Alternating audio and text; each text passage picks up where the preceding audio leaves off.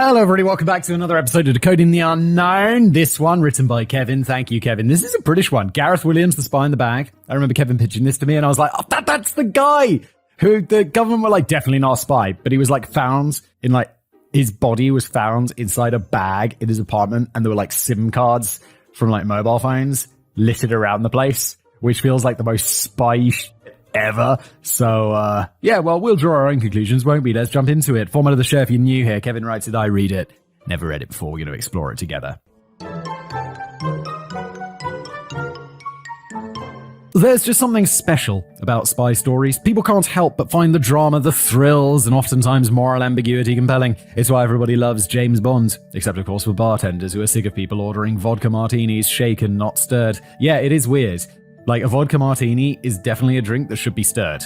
But James Bond has it shaken because he's a weirdo. I'm pretty sure bartenders don't hate Bonds nearly as much as they hate Don Draper for bringing back the old-fashioned and needless pain in the arse of an order. It's not needless. I only know old-fashions because of Don Draper bringing them back, but they're a fantastic drink. Of course, real secret intelligence work in the modern age bears very little resemblance to Bond stories. While undercover agents obviously still exist, there has been a dramatic shift in recruitment thanks to technology revolutionizing the way that nations conduct operations. These days, you're probably more likely to get a job in secret intelligence because of your skills as an underground dojo keyboard cage fighter than because of anything we associate with spy thrillers. Yeah, I think that's it. Like, that's the whole spy thing in general. It's like books and movies make it sound really exciting, but in reality, like most things, it's really probably quite dull. One of my good friends from high school got recruited from the Air Force to work for the NSA for this very reason.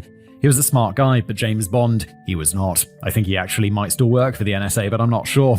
That's exactly what he wants you to think. I also have no idea what he did there other than probably some nerdy shit. When I found out that he was working for them, I thought it was the coolest thing in the world and I had so many questions, but they all went unanswered. Yeah, it's like, he's not like the super highest level of spy where it's like you have some cover. They provide you with some cover job, but it's like, so you just work at the NSA and you just be like, cool, what do you do there? Can't talk about it. Like, do you work with computers? Can't talk about it. Like, do you work on like terrorism? Can't talk about it. And that's it.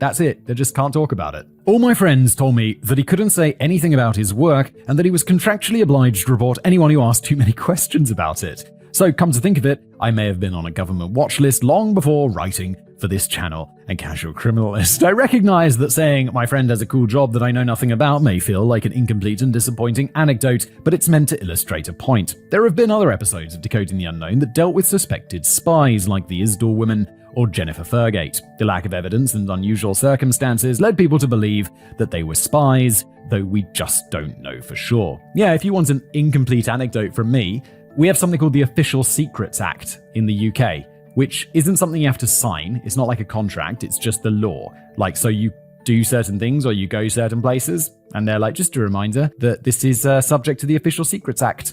And you have to sign, like, not always, but there's a thing that you can sign. And I've had to sign it twice in my life. And that's where the anecdote ends, because I can't tell you more about it. Fun times! It wasn't anything particularly exciting, believe me. Or was it?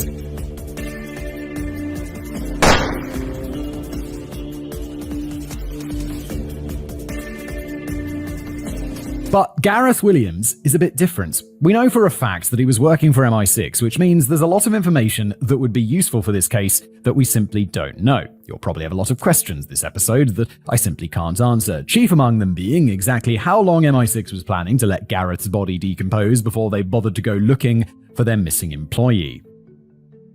The discovery of the body. It began on the morning of Monday, August 23rd, 2010. But it should have happened a lot sooner. Gareth Williams' sister, Kerry, hadn't heard from her brother in over a week, which she considered abnormal. Worried that something might have happened, she decided to call his work and see if he'd been there. Hello? Is that MI6? Yeah, I'm asking about my brother. Be like, MI6 here? And from the moment she placed the phone call, this whole situation was already extremely suspicious. If Gareth had no call, no show to his job at a local retail store for even a day, you'd best believe that HR would be calling his ass to find out where he was. And yet, when Kerry placed her phone call to MI6 to ask about her brother, she discovered that he hadn't shown up to work since the previous Monday. Technically, Kerry's phone call might have been placed to Government Communications Headquarters or GCHQ rather than MI6 directly, but that's not entirely clear. Regardless, the government actually hadn't done anything about Gareth's unexcused absence. Not only should they have called him, but they could have easily just popped by to check on him in case he was somehow too sick to use the phone. The apartment where Gareth was staying, an MI6-owned safe house, was just a 5-minute walk from his office. I didn't know that he was living in a safe house. So they're like, he's not a spy. It's like, oh my god, he lives in a safe house. At least it used to be an MI6 safe house. Since I can tell you that Gareth was living in the top floor apartment of 36 Alderney Street, Pimlico, I feel confident in saying that there is nothing safe about that location anymore. I wonder who lives there now. It's gotta be like cursed. Not in any weird way, but like the spy was killed there. There's probably all sorts of like listening devices inside the walls. Anyway, Kerry made a phone call at 1:30 a.m. and MI6 acted with all the expediency that you would expect from government bureaucracy. It wasn't until 5 hours later that anything actually happened, with a phone call being placed to 999 at 4:30 p.m. This was also a seemingly unusual decision. Ignoring the fact that the apartment was so close that they could have checked on the missing officer themselves, calling 999 shouldn't have been necessary. According to experts, GCHQ and MI6 would both have their own, more efficient channels for communicating with the police. But that's the decision that they made. The door was locked when police arrived on the scene, so they had to get a spare key from a lettings agent who was asked to wait downstairs. Wait, they had to get a spare key from a letting agent? Didn't we just say that MI6 owned this as a safe house? Sorry, just it's an MI6 safe house. Doesn't necessarily mean that it was owned by them, so it could be let to them, which has got to be weird. Although I guess it's just you rent it to some random government body, right? Not exactly, it's not MI6's name on the lease. Or maybe it is. Who knows?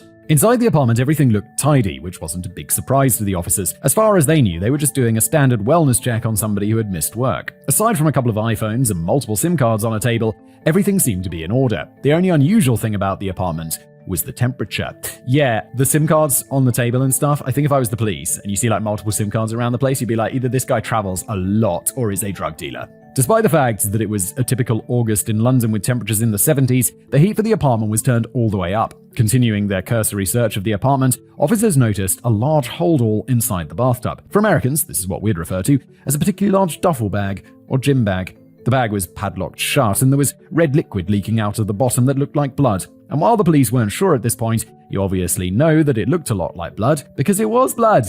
Yeah, at this point, the police have got to call in like forensics and stuff, right? They can't just be like, let's unzip the bag and see if there's someone alive in there, because they're not alive.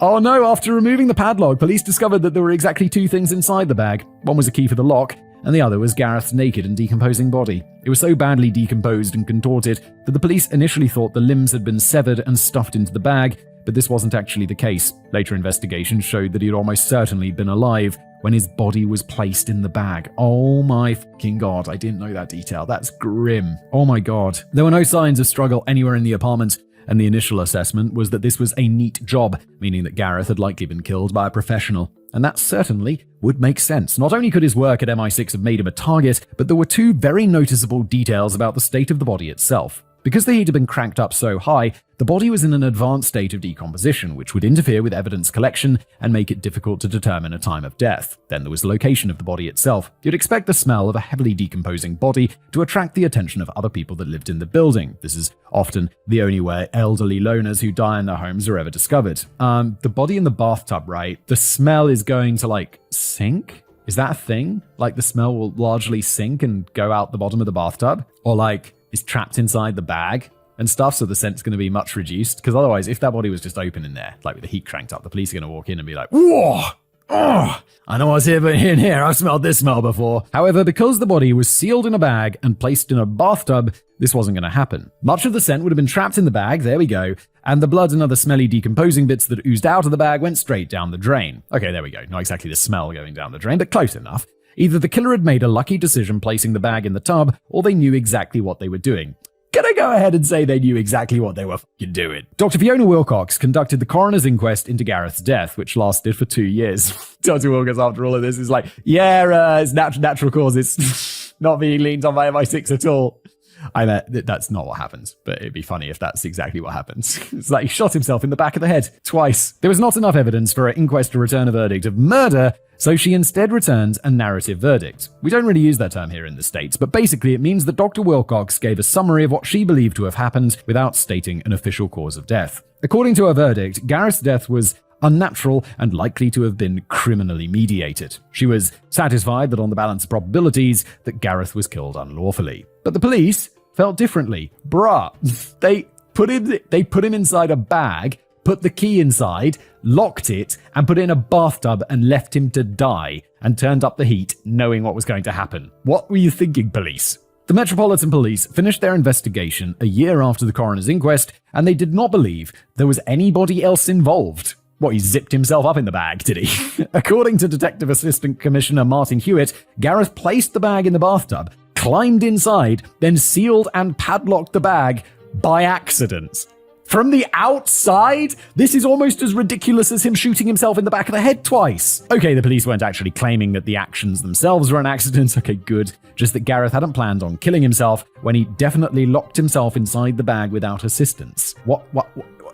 No! What are the odds of this? Hewitt defended his conclusion by stating, "The coroner drew an inference. I am now drawing a different inference." And that's certainly true. He did draw a completely different inference than the coroner, the media, and I'd argue every single sane person in the world. Of course, the media's conclusion was also pretty insane, but we'll get to that when we circle back to the investigation and theories. First, let's take a look at Gareth himself. I get the feeling, wait, what's the media gonna say? What's the media's conclusion? Surely the conclusion is he was up to some spy shit. Someone wanted him dead, someone professionally killed him, and will never get caught because they're a professional hitman, probably for another government somewhere, so they're very competent and well compensated. The smartest kid in school. Gareth Williams was born on September 26, 1978, in the small town of Valley Anglesey in Wales. He had about as normal childhood as would be possible for a freak mathematical genius, which is to say that he had a loving and supportive family and roughly zero friends. Rather than playing outside with kids his own age, Gareth was happier being indoors at the library, learning everything he possibly could. He was absolutely obsessed with maths and computers and was seen as a bit of a prodigy. But that's not saying that Gareth was your stereotypical nerd. He was actually quite athletic. His father got him into cycling, which gave them the opportunity to bond and spend time together. That's nice. I often used to go cycling with my dad. It was the way that we bonded. Me and Gareth. Same page, except hopefully I won't end up zipped inside a bag in a bathtub. I mean, maybe. I make this episode. There's a dog on the door. You know too much. And the two would talk for hours while riding together. Of course, his father also admitted that Gareth wasn't much of a conversationalist. It's been heavily speculated by experts that he was autistic, though he was never diagnosed as such. It certainly would make sense, but his social awkwardness could have been the result of the lack of friends growing up. At first, this was because Gareth was so much smarter than his peers, and he preferred learning to anything else, but his mathematical aptitude was only going to serve to alienate him further. I mean, yes, but then you leave school with really good grades and you go to a really good university where there's also other people who are as bright as you, and you're like, cool, peers.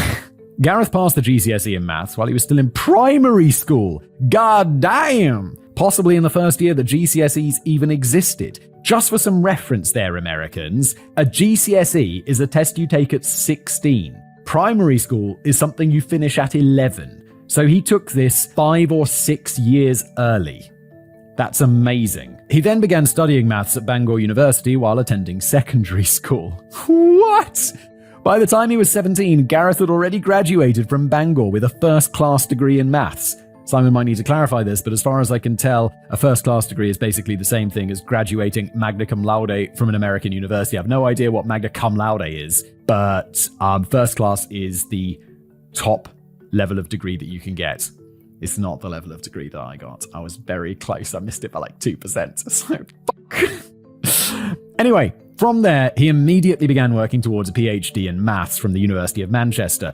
As impressive as all of that is, it's also rather detrimental to social development. So much so that in the United States, at least, it is becoming exceedingly rare for a child to skip a grade. College students who spent all weekend getting drunk, taking ecstasy, and having sex probably aren't going to want to socialize with their classmate whose balls haven't even dropped yet. Yeah, this is one of those things where it's like, if they wanted my kid to move ahead a grade because they've got such a giant wrinkly brain, I'd be pretty tempted to say no, because I don't think that year that you get to extra pursue your career or whatever is worth not socializing with people your age, because I think the socialization thing and being good at talking to people and all of that is pretty fucking valuable. Gareth was a bit shy and awkward, and his classmates noted that he was particularly naive as well, believing pretty much anything he was told by someone older than him, which was everybody. This naivete resulted in classmates occasionally pranking him, though I get the impression it wasn't anything particularly malicious. Again, this is unfortunately an expected side effect of people who skip multiple grades before ever learning how to socialize with peers. Though he did have a few friends as an adult, this awkwardness with socializing never stopped being an issue. However, while getting his PhD, Gareth remained active in athletic pursuits with his father. They were members of a cycling club and would compete in races and time trials, and Gareth's father got him into rock climbing as well. But Gareth wasn't the type to go out at the pub and hang out with club members after a race. Even when engaged with others in a shared passion, he was simply too shy to make friends. After earning his PhD, Gareth began taking postgraduate courses at St Catherine's College in Cambridge, but he dropped out after deciding that there was nothing left for him there to learn. Besides, he had a new job offer on the table. In 2000, when Gareth was just 21, he was approached by British Secret Services to come and work for GCHQ. GCHQ is like our version of the NSA Americans, so sort of exactly the place where someone who's really good at maths would end up, like code breaking. He began the job in 2001 after his background check was complete. I don't know how long that was, because it could be like a month or a year, but let's assume it was a year. It's pretty fucking extensive background check, I can imagine. Even though he's like 20, what's he possibly done in his life? They're like background checking his childhood. For the next 8 years, Gareth worked at GCHQ in Cheltenham while renting a room in Prestbury, Gloucestershire.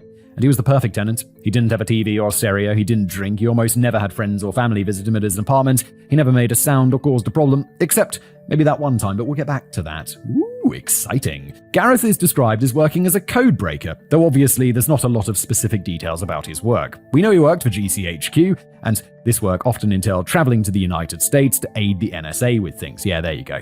So, GCHQ, NSA, buddy. Former co-workers said that Gareth was extremely capable, but was a middle-ranking technician. That might have just been because he didn't have the seniority required to get promotions, or because he wasn't interested in one. Honestly, it doesn't sound like he would have been particularly great at managing subordinates, so he was probably happier in the position that he had. But whatever it was that Gareth was working on, he was clearly quite skilled, so much so that in 2009 he was seconded to MI6 to help them work on other vague tasks. They probably weren't very vague, they're just vague to us. And for my fellow Americans, seconded essentially means that he was temporarily assigned to work there. Oh, I didn't realize that was a specific American word. It's quite common in the UK. You do a secondment. Kind of like if you were a store manager at a large retail chain and corporate sent you for a few months to help at a new location. Except with way more spy going on. Kerry was the person that Gareth was closest to in the world. He had taken her and her husband to tea at the Ritz in London for their second wedding anniversary in June 2010. Oh, that's nice. And the two spoke on the phone regularly. Gareth was very meticulous, and she described the phone calls as arriving like clockwork, hence her concern after not hearing from him for over a week. And it's from Kerry's testimony at the inquest that we know Gareth wasn't happy with his new job at MI6. She explained he disliked office culture, post-work drinks, flash car competitions, and the rat race. What's a flash car competition? Oh, like having a flashy car. Ah, I understand. Well, you work at MI6. I'm assuming that everyone's driving BMWs and Aston Martins, just like James. He even spoke of friction at the office. She went on to explain how Gareth was uncomfortable with all of the bureaucratic red tape slowing down his work, though I'm somewhat surprised that hadn't been the case at GCHQ as well. Technically, well, I imagine like GCHQ is a much more maths-suited environment where there's lots of really big brain maths people, whereas at MI6, it's less maths and code breaking and more like human intelligence, I would imagine. Technically, we would have known that Gareth was unhappy even without this testimony. He had been assigned to MI6 for a 3-year contract, but had already requested a transfer back to GCHQ less than a year in. He was set to return to Cheltenham on September the 3rd, little more than a week after his body was found. But it's thanks to Kerry that we have some idea of exactly why he wanted to return to his old position. And really, that's most of what would have been known about Gareth up until his untimely death at the age of 31. He basically went straight from diapers to college, and from college to government intelligence. Unfortunately, since pretty much the entirety of Gareth's adult life is classified, there's only so much information available. But that doesn't make for sexy headlines, and it would take 2 years for the coroner's verdict to come in, with the police's official report taking an additional year. With a dead MI6 officer and no concrete details to go on, the media's left with only one choice: make up a bunch of slanderous lies to distract people. Oh, That's disappointing. Why would the media make up slanderous lies? I've never seen that before, especially not to sell papers, especially not with the trashier newspapers. After all, according to British law, you can't defame a dead person, so what other choice did reputable publications like The Sun have? Isn't that an American law as well? Pretty sure you can't defame a dead person in America. Don't take that as legal advice, I'm not sure. The investigation and media confusion. I mentioned earlier that Gareth's apartment looked tidy because that's just the way he lived. There was no clutter and not a lot of personal items. He had his laptop and phones and SIM cards. It's like, he had his laptop, sure. Phones and SIM cards are not usually something in the plural. But the shelves weren't covered in little baubles or tchotchkes. However, the apartment wasn't just neat and orderly. It was entirely too clean, especially the bathroom where Gareth was found. There was simply no forensic evidence to be found. The bathtub, the bag, and the padlock were all completely free of prints and DNA. So it's like he zipped himself up in the bag after scrubbing the shit out of his bathroom, making sure not to touch anything, and somehow put the padlock on the bag without getting his fingerprints on it, wiped it clean from inside the bag, and then just died. Like, what the f*** are you thinking, police? If we're to believe, as the police eventually determined, that Gareth got into the bag of his own accord, surely there should be some evidence of this. While touching an object does not guarantee that your fingerprints or DNA will be transferred to it, Gareth would have to do a lot of maneuvering to get inside the bag. He also had to do this on a hot summer's day while the heat was on full blast, meaning he should have been sweating. That would only increase the chances that this stunt would have left forensic evidence. Technically, I should also mention that a couple of small samples of DNA were found on the padlock, but they were eventually found to be contamination resulting from the investigation rather than actual evidence. It was highly suspicious, but it wasn't conclusive. As unlikely as it may seem that someone could lower themselves into the bag, contort their way inside, and close the padlock without leaving DNA or sweaty footprints on the bathtub, the lack of forensics meant that there was a lack of definitive proof of another person's involvement. Dr. Wilcox made the inference that someone must have cleaned up the crime scene, while the police believed that since there was no evidence of another person, there must not have been another person there. What? That makes no sense. What? You know, because if a body is found to have bled out from what looks like a stab wound, but there's no knife next to the body, well, obviously they couldn't have been stabbed with a knife, could they? It's absurd to draw that conclusion, police. Of course, at this point, I should probably mention that any information about the police investigation that's been released to the public isn't necessarily the most reliable. After much debate about how to handle the situation, the investigation was officially led by the Metropolitan Police Homicide and Serious Crime Command, but they weren't the only ones involved. SO15, the police's counter-terrorism organization, had an active role investigating within MI6, and they are known to have withheld information from the homicide detectives, which we'll get back to. But there was also serious pressure on the police from both British Secret Intelligence and the US State Department. Given the top-secret nature of Gareth's work, no details about what he did could be revealed at the inquest. This makes sense, since it could be a matter of national security for both the UK and the US, but it does make the job more difficult. The police didn't have all the information to begin with, and much of what they knew wouldn't have been revealed at the inquest or in public statements. But anyway, let's get back to the very minimal evidence found in Gareth's apartment. Returning to his body, the coroner found no signs of injury. He hadn't been stabbed, and there were no defensive wounds found on his body. The interior of the bag also lacked defensive wounds, so to speak. There was nothing to indicate Gareth was struggling to free himself from the bag, and the few minor scratches inside the bag were believed to have been made from the padlock key rather than Gareth's nails. Okay, this is somewhat of a relief, because I imagine them put him in that bag at like gunpoint and then just leaving him there to kind of struggle his way out, fail, and eventually die. Whereas maybe they sedated him somehow or gassed him, you know? Whatever, gave him a drug, so at least he didn't have that horror to deal with. If it accidentally locked himself in the bag and was trying to escape, a lot more damage to the bag's interior would have been expected. This would suggest that if he got into the bag intentionally, he wasn't actually trying to get out, which doesn't make a lot of sense. It also doesn't make sense that the door to Gareth's apartment was locked from the outside. Police, how could you possibly conclude that there was no one else there just because it's like, oh, they cleaned up really well? It's like, I like Kevin's example, but I feel like if I cook a meal in my kitchen and then eat it and then clear up afterwards, the police would come round and be like, meal's never been cooked in this kitchen. What the fuck? Admittedly, I'm a bit unclear on this detail. There are definitely certain locks that can only be done from the inside, but I'm not familiar with any traditional locks that would work from the outside rather than the inside. Ah, Kevin, but this is a US versus UK thing, because we absolutely have doors that you can double lock from the outside, which you can't do from the inside. It's very common and very possible. It's an important detail as it raises even more questions about how Gareth could have acted alone, and the reporting on this is extremely consistent. If Simon also doesn't know how this would be determined, someone feel free to explain it in the comments because I can't find any explanation. Oh, it's just a simple UK thing. Like, it's super weird. Someone double locked his door from the outside. You can't double lock a door from the inside without a key. And generally there's no keyhole on the inside. It's a weird British thing, but trust me, it's mega suspicious. Any British person is like, Simon, you don't need to explain this so much. But I realized I recently talked to an American about this and they were like, what are you talking about? So just believe me, okay? All right, back to the body.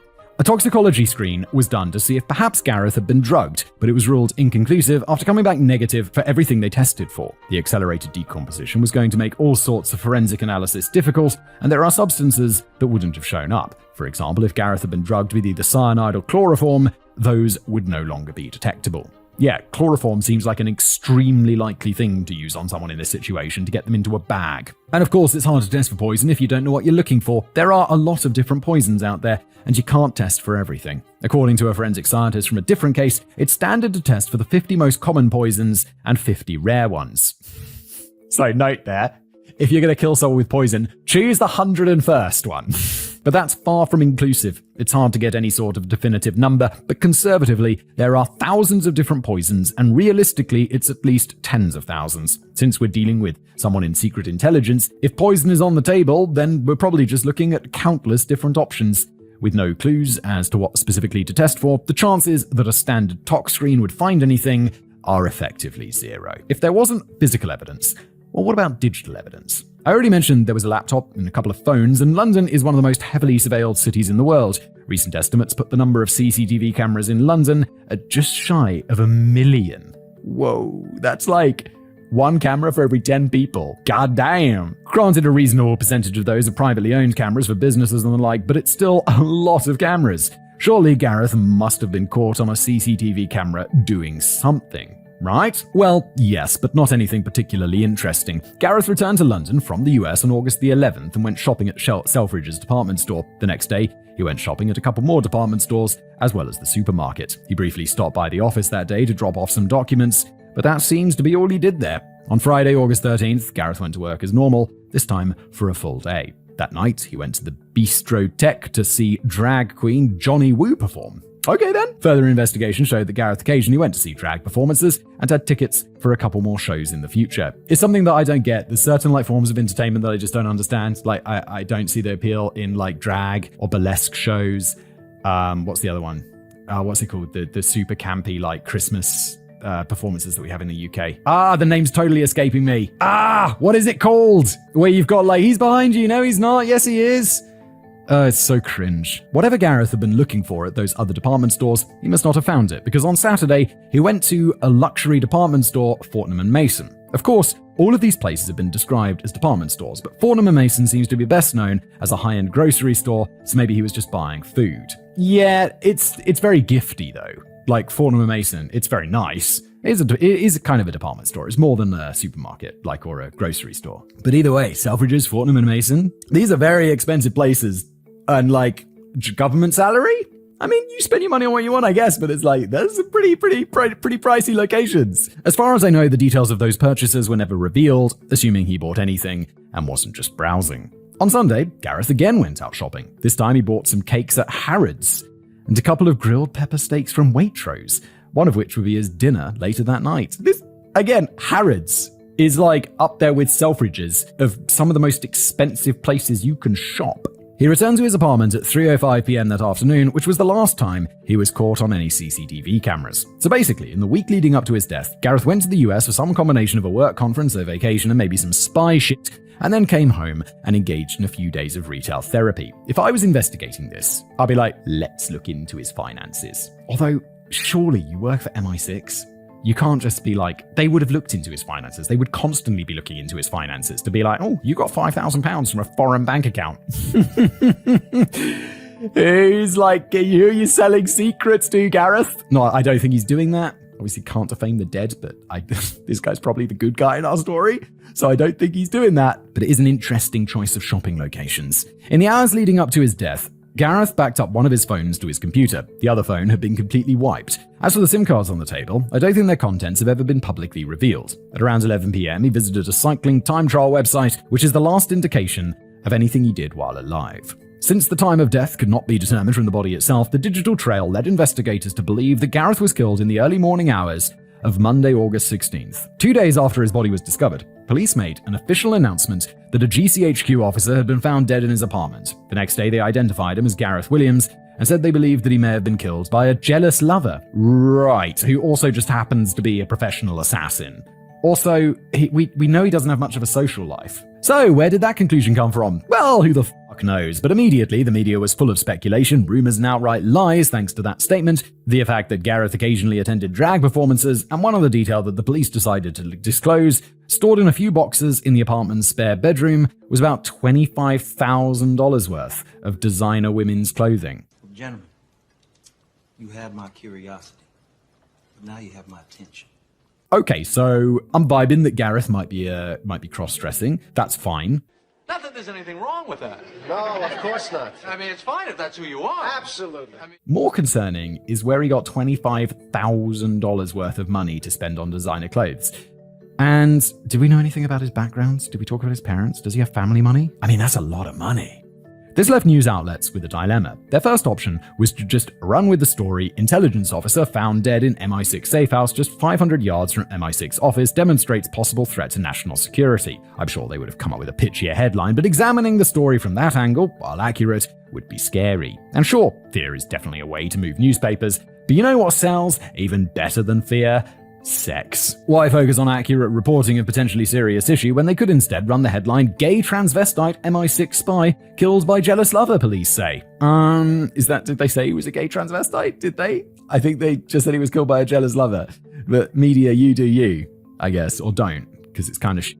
It's true that the police said it may have been a jealous lover, but the rest was a total fabrication supported by even more fabrications. According to the initial reporting, Gareth was a known member of the gay community who performed in drag, had an apartment full of bondage gear, and frequented male sex workers. Not that there's anything wrong with that. Not at all. It was suggested that his love of bondage also included claustrophilia, which, as you might guess, is the exact opposite of claustrophobia. Aside from potentially being straight-up murder from a jealous lover, it was theorized that Gareth's death may have been a sex act gone wrong, and then someone perfectly cleaned the apartment and turned up the heat. It's so suspicious. Almost all of these stories were based on rumors and stories from anonymous sources, which led many intelligence experts to believe it was a coordinated effort to distract the public, and it definitely worked. These details were originally reported as facts and have been repeated so many times now that it can make it difficult to find accurate information about the case. However, there is almost no actual evidence to support any of this. To start, all of Gareth's friends and family were convinced that he was straight. Not that there's anything wrong with that. No, not at all. Now, that doesn't necessarily mean anything because people lie about that all the time, but he and Kerry were extremely close. She was absolutely convinced that if he were gay, he would have just told her. After all, this was 2010, not 1910, so to most people, that's not a big deal anymore. Yeah, exactly. If they're close and it's you get the I get the feeling there are people out there whose parents would not be pleased with that, or family or whatever, so you'd be like, okay, just keep it quiet. But if you come from my family, if I was gay, they'd just be like, cool, okay, good, who gives a shit? That would be it. And so I'd never have a problem with telling them. But I guess there are other families where that's more of an issue. But Kerry's from this family. It doesn't seem like she's concerned about that at all, so that seems really unlikely. Cyan Lloyd-Jones, a primary school classmate with whom Gareth reconnected in 2006, was also sure he was straight. The two had become close friends, and Cyan said he cherished the time he had with his sister and with me, and he wanted that with other girls. But he didn't have that with other girls because, he's a socially awkward guy who was rarely anywhere besides work or home alone, or apparently department stores. Like most of you, I don't give a shit whether Gareth was gay, and again, this was 2010, so GCHQ and MI6 wouldn't have cared either. Not that there's anything wrong with that, Jerry. I think they would have cared to a certain degree if he wasn't out of the closet, because that's potential blackmail material, and that's something that they would definitely be interested in, blackmail material. I mean, they might wanted to have known just to know, but it wouldn't have disqualified him from any work or clearances. It could have mattered to the NSA, but only if he went out of his way to tell them, since the US was still operating under the don't ask, don't tell policy until 2011. However, the whole thing being a lie is relevant when in concert with the other, more provable lies, as it gives credence to the idea that all of this false reporting was a deliberate distraction to keep people's attention from what really happened. And speaking of more provable lies, there was absolutely no evidence that Gareth ever hired a sex worker, male or otherwise, or that he was known in the gay community. Police wasted time chasing down that lead, but nobody interviewed recognized him or remembered seeing him in any gay bars or events. While he did enjoy viewing the occasional drag show, there was also no evidence that he ever performed in one or that he ever wore women's clothing. Wait, so was the clothes in the spare room a fabrication? Also, the fact he has a spare room in London, that's kind of gangster. Like, maybe he did have family money. But was that made up by the press or not? So why then was his spare bedroom full of tens of thousands of dollars worth of women's designer clothing? Oh, okay. Well, so that seems to be a fact. There are a couple of possible answers for that. Sian believed that the clothes were intended as gifts. She commented how generous Gareth was, stating, "He bought me a high-end Balenciaga top, a Gucci bag, a Mulberry bag, and Armani fur." Good lord, we're talking many thousands of dollars. For an Armani fur? Where's that money coming from? He did the same for his sister. I truly believed that Jerry and I were going to receive the clothing. We received so many things from him that wouldn't have been strange. This is very strange, though. This is extremely large amounts of money. If this was something he was known to do, that would make sense. And maybe there's so much of it because the shopping was better in London than in Cheltenham, so he was just stocking up on presents before moving back in a couple of weeks. But another possibility was not only that Gareth was transferring back to GCHQ, he might have been thinking about quitting intelligence altogether. Gareth enjoyed art and fashion, and he had even attended a 10-week fashion course at Central St. Martin's College. His family and friends were unaware that he'd taken the course, which many have claimed is evidence that he was lying about all sorts of aspects of his life. Any reason I could give as to why he never told Kerry or anyone else about this course would purely be speculation, but it showed that he had a genuine interest in fashion as an art form. And if the speculation from mental health experts that Gareth was autistic is correct, then having $25,000 worth of women's clothing certainly tracks. The purchases seem to have been well within his means, and it's the sort of behavior that I'd expect from someone with the kind of obsessive hyperfixation or on an interest that is common among people with autism. The purchases all seem to have well within his means. Am I underestimating how much people who work for GCHQ get paid? 25,000, that's like £20,000 or something worth of clothing. And let's say just another 20 or 30 on top of that. You're talking like 50 grand. Like, what? Really? Or maybe he just thought that if it was good enough that David Dutch, how do you say that name? The guy, Fox Mulder, Duchovny? Duchovny? Ladies and gentlemen, David Duchovny!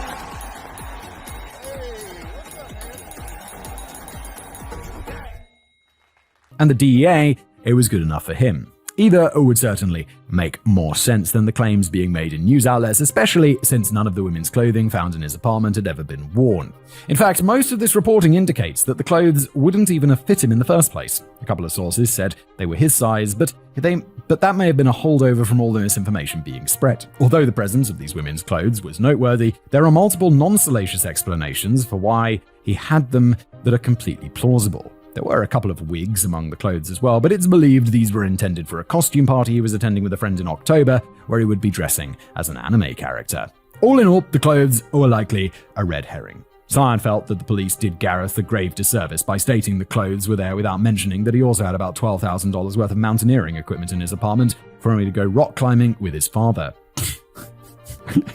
Money! Decisions like that from the police only made it easier for the media to put forth the narrative that Gareth was some secret degenerate whose only interests were cracking codes and sucking shots. Oh, Kevin, no! Okay, but what about the whole bondage angle? It would be hard to come up with such a mundane excuse for why there was so much bondage gear in his apartment, right? Well, yes, that would be true, but luckily I don't need to explain it because, well, that was just a lie. There wasn't any bondage equipment paraphernalia in Gareth's apartment. Of course, like most lies, it was based on a kernel of truth, though. An investigation into Gareth's browser history revealed that he occasionally visited bondage websites. Not that there's anything wrong with that. Wait, Gareth's a spy? He works for GCHQ and he's not heard of incognito? Occasionally isn't ever properly defined, although he only ever spent 30 to 60 minutes looking at stuff. It's also never fully explained exactly what types of website they were. If they were instructional websites, then sure, he might have had a passing interest or curiosity about bondage. But if the sites were more pornographic in nature, that could have just meant that every few months he got tired of the glut of step-family offerings on traditional porn sites and decided he wanted to watch something different for a change. But that's all getting back to speculation territory, especially since no other porn was found on his computer. What is in speculation is that Dr. Wilcox was aware of the browser history during her inquest. Based on her interviews with experts, she concluded that Gareth's visits to these sites were far too short and infrequent to suggest that he had an active interest in bondage. She also dismissed the idea that getting into the bag was some sort of autoerotic activity like claustrophilia. Dr. Wilcox had both an escapologist and yoga expert attempt to lock themselves in an identical holdall to the one Gareth was found in. After each had tried 300 to 400 times without success, she deemed that the act was impossible. The escapologist repeatedly was quoted as saying, "Even Houdini would struggle to lock himself inside that bag." That's not to say that he couldn't have gotten himself into the bag. That part was actually pretty trivial, but actually zipping it closed and padlocking the bag was deemed nigh impossible. However, a week after Dr. Wilcox released her verdict, another expert came forward with one simple trick bag manufacturers don't want you to know. Well, he was less of an expert as he was a 49-year-old military reservist, but he was aware of a trick commonly used by baggage thieves to reach into locked bags. By pinching the sides of the bag together, the extra slack given to the zipper creates an opening that can be easily reached through when two zippers are padlocked together. What? Wait, so somehow you can get past the lock? How? I'll just take this dude's word on it, okay? The man was too large to fit inside the bag himself, but his daughter was 5'5", which allowed her to demonstrate the technique. This was also roughly the same size as Gareth, though his exact height is unclear. Various reports list him as anywhere from 5'5" to 5'8", but the extra 3 inches wasn't going to make a difference in terms of maneuverability inside the bag. After a few minutes of struggling, the daughter was successfully able to lock herself in the bag. She repeated the demonstration so many times that she was eventually able to pull it off in under 3 minutes. This technique was even repeated by a journalist who was able to lock herself inside the bag. Of course, these demonstrations faced some amount of criticism. People argued that the two women who had demonstrated this were much smaller than Gareth, which isn't really true. Getting into the bag required curling up into the fetal position, hence a couple of inches of height is not really going to matter. And while Gareth was athletic and very fit, he was a cyclist, not a powerlifter. His body was rather slender, not dissimilar to the women that had shown this feat was possible. However, the other more pertinent criticism was that in all of the successful demonstrations, the bag was placed on the floor of a room with no nearby obstructions. This was very different from being inside a bathtub, which it is argued would severely restrict just how much the person could move around. I know it doesn't seem like there'd be a lot of movement once the person was already in the bag, but it did still require a surprising amount of maneuvering. And whether or not this would be possible inside a bathtub, I can't say for sure. I can't find any demonstrations with the bag inside a tub, and I'm too tall to test it for myself. And even if I wasn't, I'm not locking myself in a bag. Yes, don't do that, it's weird. I would not do this. And I'm also far too tall. So, it was theoretically possible for Gareth to lock himself in the bag, but how would he then lock his apartment door from the outside? There's no good answer to that, but there is an easy alternative. Somebody else could have a key to the apartment. Follow-up interviews with neighbors revealed that in late June or early July, a tenant on the ground floor had let in a Mediterranean-looking couple who appeared to be in their 20s or early 30s. Police released an e-fit of the couple, essentially a police sketch made with computers, but nothing seems to have come of this lead. Which is weird because it's more than a little suspicious. Gareth rarely had any visitors, but the couple told his neighbors they were going to visit their friend who lived in the top floor apartment and they had their own key. They went upstairs and were never seen again by the neighbor. Most interestingly, the name they gave for their friend was Pier Paolo rather than Gareth. Okay, well, I'm sure other people lived on the top floor. There is some speculation that Gareth had started taking a role as a field operative as an actual spy, rather than just doing code breaking and other computer stuff. Since he was a fan of fine art and the like, some people believe that Gareth took the name Pier Paolo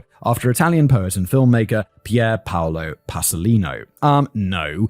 If you're going to go and be a spy, they're not going to let you choose your own name. They're going to give you a You know James Bond? The reason the character's called James Bond is because Ian Fleming thought it was the most boring name that he could think of. He'd seen some book written by like an ornithologist or something, and the dude's name was James Bond, and he was like, that is the most boring name that I know, so that's why he called the character. And that's exactly how it would be in real life. They wouldn't let you choose a cool nickname, spy name. Personally, I don't buy that at all. It's my understanding that spies don't get to pick their own names like that. And even if they do, they wouldn't be allowed to pick something so obvious. It would be almost as bad as James Bond masquerading under the name Hercules Rockefeller or Rembrandt Q. Einstein. Exactly. What's stranger than this whole situation is that it seems to have died off completely. Perhaps it was just another piece of misinformation that was being planted to throw detectives off the scent of the real culprit, but most coverage of the case never even mentions this detail. Everyone talks about his former landlord's claim that she once found him calling for help from inside his bed wearing nothing but his boxers after having tied himself to the bed and being unable to escape, but this couple are never brought up at all. As for the landlord story, I'm not sure what to make of it. She claimed that she believed the act was sexual in nature rather than being an attempt at escapology, but I'm not convinced she's qualified to make that assessment. I'm also unsure how much credibility I give this statement. She said that Gareth was the perfect tenant who never made a sound, and she was happy to rent to him again when he called after requesting his transfer back to GCHQ. Yeah. It's kind of like, wait, the guy that had to untie naked after he tied himself to the bed and couldn't get out? I don't really believe it. I suppose since this was allegedly an isolated incident in his 8 years renting from her, that it'd be understandable to let it slide, but something about the story feels off to me. It fits the narrative the police settled on a little too well for my liking, since nothing else does, but you're welcome to disagree with me on that. I don't disagree with you on that. I don't. The only other major piece of evidence was something the police didn't even know existed until the last day of the hearing. Inside Gareth's locker at work had been discovered 9 memory sticks belonging to Gareth. For anyone unaware, that's a huge fucking deal. You can't just walk into a secret intelligence building with a flash drive and stick it into a computer. I'd be very surprised if they even have ports that you can stick things into. Not only are they strictly forbidden, but they have advanced screening technologies to detect the presence of such devices. Hell, you don't even need anything that advanced. Dogs can be trained to sniff out electronic devices with shocking levels of accuracy. God damn. Either Gareth somehow managed to sneak all those memory sticks into MI6 and then foolishly left them in his locker where they would be discovered instead of taking them home, or he had been granted special permission to have them. We don't know which is the case because we have no idea what was on them. Like I said, the police didn't even know they existed until the hearing was basically over, and it wasn't specifically brought to their attention by their SO15 liaisons. The only reason the police found out the flash drive existed was because they were listed on an inventory of electronics presented on the last day of the hearing. This all highlights another major issue with the case. There has been intense criticism of Metropolitan Police and what is seen as their bungling of the case. I wonder why? Maybe because it's so horrifically bungled. Allegedly, in my opinion. Because of the sensitive nature of Gareth's work, homicide detectives weren't actually allowed direct access to a lot of witnesses, evidence, or experts. Instead, SO15 acted as a go-between for detectives and intelligence officers. SO15 asked the questions detectives wanted asked on their behalf and then provided detectives with anonymous notes of whatever was deemed pertinent information. There were no transcripts or anything nearly that helpful, and like I said, the homicide investigators didn't have direct access to a lot of the evidence. There are even claims that a high-ranking police officer was intentionally sabotaging the investigation. That's all the evidence we have access to, and it certainly leaves a bit to be desired. But hey, that's why we're covering this story here instead of on Casual Criminalist. The less proof of what happened there is, the more wild the theories tend to be. And it's high time that we jump right into those theories. Theory number 1. Suicide. This is going to be a quick one because I don't take this theory particularly seriously. It seems to be a misunderstanding of the details of the case and the conclusions of the police more than anything else. Even though police believed that Gareth got into the bag of his own accord, they also believe that his death was accidental. There is nothing to suggest that Gareth wanted to end his own life, and plenty to suggest that he didn't. It was just 2 weeks before Gareth was leaving a job he wasn't in love with to go back to the one that he enjoyed much more. He had made arrangements for his move, and by all accounts fully intended to go through with it. There were even tickets that he had purchased for upcoming drag shows, indicating that he planned to be around at least long enough to see those. Of course, that last one doesn't necessarily mean anything, because it's exactly the sort of shit I would do. If I ever decided to end my own life for some reason, I'd want police to walk in to discover my room completely empty except for 500 tickets to an advanced screening of the Emoji Movie 2 and a copy of Everybody Poops with random letters circled throughout the book just to confuse them as much as possible. It's kind of genius. But that's me. Not Gareth, who also had the upcoming costume party with his friends. I can't find anything indicating that Gareth may have been depressed or wanting to end his life, and like I said, the theory seems to stem from a misunderstanding. After all, locking yourself inside a duffel bag certainly seems like it would end in death, so if police believed that the action was intentional, what else could have been the motivation? Number 2. Gareth got in the bag willingly because reasons. There are 2 variations to this theory. The first is that Gareth did this while acting alone. The other is that there was somebody else involved. With regards to the first theory, we know it's possible for Gareth to have gotten into the bag himself. He would have definitely fit, and it's possible to get in and probably zip the bag shut. As for padlocking it shut, that's a different story entirely. I'm not going to claim that it's impossible, since we know it can be done when the bag is unrestricted, but I'd say that whether or not it could be locked while in the confines of the bathtub is thus far inconclusive. But let's assume it was possible. This was the police's theory, because there was no evidence of a struggle or of another person having been there. Yep, like my kitchen never having cooked a meal in it before. That's all well and good, but there wasn't really evidence of Gareth having been in the bathroom either. It's hard to ignore the lack of any prints or DNA on the bag or bathtub, as it was demonstrated to be impossible to get into the bag without needing to place feet or hands all over the tub at some point, and obviously onto the lock and zipper and such as well. It also leaves the question of how the door was locked from the outside and why the heat was turned up. If we were to suppose this was some sort of sexual act rather than an attempted escapology, it raises additional questions. For the heat to make sense, Gareth would have likely needed to be both into claustrophilia and autoerotic asphyxiation. Not that there's anything wrong with that. If that were the case, then maybe the stifling heat making it difficult to breathe could make it more sexy or something, I guess, but this is really stretching the bounds of believability at this point. Yeah, entirely. He was murdered, dudes. Like, really? Do we have to, make all these crazy excuses? It seems like he was definitely murdered by a professional killer. Come on. This isn't a conspiracy theory. Of course, this obviously would have been a dangerous thing for somebody to do on their own, and what exactly would Gareth's escape plan have been? Although demonstrations showed that it was possible to lock a bag from the inside, nobody then let themselves out. There was always another person with the key that released them. That doesn't mean it's impossible, but the risk is exceptionally high. And honestly, having seen the manner in which these locks were closed from the inside, I'd wager it's impossible to unlock the bag while inside it. At the very least, it would have been damn near impossible. Not to mention that there's no evidence of him trying to escape. So what, he locks himself in the bag, realizes he can't get out, and then he doesn't attempt to struggle at all. He just sits there until he's dead. Come on. Attempting this, while taking nothing into the bag with him besides the key, doesn't make any sense.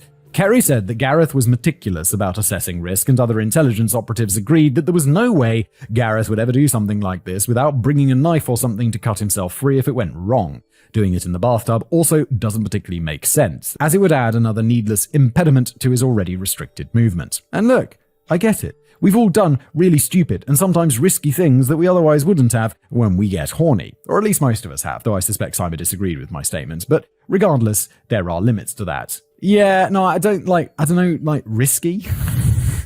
I never locked myself in a fucking bag. Jesus. But I mean, also just from boredom. Maybe this did, just being bored off your ass at home, you don't have any friends, there's nothing good on TV, you're like, I'm just gonna see if I can fit in that bag. You just try fucking argument is right. I think for me, it's much more likely that I'll do it for that reason than any sort of erotic reason. I guess I'm just not into claustrophilia. So what if there was another person involved? Could this have been a consensual act gone wrong? Well, that's certainly a theory, but I think that makes less sense than it being a solo sexual act. At what point would the other person involved realize the key was in the bag with Gareth rather than with them? And why wouldn't they get a knife or something and cut it to get him out? Yes, exactly. He's just a bag. You just go get a kitchen knife and be like, yo, Gareth, anything important here? While poking the outside of the bag, he's like, no, there's a space there. And then you just cut him out. Boom. You'd also expect there to be extensive damage to the bag from Gareth struggling to break free. Yeah, that's the big one that speaks to me.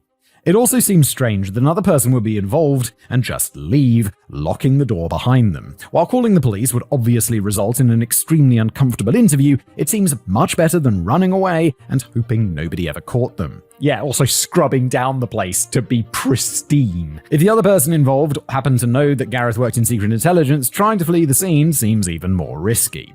There's also one other piece of evidence found that I haven't mentioned yet, which likely destroys any narrative about this being a sex act gone wrong with or without another person involved. There was a bit of semen found on the bathroom floor that matched Gareth's DNA and which was determined to have been deposited there shortly before his death. No specific time frame is given besides just shortly, but that seems to have been interpreted as being so close to his death that he wouldn't have been ready to go again yet. Okay, it's a bit too much information, but I guess it's important. But if putting himself in the bag was a sexual act, then this doesn't make any sense. If the act of being confined was arousing to Gareth, you'd expect to find semen in the bag, not outside of it. Or if it was found outside, that would have logically been drippage after having escaped. If he had already gotten off, there wouldn't have been a reason to get inside the bag afterwards as some sort of kink. Again, maybe it's just bored. I wonder if I can fit in the bag. I know that Gareth locking himself in the bag alone is what the Metropolitan Police officially believe definitely happened, but I ain't buying it. Though I recognize that homicide detectives are used to dealing with sloppier crimes of passion with lots of evidence, the fact that there was a suspicious lack of evidence in the death of an MI6 officer probably should have rung alarm bells. It's especially bizarre that initially they wanted to tie it to a jealous lover, publicly stating that they did not believe Gareth's work in secret intelligence was related to his death. Whatever you say, boys. But hey, that brings us to the final theory. Yeah, I am 100% with Kevin. He did not do this. This is like some Jeffrey Epstein shit, except even crazier, more suspicious. Theory 3. It was murder. Once again, we have multiple variations of this theory. The first is that it was indeed a jealous lover. The second is that he was killed by MI6. I struggle with that one. He worked for MI6. And the third is that he was killed by a foreign spy. The idea that Gareth was killed by a jealous lover doesn't seem to have much basis in reality. As far as I can tell, this theory is only popular because it was part of the initial statement from police and because enough people find sex scandals more exciting than international espionage. No, I find, I don't know, maybe I'm in the minority, but international espionage, way more interesting to me. Of course, there should be an obvious problem with this theory thanks to Gareth's social awkwardness. Having a jealous lover typically requires having multiple lovers at the same time. Based on my research, I'm not fully convinced that he even had one, ever. There's nothing anywhere about Gareth having any sort of sexual history. Cyan said that he wanted a girlfriend, but there's no indication that he ever had one, or a boyfriend for that matter. Don't get me wrong, Gareth was a young, successful guy in great shape, and by all accounts, he was a really kind and generous person. But his accelerated education fucked up his social development, and then it was straight to working very long days for secret intelligence. And as I said before, he almost never had any visitors at his apartments. Unless it was a lover that was jealous about how much time he spent at work, the idea that he could have been juggling partners doesn't make a lot of sense. I can't find any reference to Kerry mentioning him ever dating anybody either, and I suspect she would have been quite vocal about that to help dispel the gay cross-dressing rumors. Besides, if it was a jealous lover, then this would have been the type of crime of passion that Scotland Yard was more familiar with. There would have been stab wounds and blood everywhere and all that good stuff. For a jealous lover to sedate Gareth and lock him in a bag as a form of murder, the person would have to have possessed such an incredible level of psychopathy that it might actually qualify as a superpower. Yeah, it does, and it made them a superpower assassin, which is what killed him. Christ, police. The whole thing doesn't fit your typical jealous lover scenario, and it's unlikely that he would have ever been in such a situation anyway. So, what about the idea that Gareth was killed by MI6?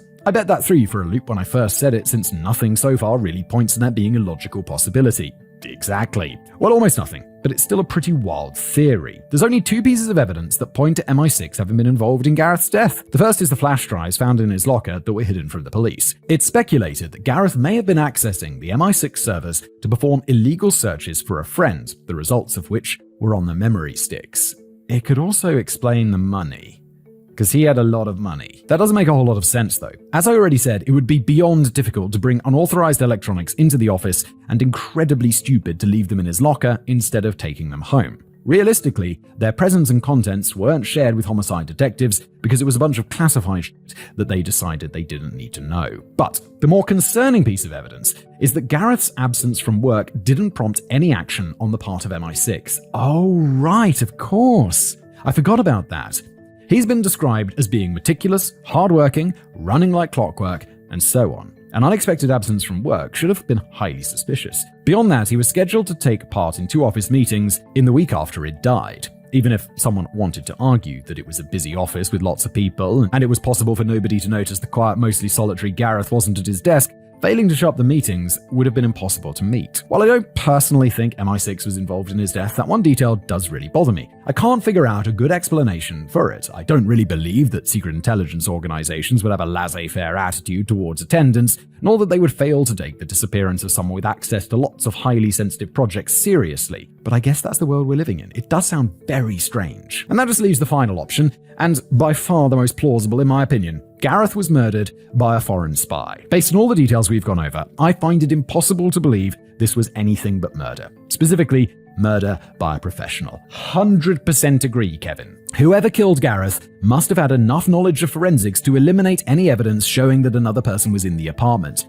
The placement of the bag in the bathtub to reduce odor, turning up the heat to accelerate decomposition, they also point to someone that really knew what they were doing. Surely these were done to hinder the investigation by providing the maximum time possible for Gareth's body and any potential evidence contained within to decompose as much as possible. Even though we don't know a lot of specifics, we know that Gareth was a code breaker and did work involving cybersecurity, protecting London's banks from international money launderers and such. Colleagues may not have given details about his work, but they did say he worked on a lot of top-secret projects, any one of which could have resulted in someone wanting to kill him. Employees may generally be seen as replaceable, but since Gareth was exceptionally talented and only 31 at the time of his death, he posed a very real threat of being a major pain in the arse to adversarial intelligence agencies for decades to come. Whoever would take his place if he was eliminated may not have been as skilled, and sometimes it's just about sending a message anyway. But there's also the chance that it was something more specific than that. According to Boris Karpachov, former KGB spy living in London under witness protection after defecting, it was the Russian Foreign Intelligence Service, or SVR, that killed Gareth. And in case there's any doubt that Boris is the real deal, he is currently engaged in a lawsuit against Britain's National Crime Agency, revealing his new secret identity while responding to an extradition request from Latvia. Boris is definitely a former KGB spy, and thanks to this data breach, he may be a former person by the time this episode airs. Wow, that's up, government. You put him in witness defection after he turned on his home country, and you f*** this up? Good God, give him a new identity ASAP and hide him somewhere in a small village. According to Boris's sources in Russia, Gareth was killed by the SVR after they failed to turn him into a double agent. The SVR tried blackmailing Gareth into working with them, but it didn't work. It's possible that it could have ended there, but Gareth may have overplayed his hand. Boris's sources claim that Gareth responded to SVR's threats by saying that he knew the identity of a double agent working at GCHQ. He may have thought they gave him leverage to get them off his back, but all it did would have put an even bigger target on him. Allegedly, the SVR killed Gareth by untraceable poison introduced in his ear. This sounds totally possible. But killing a British intelligence officer on British soil would surely have been a dangerous game. Are we to believe that Russia would have actually done something so bold? Well, yes, of course they fucking would, and allegedly they did so at least 14 other times in the span of 10 years. Alexander Litvinenko. Yeah, but he was Russian.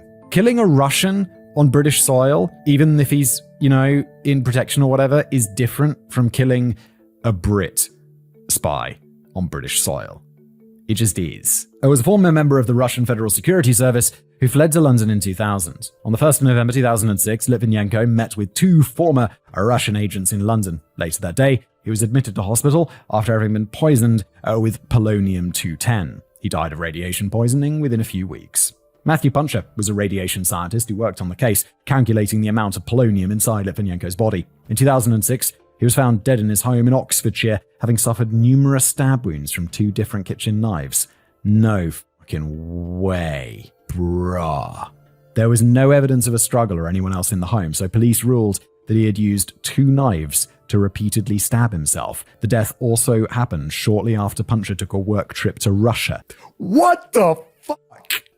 What the fuck? This is crazy! Alexander Perepelchiny was a Russian businessman and whistleblower who tried to reveal massive corruption from the Kremlin before fleeing to London. On November the 10th, 2012, Perepelchiny suddenly collapsed and died while going for a jog through his gated community of St. George's Hill. He was only 44, with no health issues. Tests from one of his life insurance companies found traces of a Chinese plant, Gelsemium elegans, in his stomach. This plant is known as heartbreak grass because it triggers cardiac arrest when ingested. Despite this, Surrey police maintain there were no toxins found. This is literally unbelievable. This is if this was happening in some crazy corrupt developing world country where the police are easy to bribe and shit, I'd be like, yeah, well, that's what happens. But this is the UK. Maybe I hold the UK in too much esteem, but this is fucking crazy. Then there was Boris Berezovskov, the Russian billionaire oligarch and politician who sought asylum in the UK following Vladimir Putin's election in 2000. Berezovsky funded international opposition to Putin and was found hanging dead in his home in Berkshire in 2013. He was also a close friend of Litvinenko. So in short, yeah, the SVR would absolutely kill people on British soil, including British-born citizens. Okay, I take it back. Fuck it, yeah, they would. In fact, they seem to be big fans of doing so, especially since the police refused to rule any of the insanely suspicious deaths as murders. All that said, I can't speak to the veracity of Boris's specific claim about why Gareth was killed. It makes sense, and on the balance of probability, I'm certainly inclined to believe it. But there isn't any specific proof. Of course, if there was, then the killer wouldn't be very good at their job, would they? Wrap up. It has been 14 years since Gareth's death, and while the answer seems obvious, it officially remains an open mystery. However, anyone who followed this story may have noticed that there was a recent development. In early 2024, British newspapers began running headlines saying that the death of Gareth Williams was finally solved. But those were publications like The Sun. More reputable newspapers correctly reported that the police's re-examination of the case had concluded, and the police found no new evidence in the mysterious death. As such, they chose to stick to the official story that Gareth was alone in his apartment when he died. I mean, he probably was alone in his apartment when he died. After he'd been chloroformed, put in a bag, had the heat turned up, and locked in there. And then he died. Alone in his apartment. After being murdered. I'm guessing you don't believe that any more than I do, Simon, and not just because I wrote this under the assumption that it was murder. To write this episode, taking the stance that Gareth was really alone when he died would be a monumental challenge, requiring me to leave out every key detail of the case. Besides, this happened just 1 year after David Carradine's death by autoerotic asphyxiation made international headlines. Anyone interested in such acts of autoerotic adventure would undoubtedly have taken heed of the cautionary tale. That said, even if we agree it was murder, who was responsible still remains a mystery. While Boris certainly seems like a credible source, and there are plenty of contemporary examples of what appear to be Russian assassins on British soil, we can't prove it's true. Since Boris is a known defector, it's possible he was being fed false information. After all, it's not like Gareth would have had any shortage of enemies based on the work he was doing. In the end, we'll probably never know with absolute certainty the full story behind Gareth's death, but it was definitely murder. Oh my god, Kevin, I 100% agree with you. This dude was murdered. In my opinion, allegedly. Thanks for watching.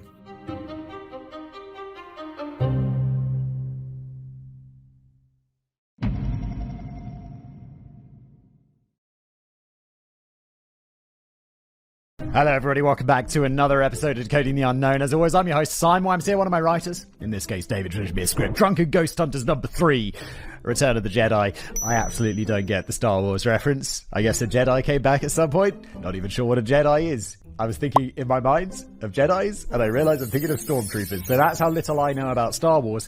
The format of this show, I've never read this before, and this is a special episode. David occasionally writes these. He goes off and goes to some haunted location and has a few drinks. Usually a lot of drinks. It's a weird... this just does well. So we continue to do more of them, and David continues to go damage his liver, so that's nice.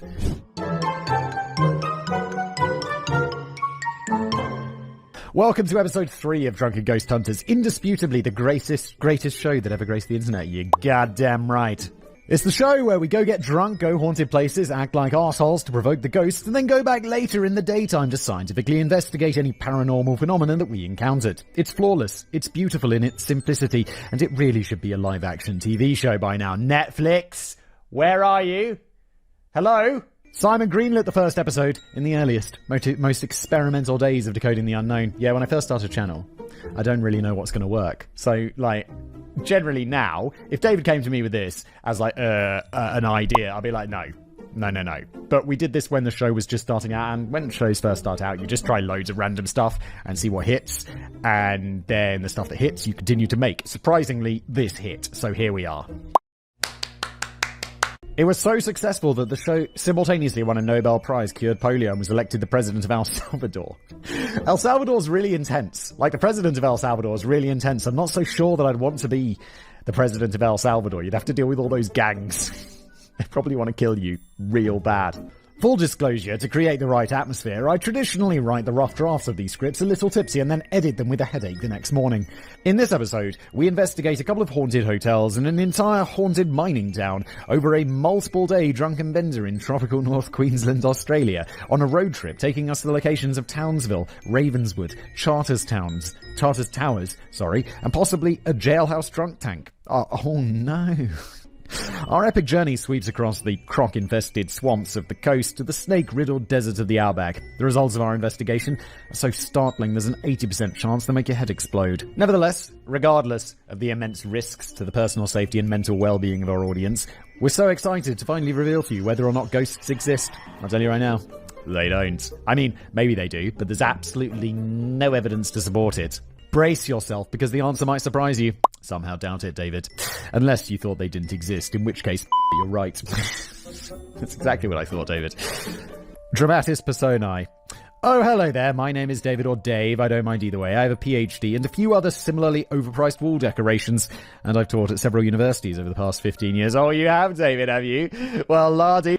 I've got training in the natural and social sciences, including physics, evolutionary biology, and long-term trends in human history. I even worked on a multi-year research project on the thermodynamics of complexity with a famed astrophysicist from Harvard. Well, la-dee-diddly-da. My worldview can be defined as a rational materialist with just a smidge of agnosticism to avoid sounding too arrogant or going overboard. Yeah, I'd say I'm pretty much in the same field there. You don't want to be too much of an atheist because it makes you sound arrogant, and it makes you seem like you know everything, whereas you probably don't. There's definitely things out there that you don't understand yet. I originally conceived the idea for Drunken Ghost Hunters as a goofy project that I could conduct with other researchers. We'd go to a haunted location, have a bit of a good time, and then return to science the out of anything we saw, and then we'd publish the results as an article in a minor academic journal that'd be read by 12 people, but displaying the concept in the form of a comedic entertainment script for thousands of people on the internet to enjoy while inadvertently revealing my tragic lifelong struggle with alcohol abuse was ultimately a much better outcome. Savage. And so, we find ourselves here. As always, I'm joined on this odyssey of the cult by my intrepid colleague, Alexandra. She's got a PhD in ecology with an expansive knowledge of both evolutionary theory and human psychology. She now runs a wildlife management and pest eradication service in New South Wales. Wow, okay, that's a vibe. She's a 5'11" force of nature, having spent her life snorkeling, bushwalking, spearfishing, and hunting. 5'11"? That's how tall I am. That's pretty tall for a woman. That sounds sexist. But women are shorter. It does somehow sound... That's pretty tall for a woman. If I say it like that, it does seem... Stop digging the hole. She once got bitten by a redback spider, one of the most venomous arachnid in the world, and is such a tough lady that it's rumoured that she poisoned the redback. She ain't afraid of no ghost, and if ever confronted with one, she'd either laugh derisively at it and tell it to piss off or punch it in the face. Alex lives in New South Wales, whereas I recently moved to North Queensland to enjoy the land of perpetual summer. In Sydney, it gets not cold, but irritatingly chilly in the winter, and the houses are basically like living in garden sheds, and I hate it. David's like, what, living in Australia wasn't warm enough for you, David, was it? Was he had to move to the warm part of Australia? It does sound really nice. I'm not jealous at all. In fact, the weather's really nice here right now, except my office is freezing cold, because I was like, oh yeah, the weather's so nice, I'll turn off my heating for the summer. And then it got cold again, and now my office is cold, but I just turned on the heating and I know I'm going to come in tomorrow, it's going to be too hot. Well, why do I have to live like this? Why doesn't my thermostat work properly? But Alex enjoys drunken ghost hunting so much that she kindly took the time to fly up here and join me. Effort! After all, these scripts just couldn't happen without her. In fact, I'm utterly convinced that Alex is the only reason why these scripts are actually funny. And fortunately, the airfares from Sydney to Townsville are only $100 or so. We'd spend more on our booze bill this trip. Far more. I can provide you with the receipts. David's probably like, and I'll be providing you with the receipts, Simon. Unfortunately, neither Jess nor Ryan were able to join us on this trip because they actually have lives, and neither of them really wanted to spend their holidays flying north, sweating in the summer heat, getting shit-faced for several days straight, and staying in dingy 2-star hotels in the outback. David writes to me, I will briefly pause here to let you know that The Shortest History of Sex is out in America. I know I'm not supposed to read this, but this is my lazy way of doing an ad read. David has a book. As you can probably tell from his writing here, it's The Shortest History of Sex. Let me find my copy. Oh, it's available in America, the UK, Canada, Australia, India, and translated versions will be available in dozens of other countries within a few months. Here it is. This one. I think there's an American cover, which, dear editor, if you could put up on the screen, that'd be fantastic. Absolutely. So you can look for it in your favourite bookstore. And what's that? A foreword by me? Yes, that's right. It's a grand chronicle of everything related to sex from its first evolution 2 billion years ago to today. It explains where all the naughty bits and bedroom manoeuvres and filthy instincts and weird fetishes came from. Simon wrote the foreword, as I did indeed. It's available for purchase at all fine bookstores and also on any major retail website online. You can also get an e-version for your iPad. Also feel free to put a purchase link in the description. Okay, there we go. There's a link right there. We'll put it in the description. Go get David's book. to maximize your viewing, listening experience. Because Simon stated several times in the last episode he wished he'd been there, I've had a few requests from audience members that I should encourage Simon to shoot this video at the end of the day when he might more feasibly be able to sit down with a beer or a glass of wine while filming. Yeah, David and I had a whole discussion about this via email trying to make this work. The problem is, I drive to work because I recently moved, and so now it's like I get my car, drop my kid off at school, drive to work. And so I was like, well, I have to drive home from work, David, so I can't just, like, drink at work. Because they have a zero, you can't even have, like, a glass of wine here. It's, like, zero tolerance. So unless I wanted to drink in the morning and then wait for it to all wear off, which wouldn't exactly be a productive day, I just can't do that. And then David's like, oh, just take a taxi to work. And I'm like, yeah, David, but I have kids. And they got to sit in the back, and then they need car seats, and it's just a nightmare with car seats. So I'm having coffee. But we're going to have a great time anyway, don't worry. I will have already made this entreaty in the email that came with this script. Yes, he did, but Simon is a busy guy and shoots approximately 876 videos per day, including weekends, for his 12,000 channels, and may have to shoot this video in the morning. Indeed I am. It's 11 a.m. Coffee. In which case, coffee will have to do, yes, but maybe if we close our eyes and pray really hard to Bacchus, the gods of wine, it'll turn into an Irish coffee. Not yet. But regardless, the audience has also requested that Alex and I travel to the Czech Republic sometime and do a drunken ghost hunters with Simon at a suitably haunted location in Prague. David, I hate spoiling all your fun, but I can't drink that much these days because I'm on a drug that it doesn't agree with alcohol. It makes my liver all funny. So I like generally just have a couple of drinks nowadays, and that's kind of where it ends. We have duly launched a fundraiser to pay for the airfares and have applied for a government research grant to pay for the hotel. I kind of believe that David would do this and somehow get that research grant. Additionally, Alex has taken up panhandling for change at railway stations, and I've started an OnlyFans account where you can catch a glimpse of my sweet, sweet ass. Full confession, in reality, I did try to set up an OnlyFans account a few months ago where I would only post pictures of air conditioning equipment that I screen capped off Google, but the verification process is demented and boring, and the AI didn't like the quality of the pictures I took of my face and passport, so I gave up. David, what are you thinking about? This time investment wasn't just worth it for one lousy jokes. Still, online sex work is still a valid option for me should this writer thing not work out. Welcome to Townsville. It's pronounced Townsville, apparently, not Townsville. Well, that's weird, and I'm definitely going to get that wrong. A few months ago, Alex hopped on a plane to join me in Townsville, tropical North Queensland. I moved up here from Sydney in May last year. I previously had lived in Sydney for a total of 12 years with a brief intermission where I lived in the Netherlands. The last 4 of my years in Sydney were spent in the beautiful suburb of Manly, which in my opinion is home to the nicest beaches in the city. Imagine Bondi Beach without as many hobos, hippies and drug addicts. I don't even know Bondi Beach, but it doesn't sound nice. I live on a thin peninsula with the azure blue Pacific Ocean 2 minutes walk down the road from me and the glistening gentle waves of Sydney Harbour on the other side 1 minute walk from me. I was a 19-minute fast ferry ride from the Opera House and the Harbour Bridge. The downside? Sydney essentially has New York prices. I was paying an obscene amount of money to live in what was essentially a former crack den that I wouldn't ask my worst enemy to take a shit in. And because Sydney houses are basically built like sieves with no insulation and some standard heating, you're never warm inside. And I hate winters. What's the point of moving to Australia if you're going to be cold 4 to 5 months of the year? What a rip-off. And so, I moved to Townsville, population 180,000. If you're wondering about the quaint and seemingly redundant-sounding name, the place was founded in 1865 by a merchant and speculator named Robert Towns, who apparently didn't see the redundancy. Could have been worse. He could have named it Townstown. But Townsville is Australia's best-kept secret. The tropical idol sits adjacent to the Great Barrier Reef, and yet is not a tourist town. It's just a home of honest working stiffs, army blokes and biology students because it boasts one of the best universities on earth to study wildlife and one of the largest animal hospitals in the country. My dog Milo is spoiled when it comes to healthcare. Lucky Milo. Townsville is a smaller community compared to the giant metropolises of Sydney, Melbourne and Brisbane, and yet it is large enough to have all the hallmarks of civilization, from Ubers to greasy takeout to overpriced gourmet meals. Smack dab in the middle of town is a gigantic pink granite monolith, Castle Hill, which is absolutely beautiful, and the city is ringed by verdant rainforest, volcano-forged mountains and brilliantly coloured tropical seas. The house prices are considerably cheaper than the big smoke of Sydney, and the people are nicer, and their elbows are less sharp, and winter in any way, shape or form just doesn't exist. My colleague, Alex, while a fan of nature, was born and raised in Sydney, and she has a little bit of disdain for the great untamed north. She considers it backward. She once asked me if I had met a girl up here with the proper number of eyes, ears, fingers and toes. Alex arrived in early November. She brought with her an infrared camera and the spirit box from our last ghost hunt. A spirit box is a bullshit device that shuffles through various radio frequencies, while the douchey hosts of ghost hunting shows imagine that they can hear the voices of the dead speaking to them.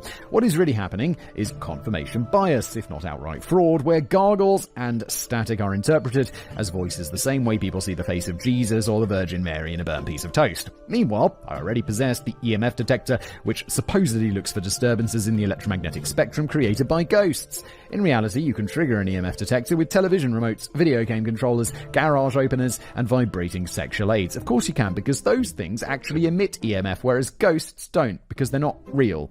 I also kept the Ouija board and Necromicon from our last adventure in the Hunter Valley. I totally forgot about the Necromicon, or whatever even is it. I took Alex to my cozy little house alongside the Ross River and in the shadow of the picturesque cliffs of Mount Stewart. Although it is technically a 3-bedroom house, I only use one as an actual bedroom. The rest is full of books, mementos, dog toys, and a 13-inch dildo I bought as a joke from a sex shop when I was drunk. So I gave my guest the bed, and I gallantly settled on the couch. Over the next few days, Alex puttered around Townsville while I finished up a casual criminalist script. I also managed to pry myself away from the laptop to show her a few hot spots. Alex declared that she liked the town and marveled at how the locals all seemed to have opposable thumbs and were walking on their hind legs. She's like, this is amazing. Shortly thereafter, she took the 13th-inch dildo out of the packaging and chased me around the house, trying to slap me in the face with it. I'm just imagining David's exactly my age. And I'm just imagining in my mind that Alex is also exactly David's age and our age. And it's like, yeah, this is the sort of shit I would do. Because I'm a child living in a man's body. Except instead of slapping David in the face, I'll just be using it to hit him as hard as I could. I don't know why that's what came to mind, but it's exactly what I'd do. When I proved too fast, she bungled it at my head and scored a direct hit. After 3 days of this heartwarming camaraderie, it was time to launch the first phase of our operation. The West End Cemetery. According to paranormal investigators Townsville, which boasts a private Facebook page with 98,000 members. What? Didn't you say there were 180,000 people in the town? 98,000 of them believe in ghosts? They really are from the north. Presumably not all from Townsville. No, you gotta assume not, right? But also, why are people so interested in a random Australian town and its ghostliness? Well, according to them, the West End Cemetery is one of the most haunted areas in tropical North Queensland. Located on a plot of land just behind Castle Hill, it is the area's oldest such cemetery. The first body was buried there in 1868, 3 years after the founding of the town. It was Captain Henry Daniel Sinclair, who drowned at 50 years old in a sailing accident just off the coast. People continued to be interred in the West End Cemetery until the 1930s. The rows of faded gravestones surrounded by corroded old ironworks certainly do exude a sense of creepy gothic horror. Or at least it would if the cemetery wasn't located in a tropical paradise where it's sunny 300 days a year and it wasn't just down the street from a pub, a barbershop and a friendly-looking pet store. Yeah, this is the sort of stuff where you're in the day and you're like, why would I ever think this is haunted? And then you're there alone at night and it's cold and rainy. You're like, ghosts are real, I'm sorry, I lied, they are real, please don't hurt me. Nevertheless, at night it's a reported hotbed of paranormal activity with orbs of light allegedly flitting from tree to tree, with plenty of disturbances picked up on the electromagnetic spectrum, and with the croaking of dead voices emitting from spirit boxes purchased nearby. People purchased for $90 via their Amazon Prime accounts, while the manufacturers presumably throw back their heads and laugh like jackals. One of the most frequently reported spectres in the West End Cemetery is the ghostly apparition of a man walking through the graveyard with an equally ghostly apparition of his dog. No word on whether the human uses ghost plastic bags to clean up translucent poos. Our preparations to visit the West End Cemetery were sophisticated, painstaking and thorough. First, at 2 p.m. on the appointed day, we retired to the Ville Resort and Casino, donned our bathing suits and spent roughly 3 hours lounging in the sun and ordering cocktails from the bar located in the swimming pool. We brought along with us the EMF detector, spirit box, an infrared camera in a canvas bag that also contained our clothes, sun lotion and beach towels. People definitely think you weird. So what you did, just chilling by the pool having a cocktail while there's this weird box there like, hello, nice, you know, it's going to be weird. I drank margaritas with tequila, Contro, lime and agave. I can't remember how many we had, but it was somewhere in the region of 3 or 4. You're going to remember when you go check out the next day, they're like, okay, and now we'll settle up the bill, sir. And it's like, oh no, what have I done? It's so easy when you're on holiday in a hotel and you're just like, no, I'll have a lunch, I'll have another drink, and everything's super expensive, because of course it is. And then they just bring you thing, like you sign it to your room, and it gets to the end of your trip and you go to pay for it and you're like, oh god, how bad is it going to be? And I always like to set a really large number in my mind, so no matter how large the number actually is, I feel good about it. And I still don't. In order to avoid getting prematurely pissed drunk, we booked a table for 5:30pm at Miss Song's Chinese restaurant, also located at the Ville, where we lined our stomachs with dumplings and sweet and sour pork. That sounds so good right now. I'm definitely hungry for lunch. Yum. Unfortunately, we thought it was a good idea to split a bottle of red wine. By this point, the volume of our conversation was rather loud, and the use of many demonetisable words, the F word, the S word, the C word, when you are in Australia, became notably more frequent. I'm ashamed to say that at one point we incurred rather scathing looks from a family of 4 who were sat across from us, so we tried to tone it down with moderate success in a family restaurant. I'll be like, oh god, if that is my family, like there's two of us and our 2 kids. Fortunately, I think the kids are too, like, I swear around my kids too much. I'm trying not to, but they're still too young.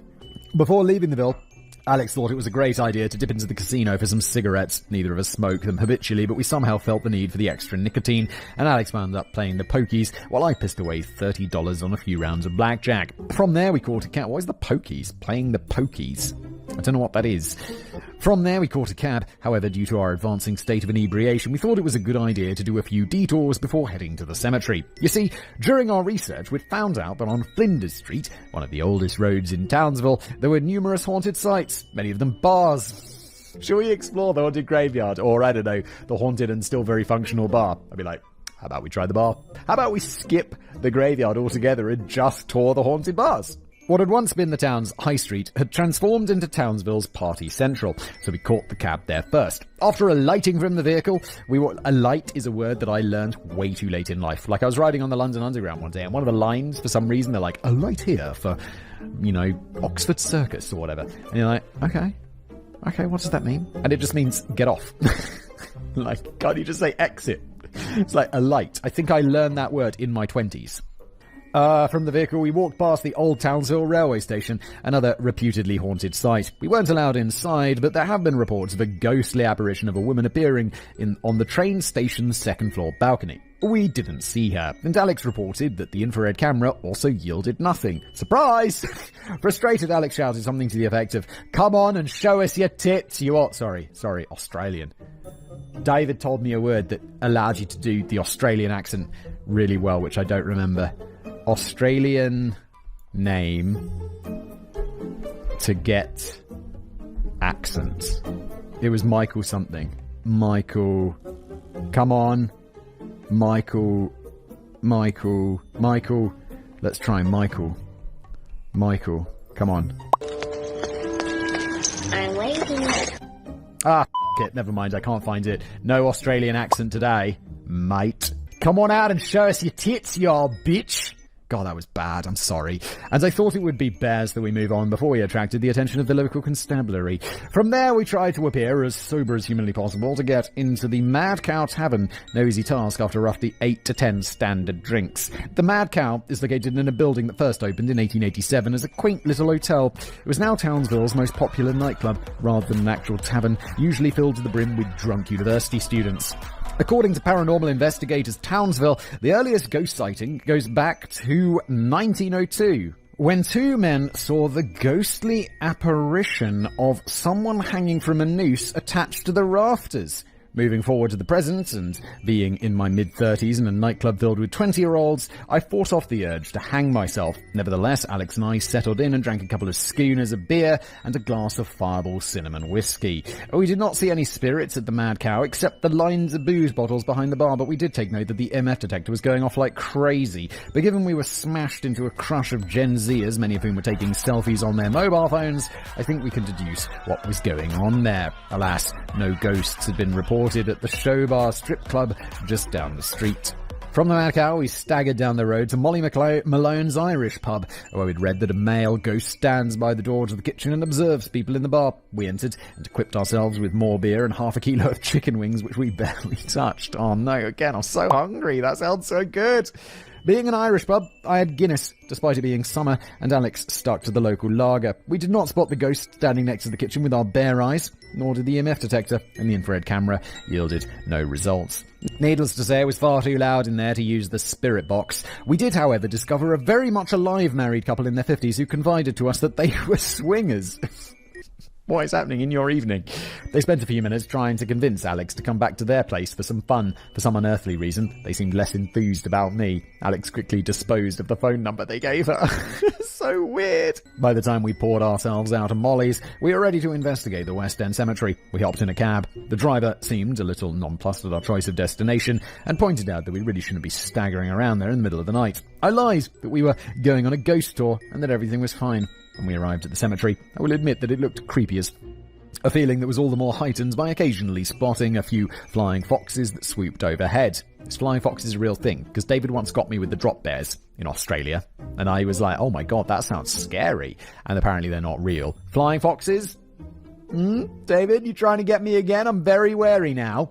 Flying foxes are, as the name implies, a gigantic flying bats with a wingspan similar in size to hawks. No, they're not. There's no bats that are that big. A deathly silence hung over the graveyard, punctuated only by the frequent sound of cars on the nearby highway. That would bring me comfort. I'd be like, yep, remember, there's no such thing as ghosts. This is that highway. We built that with technology that has never discovered ghosts. As we walked amid the headstones, most of which appeared to be from the early 1900s, Alex flicked on the spirit box. A hiss of static filled the gloom. No discernible voice arose, but there was the occasional blip of some classic rock. Worried that someone would overhear the noise, Alex soon turned it off. The creepiest thing we encountered in the graveyard was a small plot of land that later research revealed was a mass grave of children who had died in an epidemic in the 1890s. Oh my god. But this isn't so much a paranormal sighting as it is a historical fact. We saw no orbs of light. We saw no ghostly outline of a dog taking a The EMF and infrared camera yielded Sweet Fanny Adams. Sweet Fanny Adams is such an old person. I remember my English teacher at school used to say, well, you haven't done your homework. It just seems you've been doing Sweet Fanny Adams all evening last night. And you'd be like, I just forgot.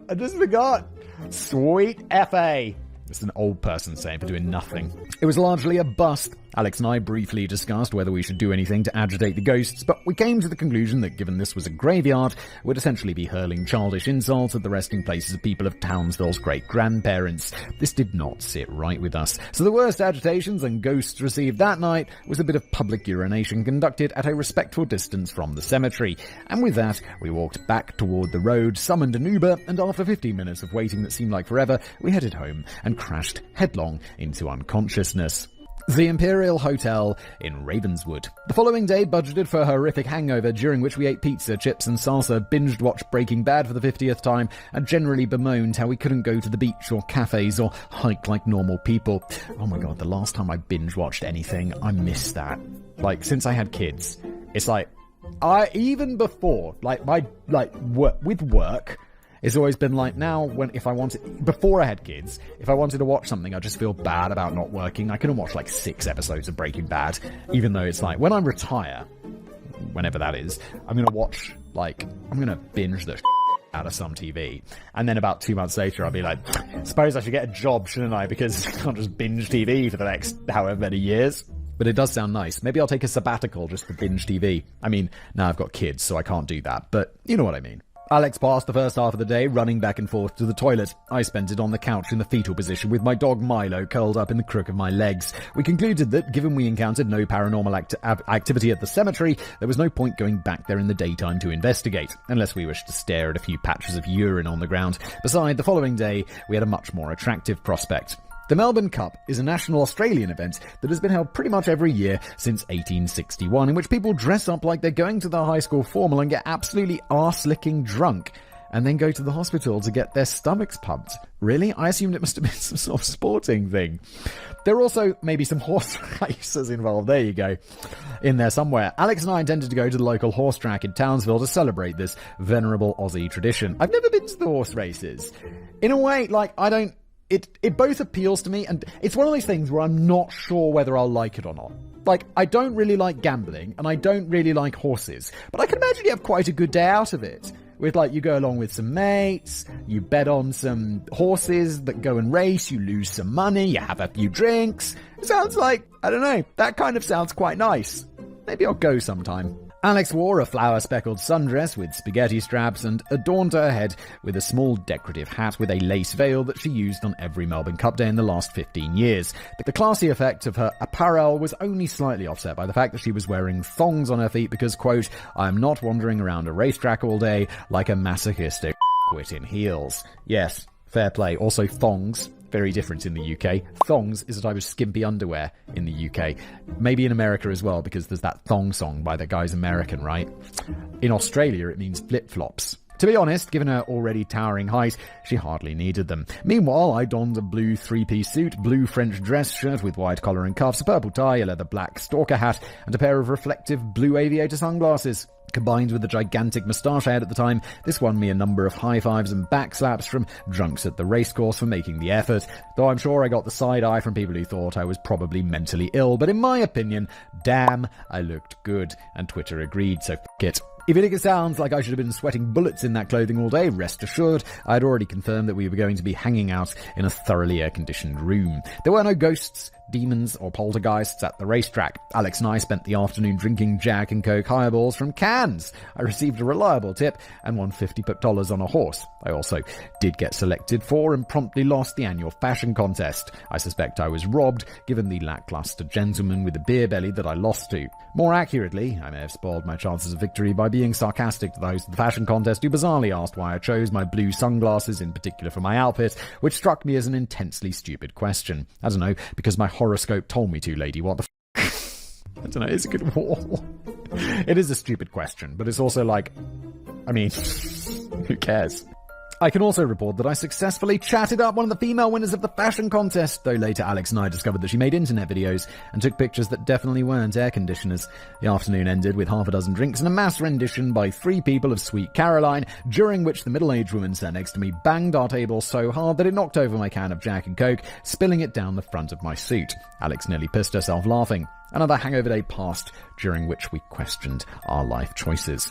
And then it was off for the next leg of our ghost hunt. We stocked the car with our paranormal equipment, along with a bottle of Maker's Mark, a bottle of Southern Comfort, and a 2-litre bottle of Coke, a bottle of lemon lime bitters, and a Grand National Original Lager beer, a 10-pack of alcoholic ginger beer, a box of shot glasses, a bottle of Smirnoff vodka, a bottle of tomato juice with Worcestershire sauce and Tabasco, and a bottle of high-quality Patron tequila for shits and giggles. That is an extraordinary amount of alcohol.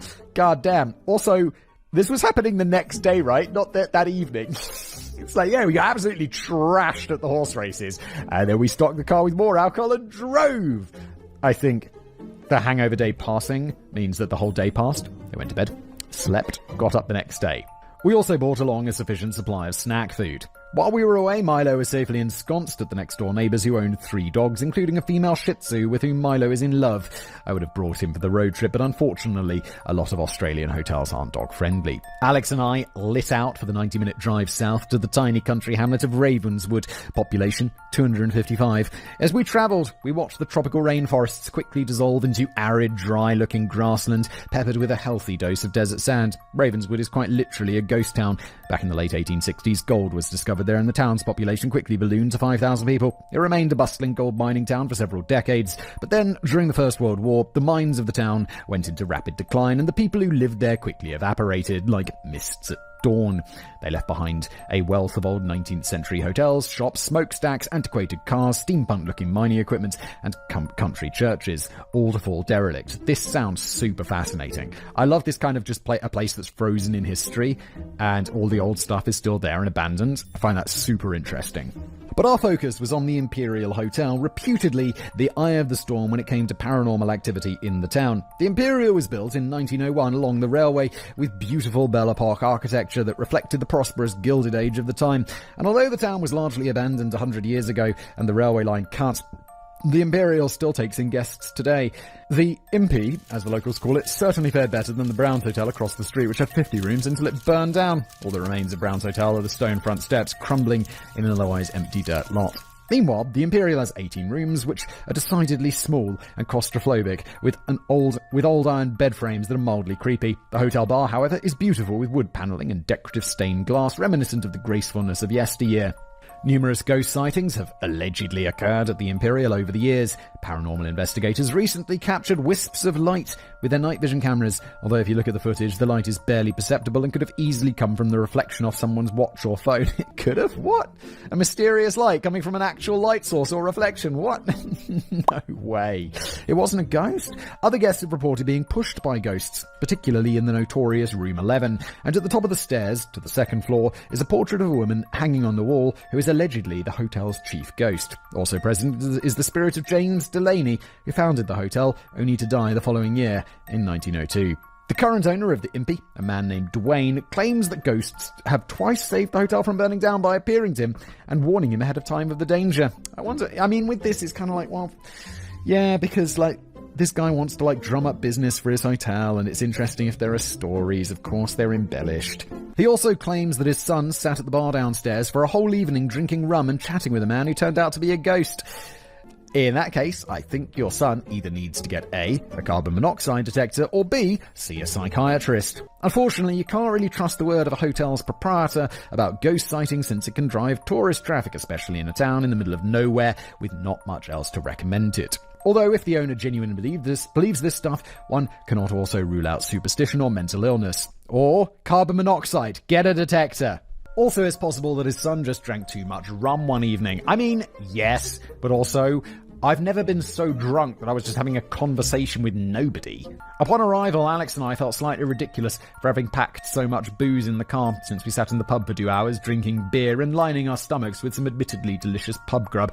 No ghostly apparitions joined us at the bar. We retired relatively early to room 11 because we're not fully recovered from our previous debauchery. But to not let things go to waste, we brought the bottle of bourbon, the lager, and the ginger beer to our room. We set an alarm for 12 a.m. and fell asleep for a few hours. It took us a while and several hits of the snooze button to rouse ourselves in the middle of the night. Alex popped down the hallway to the communal shower. Whoa. Wow! A hotel with a communal shower?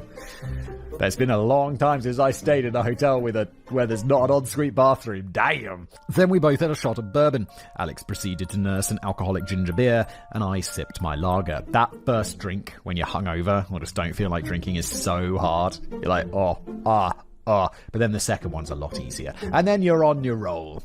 The EMF reader went off depending on where we stood in the room, but turning on the lights, we figured it coincided with our proximity to an electrical outlet. The infrared camera revealed nothing unusual, and we detected no orbs of light, nor were we pushed by any ghosts. At one point, Alex and I exited the room and stood in front of the portrait of the chief ghost woman.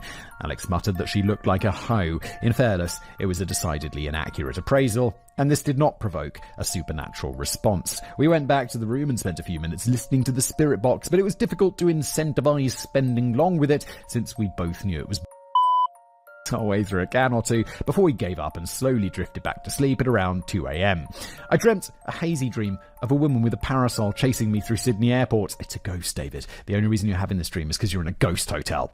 Perhaps it would offended the ghost of the woman in the portrait after all. At least I could have irrationally concluded that until the woman turned into Aubrey Plaza and started eating a bag of popcorn. What? Who's Aubrey Plaza? Who is that? After several days of sporadic alcohol abuse and sleep deprivation, it is hardly surprising I had vivid and confusing dreams. It's not exactly proof of the existence of a spirit world. I was awakened at 5 a.m. by Alex holding a phone next to my ear, playing the annoying viral video Baby Shark on YouTube. Oh, God. So, man, my kids love that Could have been worse. Could have been Johnny, Johnny, Yes, Papa. Never heard of that one. Johnny, Johnny. Is that? Oh my God! Is that a Cocomelon reference? I hate Cocomelon. I don't let my kids listen to Cocomelon because it's so stupid. I glared up at Alex, who had a shit-eating grin on her face. Apparently, I'd been grumbling and talking in my sleep, and she wanted to mess with me.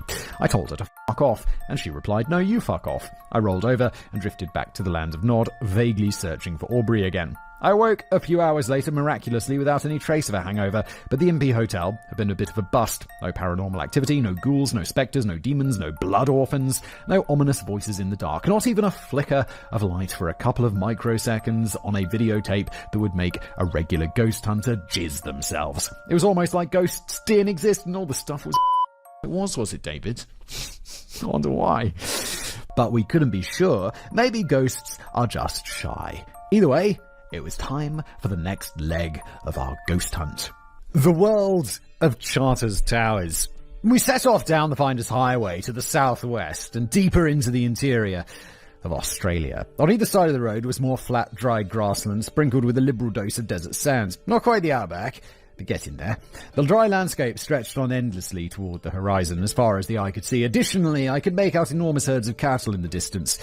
Not surprising, land this dry is only good for grazing. At least the arid landscape was livened up to some extent by some hardy eucalyptus trees, the canopies of which were a deep green contrasting against the pale sun-baked wastelands.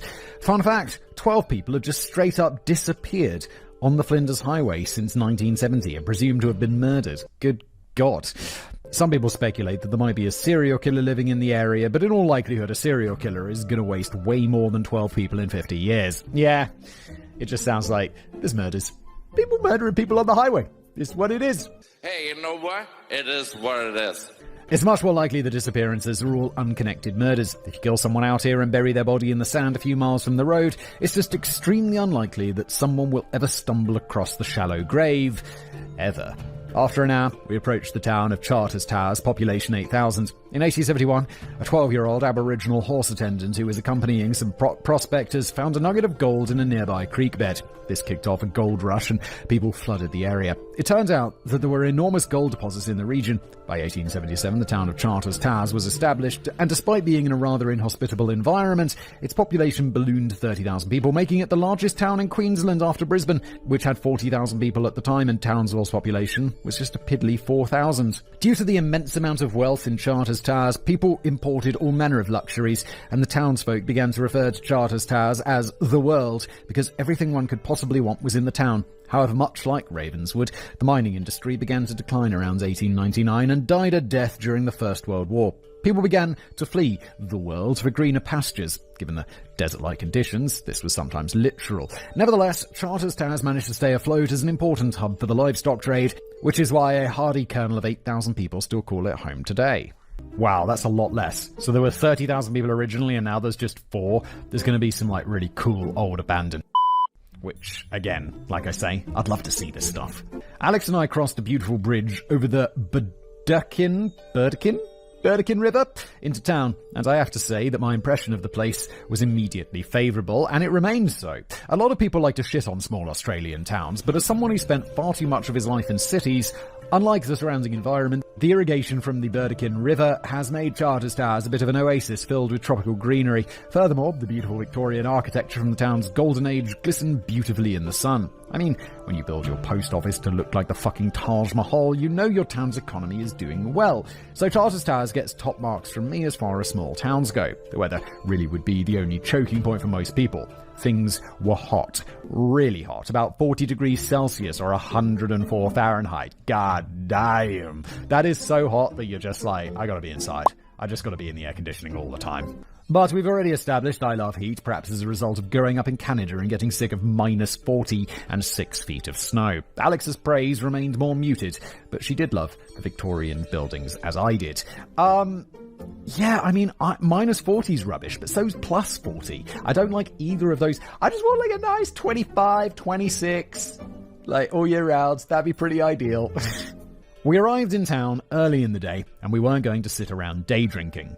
If we did that, we'd be passed out by nightfall and not see any ghosts. So after dropping our bags off at the hotel, alas not haunted, we hopped across the street to the bakery for a pastry and a cup of coffee. Then we drove around the town for a bit in a thankfully air-conditioned car and admired the aforesaid palatial Victorian buildings. Afterward, we went up Tower Hill, which affords a view of most of the town, and sat at a picnic table in the shade and cracked open our first beers of the day. From there, we headed to the outskirts of town to look at some of the old gold mines, which were these layered craters in the earth about 30 or 40 feet deep and with the diameter of a couple of football fields. They're giant pockmarks on the landscape. The mines were of course no longer in use. The bottom one of the pits had flooded, and I could see that with minimal effort, these mines could be transformed into man-made lakes. At dusk, we swung by the Venus Battery, a gold processing plant established in 1872, which is reputedly haunted by the ghosts of its former workers. It was a rather unappealing-looking building made of beams of creaky timber, brick, and a shell of rusting corrugated steel.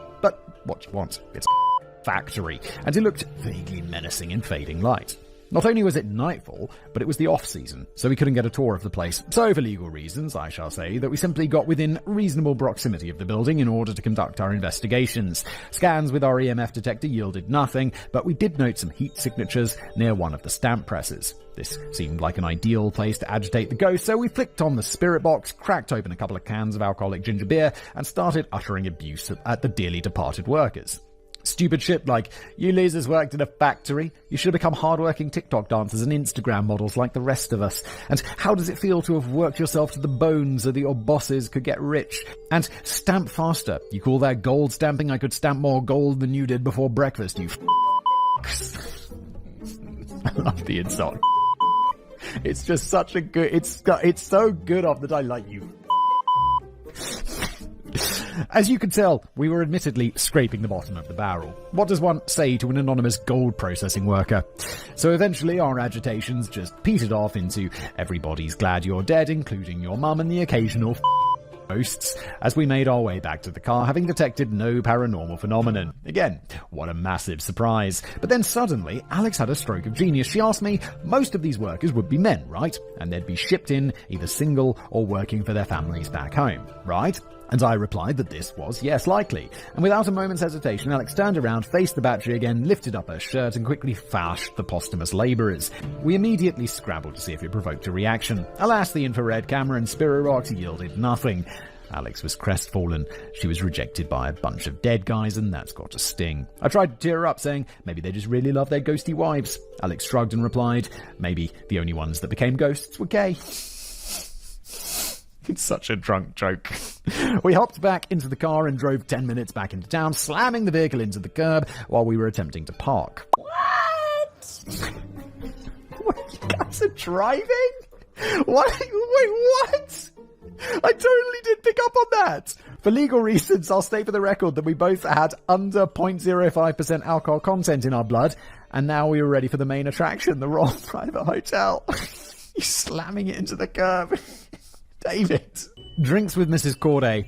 The Royal Private was a 2-star hotel on Mosman Street with 8 rooms over a rather expansive bar on the first floor.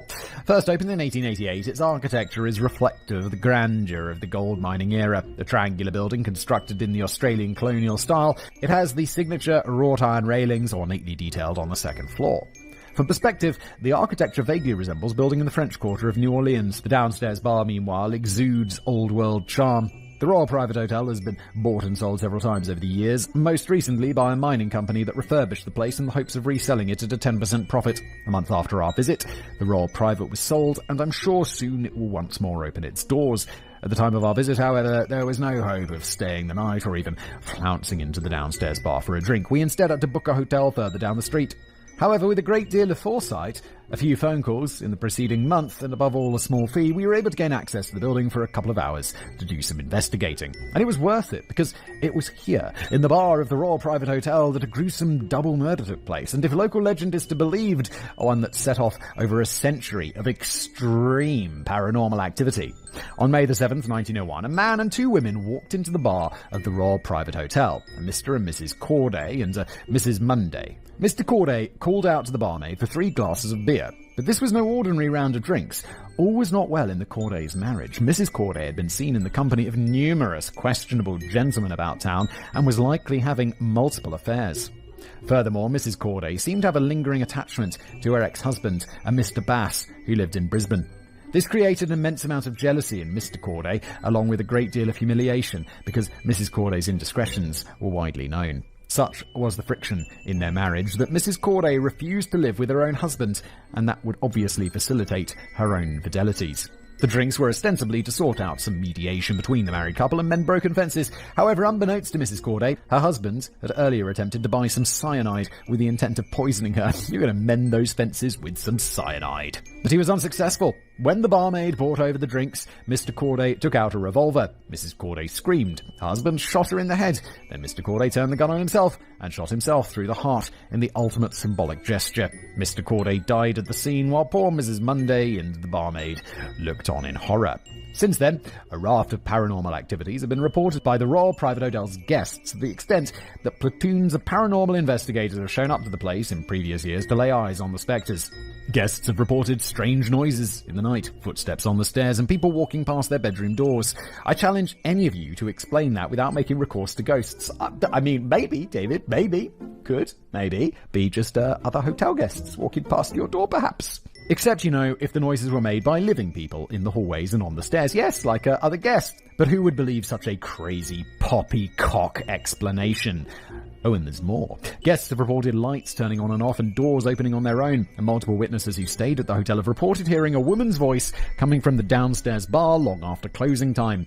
This, no doubt, must be the dearly departed Mrs. Corday. No doubt. Tragically cut down in her prime while her loins were still full of fire. Either by virtue of passion or an undiagnosed venereal disease, or it could have been the hotel's owner who from 2017 to 2022 was female. Potato, potato. Alex and I were let into the building by a kindly middle-aged man named Keith, who was acting as a real estate representative for his company. At first we worried that he would stay to observe our investigations, which would have hamstrung us fatally. We had neglected to mention that we were the drunken ghost hunters, but apparently Keith found the whole paranormal thing so tiresome that he told us he'd be waiting outside in his truck and to call him when we were done. This was fortunate because in the bag, carrying our ghost hunting equipment, we had secreted the bottle of Maker's Mark, 2 shot glasses and 2 cans of beer. I do enjoy Maker's Mark. We had a time limit of 2 hours to get to work. Alex and I sauntered over to the refurbished bar and started off by having a shot of whiskey. Then we cracked open 2 tinnies of beer, the same beverages that Mr. and Mrs. Corday had been drinking when they died. Perhaps this would trigger some netherworld juju and bring forth the ghosts. We sipped our beers as we wandered around the bar area, which was quite resplendent and stocked with furniture from a very recent real estate viewing. I was about a quarter of a way through my beer when Alex nudged me toward another shot of whiskey. We then embarked on a series of insults to Mrs. Corday that I hesitate to record here for fear of getting in trouble on YouTube for slut-shaming. Please remember that ghosts don't exist, so no one could possibly have been offended, but rest assured our invective included everything from daddy issues to taking it up the bottom. After several minutes of this, we took our ghostly equipment and tried to detect any disturbances. There was nothing. Zip, zilch on the EMF infrared or the spirit box. Shocking. It was at this point that Alex began to fret that we'd have all to report for this episode of Drunken Ghost Hunters. I reminded her that ghosts don't exist, so that was kind of inevitable. And also kind of the idea. We then headed upstairs to the bedrooms. Most of them were locked, but at the end of the corridor, one of the rooms had been left open. It was pretty, considering it was only a 2-star hotel. It was filled with cozy-looking new furniture that was nevertheless designed to look like it had been crafted a century ago. In fact, the only thing that gave away the reality that this was a 2-star hotel was the carpet, which was decidedly thin and cheap and darkly coloured to avoid repeated cleaning and removal of spills and vomit stains from drunken guests. Yet, you get that in low-budget accommodations. Yes, you do. We stopped in the middle of the room and stood in silence for a moment, listening to the downstairs to see if we could hear signs of Mrs. Corday, but all we heard was the occasional car passing down Mosman Street. We headed back downstairs and finished our beers. I looked at my phone. Roughly 45 minutes had elapsed since we'd been let in there, and Alex and I did another shot of whiskey, chatted a bit longer, and exited the building. We didn't bother calling Keith, just walked straight up to his truck and told him we were done. He seemed surprised and asked half-heartedly if we found anything. Alex said no. I also remember Keith kind of looking at us funny, and the odds were pretty good that he realised that we were a bit drunk. But if he did, he didn't say anything. Good bad, Keith. The staggering tour. From here, things get a little hazy. We had missed the season for Charters Towers Walking Ghost Tour, which takes you across the old part of the city. It's too bad, but Alex couldn't get away from work during the winter or early spring. But we had done our research on the town, nutted up, and done a bit of a walking tour of our own. Or a staggering tour, if you will. And I bet your average ghost tour doesn't allow you to surreptitiously take a bottle of whiskey out of a canvas bag and drink from it, which, for legal reasons, we absolutely didn't do. Wait, can't you drink out in public in Australia? Is it one of those weird places where it's like no drinking in public and you have to drink out of a brown bag or whatever, like in America? Less than a block from the Royal Private Hotel is the Stock Exchange Arcade, a building that looks like an old-timey movie theatre. And the reason why it existed is because during the gold rush, Charters Towers became so wealthy that it had its own stock exchange. God damn! The building, there was like 40,000 people here. It's got a stock exchange. The building, however, was of interest to us because witnesses had allegedly seen the ghost of a woman dressed in white in front of the building. We saw nothing, but Alex spent a good long time wandering around the place, trying to, quoting her, find that fucking slut. We doubled back when we realised that we'd walked past Henry's Restaurant, which had previously been the site of Bright's Mining Exchange. At the location on the 10th of July 1901, Graham Haygarth, the chairman of Charters Towers Pyrrites? Charters Towers Pyrrites Company have been shot dead during an executive meeting by works manager David Brown. God damn. The past, everyone. It's like, they don't do unions. It's just if the employees are upset, one of their representatives will just shoot one of the executives. Gareth had recently informed Brown that due to the drying up of gold in the region and the failure of their new mining practices, that salaries would be cut across the board for labourers. Brown was apparently enraged with this, burst into the room and shot Gareth in passion's white heat. Alex took out our phone and started playing Rage Against the Machines, Ashes in the Fall, while we both did commie fist salutes and shouted Workers of the World Unite in hopes of triggering a response from either Gareth or Brown. But at this point, we were beginning to attract attention from other pedestrians, so Alex quickly turned off her phone, and we hurried down the street as fast as we could, Alex giggling as we walked. I just assumed you guys were inside. Rather than just on the street listening to music on your phone. I always give those people the side eye like, hey, I hate that. What happened next is somewhat difficult to explain and will need a bit of backstory. Prior to leaving Townsville, Alex and I caught a few minutes of the 1935 Shirley Temple movie Curly Top. In the film, Shirley Temple has a pet duck. Yet, whenever the adorable child actress said the word duck, it kind of sounds like they're saying dick. This tickled our funny bones, and over the course of the next few days, with the aid of liberal doses of alcohol, this somehow transformed into Alex and I saying in babyish voices, my dick is a real dick. It's not a very clever joke. It's not even technically a joke at all. It's just demented enough to make us laugh. Yeah, these are the things you have with friends, right? Where it's like, it's not even funny, but it's like you find it funny because of the lore around it. The phrase reached its climax during the dildo incident I described earlier, but we sometimes said it randomly during the drive down to Flinders Highway. As we staggered down Mosman Street, crossed the road at the Red Rooster and walked down Mary Street, we started shouting, my dick is a real dick. No, your dick is fake. My dick is a real dick at each other in mock angry tones, capturing the attention of passers-by. You guys are getting drunk. After 2 blocks, we looped around onto Dean Street and continued shouting our new catchphrase. We were headed toward the Miner's Cottage, a cute little house in the Australian colonial style, built in the first decade of the 20th century and preserved through the years until it was turned into a museum in the 2000s. You guys sound like you're perfectly in the right state to be in a museum right now. It's said to be haunted by the ghost of its owner, Jeannie Elizabeth O'Kane, who was born in Ireland in 1859 and came to Charterstown as a schoolteacher at 20 years old and met her husband in the goldfields 2 years later. Jenny O'Kane's husband then ran a local newspaper in Charters Towers for a number of years, dying in 1890. Jenny continued to be a pillar of the community until her death in 1936.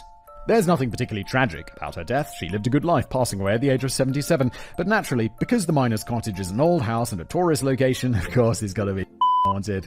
Yeah, I mean, get that tourist money, go. Alex and I arrived in front of the cottage. It was getting late, and I rummaged in our canvas bag for the EMF detector. Alex, meanwhile, took out her phone, put on Katy Perry's Firework, and began singing it at the top of her lungs. The only reason I know that song is because of the movie The Interview. The guy's like, you like Katy Perry too? After a moment's hesitation, I joined in and we belted out the song in the middle of the street. Though I didn't really know the words, and I mumbled a little during the verses, and then came back loudly and enthusiastically during the chorus. It was at this point that a police officer approached us, asked us for our names, where we were from, and what we thought we were doing, and then politely suggested that we go back to our hotel. Still, with enough clarity of mind to realise that an ill-timed or aggressive statement could force the evening to take a tragic turn, Alex and I agreed, and we took off down the road. After a couple of blocks, we were confident that the constable was no longer observing us, so Alex grabbed her phone and started playing All Star by Smash Mouth. I'm ashamed to say that both Alex and I know the song by heart. David, I'm ashamed to say that I also know that song by heart.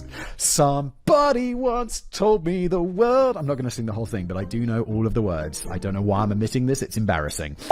It's okay. For some reason, I memorized it as a kid and have never shaken the words out of my head. David and I are the same age and we have the same stories, even though we grew up in totally different places. We made it the 4 blocks back to our hotel next to Listener Park without further trouble and only embarrassed ourselves in front of, at best guess, half a dozen more people. There, we made the mistake of drinking more, including cracking open the bottle of Patron tequila to mix with the lemon lime bitters. Neither of us made it through a single glass, and the even more costly mistake of opening a 375 ml demi bottle of red wine from the minibar. Uh-oh, that's going to be expensive. At this point, I blacked out. but we must have spent several more hours drinking and talking because when I woke up the next morning it was 10 a.m. and usually when I'm hungover I wake up at the crack of dawn and am unable to get back to sleep. Yeah, same here. If I'm like properly going to be hungover, I wake up early and it's miserable. A late rise usually means a late night and a particularly savage round of drinking. While Alex was still comatose, I staggered to the bathroom, still feeling slightly drunk and not yet sick. I knew the sensation would not last. I took care of a call of nature, splashed some water on my face, filled a glass with tap water and retired back to bed, where I aimlessly scrolled my phone. Luckily, we had intended to stay for 2 days in Charters Towers. We had budgeted for either some daytime investigations or a massive hangover. In this case, the budget was somewhat unsurprisingly taken up by the latter. At around noon, I hit the agony phase of my hangover, and Alex spent half an hour dry heaving. At 2 p.m, we left our room and walked down to the Red Rooster. The heat of the sun made me feel like grim death, and I was racked with irrational anxiety and a perfectly rational shame from the night before. Yeah, the hangover anxiety, why am I so anxious right now? That wasn't something that I got until my 30s, and it's very unpleasant. At the Red Rooster, we had some chicken burgers, fries, and gravy to soak up the agony. We then returned to the hotel and watched a mixture of TV and videos on my laptop. A blissful night's sleep erased all of our hangover woes, and the next day we returned to Townsville. Alex stayed for a further week, during which I'm happy to announce neither of us touched a single drop of alcohol. But both of us knew that this wasn't going to last. Conclusion. If there is one thing that our investigation in North Queensland has proven, it is that Alex and I are horrendous alcoholics who invented an entire YouTube genre as an excuse to binge drink, and, well, we need to go to rehab. If there are two things that our investigation proved, it's that ghosts don't exist. We encountered during our investigations at multiple locations, so rest easy. You don't need to be afraid of ghosts. Downside, there probably isn't an afterlife, so we're all going to die and fade into dark oblivion, our entire existence being rendered meaningless by the eventual absorption of the Earth by the Sun in a few billion years and the ultimate death of the universe. So no spooky ghosts, but a kind of terrifying existential crisis. What fate gives us with one hand, she takes away with the other. However, there is an alternate explanation for why Alex and I did not encounter ghosts on our bender. Perhaps drunkenness and clumsy attempts to trigger anger in ghosts evokes a sort of raw emotional energy that scares the ghouls off. Ah, yes, that's it. That's the reason. Perhaps one needs to be more, quote-unquote, receptive to paranormal energies. AKA be stone cold sober, already believe in ghosts, desperately want to find proof of their existence, and already be terrified while standing in a spooky location in the dark. Yes, cringe. Furthermore, perhaps all the ghosts we tried to find that week were on holiday, having been invited by the baby Jesus, Odin the Tooth Fairy, and Dora the Explorer to go for a luxury cruise on the River Styx. Who can say which explanation is the real truth? One thing is clear. More investigation is required and more drinking, much more drinking. So expect the triumphant return of drunken ghost hunters to your computer or phone screen sometime in the future. Our liver's loss is your incontrovertible gain. And that's where we end today's episode. Thank you so much for being here. Thank you, David, for making the sacrifice. And Alex, well done. Bravo. Ghosts aren't real. And I'll see you next time.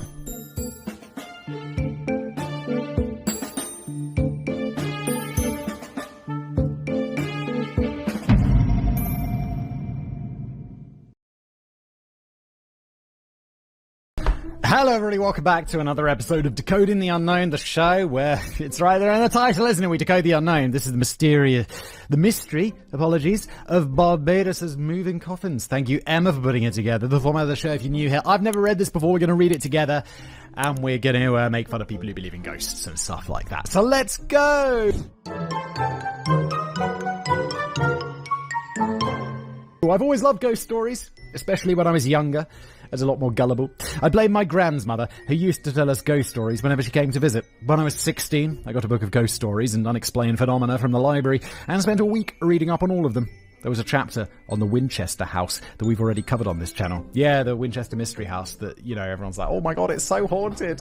It's like, nah, it's just some woman who used to make guns and then she built a crazy house because she was crazy. That's it. That's the Winchester Mystery House. Boom. Although I would love to go and see it. Sounds cool. Then there was the one about the hauntings at Borley Rectory in Essex in England, where some of the residents saw phantom carriages racing past the house, or the ghost of a nun haunting the rounds, claiming that it even went so far as to watch them through the windows. Sounds so real.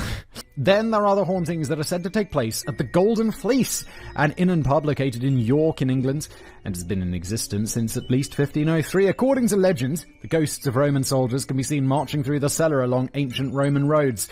People who have witnessed across their endless march report that it's like watching a faded recording play out, almost as if nature itself has recorded the events that had taken place at that time. Sometimes the soldiers seem to be heading towards battle, other times they're returning. Sometimes they carry round shields, and other times their shields are square, and sometimes there are hundreds of them, and other times there are only a handful. But my favourite ghost story by far was the story of the moving coffins of Barbados, and it's this particular story that we're going to decode today. Okay, I've never heard of this. Like all of the, the other ones, like the Winchester House, the Roman soldiers, I feel like I've heard of these. They're like vaguely familiar sort of ghost stories that you hear about when you're a kid.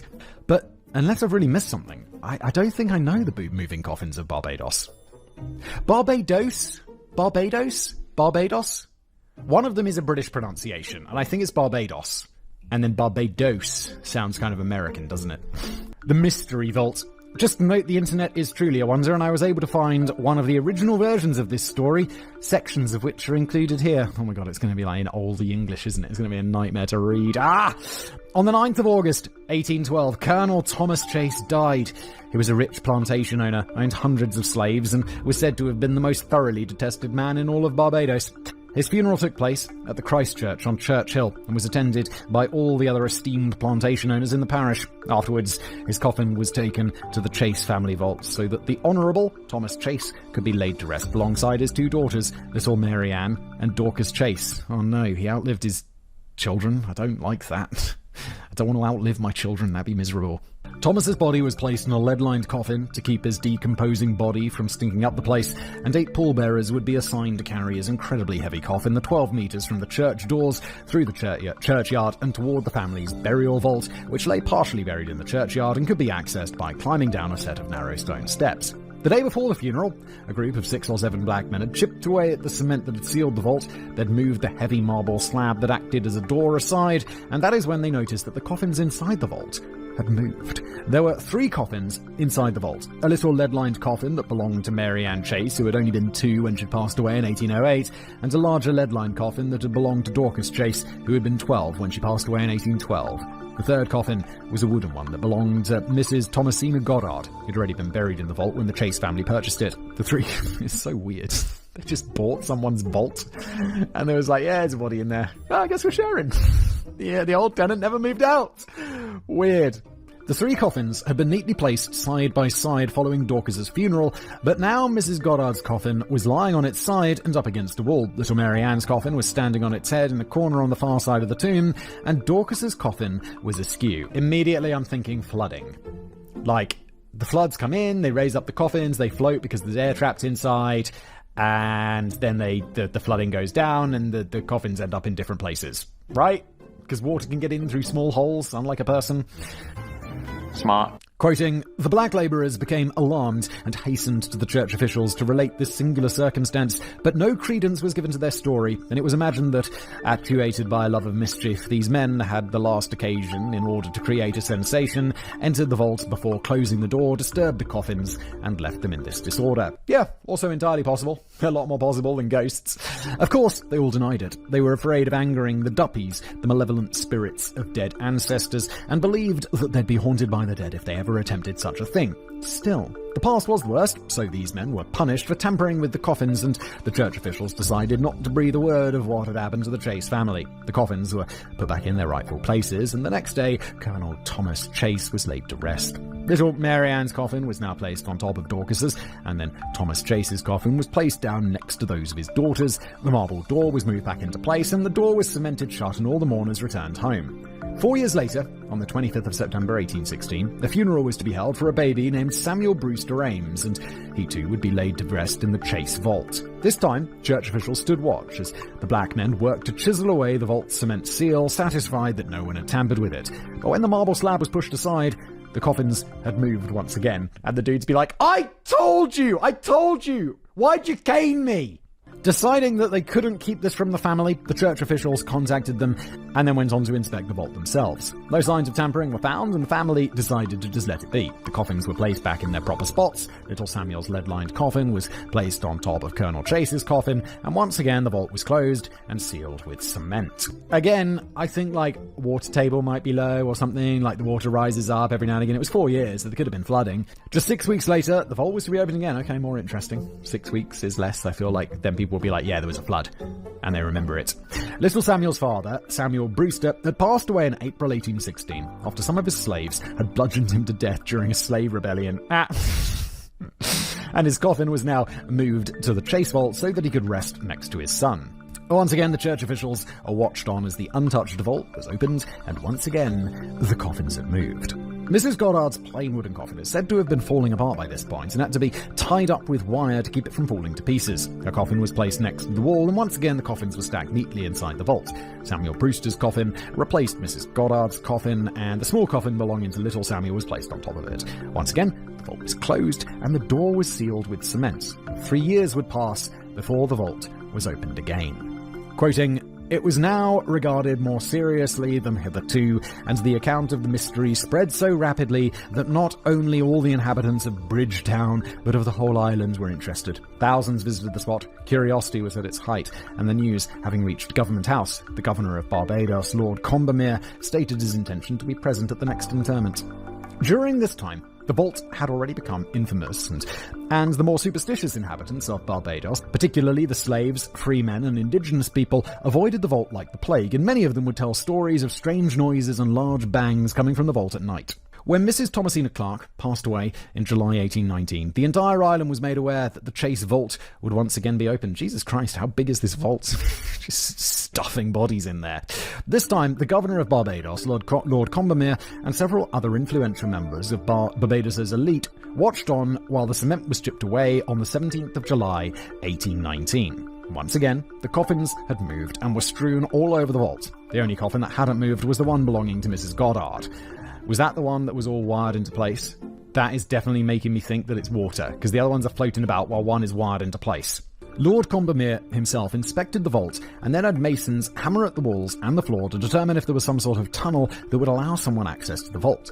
None were found. Lord Combermere ordered that a sketch had to be made of the positions of the coffins as they left them, and that the floor of the vault had to be covered in a fine layer of sand. Reverend Thomas Alderson made a quick sketch of the coffins. It showed that the Dorcas's coffin stood to the left of the entrance, with little Mary Ann's coffin on top of it. In the middle is Colonel Thomas's coffin, and little Samuel's coffin stood on top.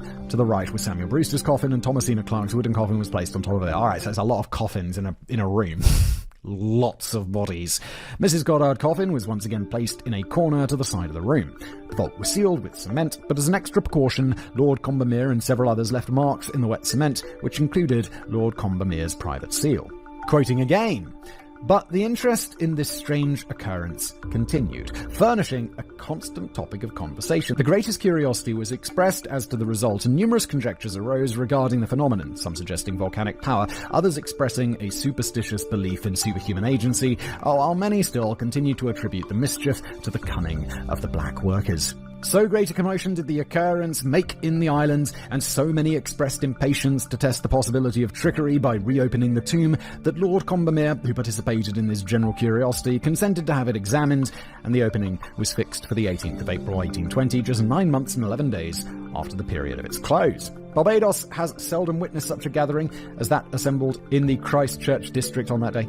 The towns were deserted, and thousands hastened to the scene. Every spot, every avenue, every foot of ground was crowded in and around the churchyard. The scorching rays of the sun blazed forth in tropical splendor upon that sea of living forms. Europeans and blacks all crowded together in their varied attires and scarcely less varied complexions upon the brow of a hill, with the massive stone tombs rising here and there above them, and the old church standing forth in sombre relief, as if a connecting link between the living and the dead made the scene altogether one which beggared description, while perhaps its peculiar interest was in the death-like silence that reigned over it, the silence of mute anxiety and superstitious awe. That day, Lord Combermere and several others once again went to visit the Chase Vault. They confirmed that their marks in the cement were untouched, and they watched on as a group of workers chipped away at the dried cement. But when the workers tried to move the heavy marble slab aside, it wouldn't budge, so the crowd cheered them on, urging them to put their backs into it.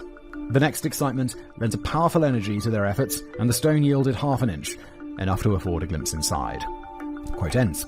One of the lead coffins was standing up against the marble slab, and it took a few more tries to push the marble slab far enough aside that someone could enter the vault. Once again, Lord Combermere and several others confirmed that the coffins, all except Mrs. Goddard's, had been moved. The Quoting again, "It was discovered that a huge leaden coffin was standing on its head, with the end resting against the middle of the stone door. Though this coffin, which required 7 or 8 men to move, was thrown from its central place and left in this remarkable position, yet the sand on the floor bore no trace of footprint or of having been in any way disturbed. The coffin of an infant had been hurled with such force against the opposite wall near which is lying that a deep indentation had been made in the stonework by the corner which it struck." Again, great indentation. Maybe it just got chipped, like a floating coffin bashing against it. Also, the sand not having been disturbed can be sort of from the water draining out, right? Like if you have a bath and you've got like dirt in it or whatever, and you let that bath drain, it's not, all the dirt's not going down the sink. It's going to be left in like a layer on the bottom of the bath, and I think that's maybe what's happening with the sand. Water is still kind of my only hypothesis,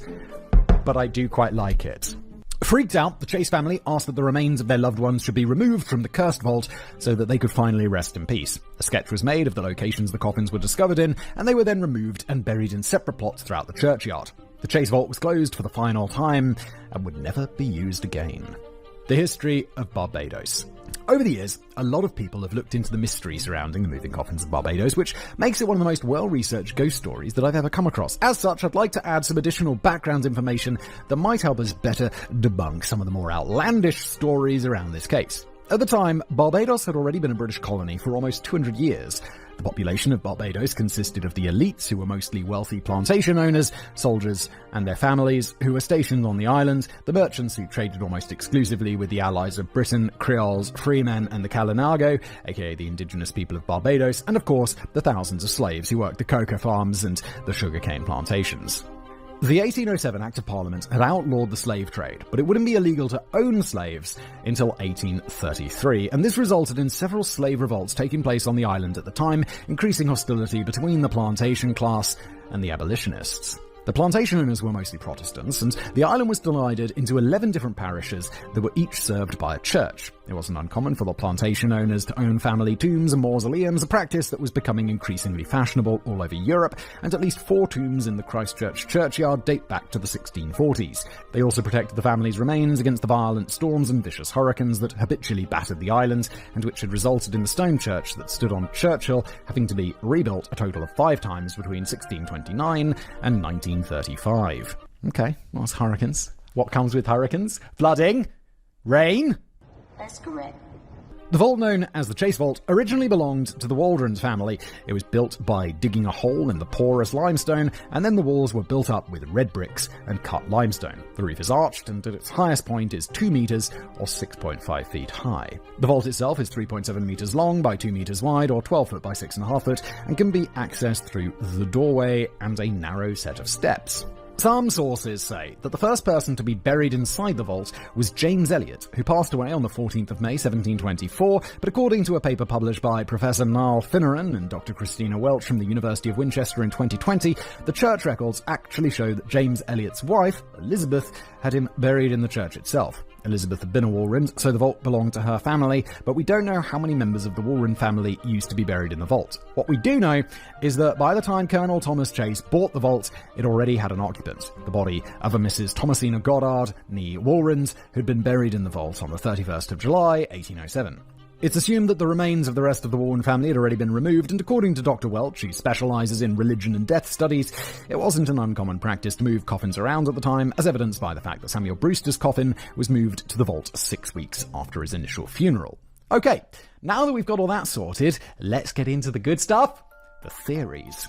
One of the most detailed accounts of the legend of the moving coffins that I was able to find was in a book by Lionel and Patricia Fanthorpe named The World's Greatest Unsolved Mysteries. In the chapter titled The Strange Case of the Barbados Coffins, the Fanthorpes point out that, quote, a number of theories have been put forward over the years. The best of them are not entirely adequate. The worst are at least 180 degrees off target. Fair enough. I mean, is this a skeptical book, or is this a book being like, oh no, it can't be water, it's definitely ghosts? Is that, I don't know yet.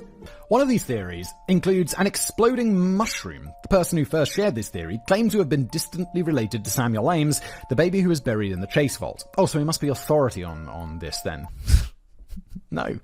He claimed that an ancestor of his had been told that the coffins had been moved as a result of exploding mushrooms that grew inside the Chase vault. These mushrooms, commonly known as puffball mushrooms, explode when they're fully grown, releasing their spores, and based on the videos I've watched, the whole effect is very underwhelming and looks nothing like what you'd expect an explosion to look like. Yeah, like, a mushroom exploding, even if it's like incredibly big, it's still going to be for a mushroom. It doesn't have like gunpowder or TNT inside it. It's going to be underwhelming.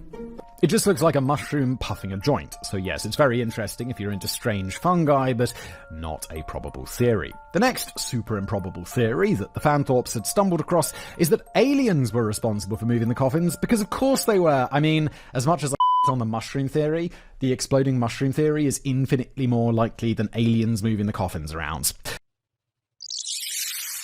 I hope that the Fanthorpes were being sarcastic when they gave this theory the modicum of respect it deserves, since they then went on to ask why the aliens would have thought it a good idea to move a few coffins inside a vault on an island in the middle of the Caribbean in the 19th century.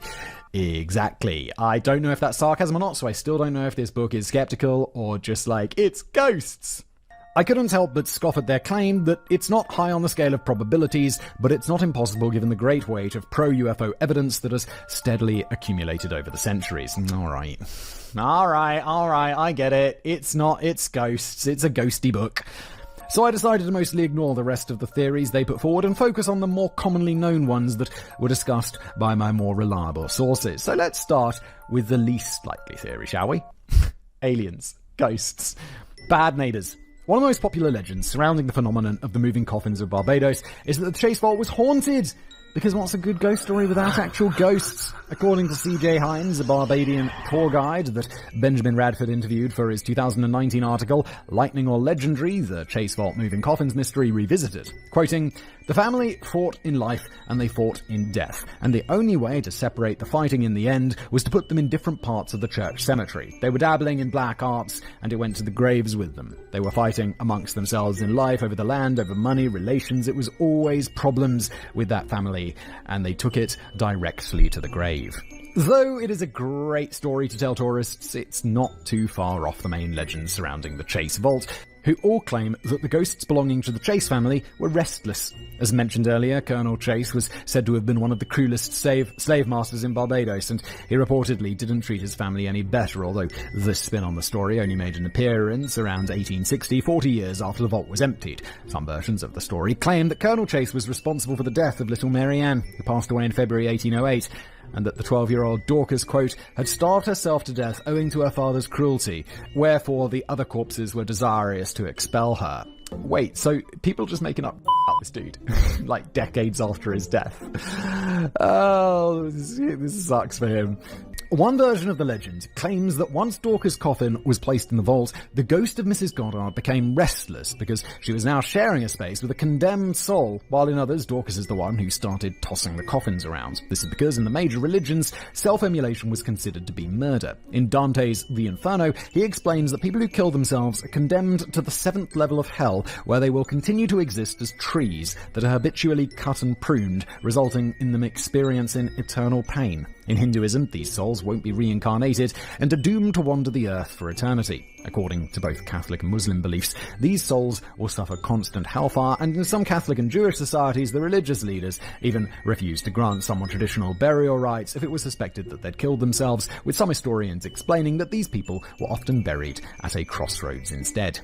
But some people claimed that it wasn't Dorcas who killed herself, but the Colonel Chase was the one who had ended his own life, supposedly because he'd been grieving the loss of his 2 beloved daughters. The fact that no one knows and is just like speculating after the fact is just like, oh, there's no contemporary reports, so we just don't know. It's just too all over the show.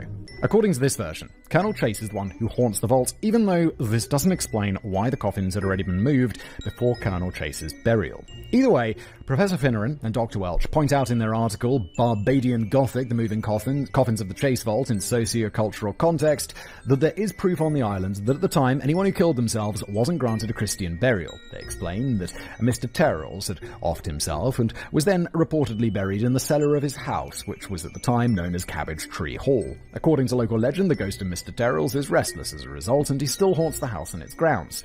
Based on this, it's highly unlikely that Dorcas or Colonel Chase had ended their own lives, since church records prove that both of them were granted a Christian burial. Of course, this fact didn't keep the locals from continuing to claim that the vault was haunted. And a pamphlet by an unknown author that made the rounds shortly after the closure of the vault would claim that no black man would approach the burying ground near nightfall. Women whispered wonderful stories of apparitions, and children were threatened with its horrors to ensure their good behaviour. End quote. But now let's get on to some more reasonable theories. A lot of flatulence. One of the theories surrounding the moving coffins is that they might have been moved as a result of gas build-up in the coffins themselves. It's not bad. It's not bad, and then pop off. The first time this theory was mentioned in the sources I could find was in the 18th edition of the Folklore Journal, which was published in 1907. It was compiled by the Folklore Society, which, from my understanding, was a peer-reviewed journal of myths and legends from all over the world. Members of the society would collect stories, fact-check them to the best of their abilities, and then analyse and debunk the more fantastical ones, much like we do here on Decoding the Unknown. The stories would then be read during their meetings, and copies of their journals would be sent to their subscribers and registered libraries. They'd definitely have a YouTube channel today, wouldn't they? One of the members was Andrew Lang, a Scottish poet, novelist, literary critic, master of letters, and historian who made contributions to the field of anthropology, specifically relating to folktales. During a Folklore Society meeting on the 19th of June 1907, Mr. Lang presented his story, Death's Deeds, which details the mystery of the Chase Vault. During his research, he was able to get in contact with some of the people who had access to the original versions of the story, including eyewitness accounts and notes from some of the people who'd been there when the vault was opened. The rector at the time, Reverend Thomas Alderson, Sir Robert Clark, and Chief Justice Nathan Lucas. He even goes so far as to point out some inconsistencies between the several accounts, most notable of which is that there was only one Samuel Brewster buried inside the vault, not two, which would have increased the period between the opening of the tomb in 1816 and the one in 1819. In his version of the mystery, Mr. Lang provides 3 different theories as to what could have caused the coffins to move, 2 of which we'll discuss later. For now, I want to focus on the theory that the coffins had moved due to a gas buildup in the coffins, which would have resulted in them being flung across the vault, which would have explained why people allegedly reported hearing noises coming from the vault. I mean, it's not bad, like a lead-lined coffin, right? I feel like the pressure would build up until a point where it pops, and then it's going to move some stuff around, but also, is it really going to be enough pressure to do the kind of movement that we saw? I still think people imagine the sounds and that it was a flood or whatever. Mr. Lang doesn't go into a lot of detail surrounding the gas build-up theory, only mentioning that it was a possible cause. The second person credited with bringing the gas build-up theory is Sir Arthur Conan Doyle, who wrote an article about the case for the Strand magazine in December 1919 named The Law of the Ghost. In the article, Sir Arthur mentions that it is entirely possible that effluvial emanations, or unseen matter or gas that is released by the human body, could have caused the coffins to move, suggesting that when we die, we leave some form of matter behind, aka a spirit, which can be trapped in a glass ball or a spirit cabinet. And then he argues that this matter might have leaked from the coffins into the air of the vault and would have been disturbed by the black slaves who opened the vault due to their overheated bodies, resulting in them moving the coffins around. I'm not even joking. This is kind of wild, isn't it? But Sir Arthur was known for his staunch belief in the supernatural, and throughout the entire article he only discusses the possible supernatural causes and how they tie in with what he believed mediums and psychics were capable of. As such, I don't consider him a reliable source for the gas build-up theory. No, let's just let him stick to writing Sherlock Holmes, shall we? It's also wild that Sir Arthur Conan Doyle, who came up with Sherlock Holmes, the most rational man ever, is into the supernatural and stuff, which I feel Sherlock Holmes would laugh at. But it is a fact that some coffins do explode, and it can cause them to move. It was, and is still, a common occurrence in cemeteries and mausoleums. I know that for a fact, as some of our viewers are familiar with Caitlin Darty and her YouTube channel Ask a Beautician, so here's a little shout out to her. In a video titled Exploding Caskets, Caitlin explains that during the decomposition process, there is a lot of gas buildup in the body, usually between 2 to 3 days after death. Usually these gases would escape into the ground after a person has been buried, but when someone is buried in a sealed coffin or casket, this can result in a coffin exploding due to gas buildup. Like the lead coffins. They're going to be sealed, right? Right? Again, I say exploding, but from some of the videos and photos I've seen of when this happened, it mostly means that the lid would come off, or in some of the older wooden coffins, some of the panels would come loose. One of the most well-known cases of this happening is when Henry VIII's coffin burst open at the seams during his funeral procession, and his pallbearers had to hastily fix his leaking coffin before the procession could continue. Yuck. I know, the full version of this story is 10 times worse. How have I never heard of that? Is that true? Whoa! Wow. Professor Finneran and Dr. Welch even mentioned in their article that there was another incident of moving coffins that took place in Barbados in the 1930s. In this case, however, the coffin was thought to have initially been moved due to gas buildup in the coffin, and as a precaution, a ventilation shaft was placed inside the vault to help these gases escape, reportedly solving the problem. In none of these cases I've read about, however, is it mentioned that the coffin somehow catapulted itself and landed on its head several feet away, which is what supposedly happened to the coffins in the chase vault. At most, the coffins would have moved a few centimeters, not to the opposite sides of the vault, and the observers would have noticed that the coffins were damaged as a result. Furthermore, the natural decay also doesn't explain why all of the coffins were impacted every time a new coffin was brought into the vault. Yeah, it would have to be like a crazy explosion, which, from what we've just read, just does not seem likely at all. If the coffins were exploding, only the most recent coffin should have been impacted. Mr. Lang goes so far as to ask, why should only the chase coffins be so violently gaseous? Mr. Lang explains in a postscript that Nathan Lucas confirmed in his eyewitness accounts when they last opened the chase vault, none of the lead-lined coffins showed any visible damage, and as such, the witnesses at the time had dismissed the idea of gas buildup as a possible theory. Okay, it does seem, again, super unlikely. Not unlikely like ghosts or the popping mushrooms, but not super likely. Quoting, "It is obvious that an explosion of gas in a coffin could not move it without exploding it, as in the case of the coffin of Henry VIII at Windsor." In their article, Professor Finneran and Dr. Welch agree with this conclusion, explaining that corpse gas as an explanation for the moving coffins is implausible. Natural causes. In the 1833 book Transatlantic Sketches by Sir James Edward Alexander, Sir James points out that during his visit to Barbados in 1831, the theory at the time was that the coffins were moved by either an earthquake or a flood. Boom! And those two theories are still the main two theories around today. I didn't even think about earthquakes, because wouldn't that be disturbing all of the other mausoleums' coffins? Or maybe they're just not being opened as much, and it's like, they didn't know about that. Or maybe they're like built on softer ground, because this was built into the limestone, right? This was built like into the rock.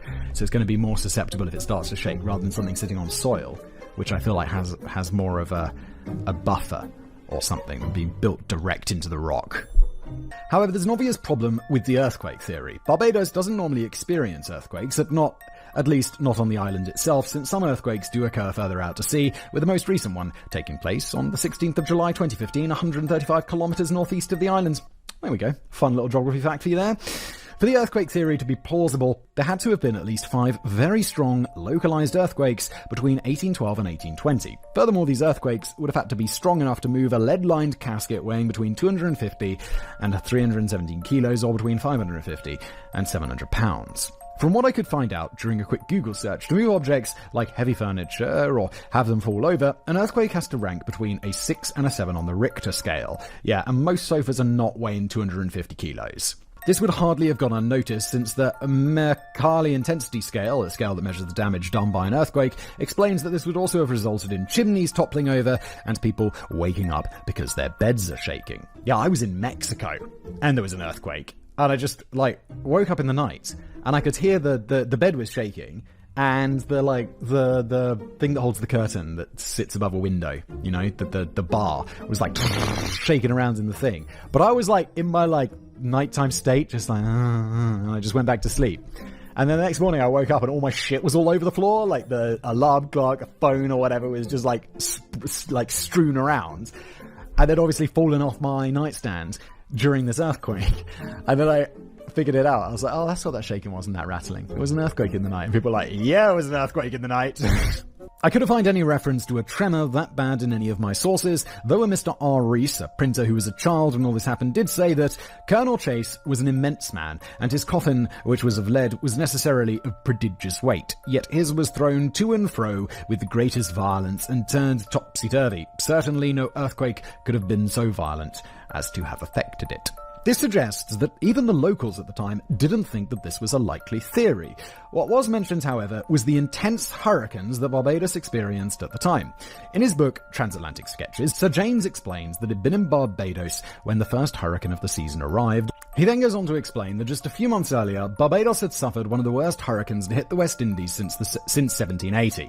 On Wednesday, the 10th of August, 1831, it pleased the almighty disposer of joy and sorrow to visit this island with one of the most destructive hurricanes ever known in the Western Hemisphere, and misery, irretrievable misery to thousands, has been the dreadful consequence. The islands of St. Vincent, St. Lucia, St. Domingo, and Cuba, with the city of New Orleans, also came within the track of the destroying tornado and suffered most materially. On the morning after the hurricane, it was truly said that Barbados, the gay, the prosperous, and the happy, one of the finest of the colonial isles, the Brighton of the West Indies, the mart of commerce, the home of hospitality, Barbados in its pride was no more. Bridgetown, the capital, was a heap of ruins. The country, villa, and hamlet were alike level with the earth. In Memoirs and Correspondence of Field Marshal Viscount Combermere, Volume 1, Lady Combermere and their son explain that on the 21st of October 1817, a tremendous hurricane occurred, causing an unusual amount of damage to the shipping in the harbour as well as to the proprietors' estates, on which many of the sugar mills were destroyed. At Bridgetown, houses were unroofed, walls thrown down, and several lives sacrificed. At the great military hospital, the roof of the building was carried completely off, without the inmates sustaining any material injury. At Scotland, near Sir R. Allen's estate, a landslip occurred, by which a large tract of land, a house, and its inhabitants disappeared into the sea. I guess Scotland's a place in Barbados rather than Scotland. The quote continues, 2 iron 24-pounders standing in a battery on the edge of Mount Fortune in St. Lucia were lifted from their position and, as incredible as it may appear, were hurled some 20 feet distant beyond the base of the hill. The destruction of property in the town was enormous, many of the inhabitants having lost their all. Now, as I've explained before, one of the reasons why some of the more wealthy inhabitants preferred to bury the remains of their loved ones in vaults was because of the hurricanes. The vaults were all built into the ground and were sealed off with heavy slabs to keep the violent winds and rain from damaging the coffins or sweeping them into the sea. What they didn't do was keep all of the water out. Yes. You see, Barbados consists of what is commonly known as coral limestone, meaning that the island is an ancient coral reef. Without going into a whys and hows, this means that the ground is partially porous, and it isn't uncommon for groundwater to seep up into cellars and burial vaults. Well, here we go. I was right from the beginning. In fact, around the time when the mystery of the moving coffins was taking place, it was well known that there were at least 5 other cases of moving coffins having taken place around the island. They were all known to have been caused by groundwater flooding the vaults. And according to Benjamin Radford, this still happens today, though the coffins would move a few centimetres at most. What differentiated them from the coffins in the Chase Vault is the fact that Church Hill, where the vault is located, is 210 feet or 64 metres above sea level. According to many, this cancels out the possibility that groundwater is to blame, particularly since none of the other vaults within the churchyard were affected. Mr. Lang also explains that in Nathan Lucas's version of events, quote, he denies that there was any trace of the presence of water. Well, it could have drained away. And maybe this one was like on a particularly porous piece of limestone.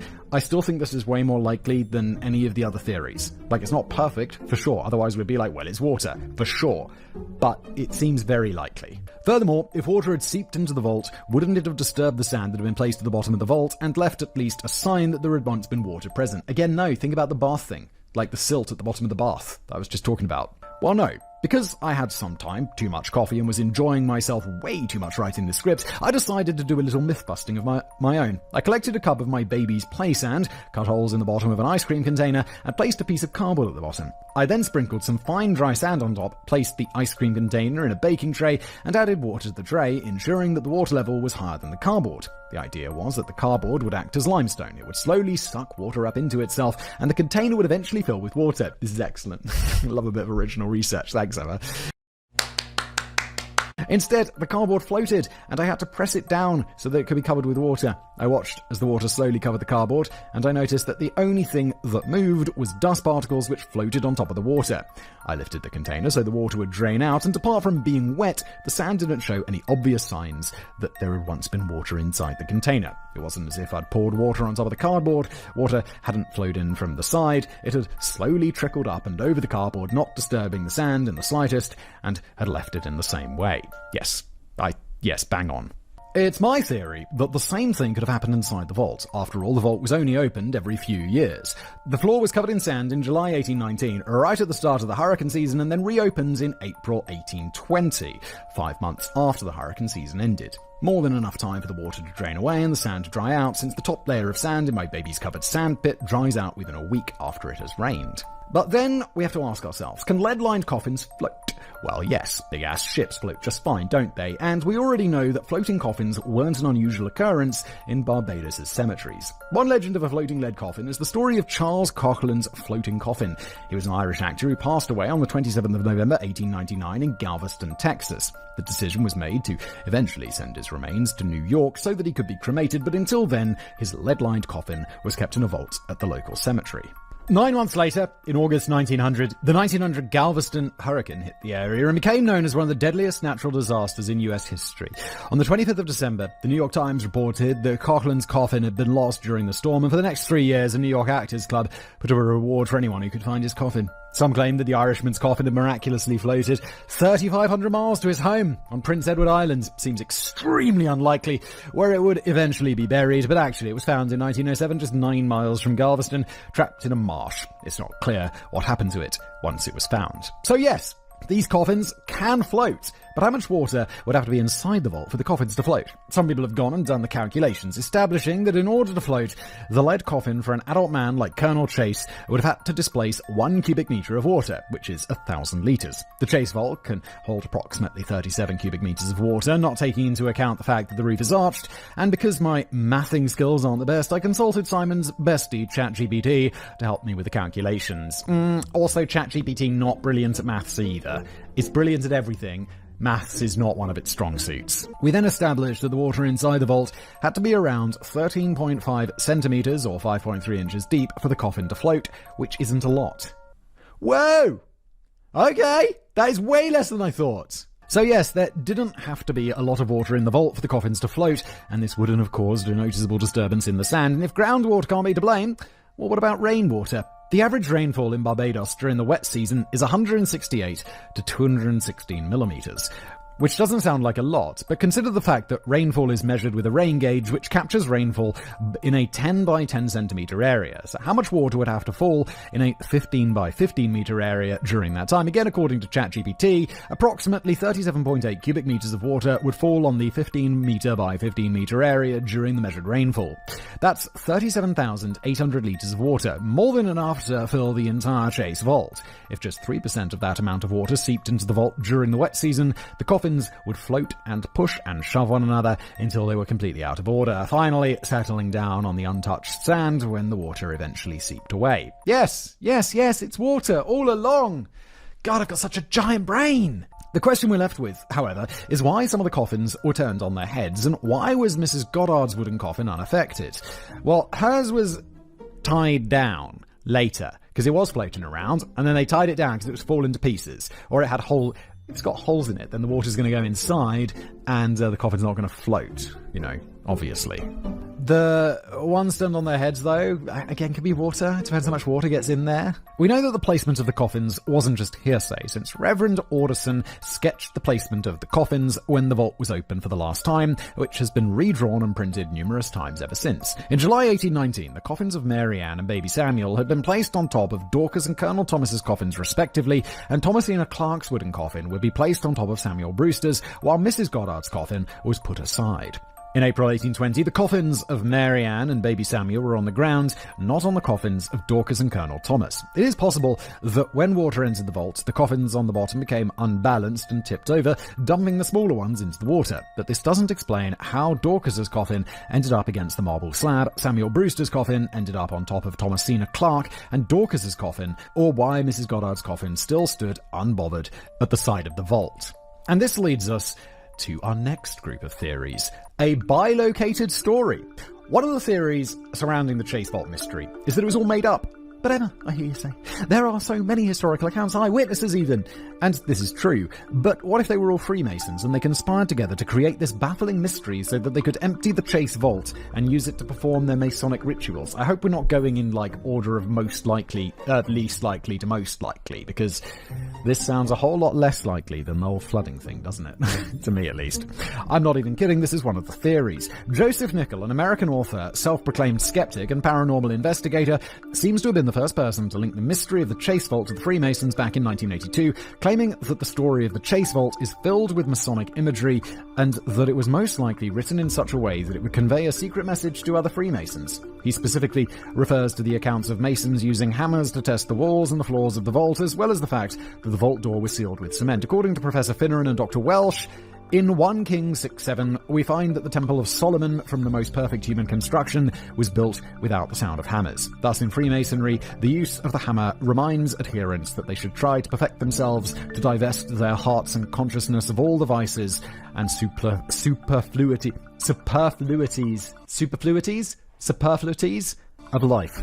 Additionally, cement is symbolic in Freemasonry of that which unites the brethren. Nickel argues, therefore, that the tale is nothing more than an allegory relating to a secret vault for Freemason initiation rites. Okay, so they're saying it's a story made up by the Freemasons, not that the Freemasons were actually telling a story to get access to the vault. It's just a story told by them. And honestly, this theory isn't too far-fetched. The founder of the Freemasons in Barcelona, Alexander Irvin, was also buried on the island, and his tomb is still regularly visited by other Freemasons. And according to the Combermere Lodge in Victoria, Australia, Lord Combermere was a Freemason, and until his death in February 1865, is the Provincial Grand Master of Cheshire in the UK. The lodge is even named after him. So according to Joseph Nicol, it's more than possible that the Freemasons were involved in not only conjuring up the mystery of the Chase Vault, but also in spreading the legend around the world in an attempt to ensure that their message was heard far and wide. I think this is entirely possible. I think even more likely than the floating ones is that this is just a story. It's just a tall tale from back in the day that was made up. In his 2001 book, Real Life X-Files, Investigating the Paranormal, Nicol goes on to argue, and remember this is guys are like a super skeptic dude, so he's him and me probably aligned in our opinions. He argues that at least 2 of the men involved in the alleged activities were high-ranking Freemasons. In 1943, another restless coffins case occurred on the island, this time specifically involving a party of Freemasons, and the vault being that of the founder of Freemasonry in Barbados. Which isn't actually true. According to the Exchange Interactive Centre, an interactive museum in Barbados, they explain that when Irving passed away in 1743, he was buried in a wooden coffin inside a vault in the churchyard of St Michael's Cathedral Church in Barbados. In 1841, the lead-lined coffin of another Freemason, Governor Sir Evan MacGregor, was placed inside the same vault, after which it was closed. In 1943, a group of Freemasons opened the vault, but found that something was blocking the door. MacGregor's coffin had moved at some point over the last 100 years, and was standing half on a step that led into the vault, and half on the floor. As we know, it's entirely likely that the vault had flooded at some point, causing the coffin to float towards the door, and that is the theory regarding what happened to MacGregor's coffin. The real mystery was what happened to Irving's coffin, since there was no trace of it in the vault. Some of his remains were found scattered around the vault, however, and the theory is that his wooden coffin simply had disintegrated over time, resulting in his bones floating around the vault whenever it flooded. Mystery solved. Furthermore, it's my opinion that despite being a self-proclaimed skeptic, Nicol jumped a little too far down the conspiracy hole when he studied the case of the Chase Vault. He specifically points out the use of the word Masons in the various retellings of the story is proof of the Freemasons' involvement, without considering the fact that stonemasons are in fact people who work with stone, and as such are probably the most qualified ones to point out whether or not there is a cavity behind a stone wall. Besides, Lord Combermere only became aware of the mystery of the Chase Vault around 1819. Since it only arrived in Barbados in 1817, almost a year after the vault was opened to deposit the reins of Samuel Brewster.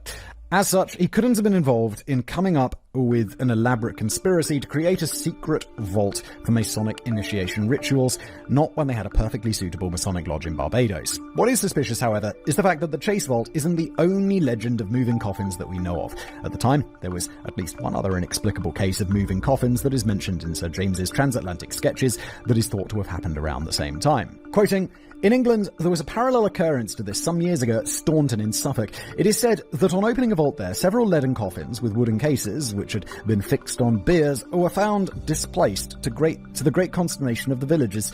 The coffins were again placed as before, and the vault properly closed. When again, another of the family dying, they were a second time found displaced, and 2 years after that, they were not only found all off their biers, but one coffin, so heavy as to require 8 men to raise it, was found on the 4th step, which led down to the vaults, and it seemed perfectly certain that no human hand had done this.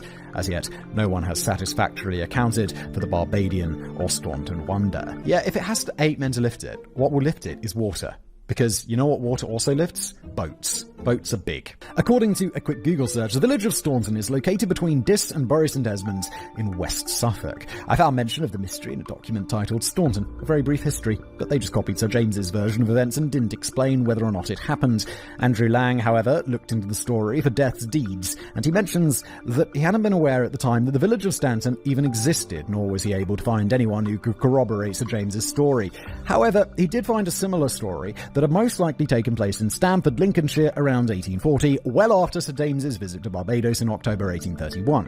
In November 1867, Mr. F.A. Paley wrote a piece titled Disturbance of Coffins in Vaults for a journal called Notes and Queries, and explained that it took place when his father was the rector of a parish of Gretford, which is near Stamford. In his piece, he included a letter written by a friend of his who'd been there when the whole incident took place, though he omitted any reference to the family who'd been involved. Quoting, I remember very well the Gretford vault being opened when we were there. It was in the church and belonged to the omitted family. The church warden came to tell the rector, who went into the vault and saw the coffins all in confusion, one little one on top of a large one, and some tilted on one side against the wall. They were all lead, but of course cased in wood.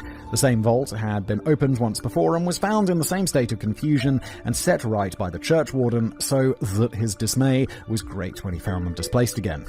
We had no doubt from the situation and the nature of the soil that it had been full of water during some flood which floated the coffins. I dare say, name omitted, is still alive and could give the date, and I almost think that they saw what happened. I feel no doubt myself that dead coffins could float. We know a large iron vessel will... The boats float as well.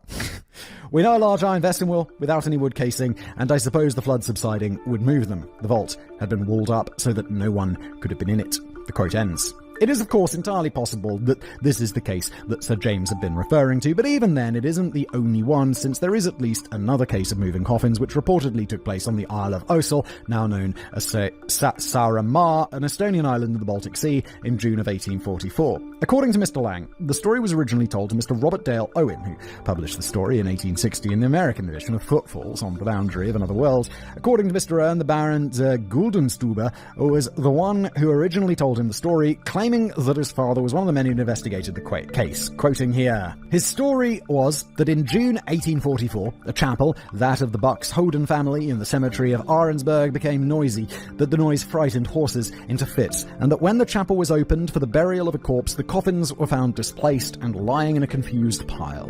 They were replaced and the chapel was locked. Baron Guldenstube, with two of the Bucks Holden family, secretly visited the chapel, again found the coffins all in a heap and had them put in order, locked the chapel, and consented to an investigation. A committee of the consistory, including the Baron, the Bishop, the Burgermeister, an atheistic doctor, a syndic, and a secretary with two clergymen, were the committee. They opened the chapel. All the coffins but 3 were in a painfully dissolute state. No robbery of jewels buried in the coffins had occurred. The pavement of the vault was taken up, and it had not been disturbed. The place was put in order once more, and the doors were locked and sealed with the official seal of the consistory. Wood ashes were strewn everywhere to detect footsteps, and a military guard was posted for 3 days and 3 nights. The committee then returned and found all in order, seals undisturbed, ashes untrodden, but the coffins were standing on their heads. The lid of one was open, and a hand, that of a self-immolation, protruded. An official report was drawn up, which is to be found among the archives of the consistory and may be examined by any travellers, respectively recommended on application to the secretary of the consistory. The troubles continue till the dead were taken out and buried in earth. The quote ends. However, according to Mr. Lang, there weren't any official eyewitness accounts or any existing records of this ever having occurred, nor could they find anyone on the Isle of Osel who could corroborate the story. So it's just a story. It's just a story. He points out that apart from the dates, the events told in the story from Estonia are precisely parallel to the famous mystery of the Chase Vault, and that this version is most likely made up. The Dancing Coffins of Barbados. Even though we'll never have a confirmed reason for why the coffins in the Chase Vault had moved, I do think that the most likely cause was flooding! Yay! It seemed to have been the cause in every other confirmed case involving moving coffins that we know of, so, well, why not here as well? When I told the story to my niece and explained that it's possible that the vault flooded every year, disturbing the coffins, she asked the same question I asked myself every time I considered everything we knew about the story. How did the coffins end up standing upside down? I think that at the time, the people who recounted the mystery of the Chase Vault did the same thing that every other person who'd recounted the story in the last 200 years has done, added their own little spin to the story. Instead of just moving, the coffins were flung aside. Instead of just standing slightly askew, they were standing on their heads, or on their sides, or on top of one another. Instead of belonging to a normal family, they now belong to the cursed family of a particularly cruel man who'd caused the deaths of his own children. Again, this is just made up after the fact. Probably. And instead of just moving inexplicably, they were now haunted by restless ghosts before becoming a part of a conspiracy by the Freemasons because, as Mr. Lang explains, good stories never die. We're human. We love stories. The more dramatic, the more shocking, the better. After all, it's why you're listening to this podcast, because we tell good stories, and Simon's tangents just add that extra special spice to it. Yes, and that's where we end today's episode. It was flooding. I'm pretty happy with that resolution. Thanks for being here. If you like the show, please do leave a review wherever you get your podcasts. If you're on YouTube, like and subscribe, and I'll see you next time.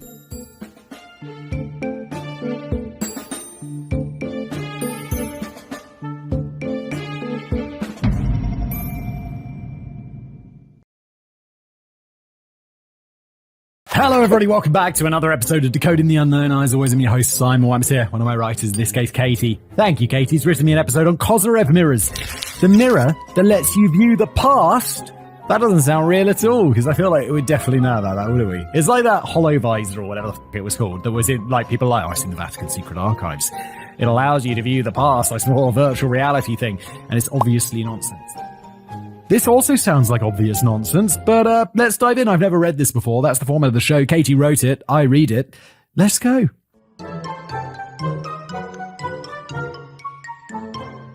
First of all, apologies in advance about this episode. My God! Okay, it's happening!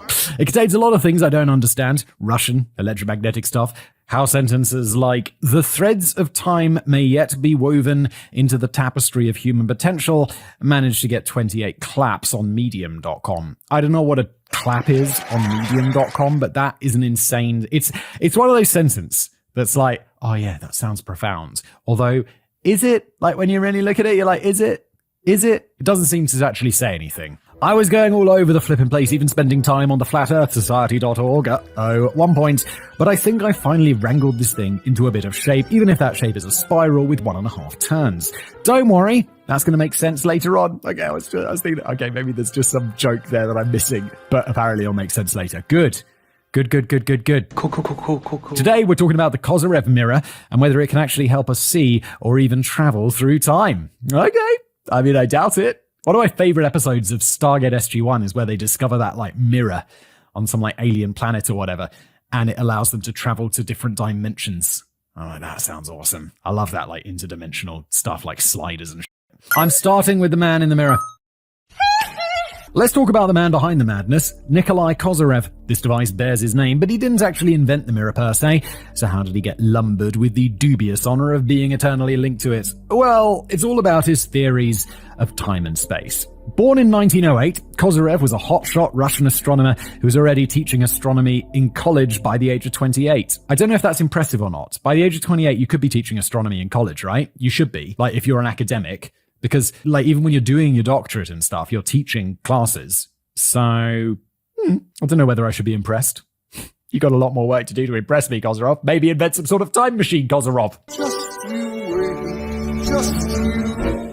Unfortunately for him, he was arrested as a counter-revolutionary under the Stalin regime and spent 11 years in a prison camp isolated from any access to the ongoing developments in his scientific field. He had a lot of time to think, though, and when he was eventually released in 1948, he dived straight back into astronomy.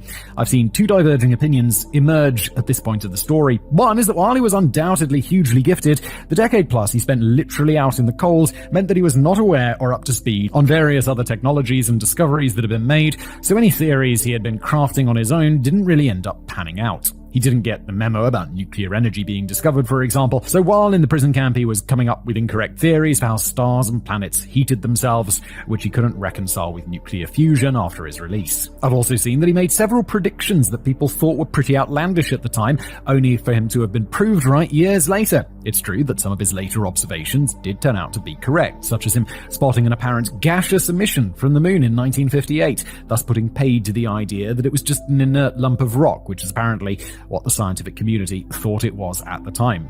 Wait, Hang on a sec. Isn't the moon an inert pile of rock? Oh no, it does have stuff, doesn't it? It's got like moonquakes and okay, there we go. I mean, it's mostly just an inert lump of rock though, isn't it? It's the moon. There's nothing there. It's just rocks. I know it's more complicated than that. It's just a joke. I know there's like ice and shit that they want to make into like habitats. Some of his other theories, however, have not been proven to be true. One of Kozyrev's main interests later in life was the theory that time was not linear, but rather a form of energy. According to the website subtle.energy, quoting, "In Kozyrev's work, the past, present, and future exist simultaneously and are accessible at any point in space. He saw this framework and research as the basis for a scientific understanding of psychic phenomena." I mean, okay, like, I'm not some sort of scientist, big brain expert. But from my understanding, it's possible that time isn't, I mean, it's linear to us as like three-dimensional beings, but isn't it linear to us in the same way that a piece of paper only exists on one plane? Like we exist on 3 planes, and maybe the 4th plane, if there's a being that exists on a 4th plane, time is like not linear to them. Am I making any sense? I mean, from my like pop science understanding of basic physics. Because Kozyrev's time energy could actually be studied, it has also been suggested it's synonymous with ether, which people used to think existed all around us as a medium for light waves, etc. to travel through. Ether has not been proven to exist, however, so we're not going to specifically mention it again, and the amount of time it took me to research it for not even 2 full sentences is no joke. Sorry, Katie. In the mid-1960s, various Russian scientists were getting very interested in telepathy and extrasensory perception, or ESP, so Kozyrev's out-of-the-box theories could be developed into actual experiments and devices. Kozyrev also referred to the flow of time as torsion, which could be measured to speed up or slow down the flow of the time energy. Time could be measured at different densities, which could be affected by things like the weather and the density of materials themselves. Well, again, he's kind of half right, because time is affected by the density of materials. Time is affected by gravity. So if you have something that's very, very dense and you're close to it, time is going to move slower. Think about black holes. Like time moves slower near a black hole. According to the book Psychic Discoveries Behind the Iron Curtain by Sheila Ostrander and Lynn Schroeder, Kozyrev told them in an interview, "Time is the most important and most enigmatic property of nature. Time is not propagated like light waves. It appears immediately, everywhere. The altered properties of a certain second of time will appear instantly everywhere at once, just as time is everywhere. Time links us all and all things in our universe." Again, fair enough. Kinda does. Kozyrev died in 1983 and had an asteroid and a crater on the moon named after him, as well as this mirror thing. So I suppose we should start talking about that, shouldn't we? Yes, let's go! It's like looking in a mirror, only not. We're advancing a little further into this mirror maze now. Hopefully no one's got lost yet. Have you ever been in a mirror maze, Simon? Yes, many times. In fact, I went in a mirror maze. I've got kids. So like, and it's one of those kids and adults things that is like entertaining for both. So whenever I see a mirror maze, I'm like, let's do the mirror maze. And the kids are like, yay! And I'm like, it's really fun. And I actually enjoy it rather than, going to the park and sitting on a seesaw and pretending to be, It's like I'm enjoying the time with my children, but I'm not particularly enjoying my time on a seesaw. I went to a good one a couple of years ago, and within seconds we were all shuffling around with our hands out in front of us, not knowing what was what. I found the exit, told my daughter to go a certain way to let other people know, and she went face first into a wall. Whoops-a-daisy. I was fine, though. There's also one in Shrek's Adventure in London, although there were people there guiding us through every turn, so nobody got the chance to embarrass themselves there. Yeah, I remember when I was a kid, and I must have been less than 10 years old. It's been a long time. And we were some family friends, and there was this big mirror maze, or it was at least big to me as a kid. And the other kid who was about my age, like the son of the family, we were going through this mirror maze together, and he rents. But there's also ones where it's glass, right? It's not just mirrors. There's also very... Why are we still here? Yeah, my glasses are broken. I stuck it on with tape. They're not broken. I just lost the bloody screw. There's also ones with glass, and this kid just ran. He was like going through the mirror maze, smashed his face straight on it and got a right bloody nose. And I was like, oh, that looks painful. And then we had to work out to get him out of the bloody maze. remember it being a right mission. Anyway, back to Kozyrev's mirror. As we mentioned earlier, Nikolai Kozyrev did not create or design this mirror exactly, although he did use curves and spirals to detect the flow of time energy in his own research. By the way, we're not talking about how technically when you look in a mirror you see the past as it takes time for the light to travel back to your eyes. We're talking about actually reflecting time in a way that can be measured, seen, and even moved through. In Psychic Discoveries Behind the Iron Curtain, it says, "Our right and left sides are not mirror images. More of the heart is on the left than our right side. Microbes produce colonies of a spiral structure. Protoplasm, the basic building block of life, is not symmetrical either. Asymmetry is a basic property of life. This can't be a chance thing," Dr. Kozyrev thought. Perhaps the energy of time flows in this pattern. If so, Dr. Kozyrev figured he could see it and measure it in a rotating body like a gyroscope. Altering the time and pattern in a rotating system should add or subtract energy. After years of careful experiments, Dr. Kozyrev and his colleagues found that in a left-hand rotating system, the time flow is positive, it adds energy. In a right-hand system, the time flow is negative. In Dr. Kozyrev's view, our world is a left-hand system, and it has positive time flow that adds energy to our universe. What? It sounds like whoever wrote this book has taken some, thoughts by a scientist that weren't particularly well developed and were a little bit outdated and made them into a right mess of things. Before we go any further, I guess I should mention what a Kozyrev mirror or mirrors actually looked like. While they can currently be found in a variety of heights and orientations, what we're generally talking about is a spiral of mirrored panels or highly polished aluminium tubing. They should also be able to rotate, though I'm not sure whether the platform rotates the spiral or the spiral remains stationary while the person inside it is slowly spun in circles. The mirror structures are generally taller than a person and are 1.5 turns long, so you can walk into it and go round the bend, so to speak, and then I guess you just sit or stand in the middle. Oh, okay, so it's like a seashell sort of thing going on. Or if you're like me and you suffer from a hair-trigger motion sickness coupled with directional insanity, you'll probably bash into several mirrored panels before vomiting on the ground and having to be airlifted out of the thing. Anyway, here's where other scientists came in and really kicked things up a notch. In 2021, the CIA declassified a memo from 1991 about the experiments being undertaken in Russia, and from the way it was written, it seemed as though the US government agency just took the existence of telepathy and psychics as a given. In 1991, huh?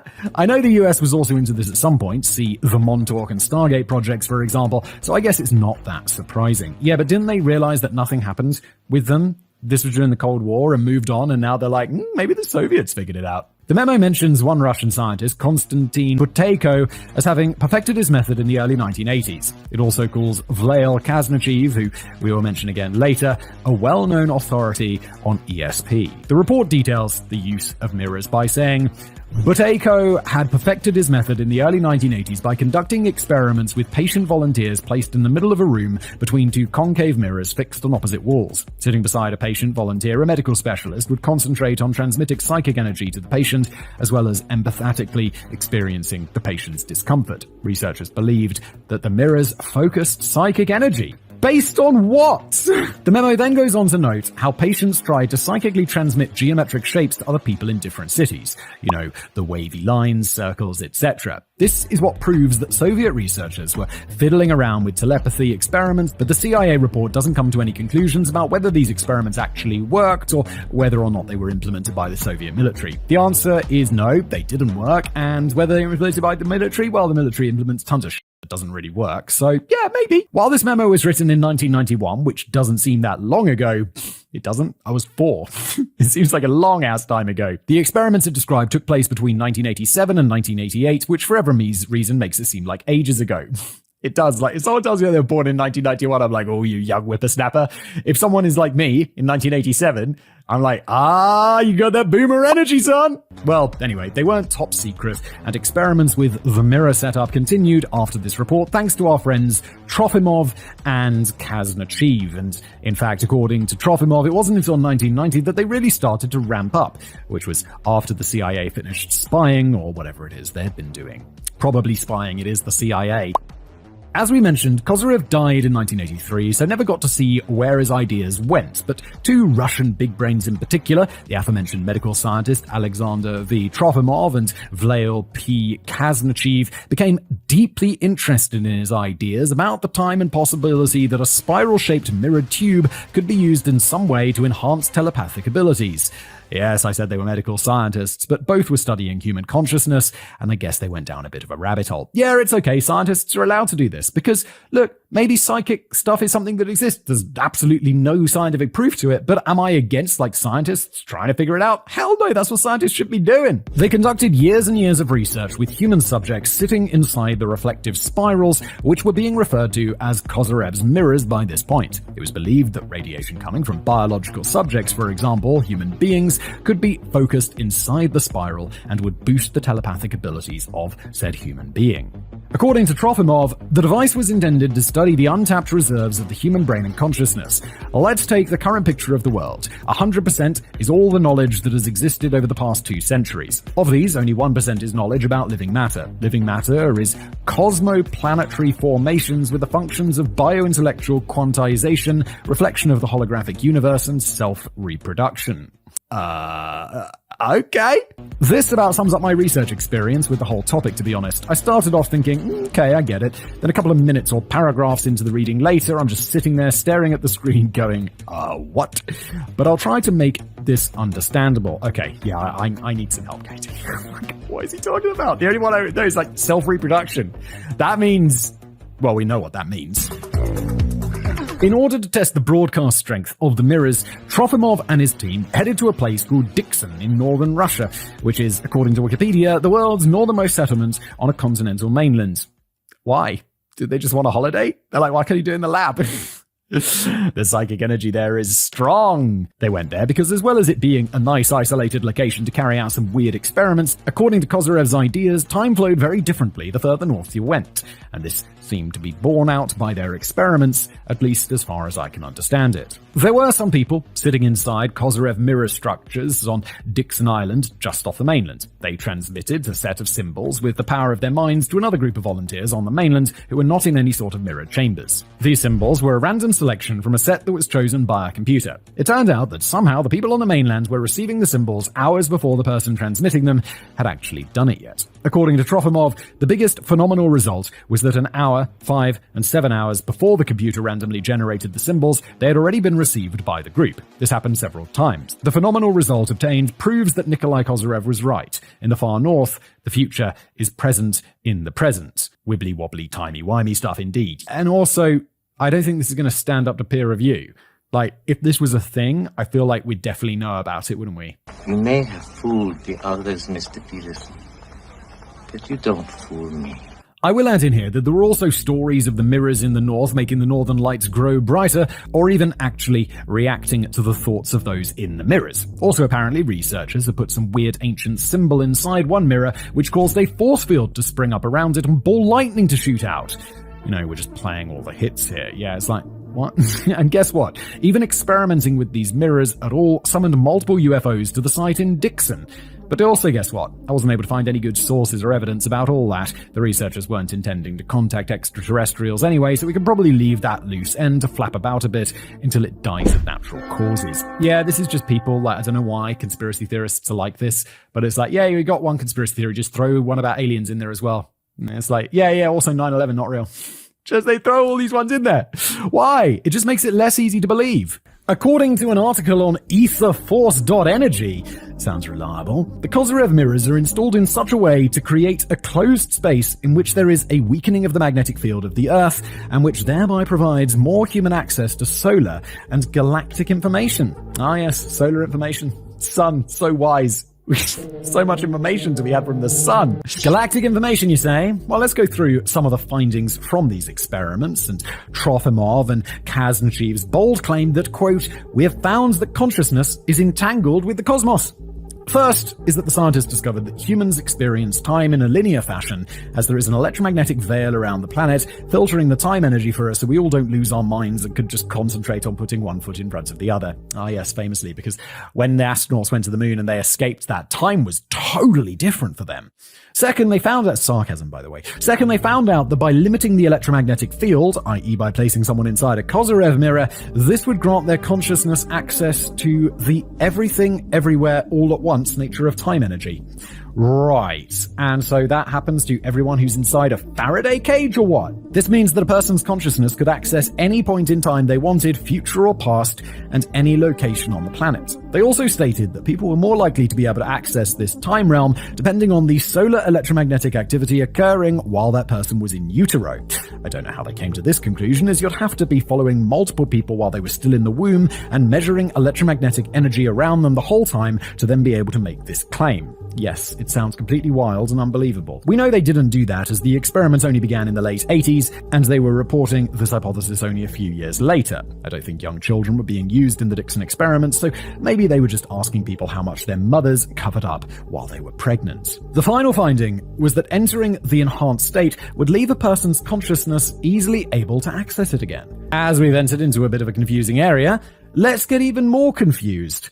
You must be Noosphere. Honestly, my brain is getting fried with this episode. Yes, mine too. Although I just comfort myself being it's just all a bit ridiculous, isn't it? It's mostly made up.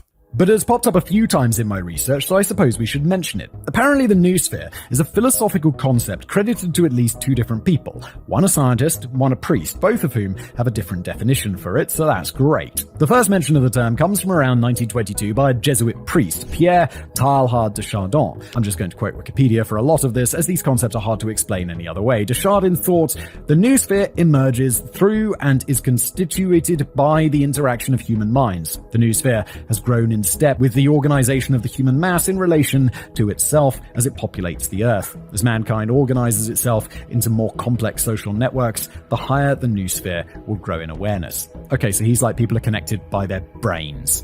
And the more connected we get, the more connected we are.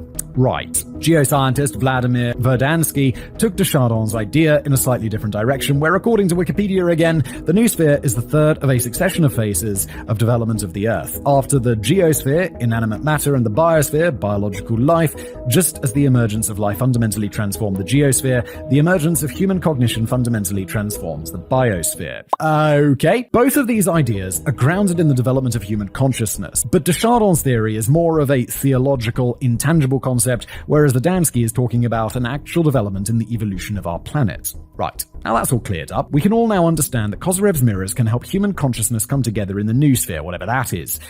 I think. Let's move on to the next component. Look who's torsion. We did briefly touch on torsion fields before, when we said Kozyrev also referred to as the flow of time as torsion, which could be measured to speed up or slow down the flow of time energy.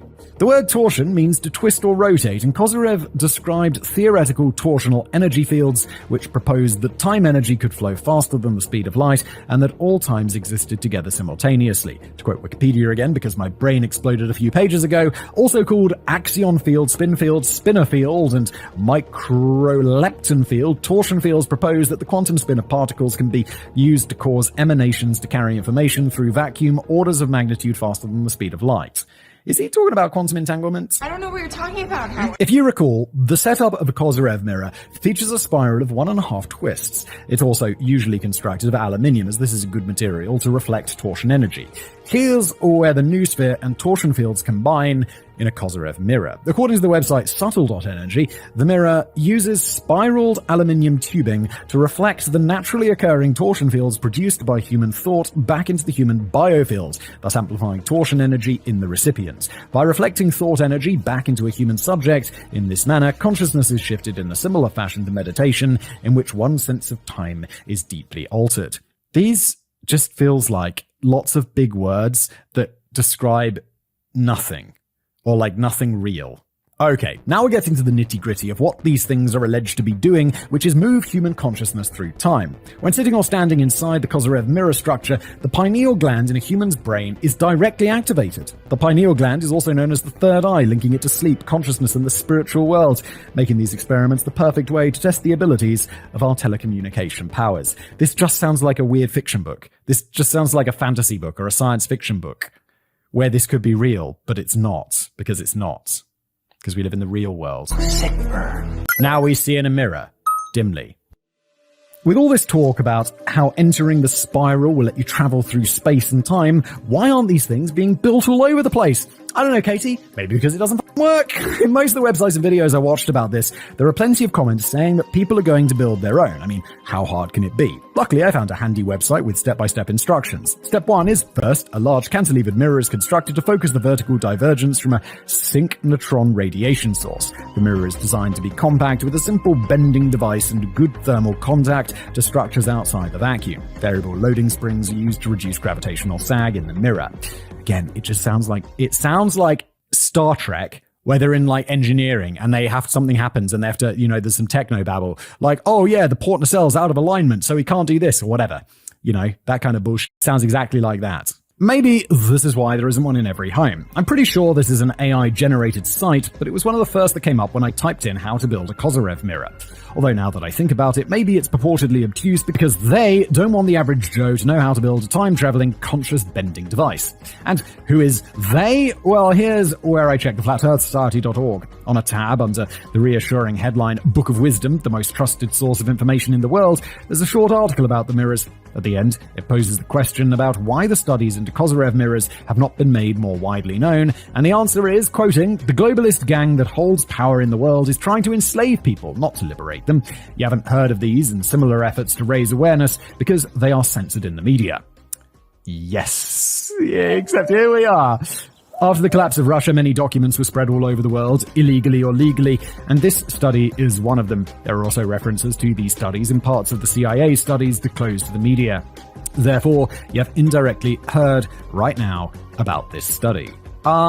Yeah, okay, except the real reason that they're not in everyone's home is because they're not real! So according to the Flat Earth Society, go forth and sit in spiraled aluminium tubing to your heart's content. Busting your glass. Is spying on your enemies across the world or looking into the future really as easy as sitting inside a gently rotating metal tube? Come on now. What do you think? People seem to be easily won over when you start throwing terms like focusing radiation, psychophysical, and quantum spin around, but surely the results would speak for themselves. This idea is out in the world, and it seems pretty easy to make if you're handy and you feel like doing it yourself. So, why haven't we heard that Bob down the road has been visiting Mars and seeing all kinds of suspicious stuff there, or that Thingy and Watson are communicating with each other from hundreds of miles away without the use of a computer or phone?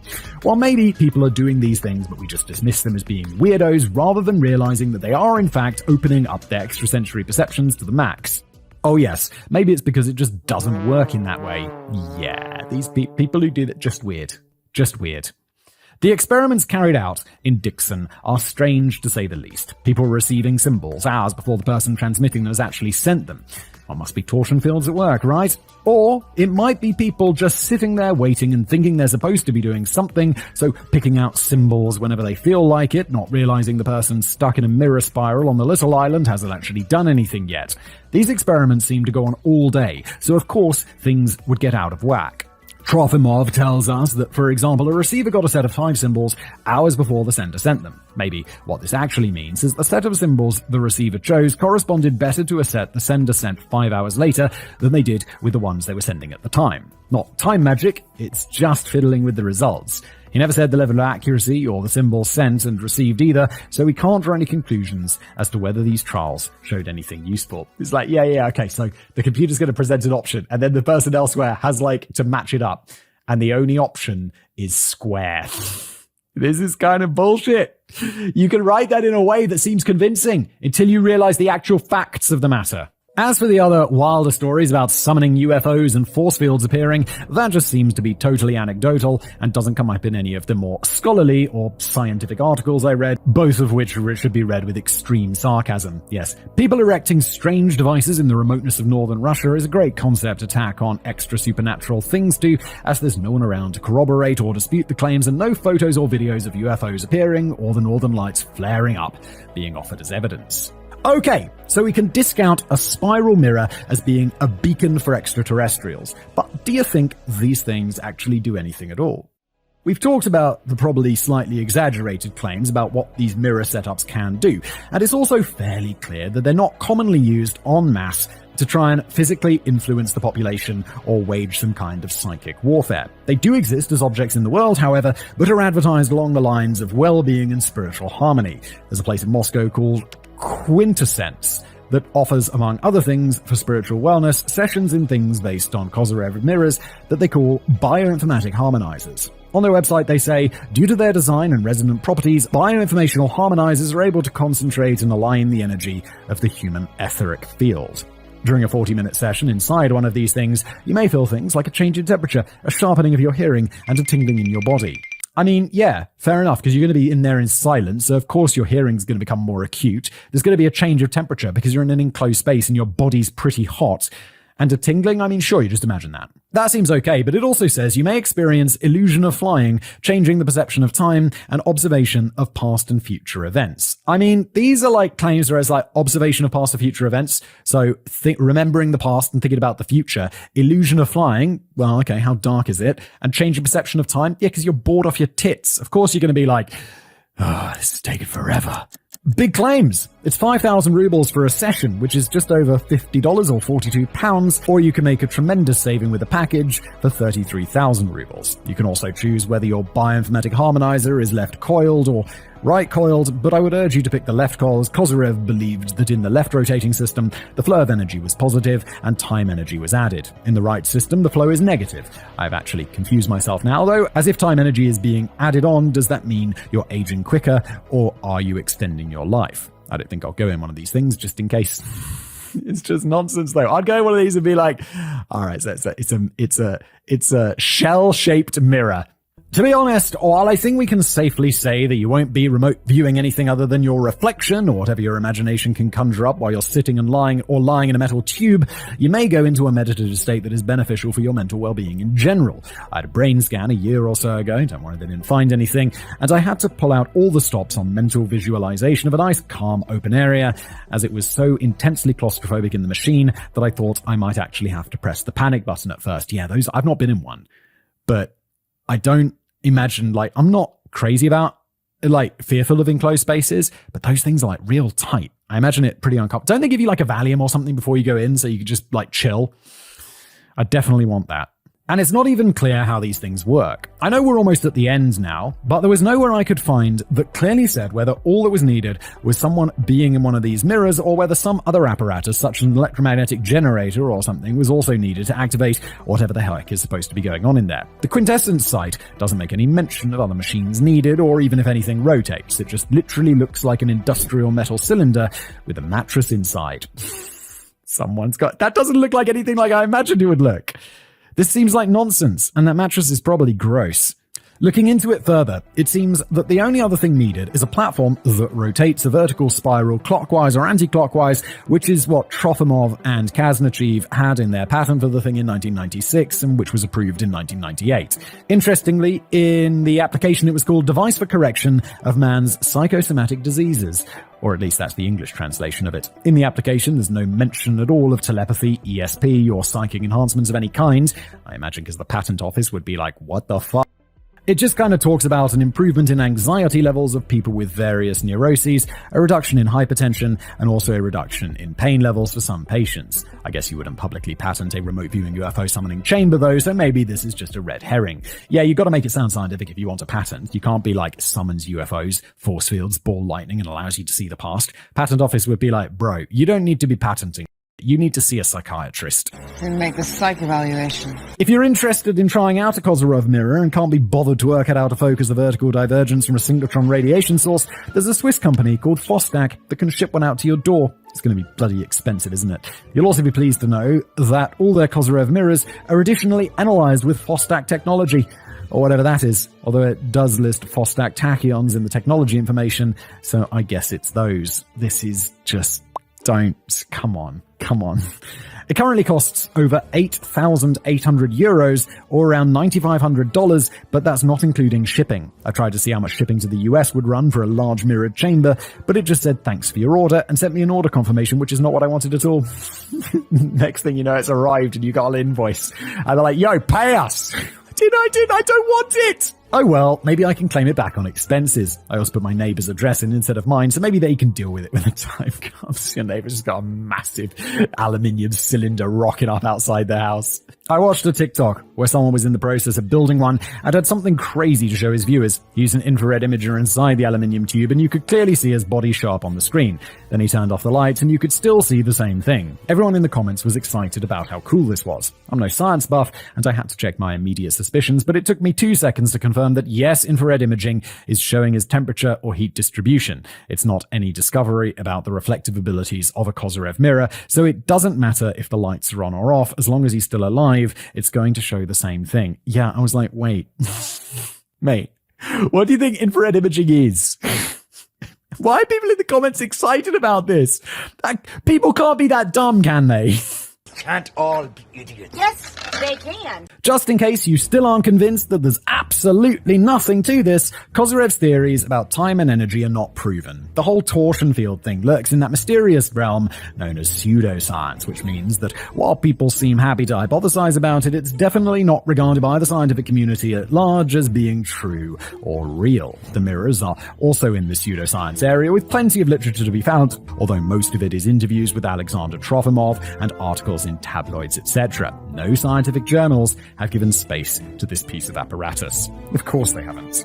In interviews with Trofimov about time energy, it gets very confusing, and I'm left wondering whether I'm missing something or whether this is just a load of gibberish. For instance, there's an article called Kozyrev's Mirrors and Electromagnetic Null Zones, Reflections of Russian Cosmic Science, where Trofimov is interviewed by Karol Hiltner. When talking about Nikolai Kozyrev, he says he created a small mirror to put inside a telescope, which he focused on one of the stars, and he programmed it for 3 times, 1 year in the past, the present, and 1 year in the future. I'm already confused about what this is supposed to mean, but he goes on to elaborate.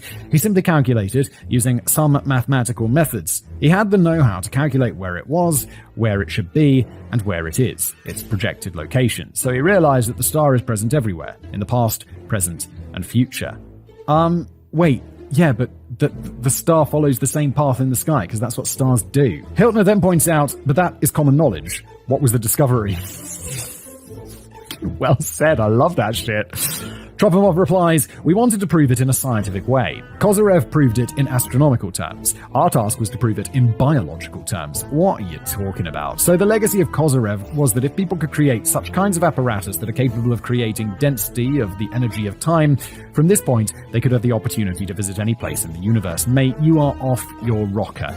You've taken Kozyrev's ideas, which were somewhat based in science and intelligent thought, and just made them insane, bro. Bit of a reach, maybe, but he then clarifies that as human beings are carbon life forms, they are part of a star's evolution, of course. And then to explain further, he says, and these streams coming out of human beings, they're not allowed to go everywhere in the space, but they are concentrated here, creating this density of the streams of time and energy. But a human being should be specially prepared, and when he spends some time inside, he finds himself in a particular state of mind. He can travel to any part of the planet, and there is a special ray enabling him to be in this or that part of the planet. Mate, you have lost it. What are you talking about? Well, you sound like a patient in a hospital. What's going on? I think this explains a lot, mainly that Trofimov is speaking out of his rear end. What this ray is also not clear. Is it a part of the mirror or another invention that Trofimov has come up with? It sounds like it should be some amazing technology if it's capable of beaming people all over the world, but sadly all the articles I found are just about the mirror and don't really mention a ray at all. The Flat Earth Society needs to get on the case about this. I tried to find some quotes about people who've been inside these things, but they're few and far between. Musician Ken Hyder was invited by Trofimov to try a session in the mirror, along with his friend Tim. Here's what he had to say about it. Tim feels dizzy and sick and is almost on the point of stopping. I have a sensation of flying. Tim also has physical sensations, twinges. We experienced other things in this space, which we don't want to talk about. Okay, mate. It would have been very helpful to this police if he had talked about them, but I guess we'll never know. I also found a video by a guy who said he used to work in Moscow with the Center of the Study for Human Biogenetics, which may well have been the facility that we mentioned before. In his video, though, while he's sitting in a thing with circular metal walls, it seems like a large area, not the inside of a tighter spiral. Also, the spiral isn't rotating, or he isn't rotating, so really I have no idea what he's sitting in, as the only thing that's spinning is his yarn about having seen a desert and a mermaid, or some such nonsense. This is such nonsense. There are loads of posts on Reddit about people saying they'll build one, but none of them seem to actually do it. Someone called Mr. Carden across various platforms has actually been building one, but there's no report yet on if he's traveled through time. It's been going on for quite a while though, so maybe he looked into the future, saw it didn't work, and hasn't bothered finishing it. Well, if he looked into the future, then it did work, didn't it? It's a paradox. He was the guy with the infrared scanner thing, by the way, so don't expect too many mind-blowing scientific firsts if you follow him. Yeah, the guy who eats... He doesn't understand how infrared works. Maybe there aren't that many first-hand accounts because A, people can't be bothered to actually build the thing, or B, they haven't built it correctly, so they're missing the rotating component, or the magic ray, for example, or maybe it's C, whatever happens inside a Kozyrev mirror isn't worth writing home about. Yes, I imagine it's all three. People can't be bothered, they don't build them properly, and they don't work. All of the above, Katie. Really, the only people who've done any research into this are Alexander Trofimov and Vlail Kaznachev, with Trofimov especially popping up for various interviews, but their apparent psychic experiment results have not been verified scientifically, and that whole area of the mirror's powers has been dismissed as esoteric exaggeration at best. It's also probably worth saying that people who want to experience the weird things these mirrors can supposedly do are people who really want this to happen. They're predisposed to experiencing wacky shit. If someone was just put inside a rotating mirror spiral for a while with no clue why they were there, they probably wouldn't be able to see the future, or if they had any visions at all, it would just be produced by their own imagination, as they would have nothing to do inside this thing except sit there and stare at themselves in the walls. People who report seeing other things or having strange experiences were probably already aware of the reputation of the mirror, so knew what kind of things were expected to happen, thus making it more likely that they might start experiencing strange things inside a rotating mirror. At the start I said I'm unlikely to go and find one of these things should the opportunity arise, and now I know it spins around too, I'd probably just black out. I'll stay on this side of the glass for now, but if you fancy seeing if you can access other dimensions of time and space in the comfort of your own home, my neighbour might have a Kozyrev mirror that they want to sell you in the near future, but don't buy it because it's $10,000 that you'll never get back, and you'll just have a useless giant mirror machine. Allegedly useless. Thanks for being here.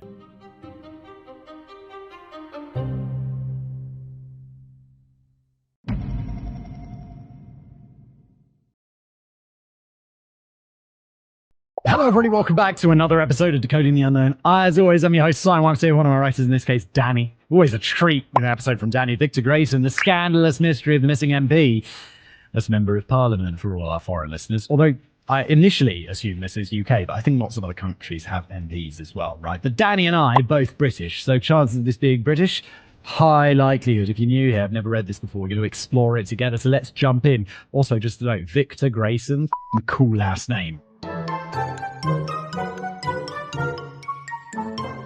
The summer of 1907 saw one of the most jaw-dropping UK by-election results in history. Yes, I bet it was fascinating. A recently vacated parliamentary seat representing Colne Valley in West Yorkshire was confidently expected to be taken by whichever candidate happened to be put forward by the Liberal Party, who had consistently captured the hearts and votes of the constituency ever since it was first created in 1885. Seriously, the Liberals could have put forward a novelty inflatable reindeer as their candidate, and it would have been the bookies' favourite to romp home to victory. Isn't that what they say about the US? Like, 40% of people will always vote for Democrat, 40% of people will always vote for Republican, and all of the campaign spending and everything is just for that 20% who do change their mind occasionally. I like that 20%. I like people who change their mind. I don't like the person who'd be like, no, I vote Republican until death. You present me that inflatable reindeer, I will elect it. Like, and also Democrats as well. I just randomly chose Republicans. I'm sorry, everybody. But, I like people who can change their minds. I like people whose politics change, depending on their situation, depending on the world, that kind of stuff. It's nice. But the bookies would have been in for a major shock. From seemingly out of nowhere, the seat was captured by some loudmouthed independent socialist oik by the name of Victor Grayson, who appeared to have escaped from the slums and was now calling for fair wages for workers, the overthrow of evil British capitalism, and get this, votes for women. All right, Victor, chill. I mean, I get it, like, wages for workers, overthrowing capitalism, all that, but women voting? Oh, please. That's outrageous. Indeed. During his brief but colourful stint as Member of Parliament for Colne Valley, Victor had few, if any, friends within the halls of power in Westminster, where he was viewed by his fellow MPs as a troublemaking rabble-rouser drunkard with a track record of erratic behaviour, which once led to him getting unceremoniously booted out of the House. But outside of Parliament was a different story. 25-year-old Victor Grayson, whoa, he's an MP at 25, isn't that quite impressive? Was seen by many as an outspoken champion of the people, a welcome breath of fresh air blowing through the cobwebs of a political arena usually dominated by stuffy old rich men falling asleep into their glasses of sherry, as it should be. He was considered to be one of the most famous and idolised faces in Westminster, a rare breed of celebrity MP, a commander of an upcoming socialist revolution, a potential leader of the freshly formed Labour Party, and a potential future Prime Minister. Although that last suggestion is pushing credibility just a little bit. However, it all went pear-shaped pretty quickly, and despite his sensational by-election victory, which nobody saw coming, Victor Grayson is now largely forgotten by the history books. When he disappeared without a trace in 1920 at the age of 39, barely anybody gave a shit, or even really noticed that he'd gone. It took over 20 years for police to bother taking a proper look into the case, and even then, the reasons may have been slightly dubious.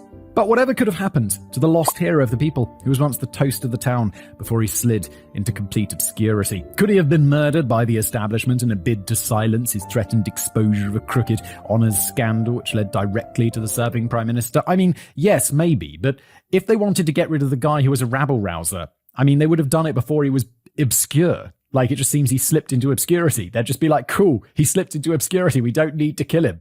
Like, back when he was 25 and causing all these troubles like giving women the vote, that's when they would have killed him. No?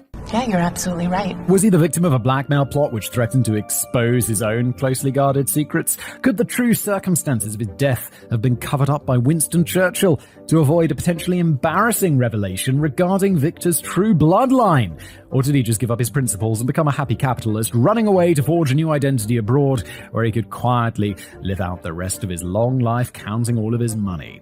Now, if you give me the floor, you may have it, Danny, I'll take a deep dive into the peculiar lost legacy of Victor Grayson before we cast our own votes on what exactly happened to the once celebrated political maverick who disappeared forever into a cloud of indifference under potentially suspicious circumstances.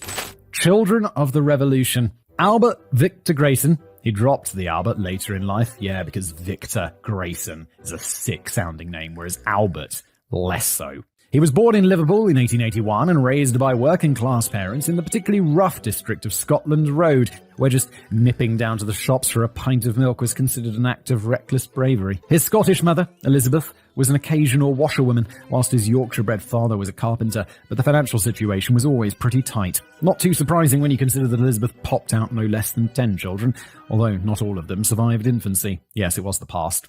It's not so unusual. You'd be like, oh no, poor guys, except everyone had that back in the day. And they'd be like, yeah. Wasn't it like people weren't even naming their children until they got to a certain age because they're like, yeah, don't want to get too attached. They might just die. Much of Victor's later personal life was shrouded in mystery and secrets, but there were also some intriguing question marks which date right back to his roots. One confirmed report suggests that William and Elizabeth never actually married. They hooked up when they both stowed away on the same ship heading to Liverpool after William Dickinson had just deserted the British Army. Upon arrival in Liverpool, William adopted Elizabeth Grayson's surname partially to keep himself under the radar of the army, and partly so that they could pose as a respectable married couple to prospective landlords who didn't care much for any funny business back in those days. Why didn't they just get married? Solve all the... Don't need to change the name. Don't need to be all shady. Just get married. Easy. Is it though? However, there had also been some doubt cast over whether William was really Victor's biological father at all, a point to which we'll return much later. In the meantime, I've just put a fiver on Victor Grayson being the rightful King of England. Victor had a rough time at school, as he was teased over his stammer. His life at home may not have been so great either, as he later recalled at the age of just 14, he took the decision to stow away on a ship bound for Australia, although he didn't get very far before he was returned safely home. He managed to completely overcome his stammer by his late teens and quickly made up for lost time by developing his skills as an engaging public speaker. After briefly working as an apprentice engineer, his deeply religious mother packed him off to Unitarian College in Manchester in 1904, where he was supposed to train to be a church minister. It was during this enlightening period that he first began to grow confident in delivering speeches at Sunday school and large Christian gatherings. But it was also during this period that he began to suspect that he was preaching to the wrong audience.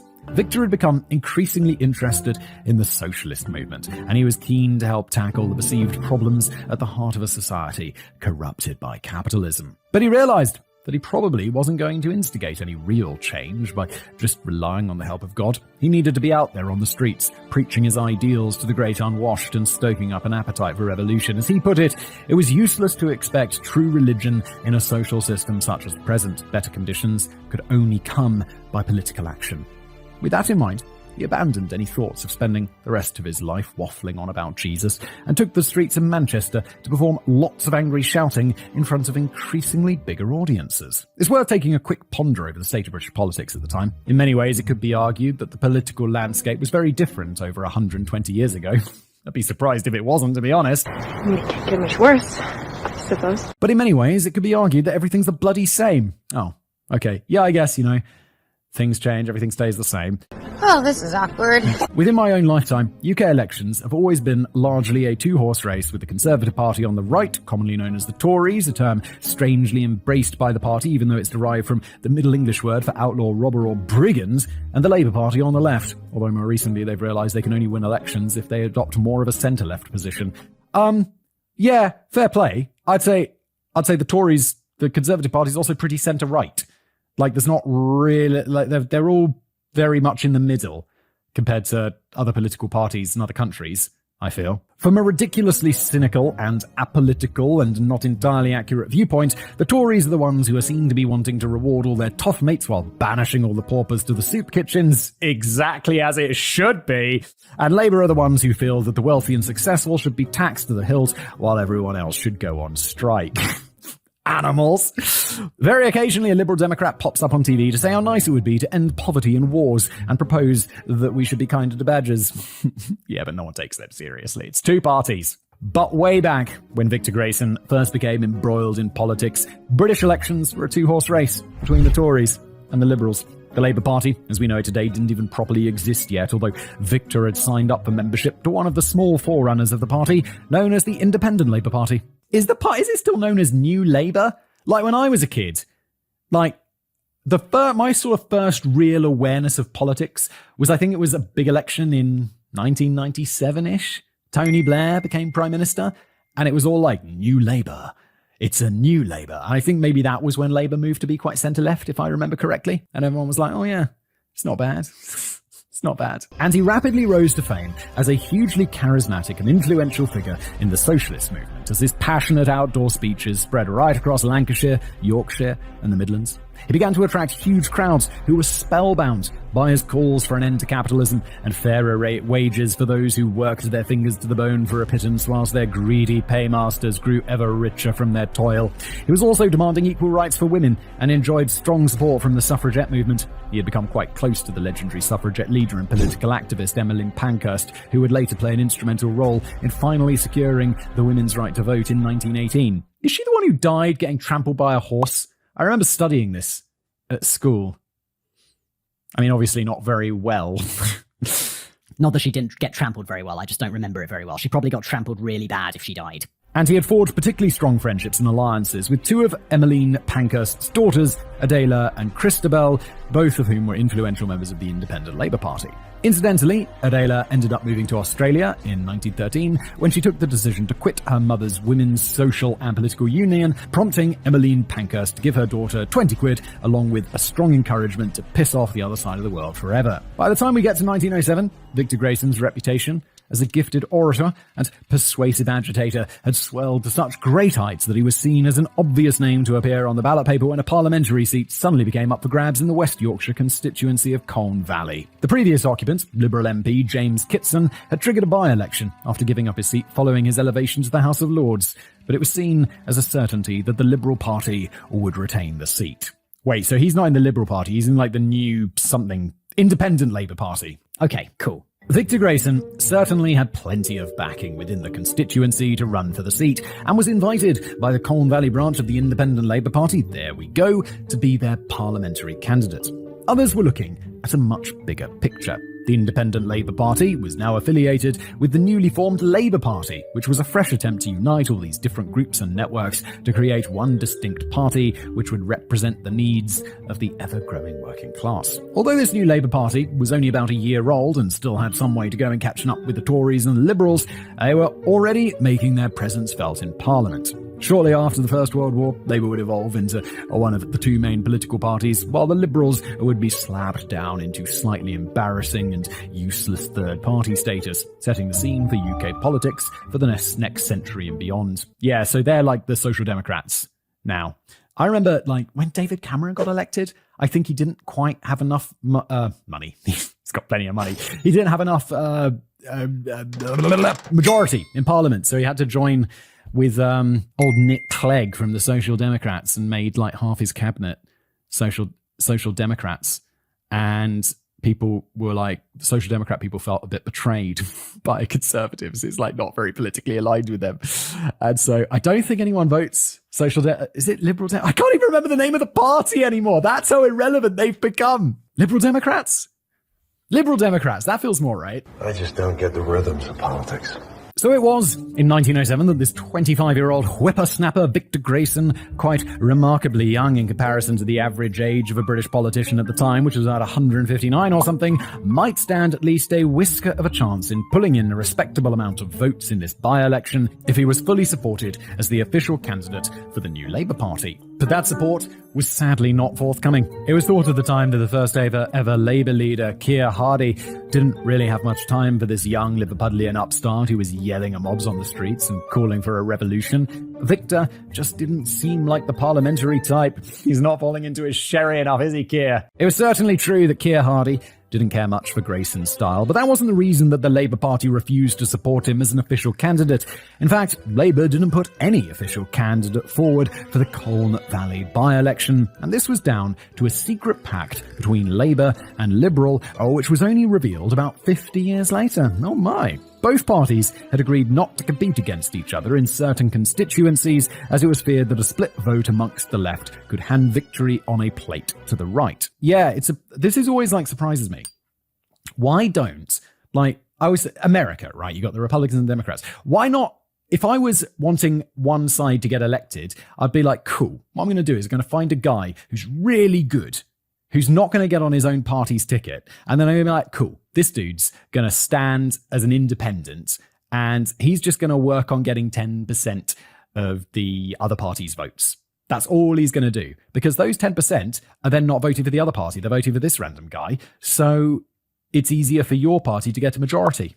It's probably highly illegal, but that sounds like a good idea. And in this particular case, the Labour leadership had concluded that whilst Grayson had zero chance of winning the seat under any circumstances, an official endorsement could still potentially lead Grayson to stealing crucial votes from the new Liberal candidate, Philip Bright, violating the secret pact and allowing the Tories to ultimately seize the parliamentary seat. Undeterred by this rejection, Victor Grayson informed the Labour Party that they could shove their endorsement up their bottoms, and he ran for the seat as an independent. He was initially described as a Labour and Socialist candidate, but the Labour element was swiftly dropped, and he would soon be described simply as a socialist. The voters of Colne Valley wouldn't know anything about this behind-the-scenes drama.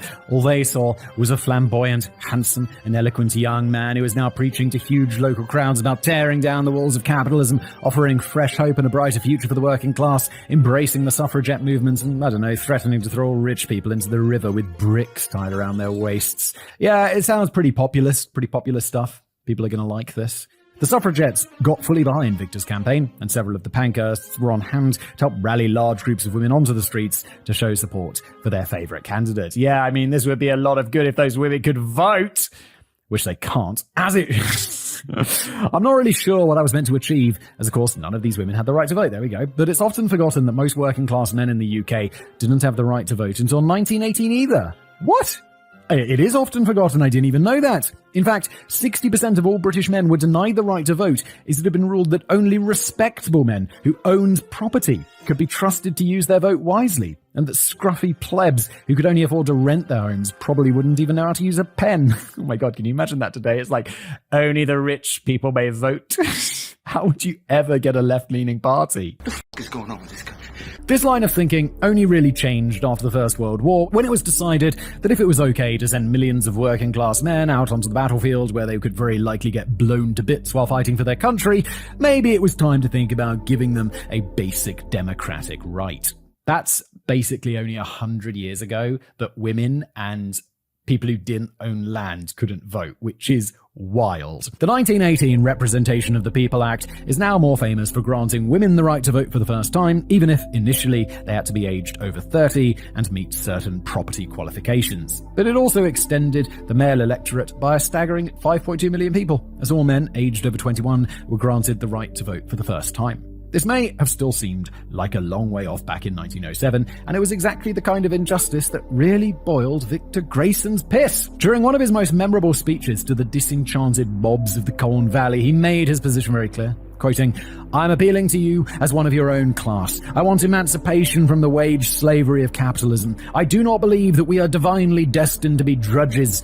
Through the centuries, we have been the serfs of an arrogant aristocracy. We have toiled in the factories and workshops to grind profits with which to glut the greedy maw of the capitalist class. We have served the classes and we have remained a mob.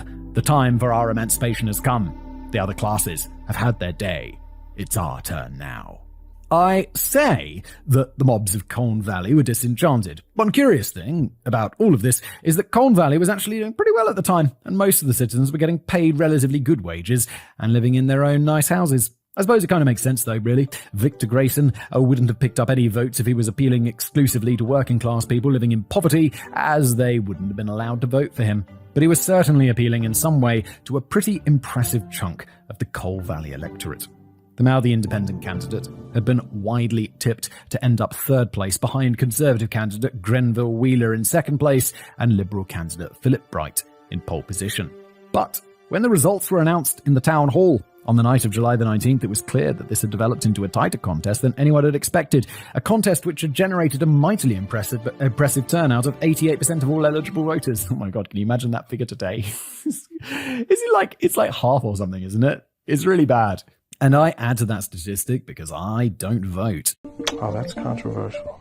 Back in my old Rotherham constituency, you'd be doing well to attract a turnout of about 20% for a by-election these days, and most of those voters are just trying to find somewhere warm where they can hang around for 5 minutes without fear of being arrested. Is it really just 20%? I guess for a by-election.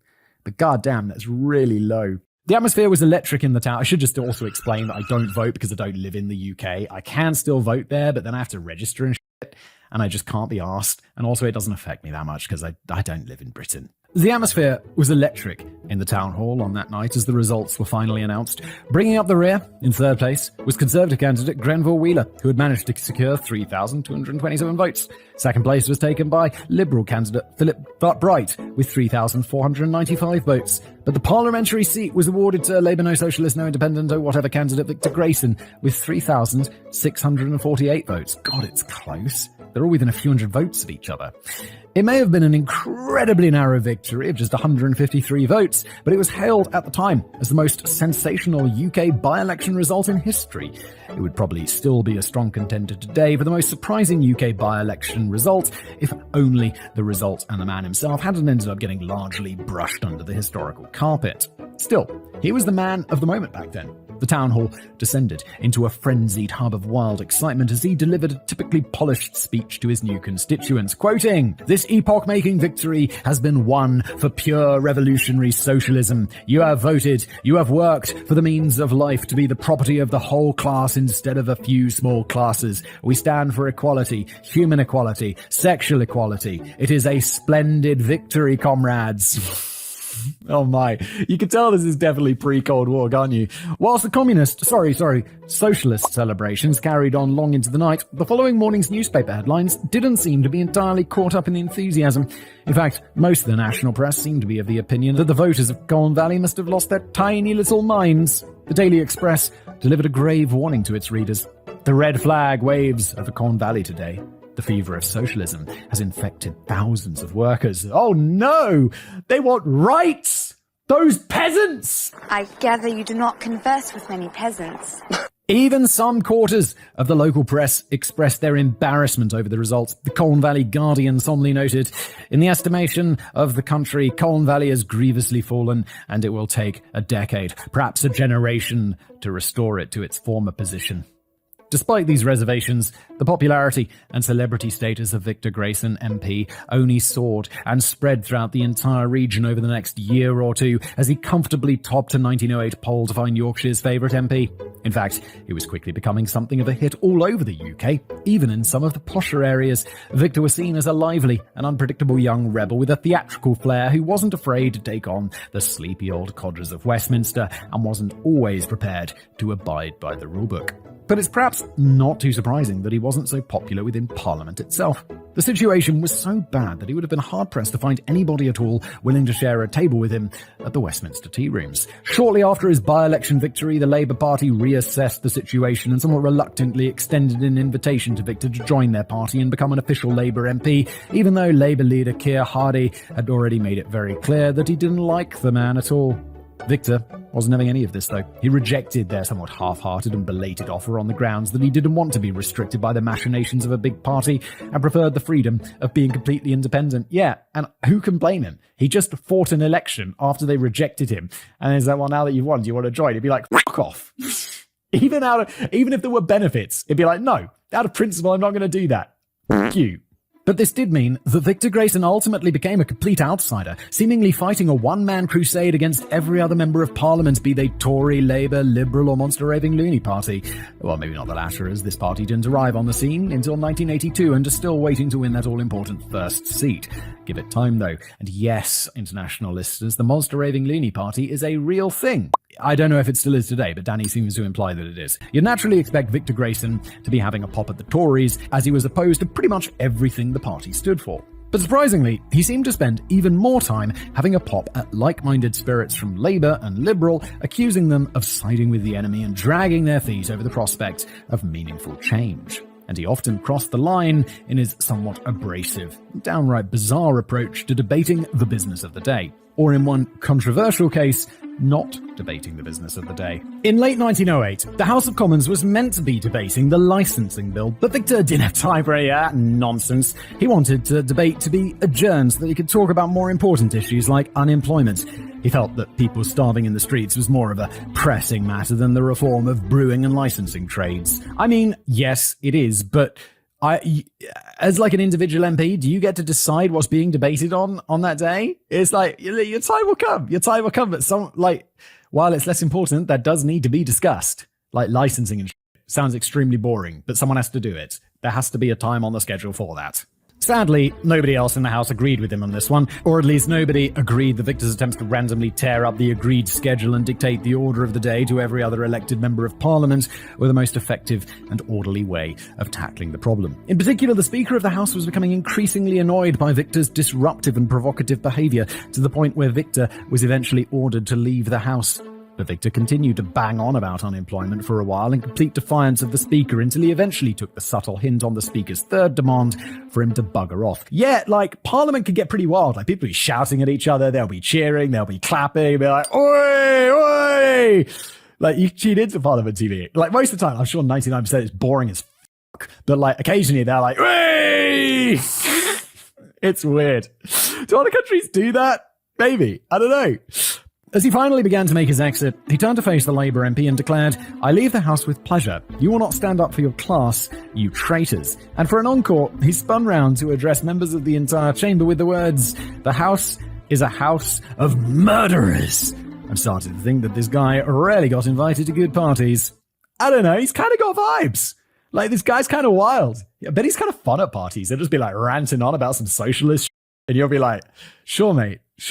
Another can of 8. He got a brief suspension for pulling that stunt, but it was hardly an isolated incident. And whilst the general public were becoming quite enthralled by this new carnival element to politics, albeit everyone just heard about it from media reports as we weren't allowed to listen in back then, the list of prominent names queuing up to criticise Victor's behaviour, character and questionable politics was growing ever longer. Labour leader Keir Hardie noted of his erratic behaviour, "This may be his idea of comradeship, it is not mine." Labour MP Fred Jowett observed, "We must recognise that the man who can make a crowd shout is not necessarily an organiser of men." You sound a little bit jealous, old Freddy. Old Freddy, that you can't do it, huh?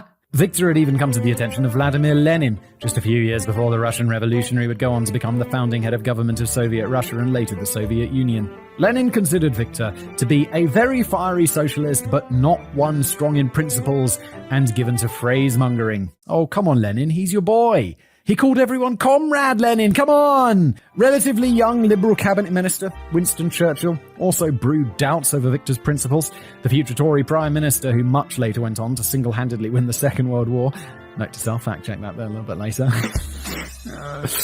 He had this to say: "The socialism of the Christian era was based on the idea that all mine is yours, but the socialism of Mr. Grayson is based on the idea that all yours is mine."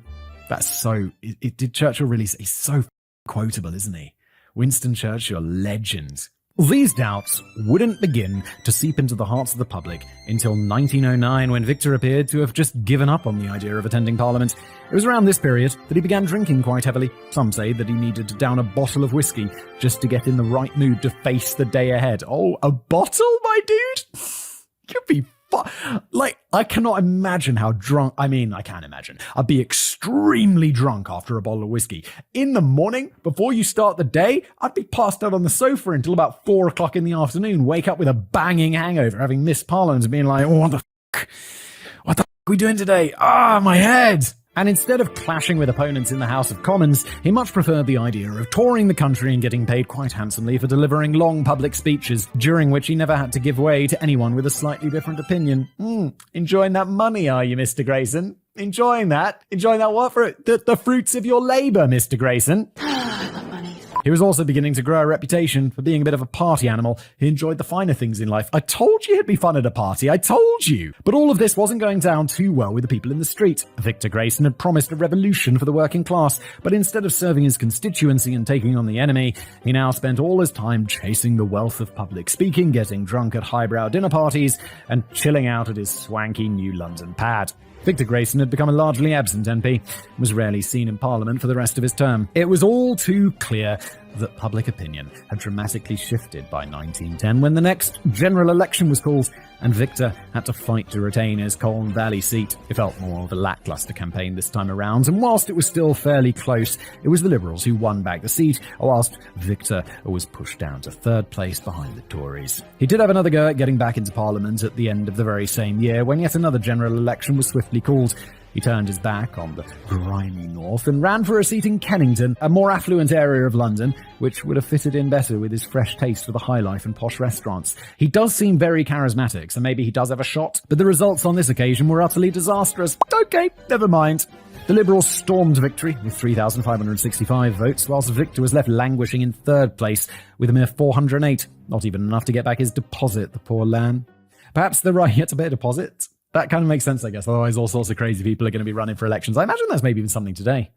I was surprised by that, but then I realised it's quite sensible, really. Perhaps the writing was always on the wall for Victor Grayson MP. Whilst his 1907 by-election victory had caused an initial flurry of excitement and controversy, it had quickly become apparent that he was completely and utterly isolated in Parliament, a socialist MP without a socialist party who ranted and raved at everyone around him and ended up becoming more famous for getting booted out of the House of Commons than doing anything remotely constructive within it. Realising that he couldn't go it alone, Victor did go on to play a part in forming the British Socialist Party in 1911, but he appeared to lose interest in that very quickly and didn't even bother showing up for the party's inaugural conference in 1912. The date most likely clashed with another one of Victor's well-paid public speeches, for which he was still very much in demand, and which now filled up most of Victor's diary. Yeah, I mean, it's got to be pretty tempting if you can just go around and, like, speech giving's an interesting one, because most of the time when you're doing a tour, right, it's like stand-up comedians.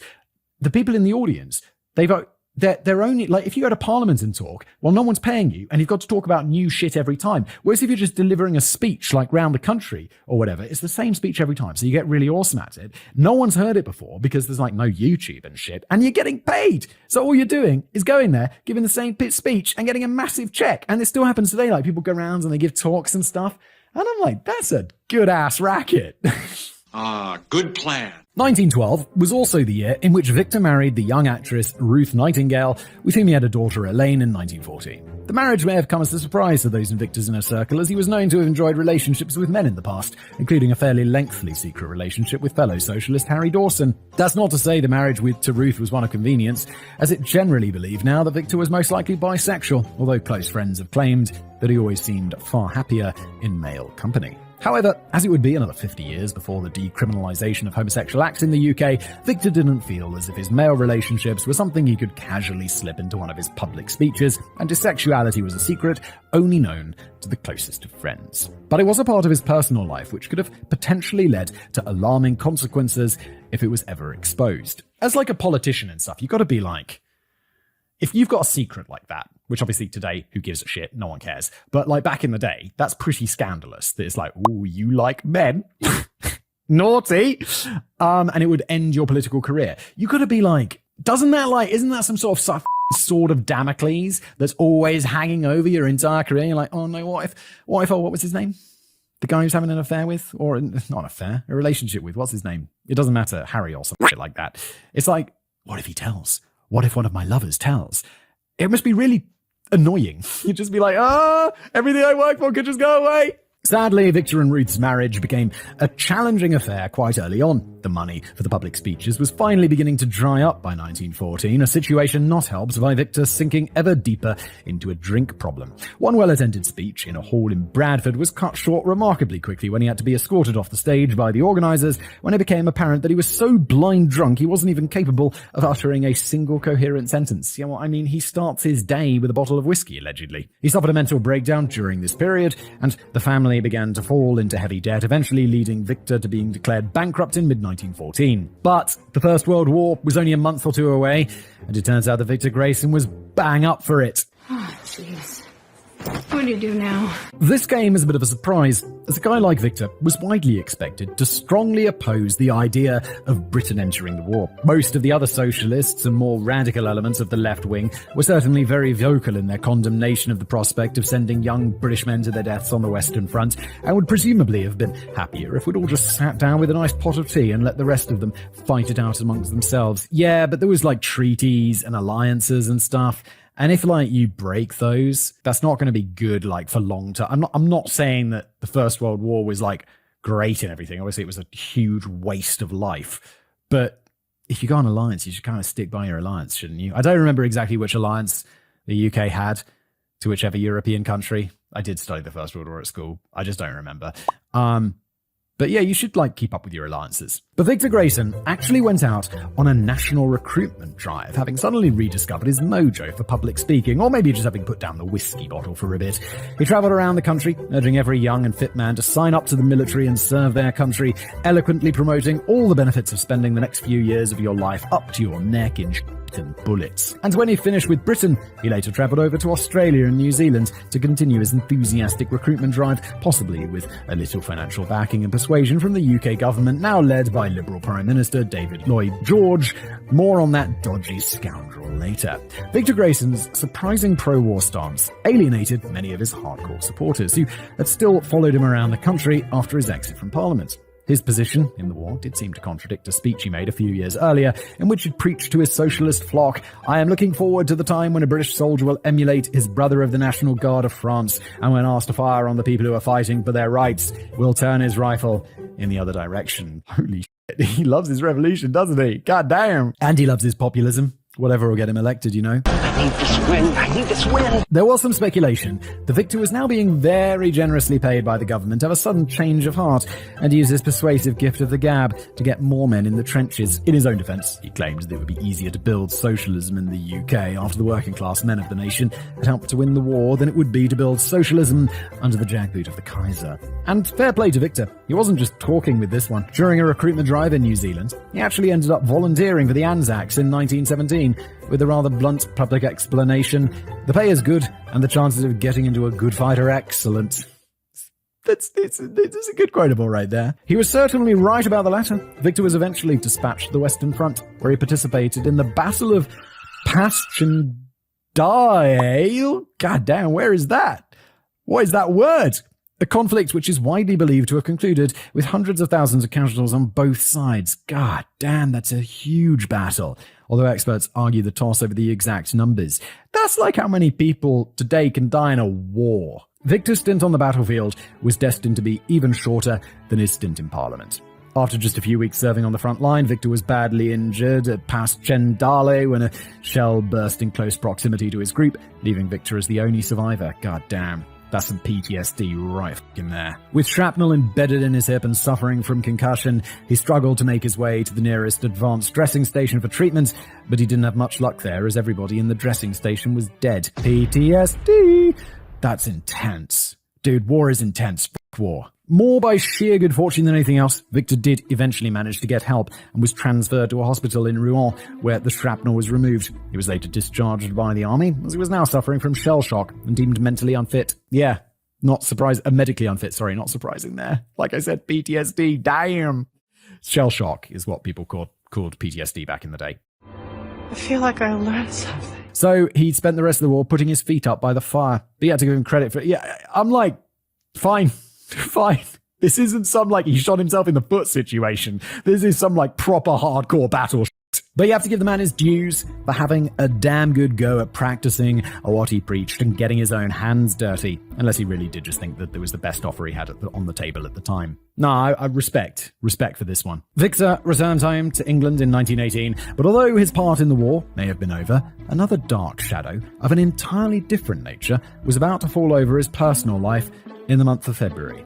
His wife Ruth was pregnant with a second daughter, Elise, but the baby was born prematurely and didn't make it. Ruth herself became seriously ill during the birth and died just 4 days later. The past was the worst! It's like, oh no, the kid died in the childbirth. That's bad. And then it's like, oh no, and the mum.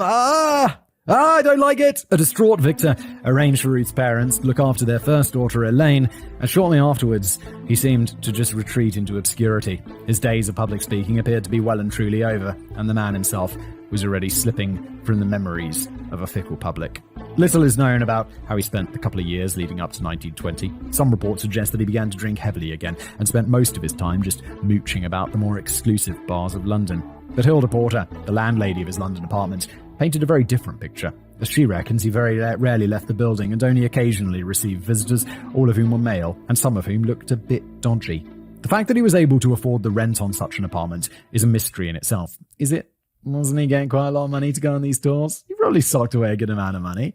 Especially he's just going to bars and stuff. I mean, he's getting paid a lot. It's going to take a lot to drink that away, even if he's drinking a lot. The former MP who had been declared bankrupt just a few years earlier was now renting, but that was before he went on this super expensive tour, right? And got paid a lot from the government to recruit people to the war, allegedly. Was now renting a pretty expensive pad in one of the most fashionable areas of London. But as he was no longer earning money from public speaking and didn't appear to be doing much else with his time, it's not clear exactly how this fanatical socialist and champion of the working class was managing to keep up such a comfortable lifestyle. I suppose he could have just been enjoying a long lucky streak at the horse races.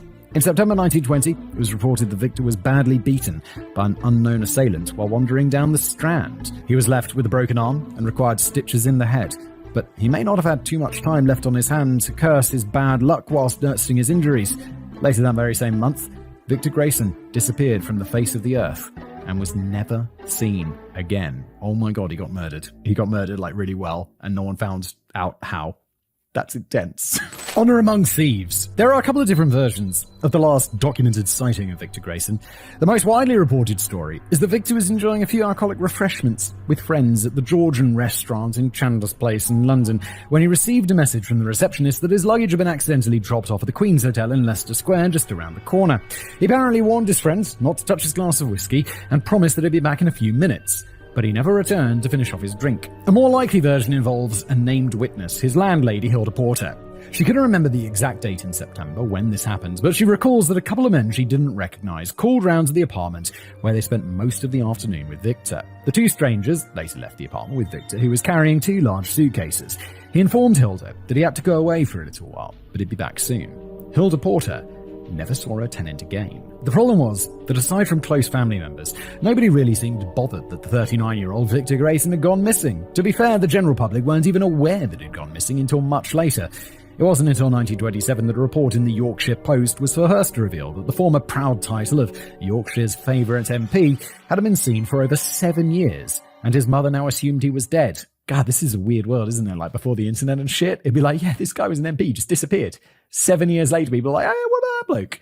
I guess he kind of did disappear into obscurity and stuff, but still, I feel like this would be news. Can you believe this? Where the hell is he?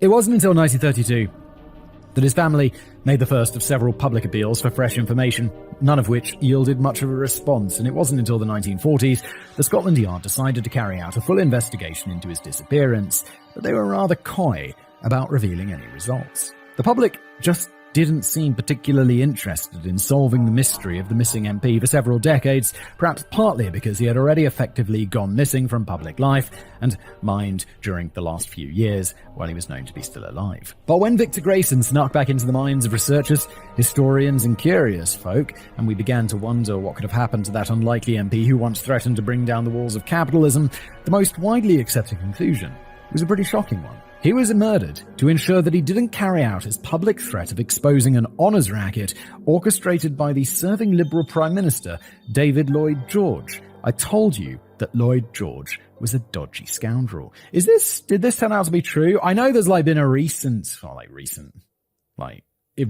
recent, it was 10 years ago or something, honours scandal, which is cash for honours, which is where donations to political party, and it's and you are now a knight. Congratulations, my good man. The money had nothing to do with this.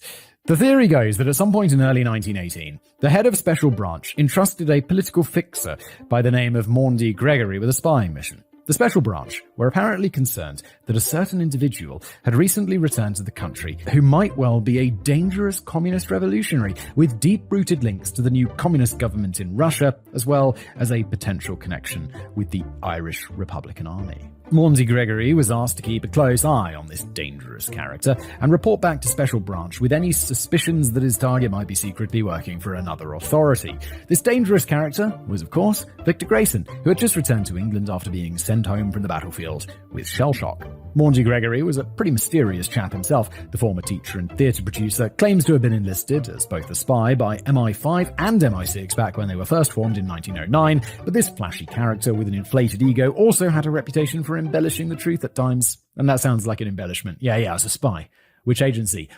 All of them. Apparently he insisted that his employees refer to him as the chief in front of company, and he often excused himself by declaring that he had to deal with urgent business at number 10. This usually just meant he was popping back to his home at number 10 Hyde Park Terrace.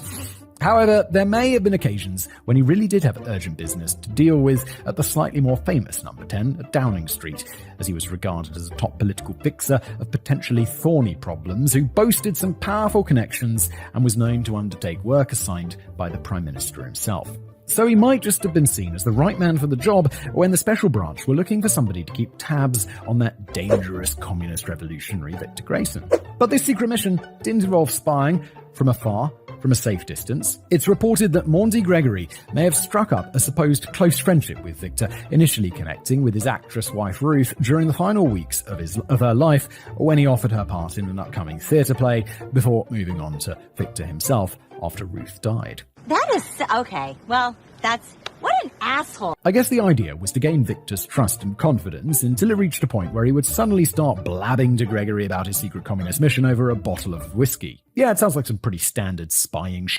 And it's speculated that Victor may not have felt compelled to ask too many questions over why he'd suddenly found a new best buddy, as filthy rich Gregory was frequently handing over large sums of money to help out his friend in need, which may explain how Victor was managing to pay the rent on his fancy London pad. However, it seems that Victor eventually sussed out exactly what was happening, but rather than announce his discovery to Maundy Gregory, he decided to keep accepting the free handouts while turning the tables and spying on the spy. Yeah, that seems like a pretty clever route. You find out that maybe this guy's got ulterior motives, and then it's just cool, I'm just going to shut my mouth around him and not tell him anything and keep accepting his money because, yeah, that guy's spying on me. He's pretending to be my friend. From now on, my full-time job is finding a guy who's going to take care of me. Or at least he spoke to a few knowledgeable friends in an attempt to try and dig up some dirt on Gregory. And this digging expedition very quickly struck gold.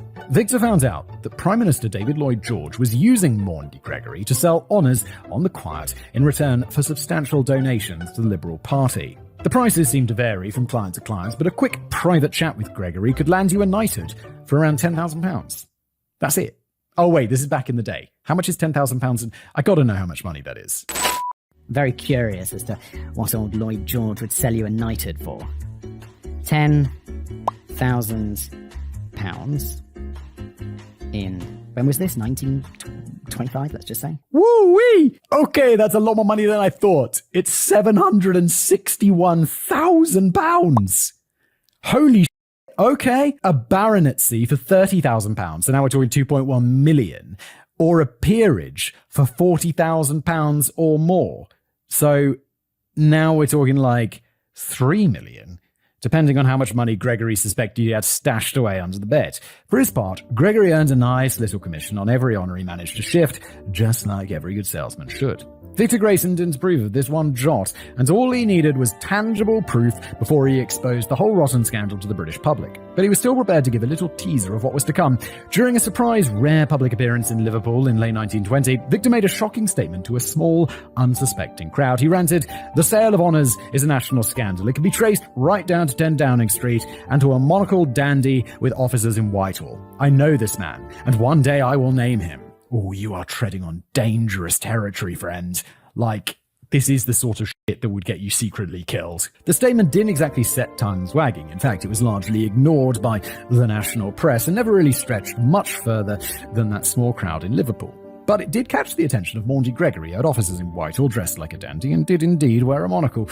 And it does seem very suspicious that shortly after delivering this threat to expose a national scandal, Victor was badly beaten up down the Strand before disappearing forever. Yeah, that Strand beating was a warning. And he didn't leave it alone, and so he got murdered. I think this is pretty open and shut, to be honest. This doesn't sound like a conspiracy, this sounds like a conspiracy. Although conspiracy theorists with a tendency to get carried away reckon that Victor Grayson was murdered by a corrupt government, I'm not suggesting that David Lloyd George or anyone in the government had any involvement with his disappearance. No, I reckon Maundy Gregory is getting a fat old kickback from selling those knighthoods and stuff, and we also know he's a bit of a fixer. I reckon he just wanted to continue getting paid. But could it be that Maundy Gregory felt a pressing need to protect his secret lucrative sideline, flogging honours to rich toffs, and had concluded that Victor Grayson needed to be silenced? And could the beating down the Strand have been a friendly warning to the former MP which went unheeded, prompting Gregory to come up with a more permanent solution to his problem? Maundy Gregory's name does pop up in another possible final sighting of Victor Grayson in September 1920. The journalist and popular historian Donald McCormick claimed in 1970 that Victor was spotted in late September 1920 by British painter George Flemwell, who was an old friend of Victor's, having painted his portrait several years earlier. On this particular day, Flemwell had been painting by the River Thames when he spotted two men gliding right past him in an electric canoe. Whoa, they had electric canoes back in 1920? That's cool. One of them was Victor Grayson, and the other was Maundy Gregory. From his viewpoint on the riverbank, Flemwell claims that he eventually saw the pair disembark from the canoe and make their way inside a small bungalow on Ditton Island, property which just happened to be owned by Maundy Gregory. The painter didn't think much of this at the time, or indeed much later on, as it took so long for word to get out that Victor was missing. But did Victor ever emerge from that bungalow on Ditton Island? And could this have been the last genuine sighting of Victor Grayson? Well, probably not, no. I was about to say that we only have George Flemwell's word on this sighting, but we don't even have that. George Flemwell died in 1928, and the journalist Donald McCormick didn't come forward with these claims derived from an anonymous source until the publication of his 1970 book, Murder by Perfection. The thing is, Donald McCormick had a bit of a reputation for bending the truth if it helps create a good story, and that's being generous. Others have described McCormick as a prominent hoaxer and a fraudulent historian who was caught out several times concocting pure fabrications in his long list of works. Yeah, because that's how you sell more books, sadly. So I don't think we can rely too heavily on his account of the painter on the riverbank, and it's probable that George Flemwell never made any such claims to anyone. There's a variant on the honours scandal theory, which concludes with a much happier outcome. David G. Clarke, now better known as Lord Clarke of Windermere, is a former Labour MP who once held a Parliament seat for Colne Valley himself in the early 1970s and took a strong interest in the man who had taken the same seat over 60 years earlier. In Lord Clarke's 1985 biography of Victor Grayson, originally entitled Labour's Lost Leader, he puts forward a theory that Victor wasn't murdered on the orders of Maundy Gregory, but he was paid a substantial sum to keep quiet about the honours scandal and bugger off to a different country, a plan which may have had the full endorsement of Prime Minister David Lloyd George. I mean, yeah, that's not bad. I do think murder's simpler. Like, if you're doing that, and this is some high-level shit, I think it's just more likely that they'd murder you, this dude would murder you, than just give you a lot of money and hope that you never squeal. It does seem as if Victor had grown a tendency to follow the money by this point, and Lloyd Clark argues that Victor was still bereft after losing his wife and lacked the motivation to carry on fighting for his old principles. Is it possible that he also just swam out to sea? Like, he's distraught after his wife died and his daughter, and he's just drinking and doesn't really have much money, or like seems to be getting money from somewhere dodgy. Maybe he just killed himself. Maybe he just swam out to sea and that's it. Simple. That seems even maybe more likely. It's just sad. The prospect of getting away from all the nonsense and starting a new life abroad with a new identity and to carry a bag full of cash was too tempting to resist. This may also fit in with his landlady, Hilda Porter's claim that she last saw him leaving the apartment with 2 strangers and a couple of suitcases. This wasn't a man who was about to be murdered by 2 blokes who had spent the entire afternoon with him. This looked more like a man who had eventually agreed during a lengthy discussion to pack for a long journey. But regardless of whether he survived the outcome, just how credible is this whole saga about Victor Grayson's disappearance being linked to his threat to expose an honor scandal? Well, the first part of it is more than likely complete and utter bollocks. Whilst it's true that Victor and Maundy Gregory knew each other to some degree, although it's not clear if they were acquaintances, friends, or bitter enemies, they almost certainly didn't cross paths after Gregory was assigned to spy on Victor by the Special Branch. My own nose twitched in suspicion when it was claimed that Maundy Gregory initially tried to worm his way into Victor's life by first targeting his wife Ruth and offering her a part in his new theatre play. As Ruth would have been heavily pregnant at the time, I'm not convinced that she would have been in the right frame of mind to be considered for taking on a leading role in Starlight Express. But more to that point, it just seems very unlikely that either the government or Special Branch would have considered the washed-out Victor Grayson to be a threat of any kind. It had been 10 years since it held a seat in Parliament, after which he just travelled around the country, delivering speeches and drinking very heavily, pausing only to get some shrapnel embedded into his hip during the war. He had largely withdrawn from public life by 1920, and while some may have questioned his principles over the years, there had never been the vaguest reason to suspect that this now reclusive and booze-addled figure could have been involved in any sinister communist plot to compromise the country that he had always loved. The whole spy element usually gets reported as fact today, but it might be helpful to consider where exactly this story first originated. And would you believe it? The first mention of all of this can be found in none other than the 1970 book Murder by Perfection, written by prominent hoaxer and fraudulent historian Donald McCormick. Oh, yikes. Okay, well, Danny, you led me on, didn't you? I think if this was true, then it's possible that he was murdered. But if it's not true, then I don't think it's possible. So I think we can safely disregard the whole concept of Victor being spied on by the top political fixer of the day. But that's not to say we should disregard all the other elements of the honours scandal theory. Oh, okay. Okay then, it's absolutely true that Victor Grayson made a speech in Liverpool which threatened to expose the monocled dandy in Whitehall who was responsible for selling honours on behalf of the Prime Minister. And this wasn't just an allegation that he pulled out of an empty whiskey bottle, he was bang on the money. Maundy Gregory was indeed selling honours under instruction from David Lloyd George in a bid to raise a couple of million quid to help the Liberals fight the next election. Gregory himself didn't do too badly out of the deal, as he used his generous commission to snap up valuable real estate in the Whitechapel Gazette. Oh my god, he was getting paid so much money he bought a newspaper. Oh my god. And it's even rumoured that it was entirely Gregory's idea to introduce the OBE honour, launched in 1917, purely as a way of making even more money for the Liberals by extending the range of nice shiny medals presented to you by the king. Yeah, there's so we mentioned earlier, like the knighthoods they were selling for like 10 grand or whatever, or like £800,000 in today's money.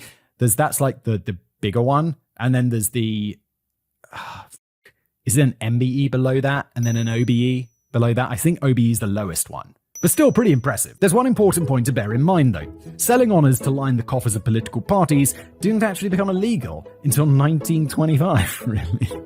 The British government wouldn't exactly have been shouting about it from the rooftops, and they probably would have made some effort to keep the whole operation under wraps. But even if Victor Grayson had exposed every single detail of this supposed scandal, it's not like anyone was going to get charged with a crime. It may, however, caused a bit of a headache for the Prime Minister, and in fact it did cause a bit of a headache for David Lloyd George when a later batch of Maundy Gregory's honour sales was exposed in 1922. Unbelievable. You are so full of of it, man! Lloyd George argued at the time that he was simply keeping up a time-honored tradition of a serving government flogging honours to raise cash for their party. And there was certainly some truth in that. But Lloyd George took the whole concept a bit too far. As well as raising a nice healthy sum for the Liberal Party, some of the money was being diverted into his own personal political funds. Honours were being sold to newspaper editors in what was seen as a sly attempt to gain their blind loyalty and devotion, although that was a strategy that didn't really work. Yeah, that's the problem with journalists. They like to do journalism. And it was obvious that he was really taking the piss with the release of the 1922 King's Birthday Honours List, which included the names of a tax-evading multimillionaire meat importer, an industrialist who had been accused of war profiteering, an entrepreneur who had been trading with the enemy during the war, and a gold and diamond tycoon who had very recently been fined £500,000 after being convicted of fraud. Guys, could you be more obvious? There were several different factors which brought down David Lloyd George's reign as Prime Minister in 1922, after which the Liberal Party slumped into the position of weak third, where it remains to this day. But the honours scandal certainly didn't help his reputation or his chances of ever getting back into power.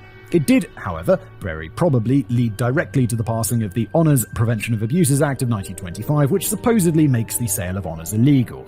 But they may as well not have bothered with the act, as it seems obvious that honours have continued to be blatantly sold throughout the last century, and the police seem strangely reluctant to treat it as a crime. One rare exception was the 2006 scandal, oh wow, so it's nearly 20 years ago, holy shit, in which the serving Labour Prime Minister Tony Blair was questioned by police after he nominated 4 wealthy businessmen for a peerage, all of whom had recently made substantial loans to the Labour Party, totalling over £5 million.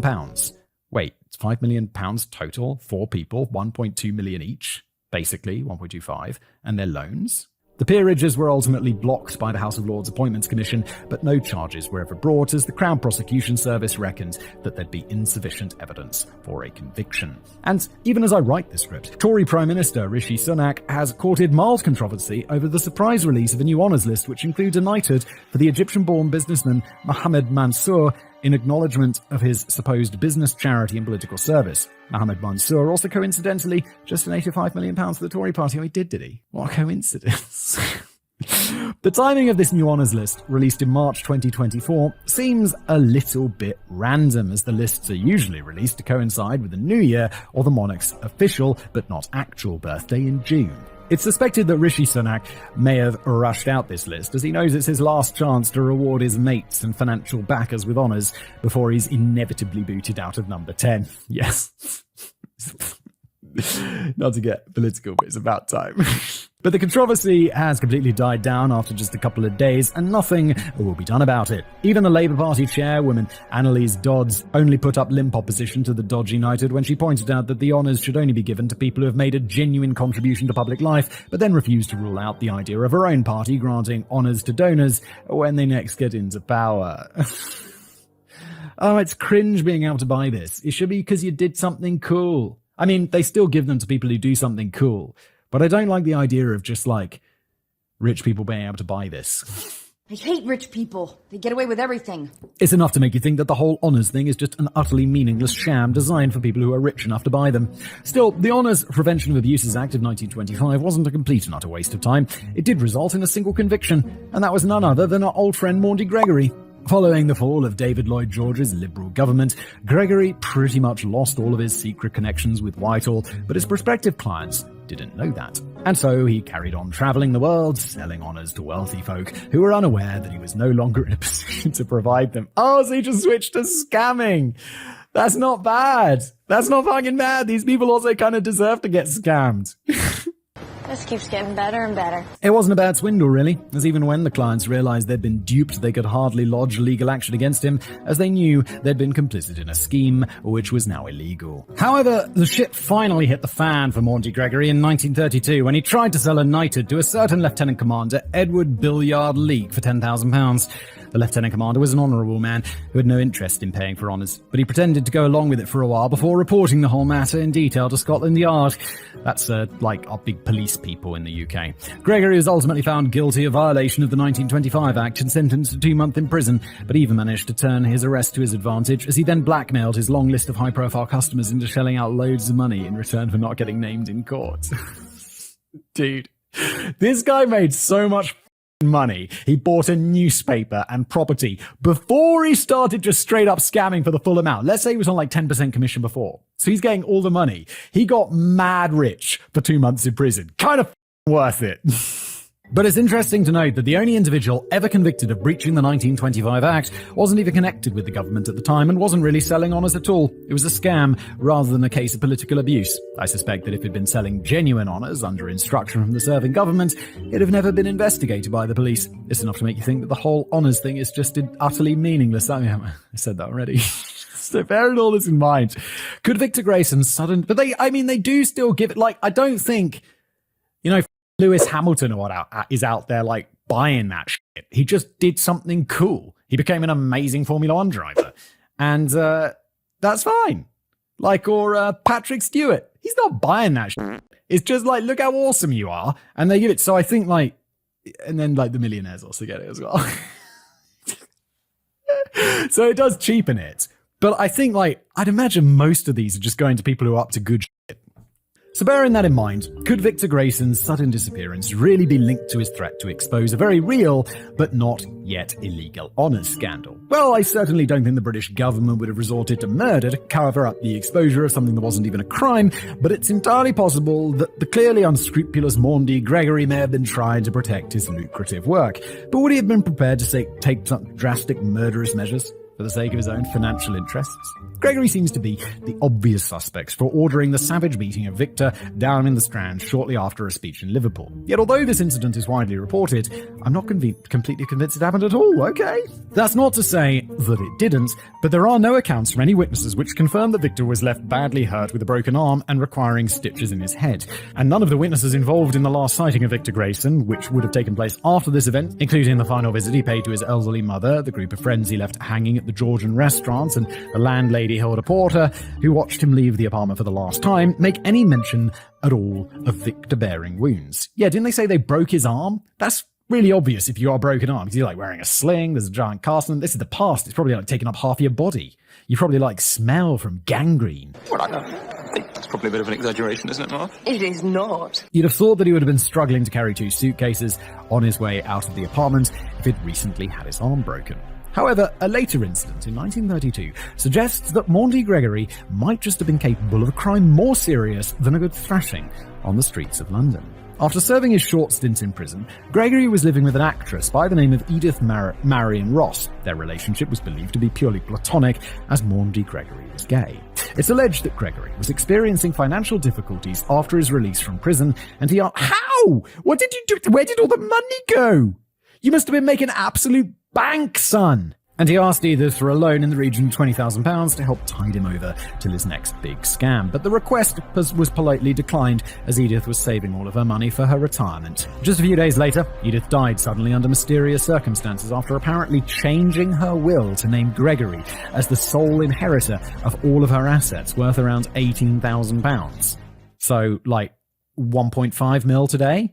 Holy shit.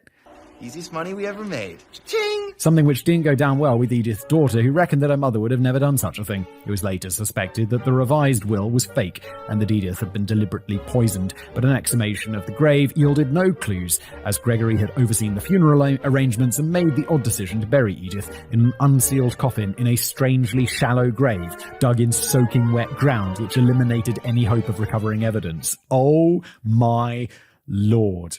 That's suspicious. Maundy Gregory kept his £18,000 and the case was never investigated further. But all this does make you wonder if the man wasn't entirely opposed to the idea of taking someone out of the picture, even a good friend of 12 years as Edith had been, if the cash kept flowing in his dodgy direction. For several decades, it was deemed most likely that one way or another Maundy Gregory was behind the disappearance of Victor Grayson, and it certainly can't be ruled out. Seeds of doubt. But there are other theories as to how Victor may have sailed away into the sunset. Some have suggested that after his withdrawal from the public eye, he was keen to fund his taste for the finer things in life, but no longer enjoyed a fan base or a legitimate source of income. So, in an act of desperation to keep up the payments on his swishy London pad, he had resorted to blackmailing former colleagues and allies that he'd long since fallen out with, and on some of whom he had some juicy dirt. The theory goes that some of these victims may have resorted to similar acts of desperation to put an end to these blackmail tactics for good, but there's no evidence to suggest that Victor had ever stooped that low, even though it remains a mystery as to where he was getting all of his money. Another more credible theory is that Victor himself was the target of a blackmail plot which threatened to expose the fact that he'd enjoyed illegal relationships with men. Whilst Victor's bisexuality was supposed to be a secret kept within his close inner circle, it was discovered that a bunch of his private letters had somehow ended up in the possession of a senior Labour MP called James Henry Thomas, a man whose political career would later come to an embarrassing end in 1936, when it was revealed that he'd been dropping hints about imminent tax changes to his buddies who speculated on the stock exchange and who could profit from the confidential information. Oh, goddamn, I wish that ended differently. It would have been, I was really expecting it to be after an embarrassing end when it turns out that he was having affairs with men. Because it's always these dudes, isn't it? It's like it's blackmailing this dude about it, and they're like, gay sex is wrong. And always like, gay relationships are wrong, sodomy is wrong, blah, blah, blah. And it's like, yeah, buddy, you love it though, don't you? Are you gay? Gay? I wish. These private letters included correspondence between Victor and some of his male lovers, which expressed their sentiment in a very clear and direct manner. James Henry Thomas and Victor Grayson were at odds politically and were unlikely to have gotten on with each other, so it's strange that material of such a personal and potentially incriminating nature ended up in the hands of someone who could arguably be described as an opponent. One conclusion that could naturally be drawn from this is that Thomas had deviously obtained the letters as a blackmail tool to be used against Victor, although it's debatable how this could have led to Victor's subsequent disappearance. Again, the swimming out to sea theory enters the picture. Like, he's being blackmailed, he's going to be embarrassed, he doesn't have, like, the money to pay the blackmailer, so he swims out to sea. Pisces! Some biographers have suggested that Thomas was trying to dissuade Victor from making a political comeback. But it didn't look as if such a comeback was ever on the cards at the time, and it's hard to see how Victor's disappearance was going to benefit Thomas in any way. It would surely have been more useful for Thomas to keep Victor in sight and extort further money from him on a regular basis. Perhaps Victor realized that he could no longer afford to keep up the blackmail payments to Thomas, so he fled the country on the assumption that the letters were going to be made public. Now, this is all speculation, of course, but it seems very suspicious that those personal letters were discovered in a place where they really didn't belong. The most outlandish theory of all suggests that the definitive answer was finally uncovered in the 1940s at the behest of then Tory Prime Minister Winston Churchill. You see, Churchill had heard some disturbing news about Victor Grayson's true bloodline. Okay, here we go. This feels very conspiracy theory. Things are about to get real intense. But he wasn't just interested in confirming whether Victor might still be lurking around after all these years. He was interested in gathering up as much material on Victor as he possibly could and then destroying it all so that nobody would ever discover the truth about Victor Grayson's origins. Wait, he's from a working class family in the North. What do they possibly think? What? We mentioned at the beginning that some doubt had been cast over whether Victor's biological father was really the Yorkshire-bred former carpenter and army deserter William Grayson, who hooked up with Victor's mother Elizabeth when they were both stowaways on the same ship bound for Liverpool. Well, get ready for this. According to one popular theory, Victor's real father was none other than the 8th Duke of Marlborough, George Spencer Churchill. Oh my! How is he related to regular Churchill? Not only would this mean that Victor Grayson was actually the son of a British aristocrat and a member of the very same ruling social class that Victor had been raging against throughout his political career, it would also mean that Victor and Winston Churchill were cousins. Oh, there we go. Also, is it super uncommon for, like, privileged people to be like, yeah, actually, I prefer socialism? I mean, yes, but it's definitely out there, like the kids of rich people, or like dukes and shit, being like, yeah, no, I actually don't like any of that shit. Just because, you know, they want to be a little bit rebellious. And Churchill was apparently determined to cut off this undesirable branch of the family tree and bury it forever. It wasn't entirely uncommon for the randy ruling class to hide any children born from extramarital affairs in the warm bosom of working class families who would be paid well to raise the offspring as their own. Okay. Didn't know that. That's interesting. And the 8th Duke of Marlborough certainly had form when it came to extramarital affairs, leading to surprise belly packages that he could hardly bring back home to his current wife. It could be the case that neither William nor Elizabeth were the real biological parents, but they were offered a deal from the Duke that was too good to refuse. Former neighbors of the Grayson family are said to have recalled that young Victor received occasional visits from a well-spoken, finely dressed gentleman who arrived in a fancy carriage and clearly didn't hail from this neck of the woods. The idea that this dapper-looking gent could have been the 8th Duke of Marlborough has been given some serious consideration by political journalist Paul Routledge, who notes that Victor bears some resemblance to Winston Churchill, talks in a similar manner, and shared a flair for delivering speeches. I don't think the fact that he talks in a similar manner or had a flair for delivering speeches, I don't think those are genetic. I mean, maybe the speech thing, but talking the way he did, that's an upbringing thing. I don't imagine he sounds like Winston Churchill. He's from a working-class family in the north. Winston Churchill grew up in a giant-ass mansion in the south. He also notes that both of them enjoyed a good drink, but I'm not sure we can draw anything useful from that, unless I'm a distant relation to Winston Churchill as well. One version of this tale suggests that the truth was uncovered in 1920, and that Churchill, then serving in the Liberal government cabinet as both Secretary of State for War and Secretary of State for Air, paid off Victor to go away and live under a new identity overseas so that the Churchill bloodline would not be besmirched by this troublesome socialist oik from Liverpool. But it's considered more likely that Churchill didn't get to hear the gossip until the 1940s, at which point he ordered a thorough police investigation into the disappearance of Victor Grayson. We do know for certain that the Metropolitan Police undertook a comprehensive new investigation in 1942, although we don't know why they suddenly felt compelled to do this for the first time 22 years after Victor was last seen. It does seem a bit odd. And we don't know the results of this investigation, as nothing was ever made public. All the files relating to it have somewhat inconveniently vanished without trace, much like Victor himself. Lord Clark, the former Colne Valley MP and author of the Victor Grayson biography Labour's Lost Leader, is of the opinion that Churchill had instigated the investigation purely to gather every scrap of material relating to Victor, even old personal letters and school reports, and very probably his cycling proficiency certificate, with the sole purpose of destroying it all and completely burying the truth about Victor Grayson. I was surprised to hear that one of the main proponents of this theory appears to be none other than Victor's own daughter, Elaine. A former reporter for the Colne Valley Guardian, Mike Shaw, claims that he reached out to Elaine, who was adamant that her father was the son of an aristocrat, but refused to divulge the name of the biological father or why she had reached this conclusion. He'd actually done well to get that far. Most biographers of Victor Grayson have claimed that any attempts to connect with Elaine Grayson were either refused or blocked by other members of the family. However, Lord Clark appears to have gone one step further by figuring out why Elaine might have believed her biological grandfather was the 8th Duke of Marlborough, and it's a bit bloody flimsy to say the least. This all feels a bit much. I still think the swimming out to sea thing is probably the most likely thing here.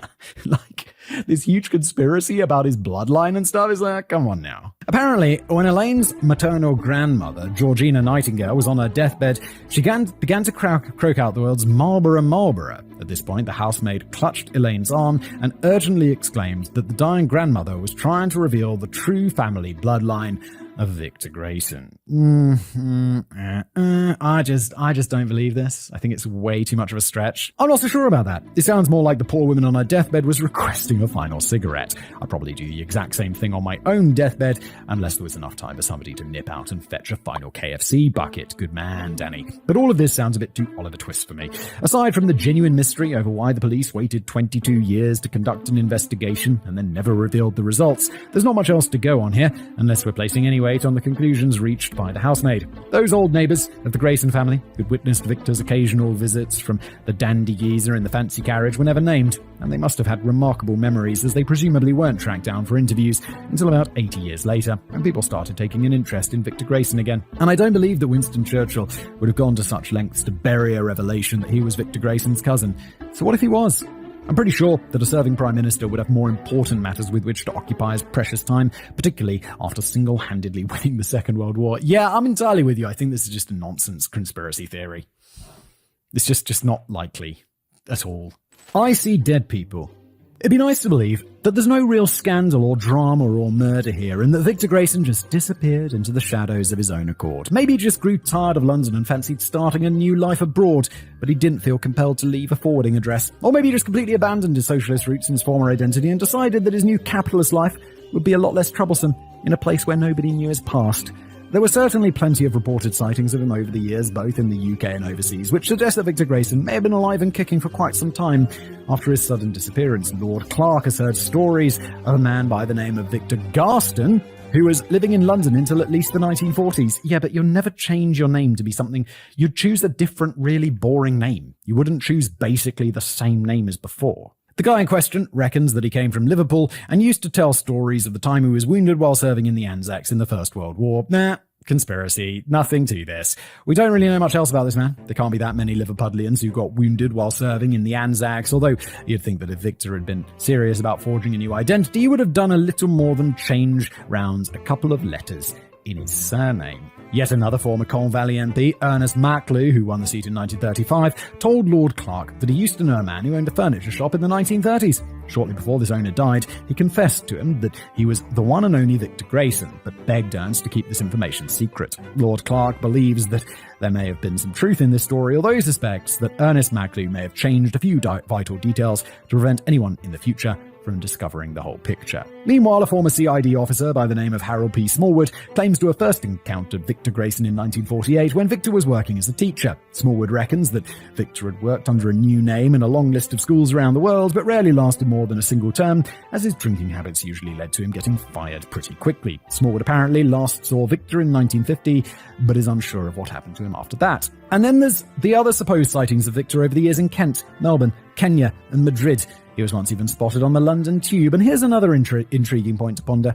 On August the 25th, 1935, it's documented that somebody collected Victor Grayson's old war medals from the New Zealand Embassy in London. These should have only been handed over to the man himself or to a close family member with a death certificate, which has never existed. This seems to indicate that they were either picked up by somebody with a lot of clout, or by somebody who knows more than the rest of us, or maybe they were just picked up by Victor Grayson himself. It might seem unlikely that he would have left it 20 years before he thought to collect his rightful property, but he might have just been super busy with other stuff like running a furniture store or drunkenly ranting at annoying kids in a classroom. Yeah, or maybe it's like 20 years, he's like, yeah, it's probably blown over. I'll just pop in and collect my medals with my very out-of-date ID. It's only in relatively recent decades that historians and biographers have finally turned their attention to the mystery of the vanishing MP. He's often viewed today by some quarters of the left as an anti-establishment hero who dared to speak up for the common man and even the common woman, but who was ultimately silenced in a web of corruption before he could fulfill his true destiny. Yeah, I just don't think that happens at all. Sorry. Even the original title of Lord Clark's biography on the man, Labour's Lost Leader, suggests that Victor Grayson's potentially game-changing career was tragically cut short before he could lead the country into a new era of socialism. That's probably pushing it way too far, though. Whilst Victor was good at firing up an angry mob and shouting at everyone else in Parliament, he was an independent MP who insisted on doing everything on his own terms. He just didn't seem to have the capacity or the temperament to even become a member of a major political party, never mind actually leading one. It looks as if Lord Clark realised that his original title was a bit over-dramatic and misleading, as revised versions of the biography now go under the name Victor Grayson, the Man and the Mystery. It's probably more realistic to say that whilst Victor Grayson rode a brief wave of political stardom and notoriety after his shock by-election victory, had long since ceased to be a credible political force of any kind before he disappeared in 1920. And he drifted out of public memory for such a long time because even his former ardent supporters viewed him as a bit of a sellout. He was supposed to kickstart a socialist revolution, but ended up acquiring very expensive tastes and concentrated more on keeping up his own lavish lifestyle rather than speaking up for his former comrades who were still rolling around in their own filth. Recent disastrous Labour leader Jeremy Corbyn is clearly still a fan, though, and he reckons the truth of the disappearance has been hidden from the public. He writes, "The ever-secretive British state knows the answer. Somewhere in Scotland Yard or the Home Office, the truth is known." Oh, Jeremy Corbyn. Jeremy Corbyn, another reason not to listen to you. But which of the theories is most likely to be the closest to this hidden truth? What about my theory of him swimming out to sea? Disregarding some of the sillier theories about Victor Grayson's true family bloodline, the fact that the results from a 1940s police investigation were never revealed does make you wonder if something quite sinister was behind the disappearance. I mean, I know the files went missing and stuff, but sometimes files just go missing. And the fact that he disappeared so soon after threatening to publicly identify a man with a very shifty background does make me think that it would be a hell of a coincidence if the Vanishing Act wasn't connected with Maundy Gregory in some way. I mean, maybe. I don't think it's that much of a coincidence. His life was a bit of a mess. Of course, it's also very suspicious that a bunch of incriminating personal love letters were found stashed away in the possession of a man who really had no business owning such material. It's not unreasonable to assume that Victor Grayson was either the target or intended target of a devious blackmail scheme hatched by the Labour MP James Henry Thomas.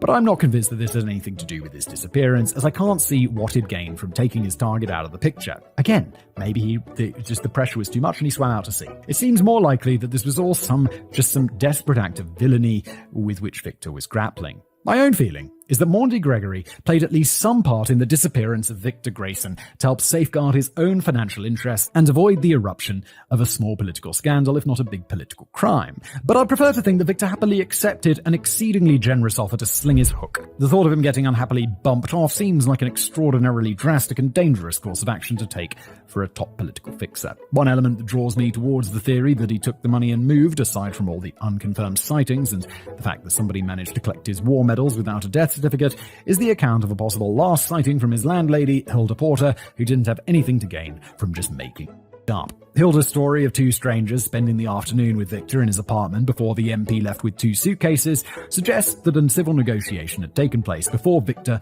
had packed up for a lengthy trip. Maybe we should be slightly worried that Victor had informed his landlady that he would be back soon, but it's quite likely that he just didn't have the time or inclination for a long conversation about a pretty complicated situation. Besides, if Hilda had known that Victor wasn't ever coming back, she might have asked him to cough up the outstanding rent.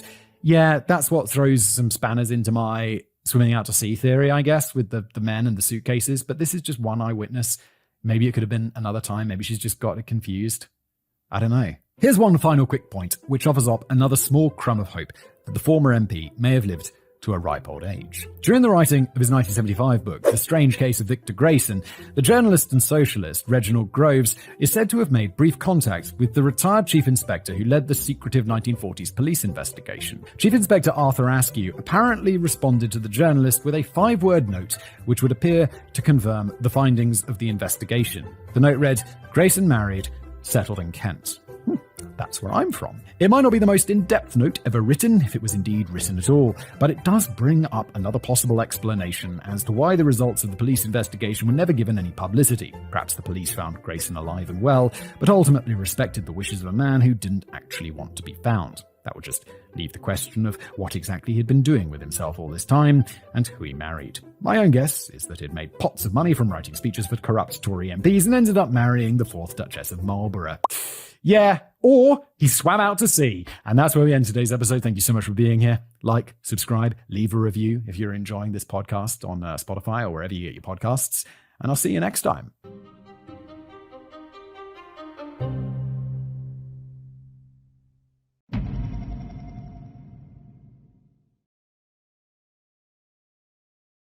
Hello everybody, welcome back to another episode of the podcast, Decoding the Unknown. As always, I'm your host Simon. I'm one of my writers, in this case Kevin.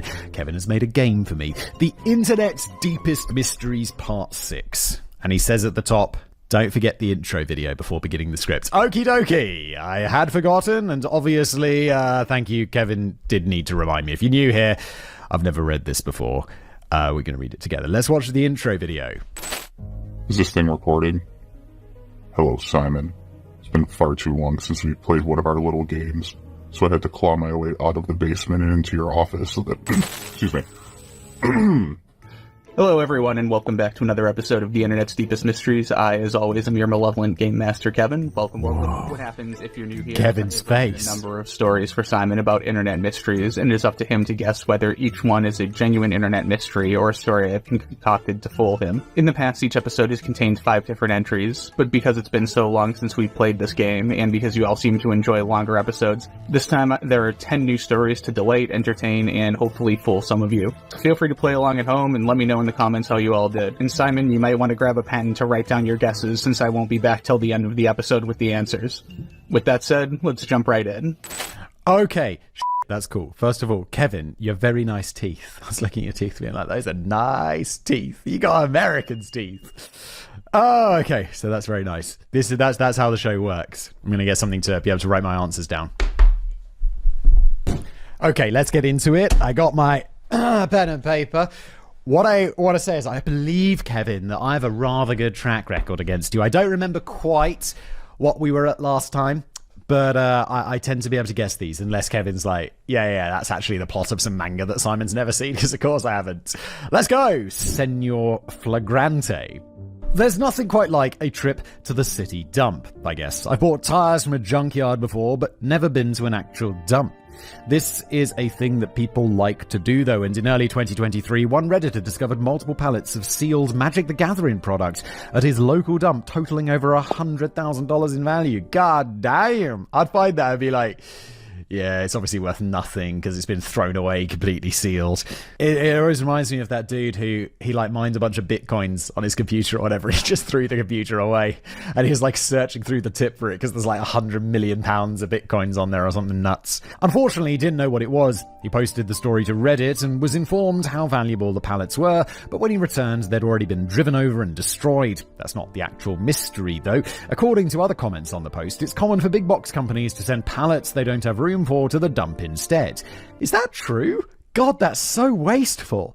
And no, this isn't a mystery about how f***ed up late-stage capitalism must be for something like this to be common. That's nuts. They'd just throw something away that valuable just because they're like, there's no room in the warehouse today. Just chuck it all, 100 grand. Instead, we'll be looking at another discovery made by another Redditor in the spring of 2012 at a dump in Guadalupe County, Texas. Rather than stumbling upon a fortune in collectibles, it was a piece of literal trash that caught the eye of the user Rory Bellows. The object in question was an empty box of dish detergent known as Senor Flagrante. Okay. Literally, that translates to Mr. Flaming, an accusation I've heard levelled at Mr. Clean on numerous occasions, though never to his face, but figuratively, it would be more like shining or sparkling. Also, as a fun fact, Mr. Clean's official first name is Veritably. Is that true? Veritably Clean? They could have just gone for a better one, like really clean, if you're just going to choose a word. The name wasn't the key part of the mystery, though. This was in Texas, so products having Spanish names wouldn't have been unusual. The part that caught Rory's attention was that it was his face on the box. No way.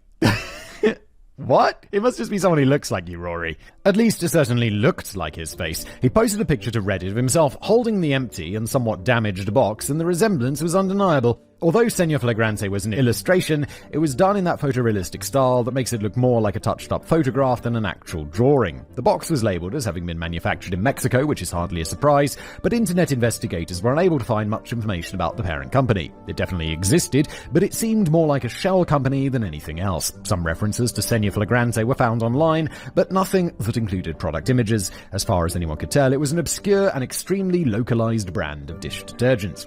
That all left one very strange question. Why was Rory's face on the box? He wasn't even Hispanic, so why would his face be on one used for Senor Flagrante? After much deliberation, Reddit came up with two possible solutions to this mystery. I think the biggest one is it's just a coincidence. The second one is that they just Googled for an image of a dude, and for some reason, Rory, you came up, and the illustrator was just using you as a model. The first is that it was all a bizarre coincidence. There we go. Even if the image of Senor Flagrante was drawn in a photorealistic style, it still wasn't a photograph. That said, artists often use reference images for their drawings, and many times the source of the reference image is eerily identifiable. For example, everybody who's ever read a comic book illustrated by Marvel artist Greg Land can flip through the pages and go, oh, that's Jenna Jameson, that's Asia Carrera, that's Sasha Grey. Wait, really? He's just using porn stars? What are you, a porn star? This provides two possible ways that the image could have been entirely coincidental. Maybe, by random chance, the artist found a picture of Rory online and decided to use him as a reference image. There we go. Looks like I got both of them so far. But Kevin's lumped these into one, like, as the coincidence solution. What's the other one? I don't know what the other one could possibly be. Or maybe he just tried to imagine the perfect person to represent Mr. Flaming, and Rory's face is what happened to pop into his head. Rory never did any acting or modelling work, so of those two options, the latter is more likely. But that's assuming the photo he posted of himself with the box was even real. Although Reddit had some fun with this rabbit hole, there were many people who believed that the entire thing was just a hoax. They believed that either Rory printed a fake box or just photoshopped the image onto a different box he had, though no obvious signs of photo editing were found. Yeah, so in that case, I think he made the box, right? Like he found an obscure, like random product in another country, and then he printed up his own version of the box.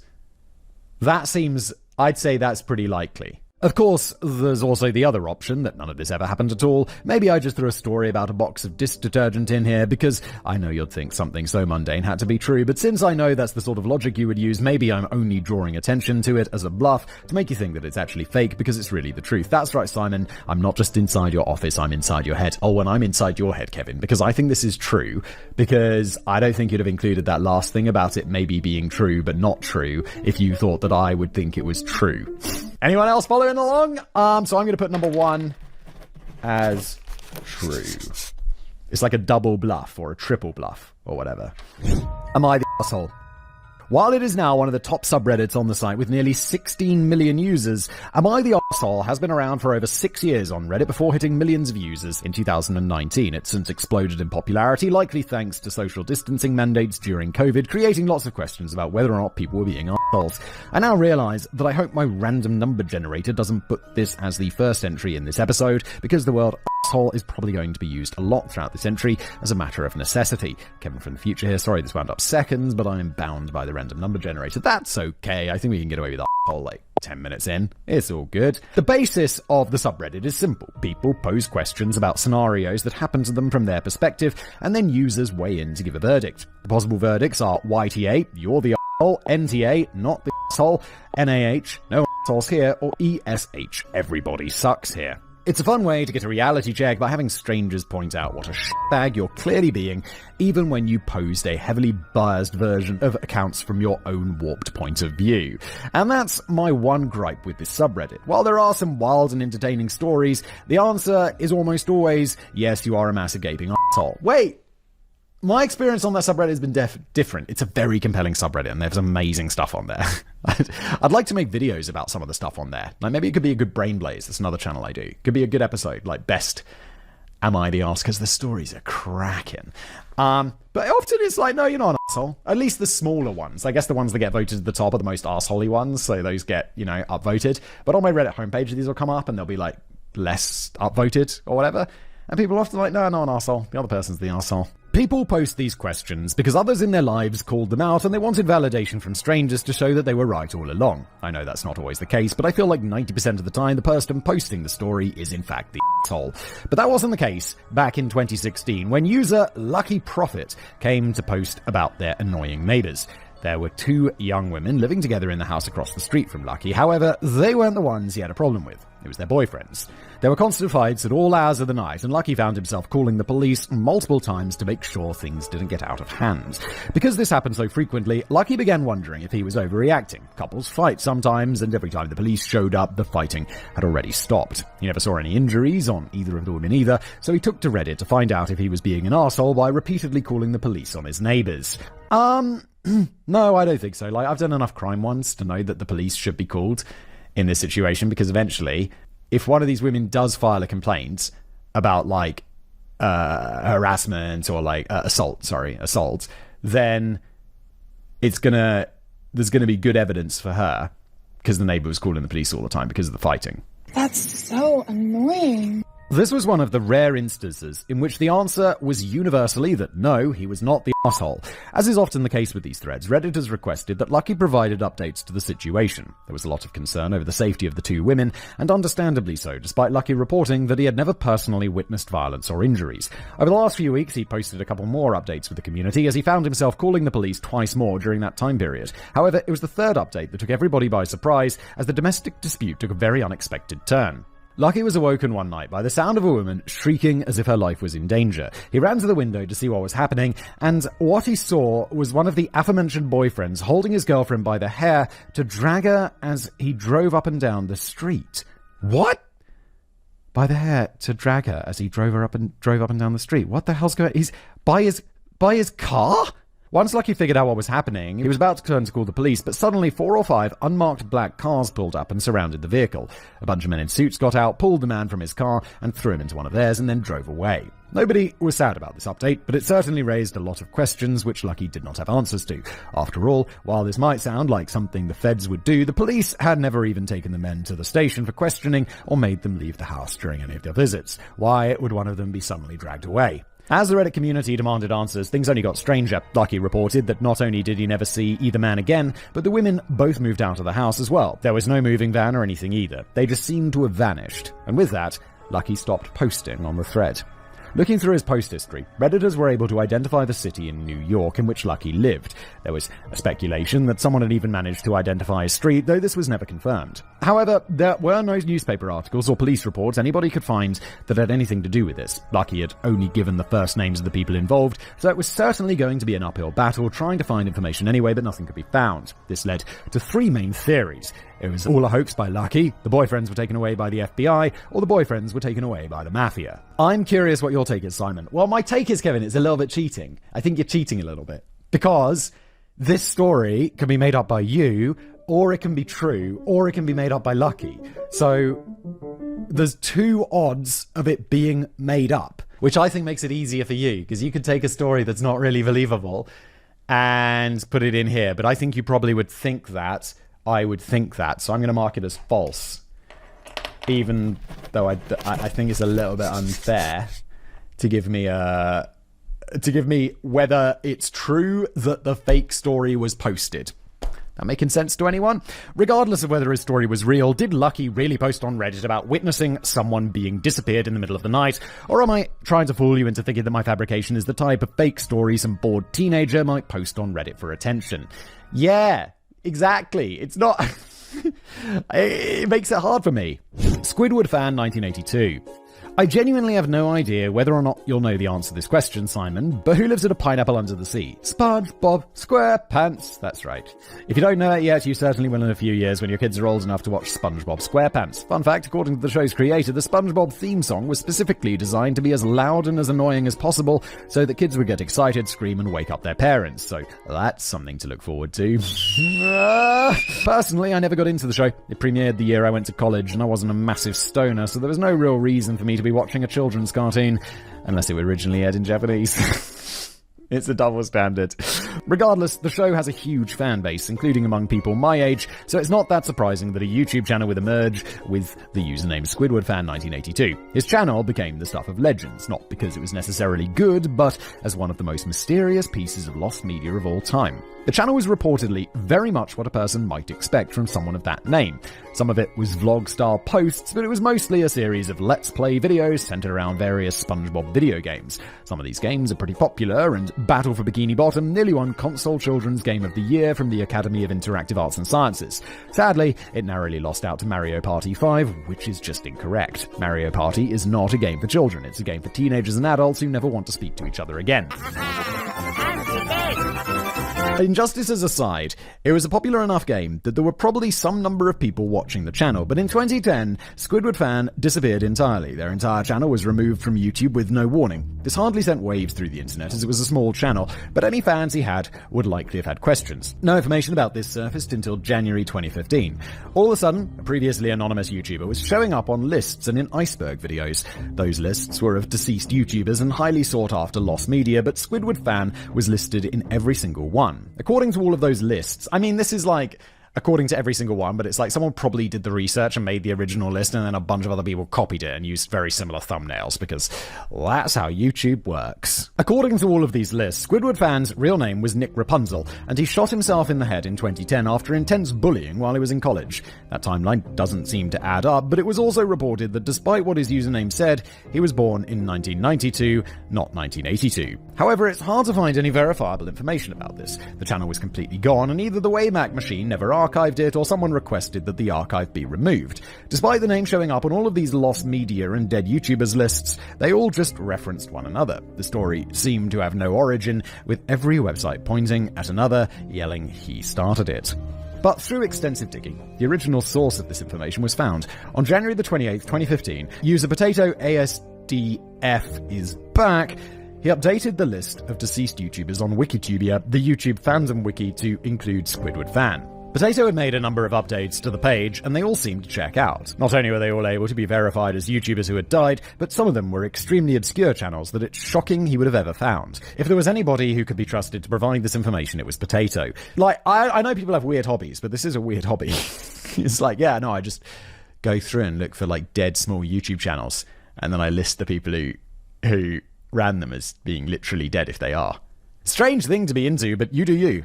And that is a very weird sentence to type, but it's the world that we live in today. It's like in 2012, when Forbes ran a headline, "Lawyer Charles Carrion suing the oatmeal."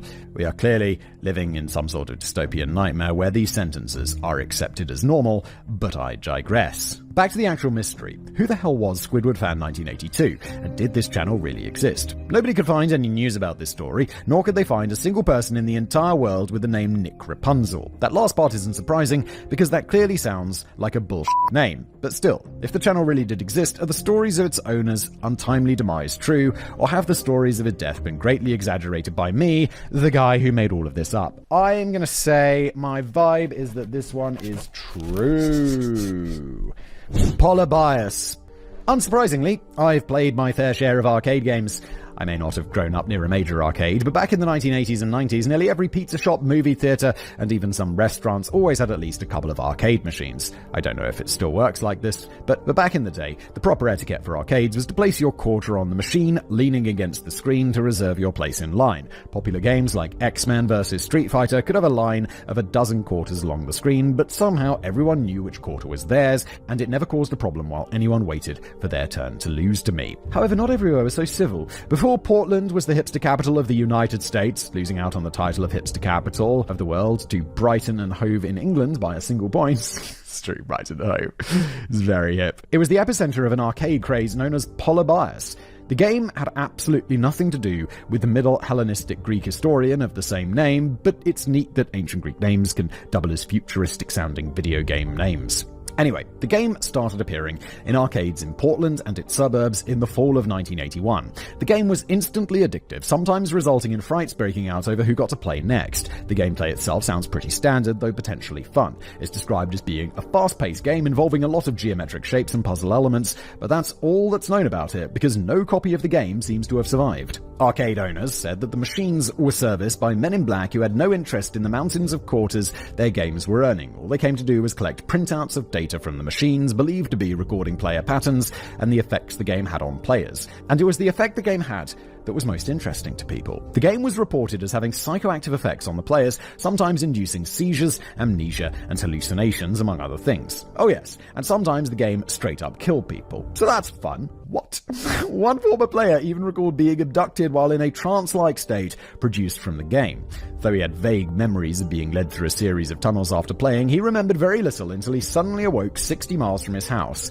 Now this all sounds very fake. And I can't remember if I know the name Polybius because he's a Greek historian or because I've heard of this before. It does feel somewhat familiar, which is going to sound like a crazy thing to say if this turns out to be something Kevin made up. And the fact that it does feel somewhat familiar, despite the fact that it's insane, does make me think this is real. After about 1 month of breaking people's brains and collecting data, the machines all vanished from the Portland area arcades. The mystery didn't receive more widespread attention until 1998, when an article about Polybius appeared on coinop.org, a website dedicated to archiving information about coin-operated games. From there, it spread like wildfire as people shared their own testimonials of having played the game and experiencing its psychoactive effects.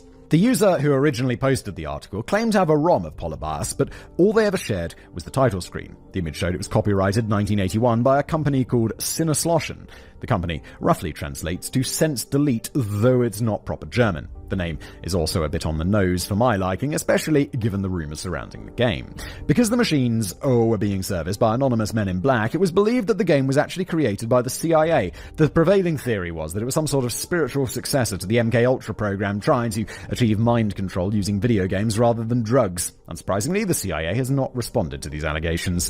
For decades, the internet has been searching for any existing copies of Polybius, but to no avail. Many people believe the story of Polybius is just a hoax that spread across the early internet, despite the countless reports from people who grew up in the Portland area claiming to have played it. It's been argued that the game those people were remembering playing was actually Cube Quest. Cube Quest is a very trippy shoot 'em up that has a lot of visual elements described as being in Polybius. There's even weird floating skulls in the background of the game for some reason. It was also a Laserdisc game, which meant it was particularly prone to breaking down. This resulted in many of the arcade cabinets being frequently removed from arcades after a short time. But we're not here to determine whether or not Polybius was a real game, just whether this is a real internet mystery or not. Maybe I just wanted an excuse to talk about video games and the fun times I had crushing all the challenges at X-Men vs. Street Fighter. I think this is true. It's insane, but it feels CIA. Like CIA be up to shit. Right? The disappearing football player. Like many American colleges, Ohio State University is a major football school. The Ohio State Buckeyes are one of the 14 teams that make up the NCAA's Big Ten Conference, which is, of course, not to be confused with the Big 12 Conference and its 16 teams. Maybe if people who got athletic scholarships in these colleges actually went to their classes, they would be better at counting. Anyway, OSU is nice tangent, is a top football school. They were division champions every year from 2012 through 2021 and national champions in 2014. One of the team's star players couldn't just vanish without a trace without making the national news. Luckily, these teams are massive. The NCAA only allows schools to give 85 athletic scholarships to football players each year, but there's no limit on how many non-scholarship players can be on the roster. Official rosters for NCAA football teams typically range from 100 to 200 people, which means there are a lot of names on those rosters that nobody has ever heard of before. Among those names was Jay Tutus Gillett. The running back earned the nickname Tutus back on his high school team thanks to his impressive footwork with, tutus, I guess. Like, because of ballet? Impressive footwork? Tutus.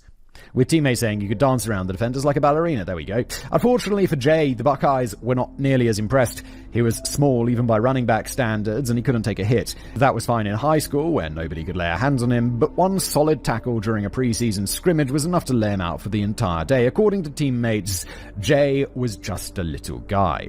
Assuming Simon's eyes haven't completely glazed over while I talk about football, only just a little bit. I'm paying attention because I want to beat Kevin. Let's get on to the actual mystery. It began in October of 2005 with a Facebook post. Jay's roommate hadn't seen him in a few days, so he posted one Monday morning asking if anyone had seen Jay. Note that this was still back when you needed a .edu email to join the site, so something like this could have easily spread across campus rather than getting buried in people's feeds by angry political rants and conspiracy theories from that one relative we all seem to have. Yeah, we don't have .edu, we have .ac.uk.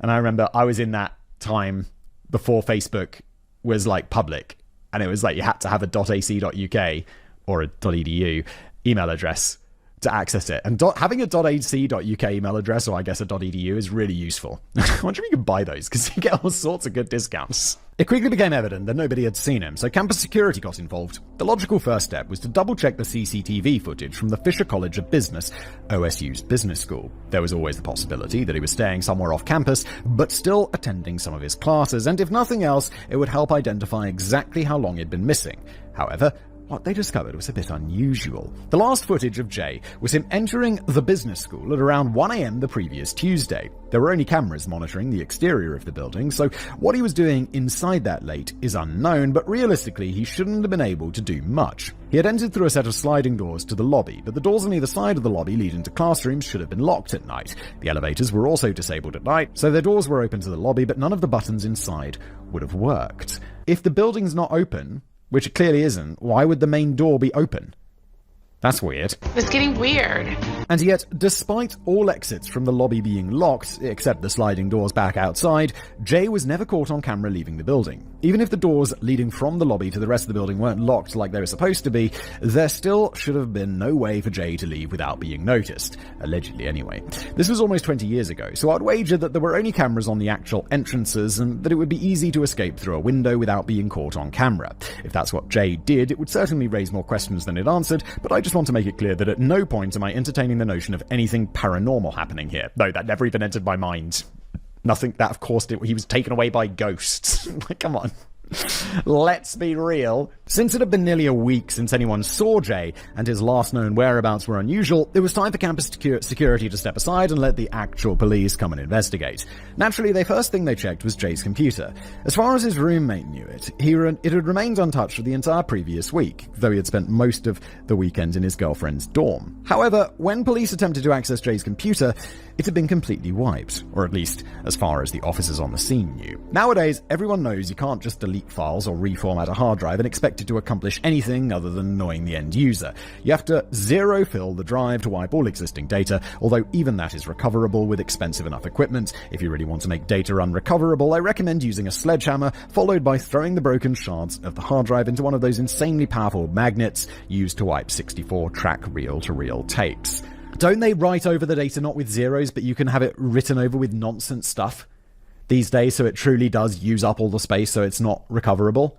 Like, I was always told that that's the way to do it, and even like smashing it with a sledgehammer is not as effective as properly wiping a drive, right?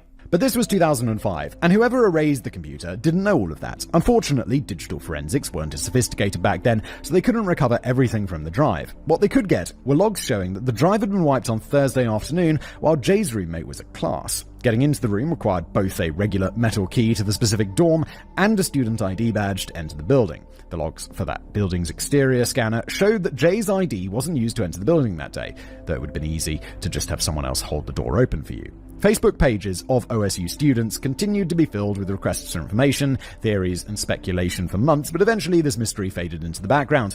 As far as I can tell, police never found any leads, and Jay is officially still listed as a missing person. But is that as far as I can tell because it's all the information that's available, or because I made this story up and I simply can't tell you that? I don't think you made...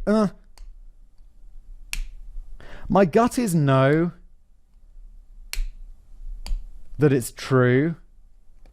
But I have a lot of trues already, which I know is not the right way to do these things, so I'm going to mark it as provisionally false, because I'm definitely on the fence with it. I'd lean towards slightly more true if I didn't already have, like, so many falses. How many more do we have left? Oh, yikes. There's still 4 more.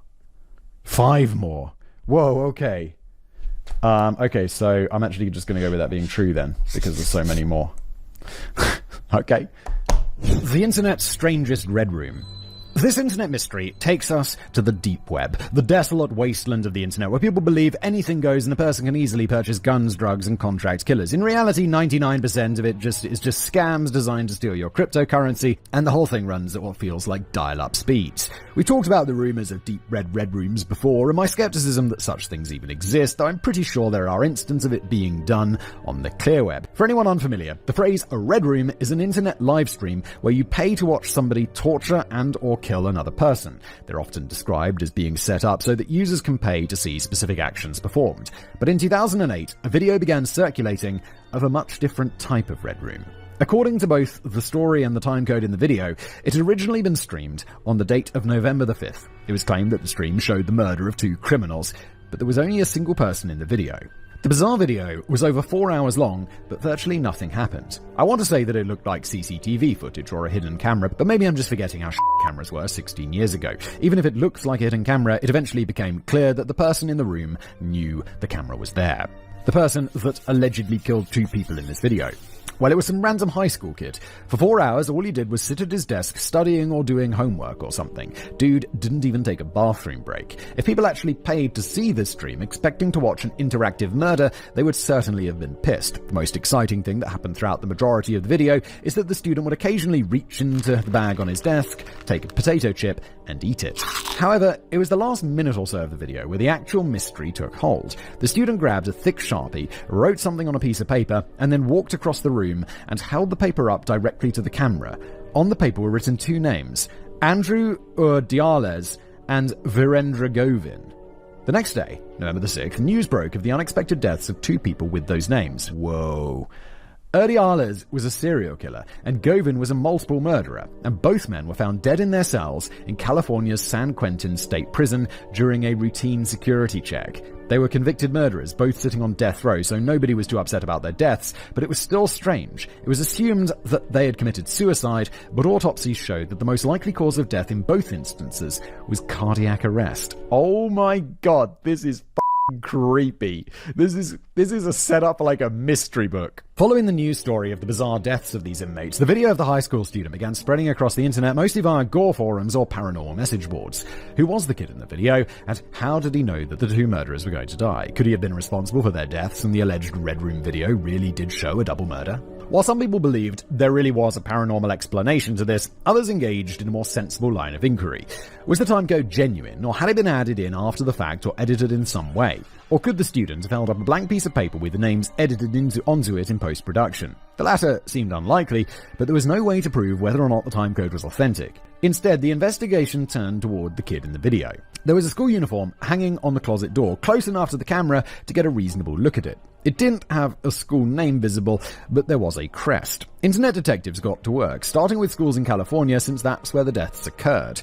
After identifying the school, they quickly found a picture of the student on the school's website because he was a member of the varsity tennis team. If I had been a member of the AV club instead of the tennis team, it would have been really easy to write off the whole thing as a prank or a hoax by someone testing their video editing skills. But finding the kid's name suddenly revealed a new angle to the mystery. He was the son of a police captain in the Sacramento area. Suddenly, there was a lot of speculation that this stunt was the kid's way of basically telling on the police department for the extrajudicial murder of 2 inmates. As far as I can tell, however, there was never an official investigation into any such actions, or if there was, the department did it all internally and kept it very quiet. Because the video was circulated around some pretty niche corners of the internet, it never wound up getting the sort of public attention that would result in media pressure on the department. So what do you think happened here, Simon? Was the video just a hoax and the names or timestamps were edited to appear like he was filmed before the deaths occurred? Was the student aware of some corruption within the police department, or are you of the opinion that there's far too many intricate and convoluted details to possibly be a real story? I know it's one of your favorite lines of reasoning with these games, which makes sense. After all, everyone knows the old phrase, fiction is stranger than truth. Yeah, it is. It is. This is like science fiction and fantasy. It's really strange. I think this one's false. Not a website. I've written about a lot of internet mysteries on this channel, which is one of the reasons it took so long to make the next part in this series. It's getting harder and harder to find internet mysteries that I haven't covered yet, so imagine my surprise when I discovered a story about a mysterious website that had gone unsolved for over 20 years. But you can forgive me for not hearing about the website, because it's not a website, or rather, it's not a website.com. From what I can gather, the site was first registered in 1999 and was paid all the way through to 2020 at the time. And yes, the registration was renewed and the site is still active. The original website, which went live in 2001, took you to a plain blank page with a password prompt. In 2003, it was updated to feature an image of The Treachery of Images by painter René Magritte. The painting features a pipe with the caption, "This is not a pipe," in French. That picture has remained the landing page since 2003, and the site is still password protected.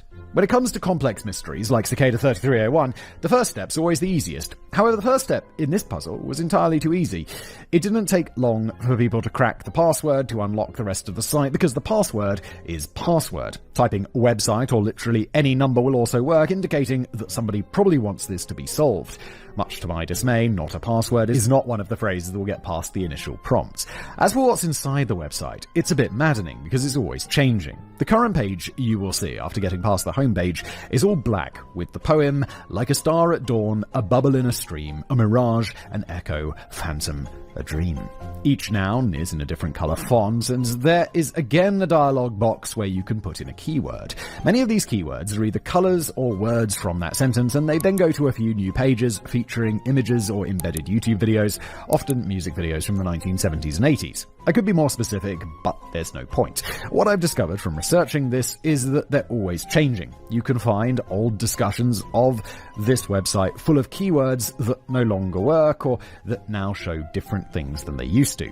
There is speculation this site is linked to notarealdomain.com, which is another weird but less involved site. That site contains what looked like 7 proposed amendments for some sort of global utopian constitution. The bottom of the page also links to a Reddit mystery thread about the website itself, though the user who created the post has since deleted their account. If you look at the source code of the website, there is hidden text containing what is referred to as a caveman poem, as well as the phrase, "Nothing to see here." There is also a list of dates at the bottom of the page, which has been identified as every time the website was updated since 2010. This was determined by going to notarealdomain.com/images and noticing the date of upload for the image files listed matched some of the dates on the site. People then tried the same trick to see if they could discover more information about Not a Website, but the ability to do so was quickly disabled. Trying to go to the image directory now just goes back to the landing page, except the tab will be titled, "This is not the image folder." That's a nice troll. This change was the closest thing to a definitive link between Not a Website and Not a Real Domain that has ever been discovered. Yeah, I'd say they're pretty linked because of that. People tried looking up the site owners, but only DreamHost and Cows were listed rather than an individual or private company. The fact that the sites were purchased through different web hosting companies might be relevant, but it could also be a red herring. Also, DreamHost, in my personal opinion. What did DreamHost do to you, Kevin? So what exactly is all this nonsense? Well, nobody really knows. The whole thing absolutely reeks of an ARG, alternate reality game, but it's been going for 23 years now, and nobody is any closer to solving this than they were 20 years ago. Anytime people start to make progress, everything changes. Why would somebody make a game that went on this long without having any point or possible ending? The other popular theory is that it's an art project of some sort. I agree, that would certainly make sense, except who would spend decades updating and maintaining something that got so little attention? Then again, trying to understand how an artist's mind works is a fool's errand. Maybe they're an incredibly talented and brilliant artist who gets off on trolling internet strangers. Yeah, it's actually, what's his face, the weird guy with the sharks? Damien Hirst.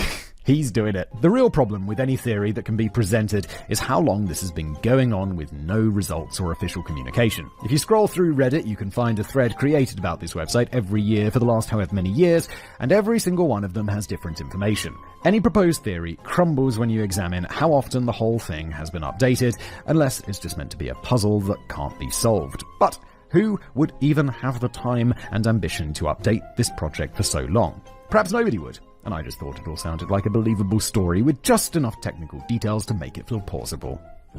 The elevator game. Oh wait, I've got to give this a thing. I think it's true. Again, this one is like boring. Boring! But in the way that I feel it's true. Like, in the way that I feel Kevin is trying to make me think that it's too boring. It's a game of many levels. Kevin and I are playing three-dimensional chess with each other. The elevator game. This is more of an urban legend than a mystery, but it gained fame through the internet, assuming it's real, so I'm going to count it. It's called The Elevator Game, and it began in South Korea in 2010. It later exploded in popularity following the death of Elisa Lam, a topic that Simon has already covered on The Casual Criminalist. For those unaware, Elisa died under mysterious circumstances while staying at the Cecil Hotel in Los Angeles. After her death, CCTV footage of her playing the elevator game surfaced, bringing the game to a wider audience. So what is the elevator game, you ask? I've totally forgotten what it was, even though I apparently made an episode all about it. The rules sound a lot like Captain Kirk explaining how to play Fizben, but bear with me for this. You need to go to a building with an elevator and at least 10 floors. The sacred ritual will not work if anybody else is in the elevator with you, so you must do it alone. And oh yeah, did I mention that it's a sacred ritual? Because of course it is. How sacred can it be? How long have elevators been around? Board the elevator on the first floor and take it to the fourth. Don't get out there. Instead, take it to the second floor. Then go to the sixth floor and then back to the second, then the 10th, then the fifth. On the fifth floor, a woman may enter the elevator. You're to treat her like Nigel Tufnell's guitar. Don't even look at her. I don't get the reference. The woman is not human, and if you look at her or talk to her, she may decide to keep you. It's not specified exactly what that means, but it's specified that the woman will be extremely attractive. I don't know how anyone would know this if by looking at her you'll have no means of escape, but when has paranormal bull ever been restricted by logic? Yeah, I'm like, what?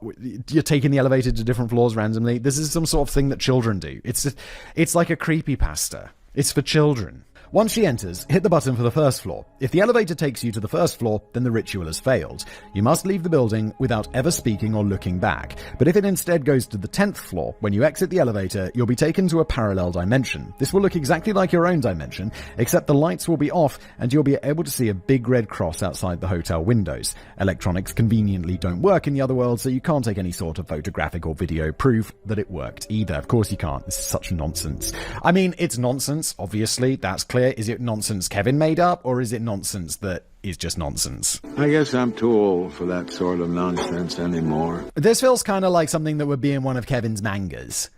Or something, right? I feel like this would be like... This was maybe some really popular story from some media that I've never consumed, and Kevin's just turned into a urban legend. So I'm leaning towards false. To return to your home world, you must go back to the elevator you stepped out of and repeat the entire ritual again. At the end, when the elevator starts ascending to the 10th floor, you need to press another button to stop it before it reaches the top, and then take it back down to the first floor. Only leave once you're sure everything is normal and you're back in your own world, otherwise you may need to perform the exit ritual again. It's also possible that you might bring back some otherworldly contagion with you, or a malevolent spirit that will follow you to your world. Still awake, Simon? Oh, yes, barely, Kevin. I know it was a bunch of dumb, complicated instructions for obviously fake mystical bullshit, I also know that this obviously sounds like some sort of creepypasta nonsense that definitely would exist on the internet, but it's also the sort of nonsense that might exist in some spooky anime. Exactly. This could be the plot of Has-Been Hotel, for all you know. Indeed. I don't even know if Has-Been Hotel is real. Of course, the fact that I said that probably makes you think you suspect this is real, and I'm trying entirely too hard to steer you towards this being fake. But you also have a terrible track record of being consistently fooled by anime plots in this game, so perhaps I'm just fully taunting you at this point because I know you'll never get it right, even if I flat out tell you what anime it's from. So, with mind games out of the way, was the elevator game that something people played and it spread across the internet after being tied to the death of Eliza Lamb? Or was it something else entirely, like a creepypasta anime plot or random nonsense I made up because it sounded like the type of crap that people would love to circulate online?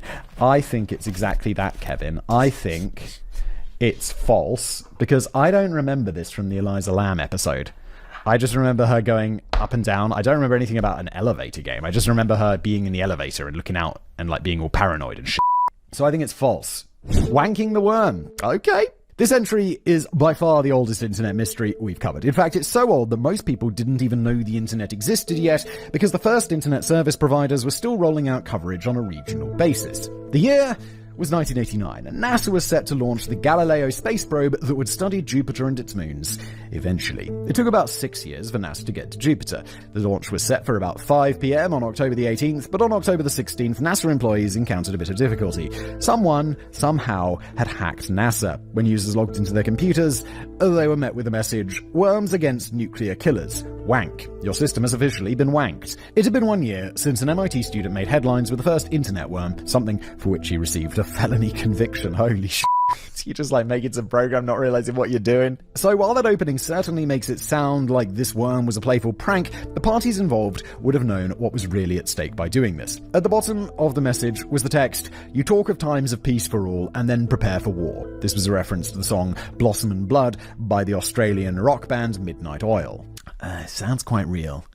It's very specific. After this initial message appeared, the worm would then run an algorithm that displayed one of several randomized messages. It might say, "Vote anarchist, the FBI is watching you," or it could show a command prompt dialogue revealing that it was in the process of deleting all the computer's files, or so it claimed anyway. The worm was meant to be an inconvenience, not meant to actually damage the system, so nothing was actually deleted. Of course, that didn't stop NASA supervisors from demanding that the infected computers be completely wiped to stop the spread of the worm. That's a fun story and all, but why would NASA be the target of an anti-nuclear activism rather than the military? The answer is Galileo, a nuclear-powered probe fueled with plutonium. This was during the Cold War, so anything nuclear was inherently terrifying to people. It's also worth noting that just 3 years earlier, in 1986, the world witnessed both the Chernobyl disaster and the Challenger explosion. Yeah. So ships can blow up on their launch, up in the sky, yeah?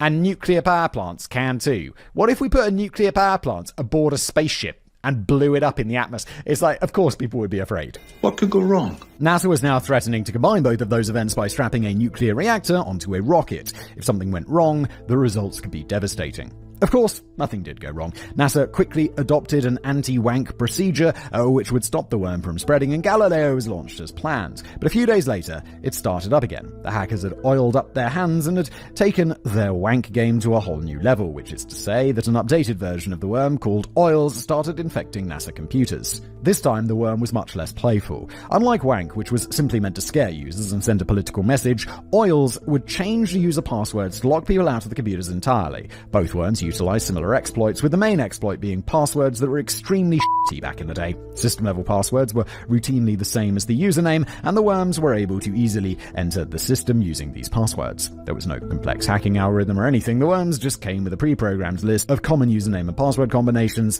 and that was enough to break into 1980s-era NASA computers. Despite this having taken place 35 years ago, holy shit, I'm old, but despite that, the culprit has never been identified. Based on the source code and comments contained within, it's believed that wank and oils were written by two different people, or possibly two different groups, if they weren't each created by lone renegades. It was also clearly made by ideologues, rather than using nuclear power as a smokescreen to disguise the true nature of exploiting the vulnerabilities in NASA's DECnet. The worms were designed to jump from one network address to another completely at random, but not to NASA-affiliated stations in New Zealand. The portion of the code that prevented New Zealand computers from being infected included comments stating that New Zealand was a nuclear-free zone, which was indeed their official stance. Theoretically, this could have just been part of a smokescreen, but it seems unlikely, especially since the first virus wasn't doing anything particularly malicious anyway. It has been speculated that whoever created the virus was from Australia, but that's as far as it really got. Midnight Oil, who are commonly referred to as oils by fans, aren't exactly an international sensation. Use of the word wank also suggests that it wasn't an American. We know what the word means, but nobody actually uses it here. According to the Australian Federal Police, it was possibly two Australian hackers known as Electron and Phoenix. Both hackers were arrested in a 1990 raid and charged with numerous crimes related to the intrusion in US government computer systems, but they were never officially charged with wanking NASA's computers off. There is even speculation that Australian founder of WikiLeaks, Julian Assange, was involved in the wankworm. Assange, who was 18 at the time, was a member of the same hacking group as Electron and Phoenix, and he has referred to the worm as the origin of hacktivism. His involvement has never been proven, but it certainly isn't out of the realm of possibility. I think this is false. This has got false vibes. Like throwing in Julian Assange. I feel that killed it for me, Kevin. That kind of killed it for me. Maybe I'm wrong. Could totally be wrong. Unless you happen to think that this entire story is out of the realm of possibility. I mean, sure, some of the details about the Galileo launch and NASA's infrastructure are definitely true, but what about the mysterious worm that's never been traced? Maybe I was writing about the Galileo probe for side projects while listening to Midnight Oil, and I was inspired to write this story because I knew you wouldn't know a damn thing about computer worms from when you were a toddler. Or maybe I'm once again trying too hard to steer you away from the fact that this story is obviously true. I don't think it is. I think it's false. And we'll move on to number 10 today. The final one. Taylor Swift on 4chan. Oh, I'm already leaning to this being false. There's something that many of us take for granted, and that's that nobody gives a shit about who we are or what we say. It doesn't sound like a great thing when I frame it like that, but it's also something that many celebrities don't get to enjoy. We all get to go about our meaningless little lives in total anonymity, while everything a celebrity does or doesn't do is placed under a microscope and debated to no end by the public. It's why there's even a special group of psychologists known as wealth psychologists, people who specialize in helping the ultra-wealthy deal with the sort of problems that us plebeians couldn't possibly understand. You know what they say? What are you? I'm a wealth psychologist. My motto? More money, more problems. Sometimes a celebrity just wishes they could be anonymous. So what better way to do that than by joining Anonymous?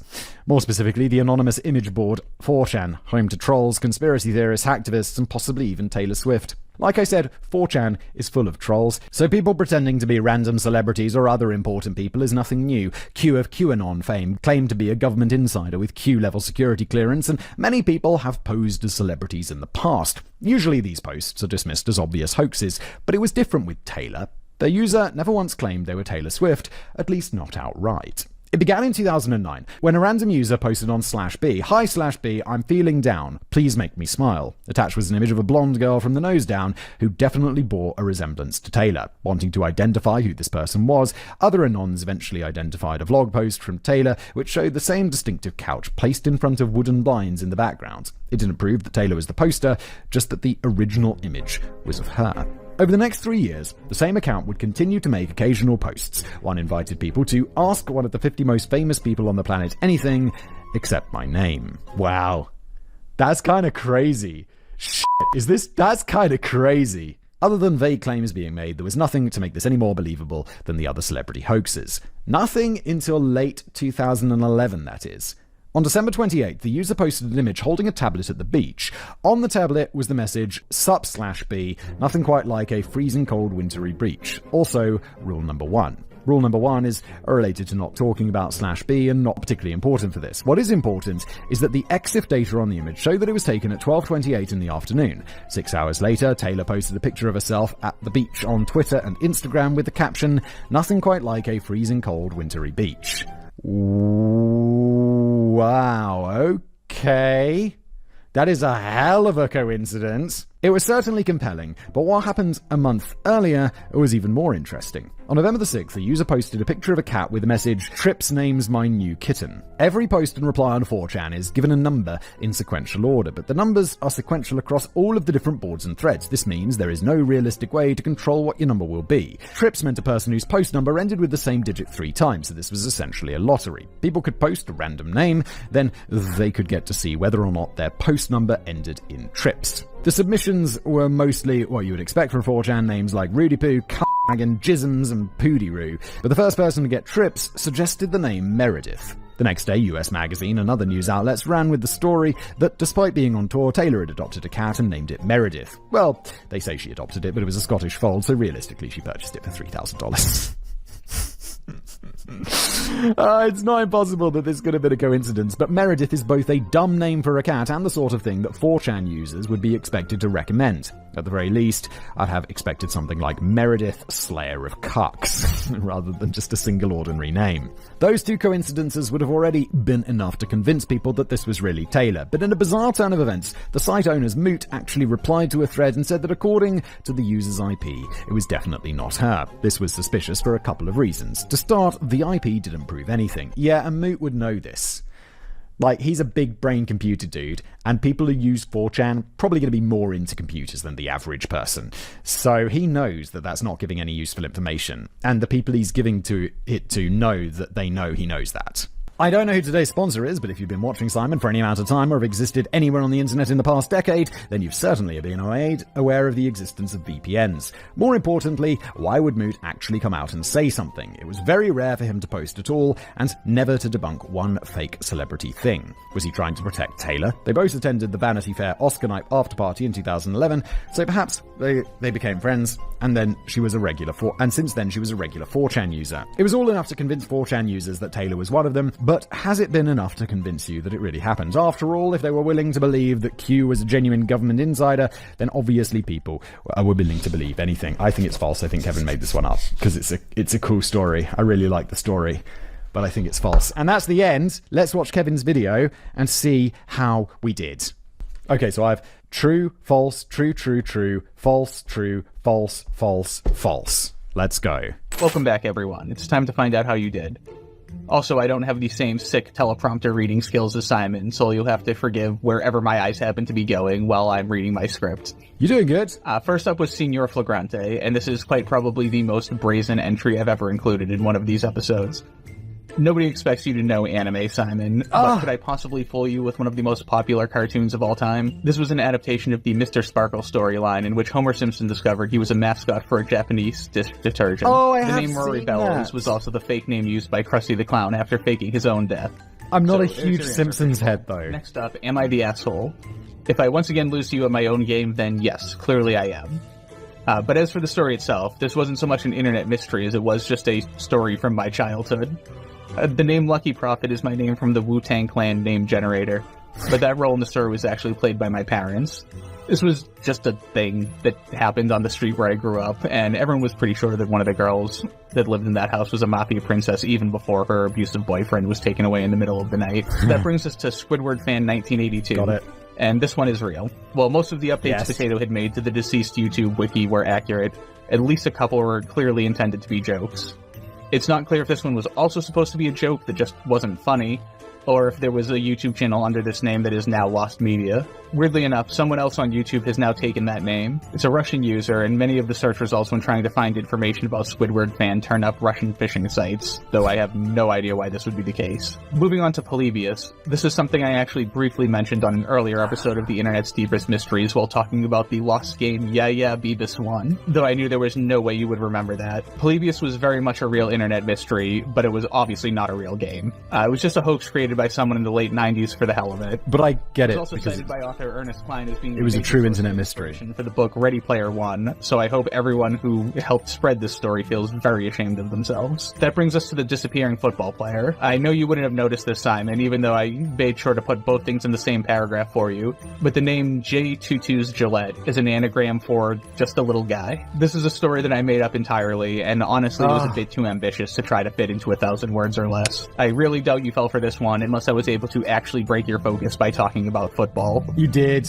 You did. And of course, the part that everyone watching at home is waiting for, the internet's strangest red room. This story was inspired by the famous potato chip scene from the anime Death Note. Yes, I got this one right because I said it was false. But this scene is the perfect testament to how voice actors can deliver the most ridiculous dialogue with an incredible amount of gravitas. But while the overall story was inspired by Death Note, and no part of this was ever an internet mystery, the 2 death row inmates I mentioned really did die in their cells at nearly the same time. It was a weird coincidence, but it had nothing to do with cartoon demons. Next up is Not a Website, which is in fact a website. When I found it, I actually considered pitching an entire episode on the mystery rather than using it for this game. But whether it's an art project, an ARG, or some complex puzzle, the contents of the website change too frequently for anyone to make any real progress. If I tried to write a full 30 to 60 minute episode about Not a Website, I would have just wound up bashing my head against the keyboard in frustration because none of it makes sense or has any clear purpose. That does make it seem like it's most likely an art project, but it's been going on for such a long time that it is some serious dedication if it is. Moving on to something with a more definitive answer, there's the elevator game. Yes, this was a real game people played, and yes, it exploded in popularity after the death of Elisa Lam. Wow. There are some videos on YouTube of people playing the game that have got tens of millions of views. And just so we're clear, an elevator cannot take you to an alternate dimension. And this whole thing is insanely stupid. Also, although Elisa's behavior in the elevator was definitely strange, nothing she did is even close to the bullshit convoluted rules of the elevator game. Yes. That brings us to the wank worm. Okay, I got that wrong. And there's it was false. Not really much to say about this one because everything I wrote is completely true and it's pretty much the entire story. Even if Electron, Phoenix, and Julian Assange are believed to have been involved, there's never been anything to definitively tie them to the attacks. So finally, there's a matter of Taylor Swift. Would someone as famous as Taylor actually browse on 4chan? I mean, maybe, but the account in question wasn't her. The story was true, and there are still people that are convinced it was Taylor, but the entire thing has been fully debunked. For example, all of the pictures uploaded were eventually found to have been posted elsewhere on earlier dates, and Taylor announced her cat's name. Wow, okay. So I said it was false. It was false, but Kevin made it up. Didn't make it up. Until the day after. And I'm not entirely sure why the media felt the need to report it at all anyway. Anyway, it's been fun definitely recording this inside your office and not in front of a green screen. And I look forward to seeing how you did. Unless you beat me. Again. Well, good news, Kevin. I didn't beat you, but you didn't beat me. 5 out of 10. So, even Stevens. This was great. Thank you, Kevin. Thank you, whoever's watching this. Audience. Appreciate you. Leave a review if you like this show, wherever you get your podcast. If you watch it on YouTube, like and subscribe. And I'll see you next time.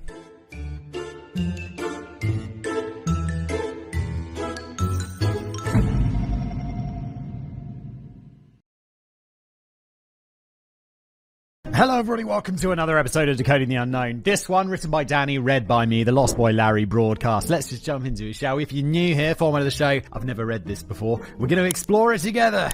So let's go back to the 1970s, shall we?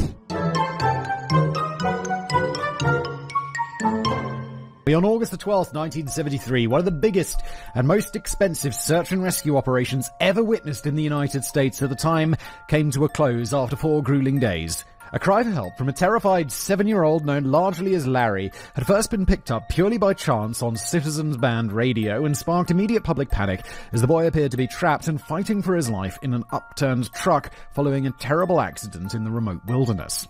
The messages, oh my god, this is crazy. This is what the truckers have those radios in their cars, right? So is that is what a relative driving him and then they've been in a crash and he's dead and the kid's I gotta use that radio, I guess. That's intense. I'm really hoping that this is just a prank.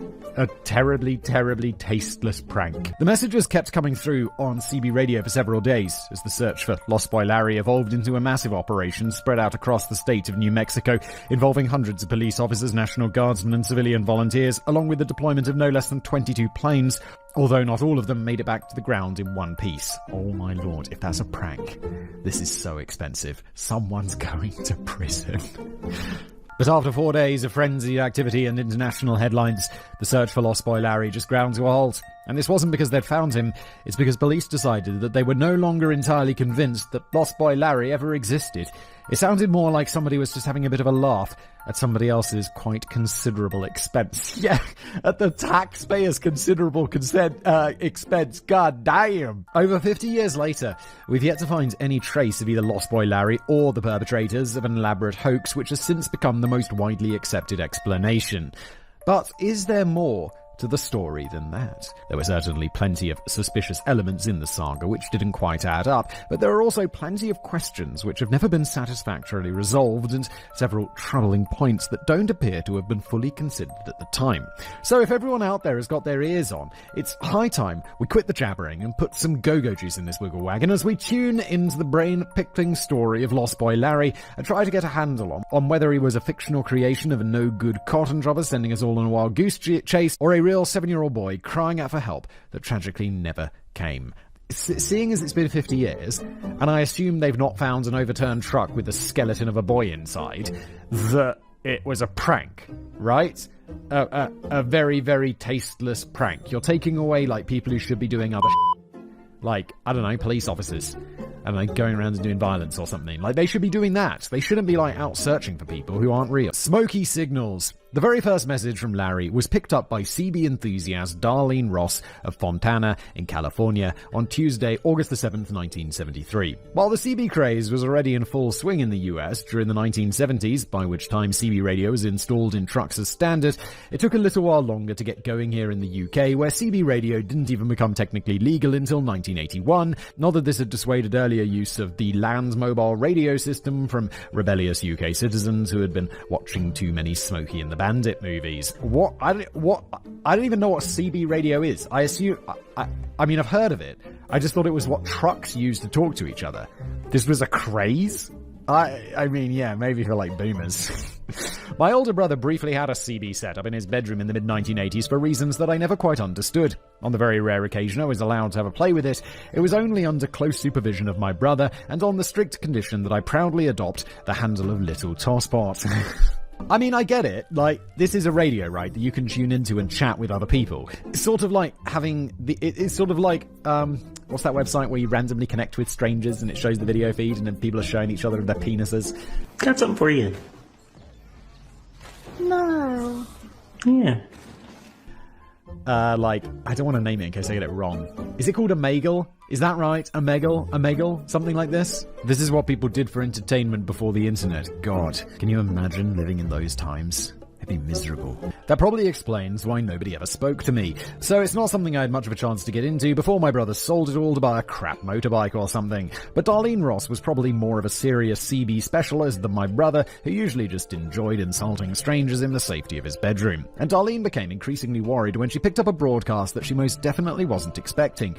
Buried deep within the usually incomprehensible CB conversations involving bears with ears, checkpoint Charlies, flying donuts, foxes in the henhouse, and Kojaks with a Kodak, Darlene accidentally stumbled upon the first message from a distressed young boy in need of immediate assistance from a grown-up. I mean, I know we're making fun of the people with these, like, CB radio handles, but this is basically just gamer tags.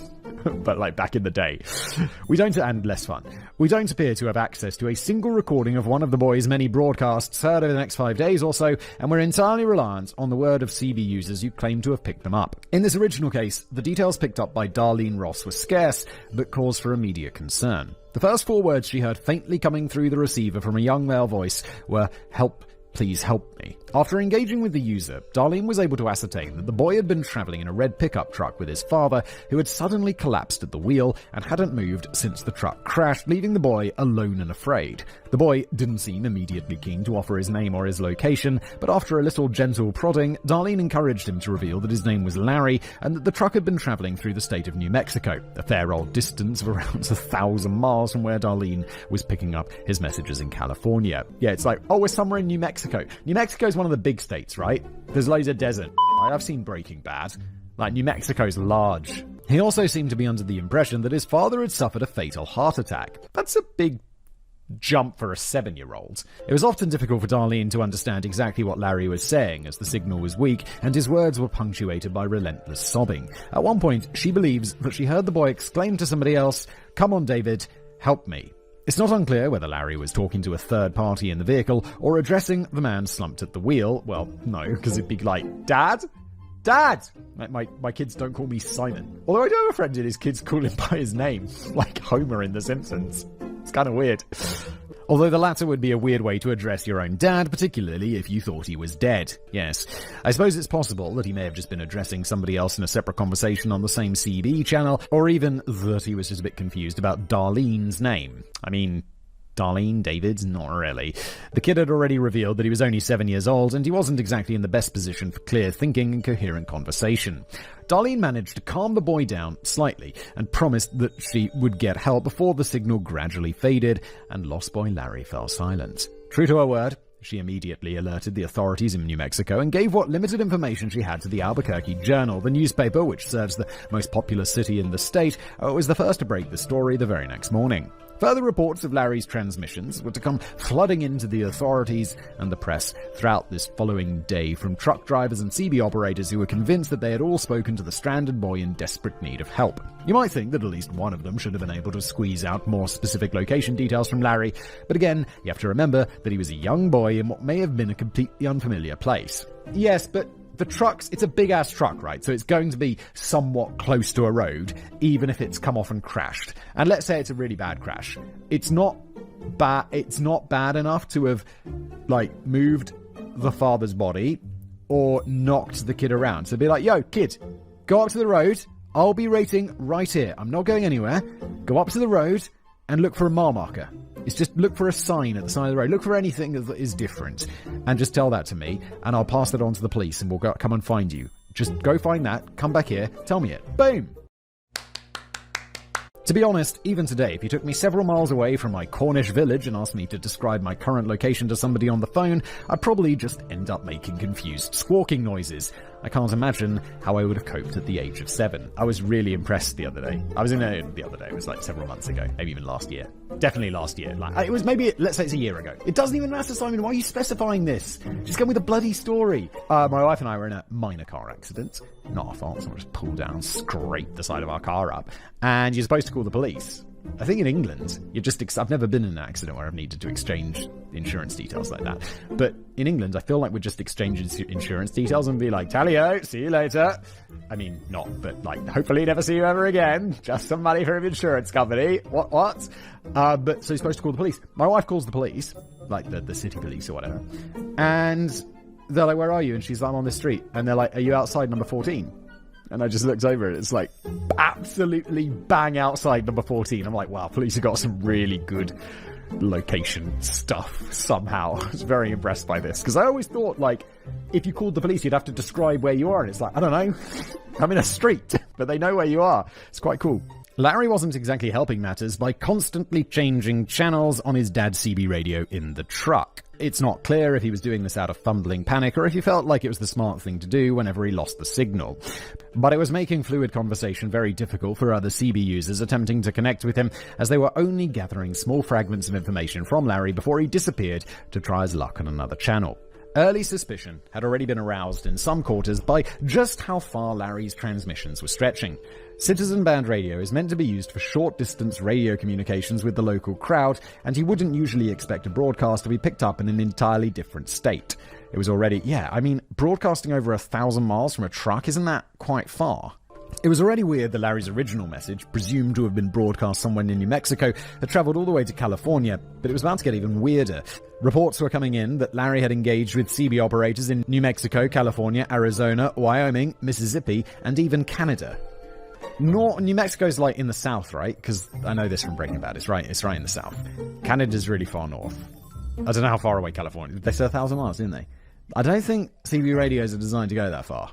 Spectix found it a bit fishy that one boy's broadcasts could be travelling such a relatively huge distance and suspected that something else may be going on here. But it's not out of the question that Larry was unwittingly broadcasting to a much wider audience than you would usually expect, although the idea of him reaching Canada is probably pushing credibility a little too far.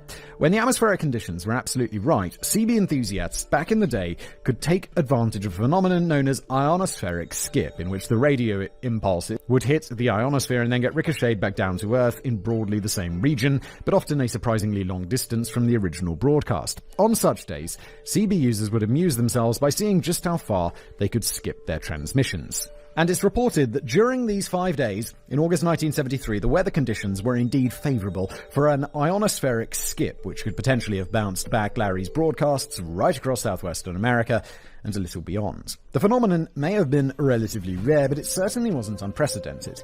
Another point which raised suspicion is that Lost Boy Larry didn't always seem to stick to the exact same story. The majority of reports from people who claim to have conversed with him now indicated that Larry was trapped in an upturned red pickup truck from which he could not escape, whilst his dead father was slumped in the driver's seat right next to him. I mean, if you got enough time, surely you can escape from a... Although people do get trapped in their cars, don't they, with their seatbelts on and stuff, and then they have to wait to be rescued, but that's got to be pretty rare. But definitely possible, so that's fine. In other variations of the story, Larry was standing outside the same upturned red truck whilst his father was trapped inside but still breathing. Much later on, a rescue worker claimed to have made contact with the boy, who gave his name as David rather than Larry, which is curious as it harks back to the mention of a David during the original conversation with Darlene Ross. Here's what I speculate. Larry, whoever he may be, is a troublemaker, and David is a co-conspirating troublemaker. And he at one point says to David, come and help me. Like, not realizing the microphone was on or whatever while he's doing his prank. And then David later takes over the microphone while Larry's away, and David accidentally says his name is David. He's like, yeah, it's David. Oh God, I'm screwed. Was there another child at the scene called David? Was the boy unsure about his own name, or at least reluctant to give it out to strangers? Or was his full name Larry David? As far as full names go, that one's pretty good. Pretty good.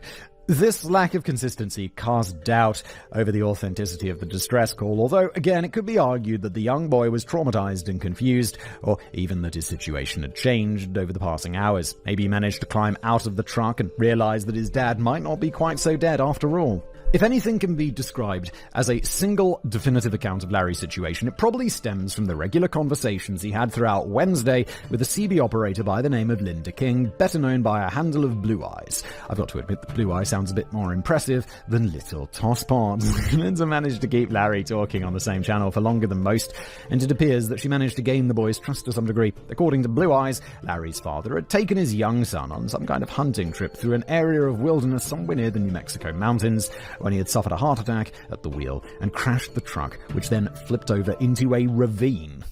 God damn. The father was now almost certainly dead, whilst Larry was trapped inside the upturned truck with no food or water. Larry also admitted to Blue Eyes that he didn't really know how to properly operate the CB, which suggests that the constant channel hopping was down to fidgety panic rather than calculated decision. Yet although Blue Eyes had managed to build up trust with the boy, he still point-blank refused to give his last name, which was making the case difficult for the authorities in terms of identifying a missing boy and figuring out where exactly his dad might have taken him to shoot rabbits. Oh, this whole time I'm thinking his dad's a truck driver because he's got a CB radio in his truck, but they're just in a regular truck. Because we also call trucks in the UK. I know Americans call trucks pickup trucks. That's what we call those trucks. A truck to me is like, what do you call them in America? Like an 18-wheeler? Oh no, we call those lorries. What a truck? I'm so lost. But he's not a truck driver. Okay. The long list of reported conversations had led the authorities to conclude that Larry was most likely somewhere in New Mexico. Guys, how hard is it to outsmart a 7-year-old? Come on now. There's someone at the police who could get his last name, surely. But New Mexico is a pretty big state, and it so far had proved impossible to get any further details from Larry which might help pinpoint his precise location. Still, they clearly couldn't just shrug this one off, at least not for another 4 days. Needle in a haystack. By late Wednesday morning, 3 separate independent searches were already underway in New Mexico, overseen respectively by the New Mexico State Police, the New Mexico Wing Civil Air Patrol, and the Albuquerque Citizens Radio Association. Dedicated listening stations were set up across New Mexico and neighboring states to try and pick up further transmissions from Larry. The Civil Air Patrol flew planes equipped with direction finders over southern New Mexico and southeastern Arizona, while the State Police and the Citizens Radio Association prepared to search sections of remote mountainous terrain on foot.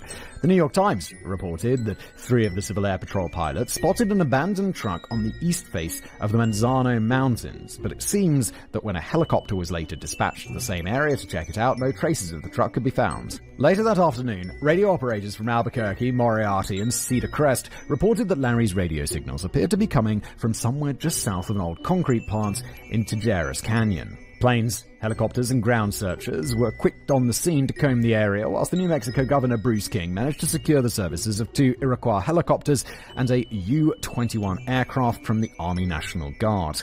For a moment there, I was like, Iroquois helicopters? The Iroquois people have helicopters? And then I remember for some strange reason, America names all this like military equipment after Native American people. I don't know. How do the Native American people feel about that? It's a bit weird. The U-21 was flown by guard pilot Captain Rick Tweed, who reported that he had picked up Larry's voice from the cockpit radio while flying over the area. Rick Tweed sounds like a newscaster. Rick Tweed here. And had done his best to reassure the boy. He had told him, "We're going to get you something to eat. We're going to find you. I'm going to find you myself, and I'll get you a double Mac." Sadly, Captain Rick Tweed never made that order for a double Mac. If you're the people doing the prank, and the guy's like, "I'm going to find you. Personally, I'm going to come and find you. I'm going to buy you a hamburger." At that point, surely you'd just feel like a mega piece of shit and be like, "Dude, I'm sorry. It's just a joke. It's just a prank. Hang it up and then never mention it again, because otherwise you'll go to prison." Okay? When the search teams arrived at the location just south of the old concrete plant, they found a few abandoned trucks and cars which looked like they'd been there for years, along with several discarded fridge freezers, but there was no sign of Larry. As darkness fell on Wednesday evening, Blue Eyes was still in regular communication with Larry, who now mentioned that it had just started raining. As rain had just started to fall near the 4th of July Canyon in the Manzano Mountains, the search followed the rain for a while, this time including a Piper Cherokee which was being flown by a certain T.C. Ashby of the Las Cruces Civil Air Patrol. Blue Eyes urged Larry to start yelling through his microphone if he caught sight of the landing lights of the Piper Cherokee, which were being turned on purely for his benefit. And sure enough, Larry began excitedly yelling that he could see the lights of the aircraft as it flew over the tiny town of Chalili. But again, there was no trace whatsoever of Larry or a truck during the subsequent search of the area on foot. As Wednesday the 8th rolled into Thursday the 9th, the story was all over the morning headlines of the international press, with some papers noting that the state police hadn't ruled out the strong possibility of a hoax. But pretty much every CB operator who had spoken to Larry remained convinced that his cry for help was utterly genuine. One unnamed army sergeant told a reporter that he had personally spoken to the boy for well over 3 hours and was of the opinion that this was most definitely not just a silly prank, although the state police later cast doubt over whether such a lengthy conversation had actually taken place.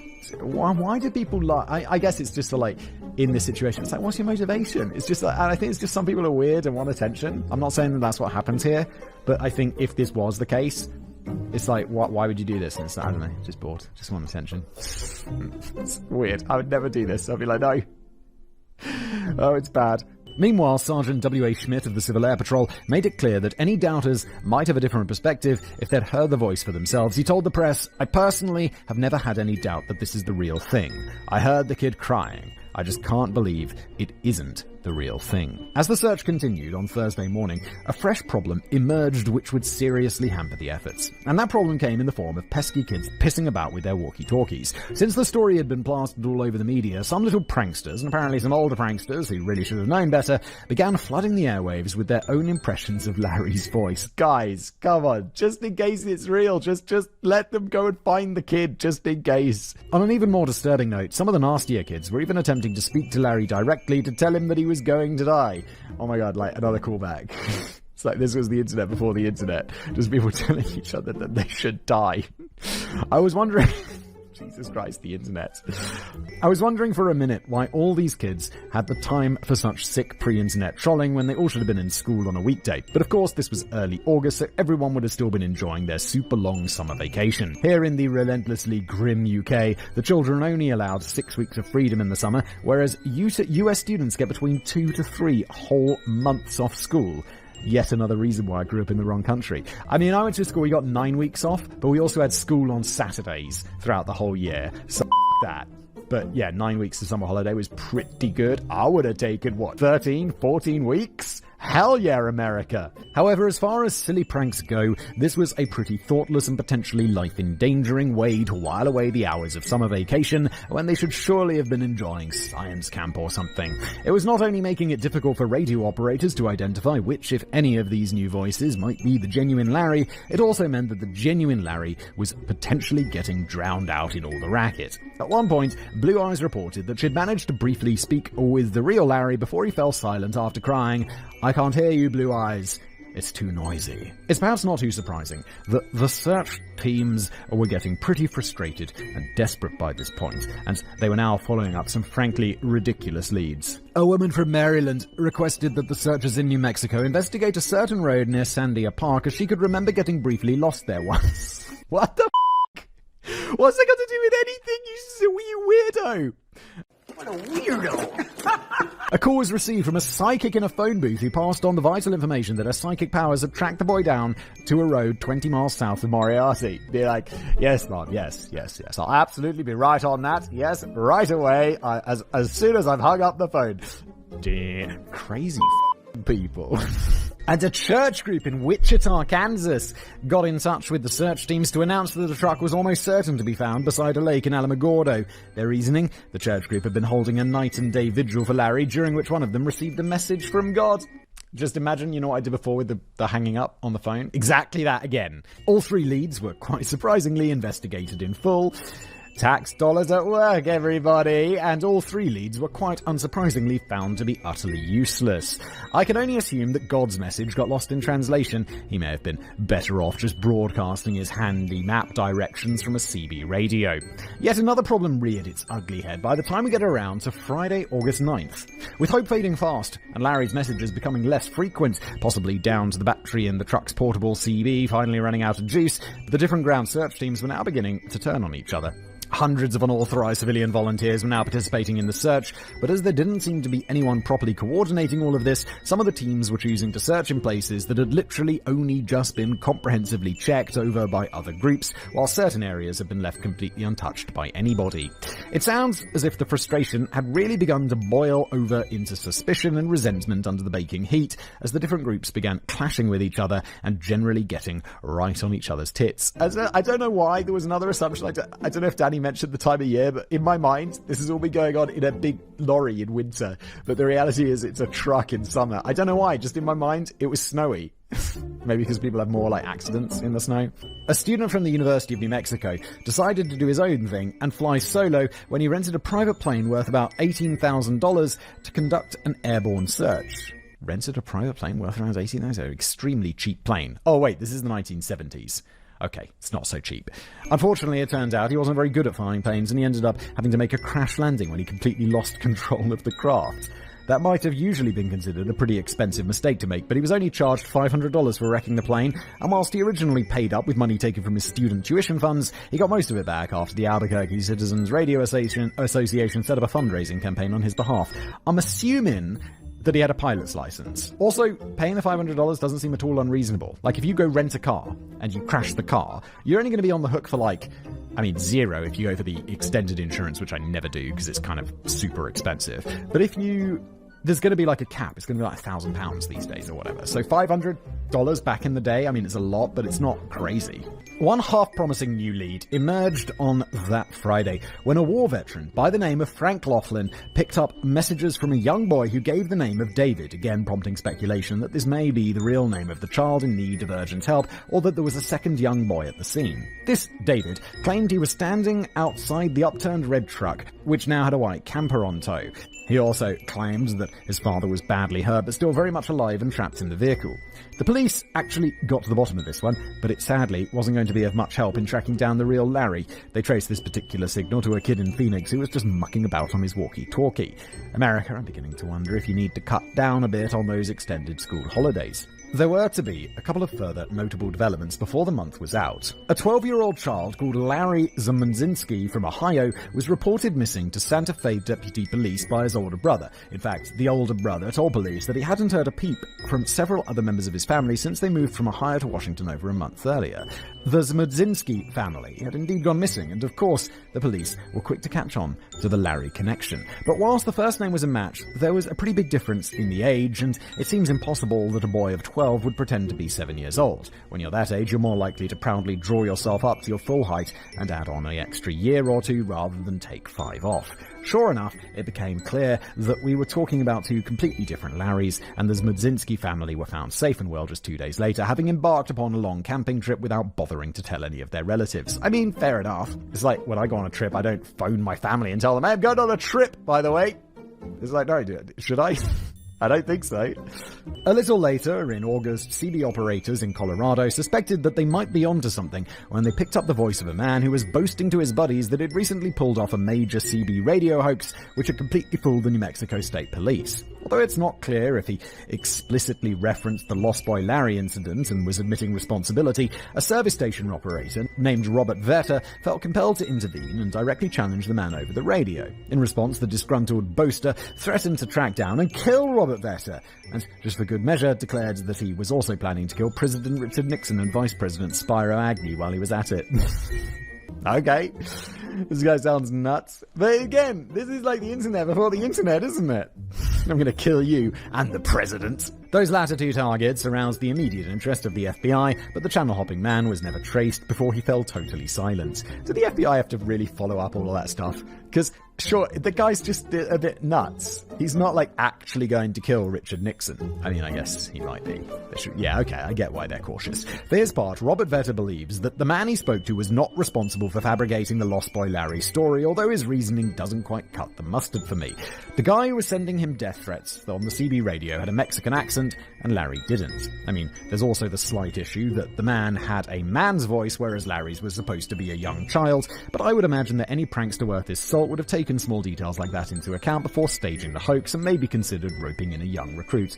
Or you just do a child's voice. Can you do a child's voice? It's like, Mummy, I'm trapped in the truck. I don't know what to do. Trapped in the truck. I don't know if that's any good. It's just making my voice slightly higher and whiny. I just imagine my kids complaining. Dad, my legs hurt. My own reason for doubting the boasts of this guy is that he sounds a bit too nutty to have pulled off such a long-running gag, and it seems unlikely that he would have had the time to spare for such small fry stuff when he was planning the assassinations of the president and the vice president.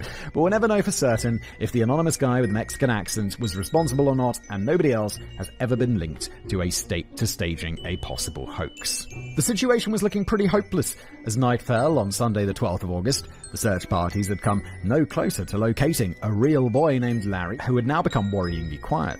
Whilst there was still some speculation that this may have been because the CB radio battery had died, there was also natural concern that Larry himself had died. Although 4 listening stations were left operating in New Mexico for several more weeks, the actual physical search was officially called off on Sunday night after 4 days of fruitless hunting, which had evolved into one of the biggest search and rescue missions ever seen in the US at the time. The total cost for all of the hours of work undertaken by military and law enforcement personnel, along with all the planes and helicopters, was estimated to be in the region of about $120,000, which would be knocking on for nearly $850,000 in today's money. Holy if this is a prank, you dickhead. And that's not even counting the hundreds of unpaid volunteers or the silly sod who crashed the private airplane. That's a pretty hefty amount of money, resources, and time invested into a search that led precisely nowhere. And the police had now clearly had enough as they called off the physical search on the grounds that the whole situation was probably just a hoax. State Police Chief Martin Vigil told a pack of assembled reporters, "We have not come up with any real, definite information to establish that the situation is valid. We have not come up with any information that is definite enough to say there is actually someone out there and where this person might be." The incident was formally declared a hoax by federal and state officials in November as Chief Martin Vigil explained, quote, "We had exhausted all efforts. I think we would have found him if he had been there because all the areas that were indicated were searched extensively." Whilst it's true that the authorities were never able to come up with any information to establish the situation was valid, I'm just a little troubled that they were equally never able to come up with any information to establish that the situation was definitely a hoax. So it could be argued that the search was called off prematurely after just 4 days of searching, and that a 7-year-old boy was ultimately abandoned to his fate to avoid any more expense getting pissed up against the forest trees. I mean, yes, but also 4 days is a long time, and it's probably just a hoax. Although if it was my kid, I'd be like, get out there. Come on now. I'd be like, no, it's a hoax. It's like, no, it's my kid is missing. Games without frontiers. On the face of it, a whole bunch of dodgy elements appear to point to a hoax. If Larry really wanted to be rescued, why on earth was he so stubbornly evasive about providing genuinely useful information such as his surname, and why was he making it as difficult as possible to be traced by constantly switching channels? How did the batteries of a portable CB radio manage to last for so long? And how come nobody has ever found either Larry or his father's upside-down red truck at any point over the subsequent 50 years? Yeah, and that makes me think it's not real, because that's a really long time, and the idea that no one has stumbled across this next to a road is a bit much for me. We've already covered potential reasons for some of the more dubious parts of the story. For example, whilst some still doubt that Larry's signal could have travelled anywhere near as far as it did, the weather conditions over those 5 days were perfect for ionospheric skipping, which could feasibly have bounced the message much further than usual. And Larry's constant channel hopping may be explained by his admission to Blue Eyes that he didn't really know how to use a CB radio. After all, the kid was only 7, although I seem to remember that using a CB radio wasn't particularly difficult, and I was probably around the same age when I was bravely riding the airwaves under the handle of Little Tosspot. As for the surprisingly long length of the batteries, it does seem incredibly unlikely, some would say downright impossible, that the batteries in a portable CB would last the full course of 5 days that Larry was allegedly broadcasting his messages. But we'll come back to that thought in a moment. First, I just wanted us to consider what breed of individual would have been up to the job of staging what seems to be a pretty intense hoax. Just about everyone who spoke to Larry was convinced that they were talking to a genuine young kid. We obviously can't rule out the possibility that the voice belonged to an incredibly talented adult impersonator, but the general consensus seems to be that the voice belonged to a very young child, regardless of whether the actual situation was real or fictional. We already know that the police identified some of the later messages as pranks from school kids, and this may have led them to naturally conclude that the same school kids were behind the whole thing from start to finish. But there's a notable difference in the messages that were quickly identified as pranks and the messages that several CB operators believed to be the real Larry. The confirmed pranks were usually over and done within 10 minutes, and they were carried out by kids on walkie-talkies who had a bit of time to spare and who were probably starting to giggle by the end. But the potentially genuine messages were of a completely different depth. They involved a hysterical child's voice regularly sobbing and wailing in sheer distress over 5 days without ever once breaking out of character. I can think of more fun ways of spending my summer vacation than relentlessly sobbing into a microphone for 5 days. This can't have been entertaining on any level, and it would have taken remarkable levels of commitment and endurance for a very young child to keep it up for so long. I think it's just someone imitating the voice, and there's 2 of them, so they're like splitting the duties, and they're just stupid kids. I'm sure that most normal kids would have grown bored very quickly and turned their attention to something a bit more enjoyable, like memorizing entire passages from the Bible. It also feels a bit weird that such a young child would have been left unattended with the CB radio for so long to engage in conversations with strangers that in some cases are reported to have lasted for hours at a time.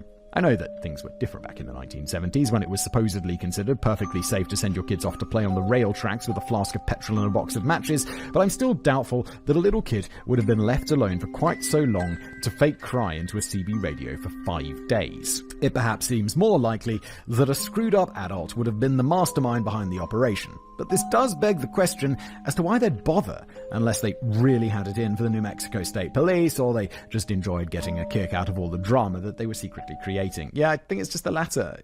People get a kick out of drama, even when it's super pointless like this. I would have thought that even a particularly twisted adult would have had far better things to do with their time, such as planning the assassinations of President Richard Nixon and Vice President Spiro Agnew.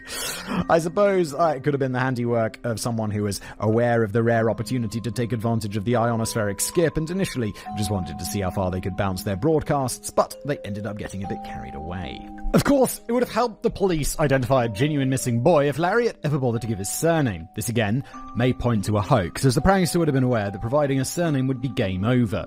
The situation was more likely to be dragged out for longer if the details were kept as vague as possible to perpetuate the mystery hanging over a missing boy. However, it could be the case that Larry had been taught by his parents never to give his real full name to a stranger when using a CB radio. That's fair. Lots of weirdos out there.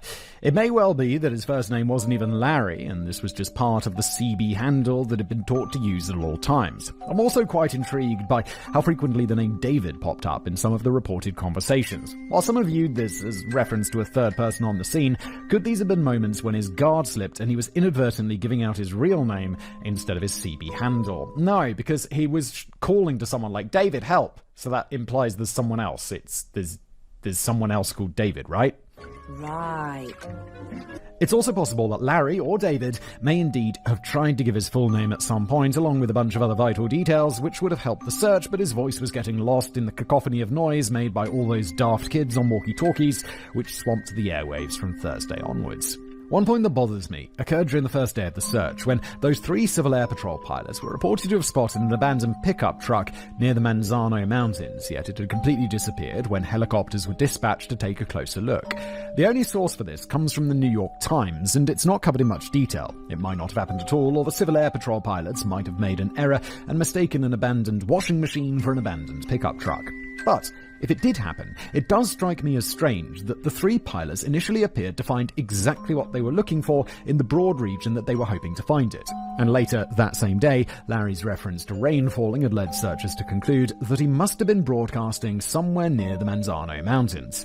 Could there have been a breakdown in communication here, or could the helicopters have failed to pick up what was glimpsed by the Civil Air Patrol pilots? Or maybe it could have just been an ice cream van which had veered dramatically off track before the driver eventually found his bearings again. Yeah, it is a bit weird, isn't it?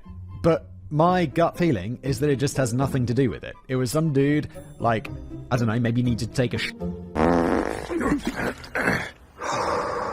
So he's like, yeah, I'm just going to pull off, just take the car into this. It's probably a truck. This is America. He's like, yeah, I could go down that, like, dirt road. Just going to go down that dirt road, gets out of his car, takes a big his car's spotted by those planes, and then he gets back in his car and drives off.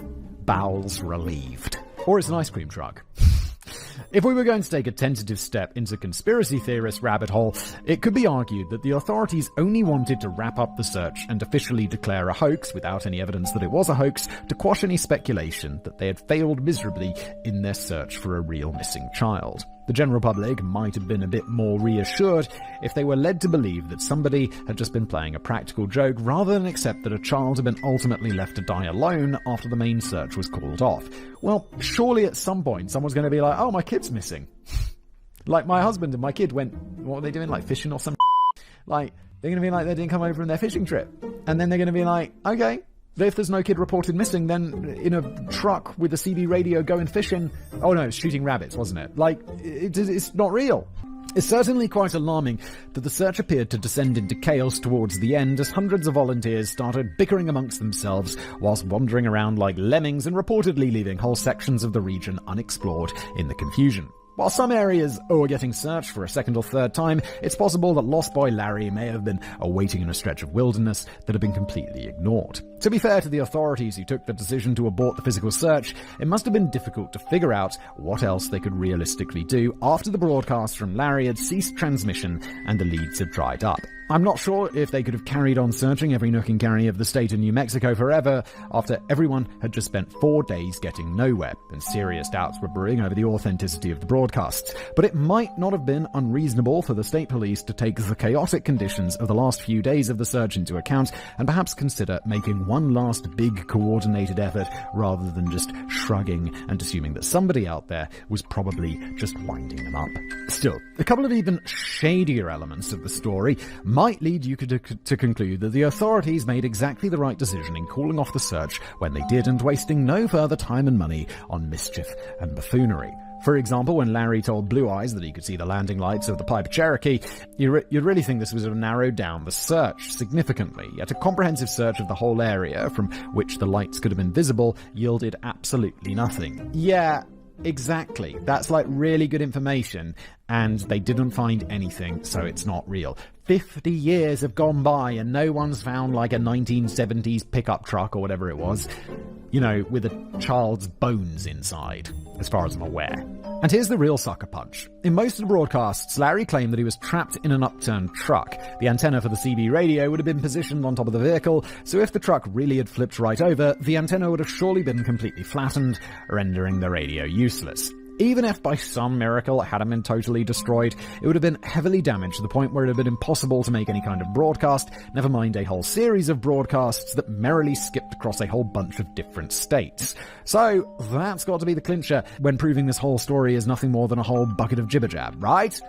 Well, maybe. Right now, I'm like 95% sure that this is just a hoax.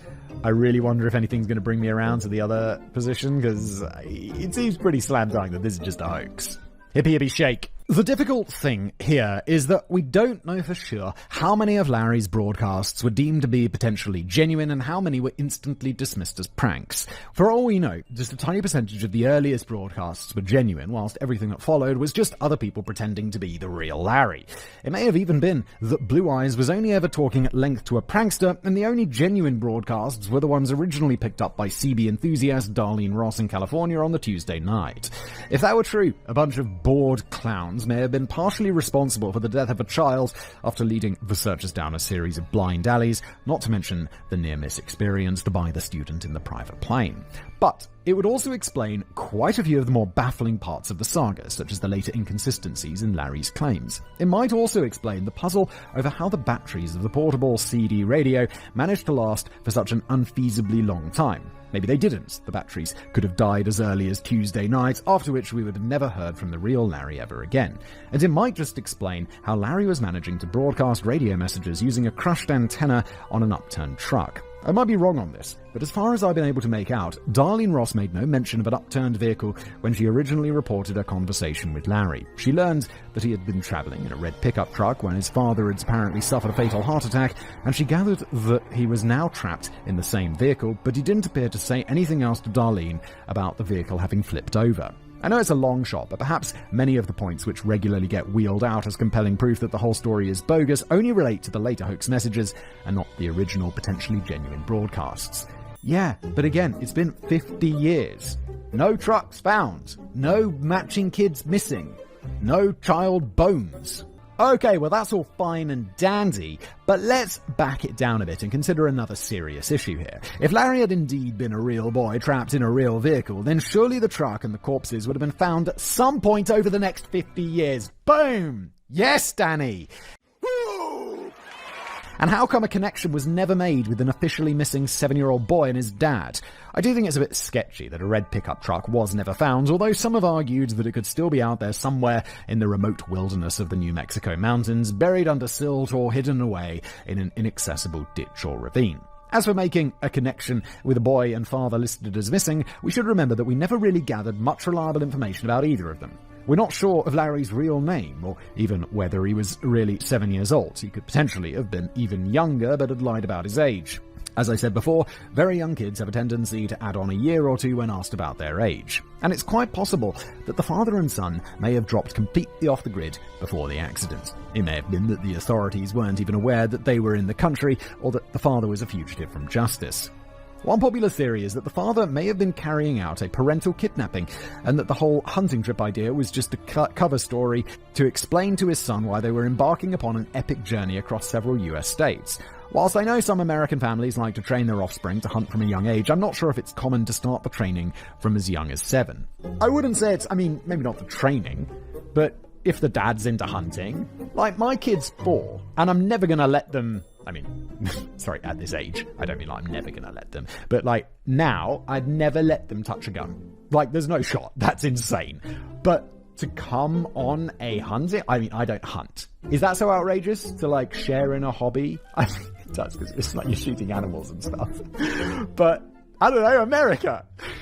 But whilst the police have never officially made a connection with a genuine missing persons case, I was more than intrigued to stumble across a true story which doesn't get reported very often at all. Back in the 1960s, a young couple by the name of Leon Zerfus and Jeannie Mera moved to the town of Dixon, New Mexico with their very young son. Sadly, this on-again, off-again relationship was anything but a happy one. Leon Zerfus also had on-again, off-again relationships with other women, including one with whom he'd also had a child at roughly the same time, and he often used to move around when the mood took him, hopping between Jeannie and the mother of his other child. Both Leon and Jeannie were reported to be heavy drug users and frequented a local hippie enclave to stock up on supplies. On a far more disturbing note, Jeannie later claimed that Leon was a violent and abusive man. Despite this, Jeannie and Leon later conceived a second child. Jeannie gave birth to their new daughter, Elia, in January 1970, but she was forced to stay in the Embudo Hospital in Dixon for several days following complications from the birth, and so the older son was left in the sole care of Leon Zerfus. During her stay in hospital, Leon came to visit with their son, but it was to be the very last time that Jeannie Mera ever saw her first child. When she finally returned home with her newborn daughter, she discovered that Leon had packed all of his belongings and fled the family home with their son, who was never seen again. Does he drive a red pickup truck? Does it have a CB radio? The missing boy had been living in New Mexico. He would have been 7 years old in 1973 when the Lost Boy messages were broadcast, and his name was David. I know this is not the name usually associated with the cry for help, but it's still a name that was referenced frequently in the messages, including that original broadcast picked up by Darlene Ross when Larry appeared to be demanding help from somebody else on the scene with that name. Okay, so I didn't put that together, but the David come over here and help thing was on the original potentially non-prank call, which makes me think that that original was also a prank call. I still think that. Unfortunately, any details relating to the case of David Joseph Miera, who was last seen alive in 1970, are pretty hazy, a situation not helped by the fact that it took Jeannie Miera a whole year before she reported her son missing. Oh my god. Oh my god, some people. But it seems that the police expended little effort in locating the son of a couple of drug-using hippies. Jeannie later moved to California and had 5 more children, but she claims that she returned to New Mexico in 1986 and tracked down Leon Zerfus, who gave several conflicting accounts of what exactly he'd done with David. Well, he'd be in his 20s. At one point he claimed that he gave him to his sister, whilst another time he claimed that he'd given David away to a group of hippies who lived in a bus. Several of Jeannie's relatives believe it most likely that David was either deliberately killed or died under Leon's dubious care. God damn. Or the child may have just been swapped for a massive bag of weed. But it doesn't seem as if Leon Zerfus was ever charged with anything, and David Joseph Miera was never found. Jeannie died suddenly in 1989, whilst Leon Zerfus died in 2005 without ever revealing the true fate of David. I find it quite bizarre that nobody at any point seemed to make any kind of connection with a 7-year-old boy who occasionally used the name David, who was crying out for help in New Mexico, with a 7-year-old boy called David who had gone missing from New Mexico just 3 years earlier. It's quite a time difference. And it might just be a pretty big coincidence, but it's one that's largely ignored. I think Occam's razor here is that it's just a coincidence. It's good to hear that at least something productive emerged from a huge search and rescue operation which dragged on for 4 days at vast expense without yielding a single result. It did? Thanks in part to those 1973 broadcasts, the Federal Communications Commission introduced tougher rules and regulations designed to make it harder for pranksters to hide away under fake names and launched new regional CB investigation teams to handle such matters. More significantly, the case led directly to the forming of the New Mexico Search and Rescue Council the following year, which had done a fine job in ensuring that subsequent searches were less likely to descend into mayhem. According to Madge Harrar from the Albuquerque Journal magazine in 1983, quoting, "Larry was never found, but because of that search, numerous lives since have been saved. Search and rescue volunteers, when questioned about their dedication, say that saving a life is what makes all the long, hard hours of training worthwhile." But the jury is still out on who exactly was behind the Lost Boy Larry broadcasts. I feel quite conscious that I spent a large chunk of the script examining the potential theories on why the story may have been completely genuine. Yet if I was a betting man, I'd probably reluctantly conclude that the whole story was nothing more than a hoax, as there are still too many elements that don't quite fit together. 100% agree, Danny. Having said that, I won't share the widely held conviction that it can be conclusively dismissed as a prank. No, I mean, it's very hard to do something conclusively. I think I was at 95, I'm probably now at 90% certain that it's a prank, which I guess 90% is pretty conclusive, but not fully. Things are rarely black and white. I'm left with concerns about how the search and rescue operation was handled, how quickly it was called off, and the unexplored potential connection with the missing boy, David Joseph Miera. And it's unfortunate that we can't hear any recordings of the messages to judge for ourselves, but I'm reminded again of the words Sergeant W.A. Schmidt from the Civil Air Patrol, who expressed the opinion that if you'd heard the voice for yourself, you would be left with no doubt it was a genuine cry for help. If this was a hoax, it seems unlikely that the culprit will ever come forward after all this time to claim responsibility, unless they quite fancied the idea of getting free meals in prison. Well, they're going to be well past statute of limitations. Now, this is like 1970s. So, are we ever likely to get a definitive answer to the mystery of the Lost Boy Larry broadcasts? Well, that'll be a negatory, good buddy. And that's where we end today's episode. Thank you so much for being here. Appreciate it. If you like the show, leave a rating, leave a review wherever you get your podcasts. If you're on YouTube, like and subscribe, and I will see you next time.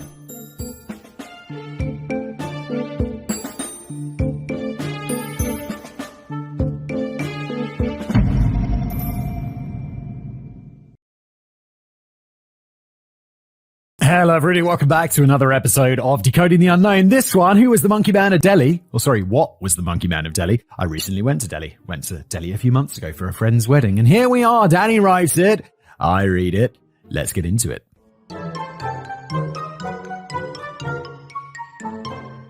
In May 2001, the Delhi police announced a reward for the capture or the termination of a malevolent monkey man miscreant who was waging a campaign of terror against the most impoverished regions of the Indian capital. I'm not sure if the Delhi police would have been into the idea of plastering wanted posters right across the city, but such a poster might have read something like this: "Wanted dead or alive, Monkey Man." Sometimes answer the names of Kalabandar, Black Monkey, or the Face Scratcher. Proper little responsible for hundreds of alleged assaults and at least 2 deaths in the space of just 2 weeks. Wait, is this a man or a monkey? What's going on? Usually targets poor people under the veil of darkness as they sleep on the roofs of their houses. Why would they sleep on the roof of a house? I don't understand. If you have a house, why wouldn't you sleep inside it? It's the very point of having a house. Has been known to leap from roof to roof in a single bound. Half man, half monkey. Maybe small and hairy with metal claws and glowing red eyes. This is a fiction. But may also be a huge flying beast on roller skates wearing a motorcycle helmet and a utility belt. May possess powers of invisibility and has been known to turn into a small cat. This is the longest wanted poster that no one's stopping to read this. We know this all sounds a bit far-fetched, and to be honest, we don't actually believe that the Monkey Man of Delhi exists, but we're keen to capture the little bugger anyway, as he's draining all the resources of the emergency services, and it would be lovely to concentrate on something a bit more important, like polishing our batons. Approach with caution. We advise shooting on sight if you catch even the slightest glimpse of the hairy scoundrel. Oh my god. If the police are actually encouraging that, a lot of people are going to get shot because you're like, oh, that man looks a little bit hairy. Pop, pop, bitch. It's also worth noting that water or light might temporarily diminish his potential alien superpowers. A reward of 50,000 rupees for any information leading to his capture, but just his evil monkey head would do. Really. I think it's that about all then. Cheerio. Admittedly, that might be a bit long to fit onto a typical wanted poster. Yes, Danny and I, same page. But I don't think the length would have mattered in the grand scheme of things. The Monkey Man of Delhi was never officially identified or caught, and even today a mystery hangs over the mayhem caused by this murderous creature. But who or what could really have been behind the hundreds of alleged rooftop attacks in Delhi during the month of May 2001, which left some survivors with genuine animal bites? Was this creature, who moved only in shadow, the result of a secret laboratory experiment, a terrorist plot, an alien invasion, or the local population indulging in slightly over-generous servings of rum? Could it have been an animal escaped from the zoo, or just a human criminal who never quite learned how to use a razor? If he was never caught, then why did hundreds of reported sightings fizzle out so quickly towards the end of May? And could the Monkey Man have unwittingly evolved into something of a superhero and a savior for the poorest residents of Delhi? Not all heroes have the ability to use language to form complex functioning in groups. I'm thinking it's just a combination of many things. Like whenever something's like, oh yeah, it was this, and it was this, and it was that, it's like, no, it's different things. Like one might be an actual monkey going crazy, like someone's escaped monkey or whatever, coming from the jungle or something. I don't know how that would get into Delhi. Delhi's really big. Delhi's really polluted. That was one of the biggest things I noticed. You're just like, wow. You go outside and you're like, I need a shower. It's like, it's everywhere. My friend's wedding was lovely though. You should stay inside. Monkey see, monkey do. The very first reported sighting of him occurred on April 5th, 2001 in Purana Vijayanagar in the neighboring city of Ghaziabad, when a citizen by the name of Anil Gopal complained that he had been attacked by a creature which appeared to be half man, half monkey, whilst Anil was sleeping on his terrace in the early hours of the morning. A very similar account of a monkey man attack was reported in the same city just a couple of weeks later, before the creature appeared to pack up his bags and moved to East Delhi, where he seriously upped his game. By May the 14th, at least 50 fresh attacks were reported to Delhi police over the course of just a few nights, and many of the victims required treatment at hospital for bites and scratches and various other injuries. The Monkey Man only seemed interested in harassing the residents of the most poverty-stricken areas of the Indian capital, where access to fresh water was limited and frequent blackouts were imposed by state-run power companies, plunging millions of people into complete darkness. And it was often during these extended power cuts that the Monkey Man struck, making it difficult for the victims to accurately identify what exactly was attacking them, as it wasn't like they could just flick on a light switch and stare into the eyes of the simian intruder. The victims would already have been in a pretty vulnerable state, as the Monkey Man usually targeted the many terrace and rooftop sleepers of Delhi. Oh, okay, so I see. People more like sleeping on their roof terraces and stuff, right? For some reason, I just imagine them sleeping on like roof tiles, which I guess is a bit silly. And it's maybe really hot. Like this is poor areas, so they're not likely to have air conditioning, and Delhi's warm, so maybe they're just sleeping outside because it's slightly cooler. Such people weren't sleeping outside for the hell of it. They were, here we are, we're about to get an answer, are we? They were partly trying to get a bit of cool night air during the sweltering summer temperatures where they couldn't just power up a fan, and partly choosing to take advantage of the natural light of the moon rather than lock themselves away in the darkness of their modest dwellings. Okay, so that makes sense. Yeah, that makes sense. But this meant that the monkey man didn't have to exert too much effort, as he wasn't required to fiddle with locks or climb through windows. He'd just bound from terrace to rooftop, seeking the easy prey who were sleeping outdoors with no immediate protection from a wild beast on the rampage. The number of reported attacks in East Delhi would only soar to new heights over the next few days, but there was a big problem in getting a grip on the physical description. There were obviously bound to be a few discrepancies here and there, considering that none of his victims had the opportunity to take a photograph of the assailant or even just shine a lamp in his face. But even so, you might be forgiven for thinking that not everyone was talking about the same monster. Exactly, it's going to be many different things. It was often described as a 4-foot creature with thick black hair, a dark face, and a prominent snout, but others felt that it looked more like a cat with fierce glowing eyes and long shiny metal claws. Well, metal claws are not a thing because animals don't grow metal. That's just not how it works. I'm just, in my brain, I don't even know why I need to think this, but I'm like, wait, do any animals grow metal? It's like, no, Simon, metal isn't that sort of thing. It's just because, we have metal inside us, Look, iron and stuff. I have titanium inside me because I got a bone with a bar. In most cases, it was described as being incredibly agile, with the ability to leap from rooftop to rooftop like some monkey-fied version of Spring-Heeled Jack. Yet others felt convinced that the creature looked more like a muscular 8-foot bear wearing an astronaut's helmet. All right. Well, look, here's the thing. In the wanted poster that Danny made up, it's like, it can transform. It's like a animorph or some shit. It's like, no, it's just two different things, you idiots. And the descriptions just got crazier as the days passed. Some witnesses claimed that the creature resembled a masked monkey superhero with a utility belt housing 3 big buttons, one of which rendered the monkey man invisible. Some said, how much crack have you been smoking, whoever said that? It's like he's got these 3 magical buttons. Some said that he could fire laser bolts from its eyes. Some said that it was sporting a gleaming halo, while others reckoned that it got around town on either a skateboard or roller skates. So this all narrows down the search quite a bit. We're looking for an invisible 8-foot dwarf monkey space bear angel on a skateboard. Can't be too many of those about, can there? I don't know what the police were pissing about for. Perhaps it might help if we dig a little deeper into some of the individual eyewitness accounts as reported extensively by the Indian media. Well, actually, of course it won't, but let's do it anyway whilst we're here. 35-year-old Arvind Nagar told the press, "A strange growling noise woke me up at 1 a.m. I could make out the hazy outline of a creature sitting on the roof. He leapt at me and ripped me with his steel claws." How do you know they were steel? And they did steel claws, not thing. Industrial worker Prakash Chand recalls, "I was sleeping on our terrace and I woke up when I heard this strange growling sound. It was about 4 or 5 feet tall, very well built, and whacked me hard on my arm." A rare example of the monkey man actually breaking inside a house was reported by Sudha Verma when she was thrown into a panic after hearing her sister-in-law Vimlesh crying out from an upstairs bedroom. "The monkey has come!" Okay.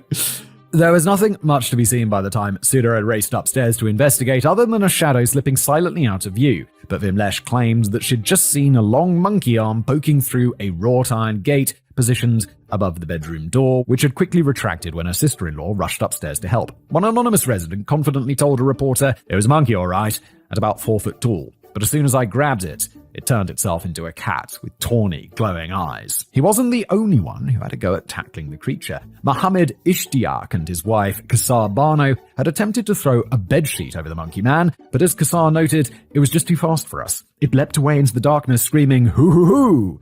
before we could catch a glimpse. This is so daft. They say it's as big as 4 cats. And it's got a retractable leg so it can leap up at you better. There'll be people in the guys being like, "Oh no, cryptids are real. This was real. I was there."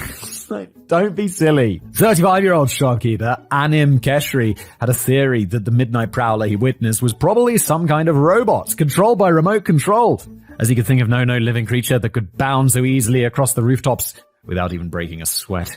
Meanwhile, a young housemaid identified in the papers as Kumari was more specific than most in her description. It has 3 buttons on its chest. One makes it turn into a monkey. The second gives it extra strength. The third makes it invisible. He touches a lock and it breaks, but he is afraid of the light. But you know what, Ted? It lights up at night. And it's got 4 ears. 2 of them are for listening and the other 2 are kind of backup ears. And its claws are as big as cups. And for some reason it's got a tremendous fear of stamps. So stupid.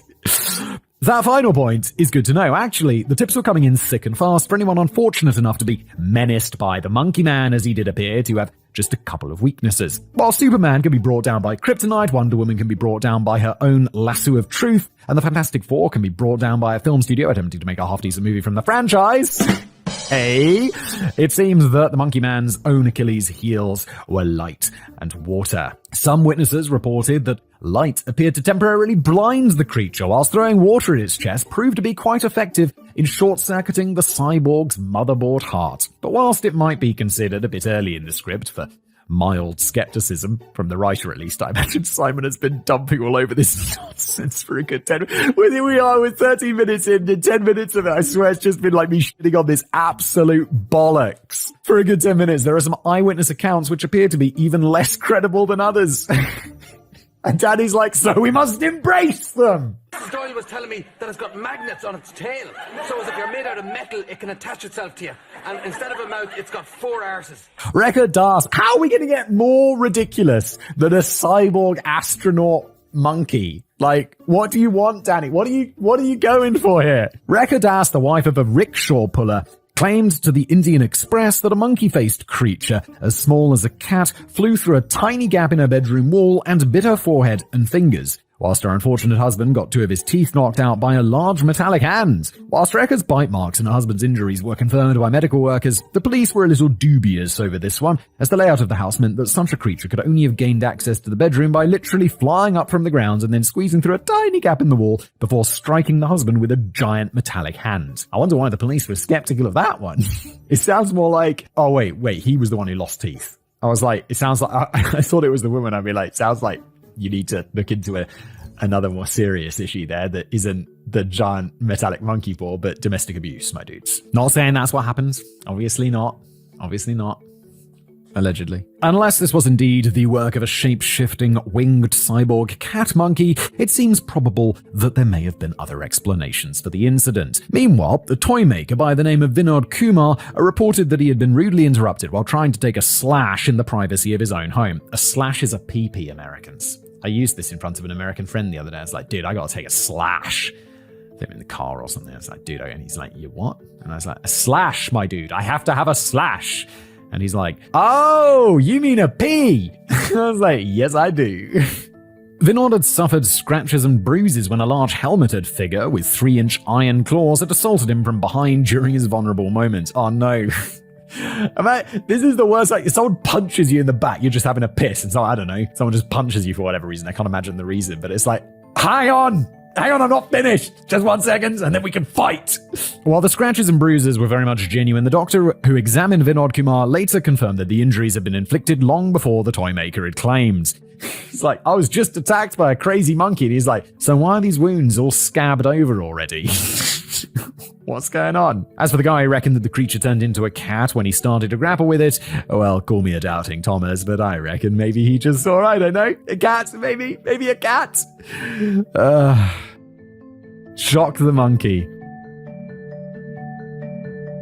Of course, you're always gonna get crackpots taking the piss or at least joining in the fun when a big story like this breaks, and it's easy to pick apart a few isolated reports from people who just wanted to get their names in the papers or in a podcast 20 years later. Here we are. But it's the sheer volume of reports and medical treatments which marks out this case as being particularly unusual. By May 25, 2001, the Delhi police had received almost 400 reports from citizens who claimed to have been attacked by the Monkey Man, all within the space of less than 2 weeks. At the same time, hospitals and surgeries were buckling under the strain of dealing with an influx of patients suffering from animal bites and various other injuries sustained after an encounter with the creature of the night. And not everyone survived their meeting with the Monkey Man. According to the Times of India, at least one man was killed around May 12th when an industrial worker jumped off the rooftop of his own house in the suburb of Noida while screaming that the Monkey Man had come for him. Some press reports claimed that a second man died under very similar circumstances at around the same time, although details are more than a little vague. The most widely reported death is that of a 27-year-old pregnant woman identified in the press as Suman, who attempted to flee a rooftop attack from the Monkey Man but plunged headlong down a staircase in a bid to escape. That is dude. Saman was rushed to the Guru Tech Badur Hospital in East Delhi, but died after arrival. Saman's landlady claimed that several witnesses had heard the screams and screeches of the monkey man before the victim fell to her death. But while Sub-Inspector Manvendra Singh from the New Ashok police station confirmed the death of a 27-year-old pregnant woman, he emphasized that she had died from a head injury and that no bites or claw marks had been found on her body. Wait, so how do we know that she attempted to escape? How do we know that she didn't just fall down the stairs? It's like, were you escaping from Monkey Man? Or, I mean, we can't ask if she's dead, but like, what's more likely, falling down the stairs or falling down the stairs trying to escape a monkey man who has metal claws somehow? I mean, come on. But all of this was naturally causing concern from the Delhi police, who were now under strict orders to shoot first and ask questions later. At one point, 3,000 police officers were placed on night patrol on the streets of East Delhi, often taking positions on rooftops and terraces or shining their torches into every nook and cranny of the district in search of any peculiar activity.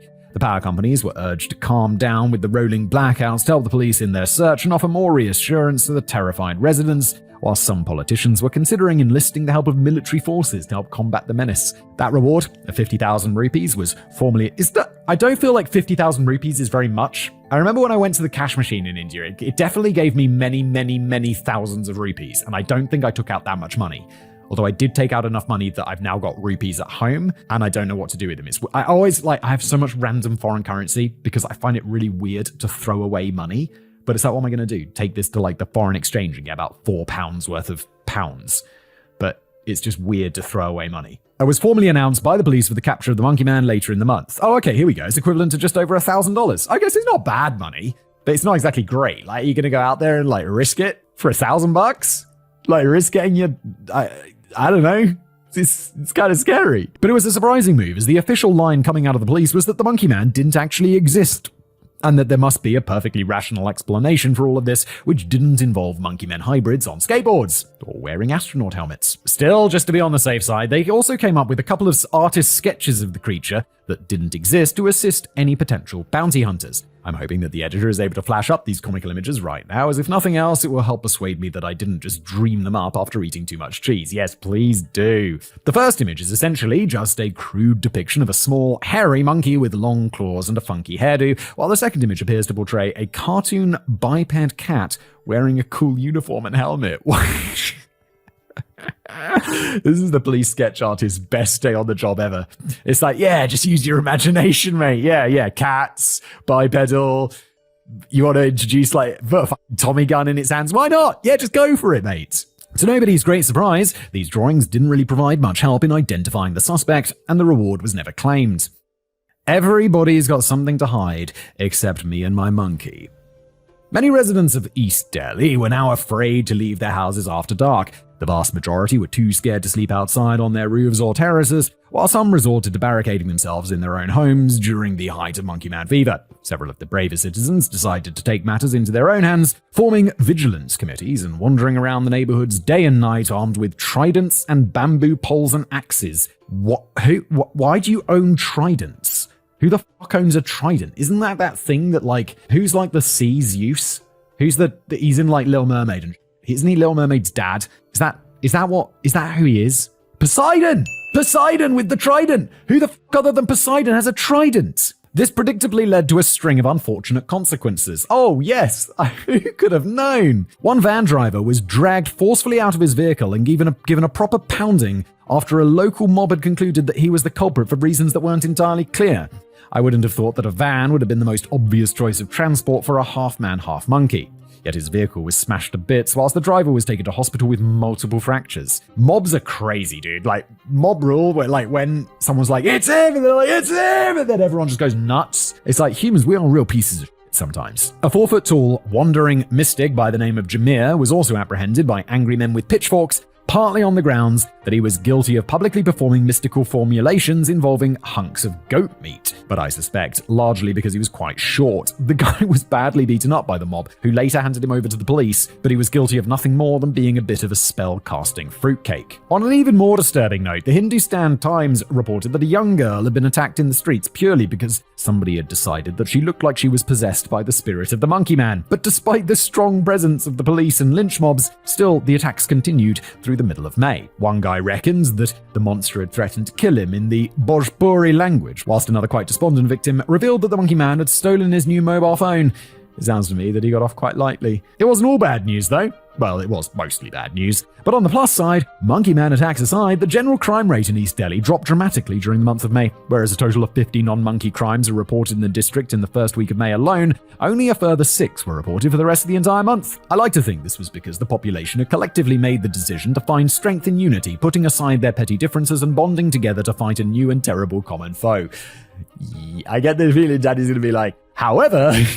Of course, it probably wasn't. It's more likely that criminals just found it harder to go about their business, what with everyone on such high alert, thousands of police officers patrolling the area, and thousands of vigilantes roaming the streets in search of short wizards and little girls. Under these intense circumstances, how was an honest burglar meant to make a living? It wouldn't last, and that's largely because by the end of May, the monkey man had completely disappeared without a trace.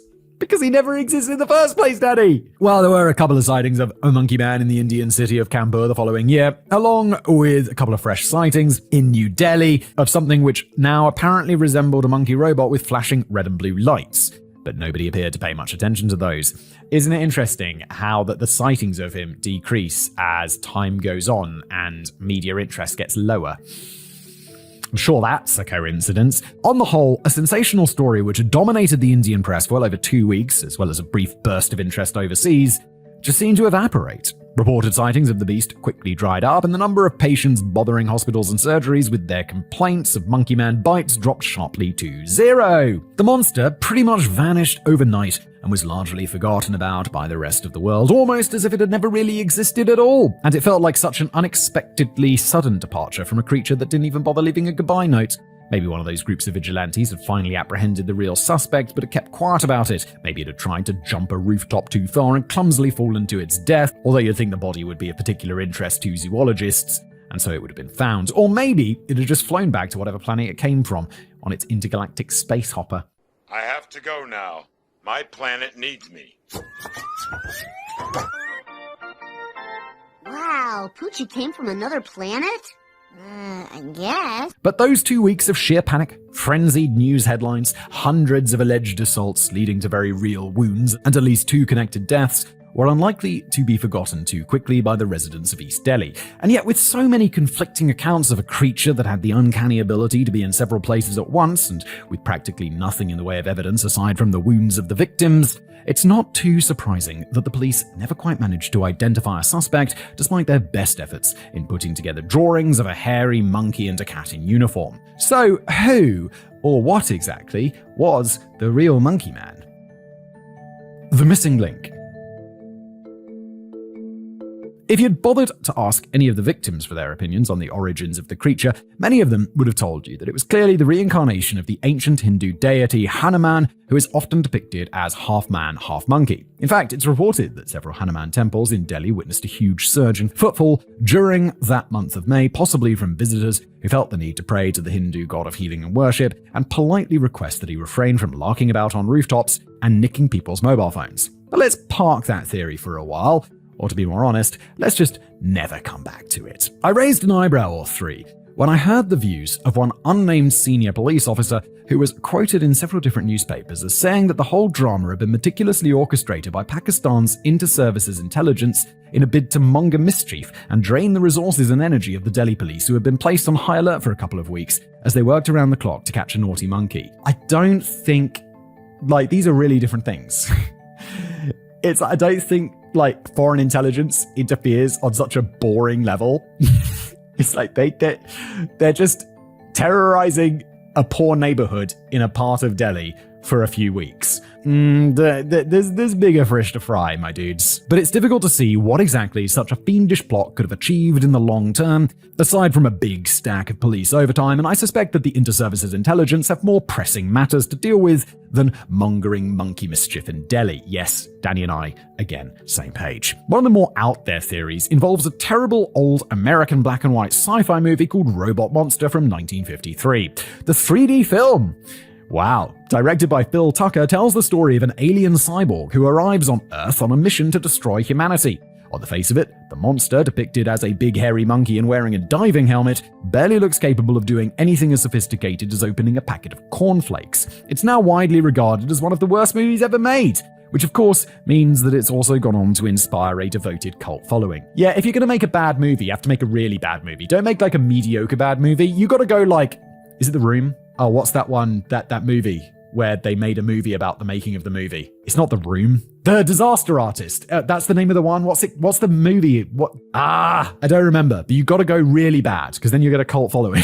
And this in turn apparently encouraged Phil Tucker Jr., the son of the original director, to propose a long-awaited sequel in 2001, which would be filmed in Delhi. So while such a movie was never completed, the idea here is that Phil Tucker Jr. at least started filming Robot Monster 2 in Delhi in 2001, and that all the alleged sightings were actually of the headlining act in full costume. Who was also just going around and biting people and assaulting people and magically flying in through their windows and using his metal hands on people's husbands. Come on.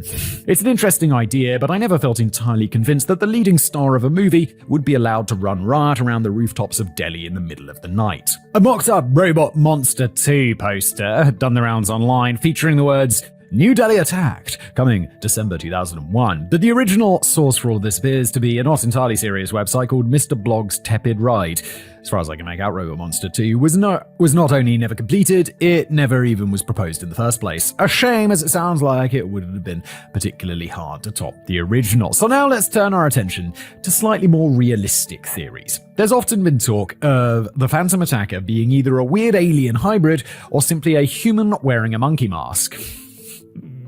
Okay, so these... We turn to more realistic theories, Danny, and you name two. One, which is just insane, alien hybrids, and one, which is pretty fucking likely, human man wearing a monkey mask. But what if this creature, which resembled a monkey, was, and wait for it, just a monkey? I'll admit that I'd be pretty amazed if I popped down to the fudge pantry in my local Cornish village and encountered a small group of mischievous wild monkeys on the way. The only monkeys I've ever seen in real life were either in a zoo or in the raucous crowd of a typical British football stadium. But it's not such a massively unusual sight in many Indian cities, including Delhi. I mean, it's not like you'd typically expect to be jostling for space on the bus with an army of monkeys intent on bagging the best seats. But in a country bursting with literally millions of wild monkeys, it's understandable that some of them mooch into the cities occasionally to have a bit of a laugh and smash some shit up. One particularly ridiculous incident took place in 2000 in the city of Patna when a troop of monkeys appeared to embark on a savage anti-smoking crusade. They were spotted marching around a busy office block in single file with a curious look of determination on their cheeky monkey faces. Workers going in and out of offices were generally ignored by the monkeys, except for the employees who'd just popped out for a crafty cigarette. As soon as anyone dared light up, the monkeys would charge at them, rip the cigarette from their mouth, slap the person in the face, and run off with the entire packet of cigarettes liberated from the employees' jacket pockets. It sounds like they're not anti-smoking. It just sounds like they're addicted to nicotine. Like they nick those cigarettes, they eat them, and they're like, nicotine. One state official glumly told the press, "No one dares carry cigarettes in their pockets, let alone smoke. Everyone is afraid of getting accosted by the monkeys." It might just be that the monkeys were less interested in promoting the harmful effects of tobacco smoking to humans, and more just interested in stealing them to smoke themselves. Yeah, monkeys smoke, right? Like, if there's a lit cigarette, they obviously can't light a cigarette themselves, but if they nick a cigarette from someone, they'll smoke that. But the situation only got worse from here, as the monkeys eventually felt brave enough to venture inside the office block, where they were witnessed spilling drinks, sitting on vacant chairs, and casually flipping through office documents. This kind of thing is particularly common in Delhi, where even the Prime Minister's office was once reported to be overrun with wild monkeys on the loose. And some local doctors have claimed that it's not uncommon to see monkeys wandering up and down the corridors of hospitals, poking patients as they lie in their beds and tinkering with blood transfusion drips. Yet the director of the National Zoological Gardens in Delhi was not convinced that monkeys were responsible for the 2001 attacks. He stated, "It cannot be a monkey as suspected because they do not have the height attributed to the attacker by witnesses." The Joint Commissioner of Delhi Police, Suresh Roy, was in agreement that the situation couldn't be pinned on monkeys. He told the press, "We contacted Delhi Zoo authorities, and the experts say that no simian would ever attack without provocation." Well, the zoo would say that, wouldn't they, stupid pro-monkey zoo? Both of these are pretty odd statements to make. While the director of the National Zoological Gardens was claiming that the heights don't match up, that all depends on who exactly you talk to, as the various conflicting eyewitness accounts reckon that the Monkey Man was anywhere from between 4 to 8 feet tall. And I'm not sure if the Joint Police Commissioner Suresh Roy got through to the right department when he thought he was speaking to experts, but whilst monkey attacks without provocation are relatively rare, they absolutely can happen. In fact, there had already been frequent reports of random monkey attacks in Delhi long before 2001, and it's not inconceivable that a number of the alleged Monkey Man attacks were indeed down to real monkeys. But the previous random monkey attacks were usually scattered and isolated incidents. It does seem highly improbable that a group of wild monkeys would have sustained a 2-week-long campaign of terror involving hundreds of victims without ever being identified and caught by the thousands of police officers and vigilantes on the scent. Monkey business. So, the next obvious answer is that surely the whole thing was just a hoax on some level. Either the Monkey Man himself was just some prankster with too much time on his fake hairy hands, or the actual reports to the police were concocted by attention seekers who hadn't witnessed anything disturbing in the slightest. Look, I think some of it was a monkey, like a real escaped monkey, like biting someone or whatever. I think some of it was a prankster. I think some of it is people just making shit up for attention, like the dude who was having a piss. And he's like, I was attacked by the monkey, and the doctor's like, bro, these injuries are like 2 weeks old. And you're like, yeah, about that. It's lots of things mashed together. This is the easiest decoding that I've ever done. I mean, that Danny's done, and I just read. I won't take the credit here. Well, in fact, it can be conclusively confirmed that plenty of people were indeed just acting the clown, whilst the majority of the population were cowering under their bedsheets every night. One guy, identified the police as Dharmender, was arrested after he was caught in the act of burglary whilst wearing a cheap crap monkey mask. But it's not like anyone felt like celebrating over the long-awaited capture of the Monkey Man. It seemed pretty obvious that the small-time thief was a harmless dimwit who was telling the truth when he claimed to have adopted this cunning disguise to frighten away the accidental witness who might conclude that their lives were in imminent danger from the real Monkey Man. This itself was a bit of a silly strategy, considering the amount of people who were out on the streets actively hunting for anything vaguely resembling a monkey, but that's how Dharmender rolled. Yeah, we did say he was a little bit dim, didn't we? It's like the police offering a reward and just say, yeah, fucking shoot that bastard. And he's like, you know what's a good idea? I'm going to dress up as that. Crazy. Several other people were caught messing around in the early hours of the morning, making silly monkey noises and screams, whilst even a doctor landed himself in hot water after playing a prank on his neighbours. He thought it would be fun to cover an inflated surgical glove in brown hair dye and leave it for his neighbours to find, presumably to make them think that they'd stumbled across the dismembered paw of the Monkey Man. I wouldn't have thought that a doctor would even have time to pull such a stunt, considering that most local people who worked in the medical industry were so overstretched during this period, but he probably wished that he hadn't bothered, as his little gag led to him getting arrested very shortly afterwards. It's quite a good joke at that. Like, this is fine. On top of all this, it turns out that all those hundreds of calls to the police may not have been entirely genuine either. What? Really? No, not about the Monkey Man. Why would anyone lie about that? According to the Delhi police, the vast majority of the 400 reported calls they received were identified as pranks. But that's not to say that everyone who contacted the police or wandered into hospital or surgery was just monkeying around. Many of those reported injuries were very real. I mean, we shouldn't overlook the deaths either, but it's important to bear in mind that nobody was ever mauled to death by long iron claws. The 2 or 3 fatalities connected with the Monkey Man involved residents of a district very much paralyzed with fear, falling to their deaths under the belief that the beast had come for them. Each case was tragic, including, of course, the death of the 27-year-old pregnant woman, but there was no evidence found of any genuine attack from a creature. The injuries and scratch marks and bites inflicted on the patient seeking medical treatment at the time are an entirely different kettle of insects, though. Some of the earliest press reports appeared to confirm that these injuries really were inflicted by something that wasn't quite human. Joint Commissioner of Police Suresh Roy told Reuters news agency, "We have consulted doctors about the bites, and they said they were by some animal. All the information we have is pointing towards an animal, but we checked with the local zoo, and they said no animal had escaped from there." But a deeper dive into the medical statistics paints a very different picture. For starters, respected rationalist Sanal Edamaruku of the Indian Rationalists Association took it upon himself to lead a team of researchers into the panicked region on a mission to track down alleged victims who claim to have suffered physical wounds at the hands or paws of the monster. The team spoke to around 40 different victims, all of whom claimed to have been scratched or bitten by the Monkey Man, but an examination of the wounds revealed nothing more than minor scratches or cuts or rashes. It's possible that some of them may indeed have been scratched or bitten by a stray cat or a rogue rodent, but Sanal Edmuruku concluded that most of the wounds were either knowingly or unknowingly self-inflicted. In other words, these people had purposefully scratched themselves a little bit to give the false impression that they had been attacked, or if they'd taken a bit of a stumble in the middle of the night during one of the frequent blackouts, they'd later blamed it on the Monkey Man. A slightly more official investigation was undertaken a couple of years later by the Indian Journal of Medical Science when the publication was granted access to police records and local hospital records taken at the time of the attacks. The journal confirmed that the police had received a grand total of 397 reports of Monkey Man attacks between the 10th of May and the 25th of May,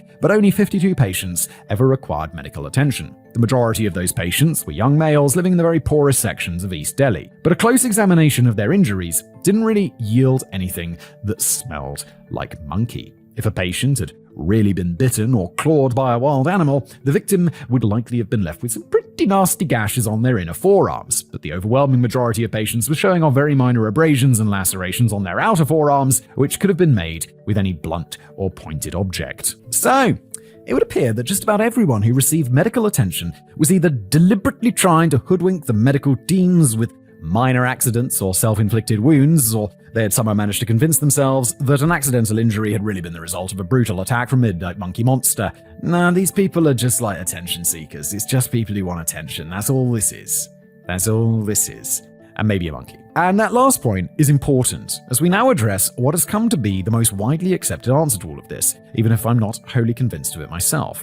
The Monkey Man of Delhi was simply one of the biggest cases of mass hysteria in modern times. Again, yeah, I think a large part of this is hysteria, but also there's something that stems that causes it in the beginning. Like whether that's a genuine monkey attack or a genuine attack by a person wearing a monkey mask, something like that. I think it's a combination of all of these things. The police appeared to be of the opinion that much of it was down to poor, uneducated, superstitious, illiterate, and downright stupid people letting their imaginations run riot. That sounds like a pretty harsh assessment, but there may at least be some truth in how the Monkey Man myth only appeared to thrive under very specific socioeconomic conditions. The beast wasn't coming after wealthy people fast asleep in their four-poster beds. Just about all of the attacks were based in the very poorest areas, suffering from lack of access to water in the sweltering heat with regular blackouts and overcrowding. These people were hot, bothered, thirsty, often living in the dark, so perhaps not in the best frame of mind for rational thinking. Many of them may well have been clinging on to superstitious beliefs, and we know for certain that most of them would have been deeply religious and really did believe that the attacks may have been the work of the ancient Hindu deity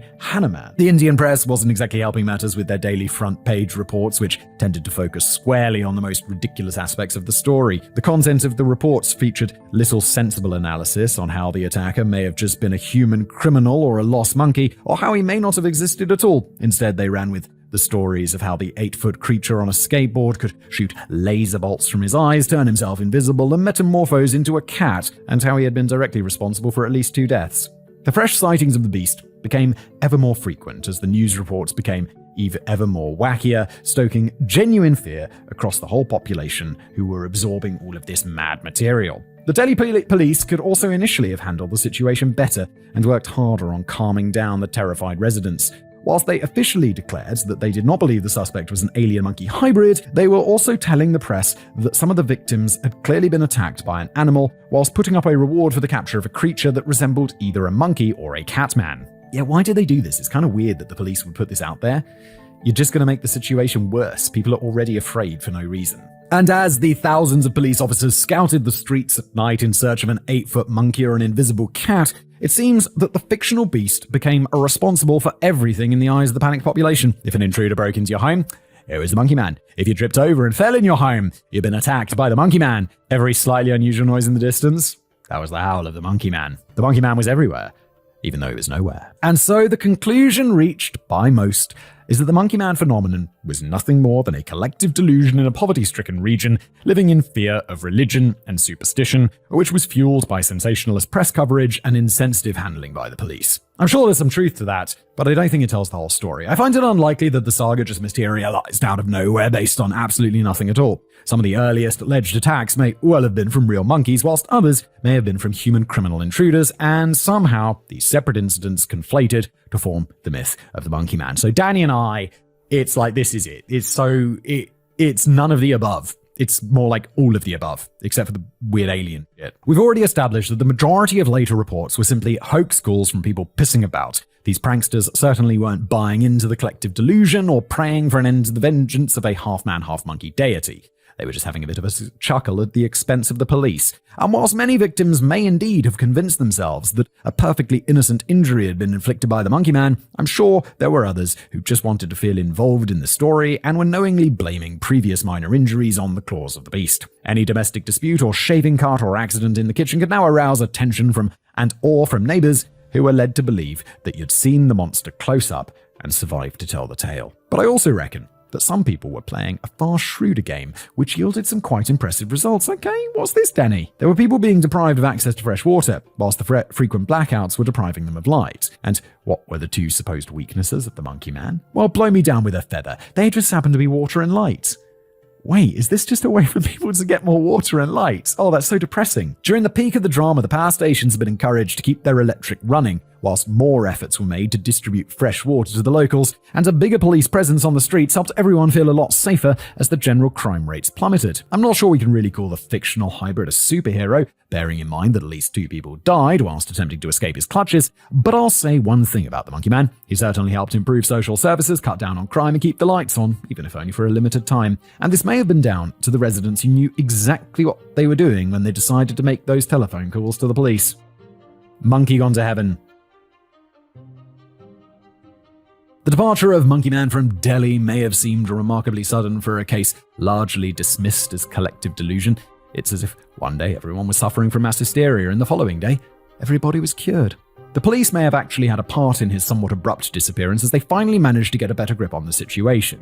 They were now getting more than a little pissed off with all the prank calls and began making it clear that anyone caught providing them with misleading information would be instantly thrown in the slammer for their trouble. At around the same time, the Indian press finally began to lose interest in the story, and these two events appeared to lead to an immediate full stop to the saga, even if there was no real conclusion as such. The pranksters making their calls didn't fancy the idea of getting locked up for the punchline, whilst the wave of terror that struck East Delhi seemed to immediately subside when everyone stopped reading about it in the newspapers. There we go. The press and the police may have played instrumental parts in fanning the flames of the myth, but to be fair, they also played instrumental parts in swiftly destroying the myth that the press, in particular, had helped to create. The Monkey Man may have been born from a melting pot of imagination, fear, hysteria, tomfoolery, isolated genuine attacks, and just a dollop of cunning strategy, but he died from an overnight loss of attention. We may never see his like again. But considering what a terrific job he made briefly improving the lives of the poorest in the region, albeit while still remembering the people who lost their lives fleeing in terror, maybe it's time for Delhi to consider embracing a Monkey Man comeback. Look out for Monkey Man coming soon to a rooftop near you. And this time, her two main weaknesses are money and basic sanitation. Solid ending, Danny.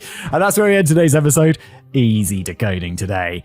See you next time. Just before we end today's video, before you go, if you love that Star Trek-inspired space warp watch from Holscan, don't forget to check out the link in the description below or the pinned comments. Use my code DECODING to get 10% off all of their amazing products, and I'll see you next time.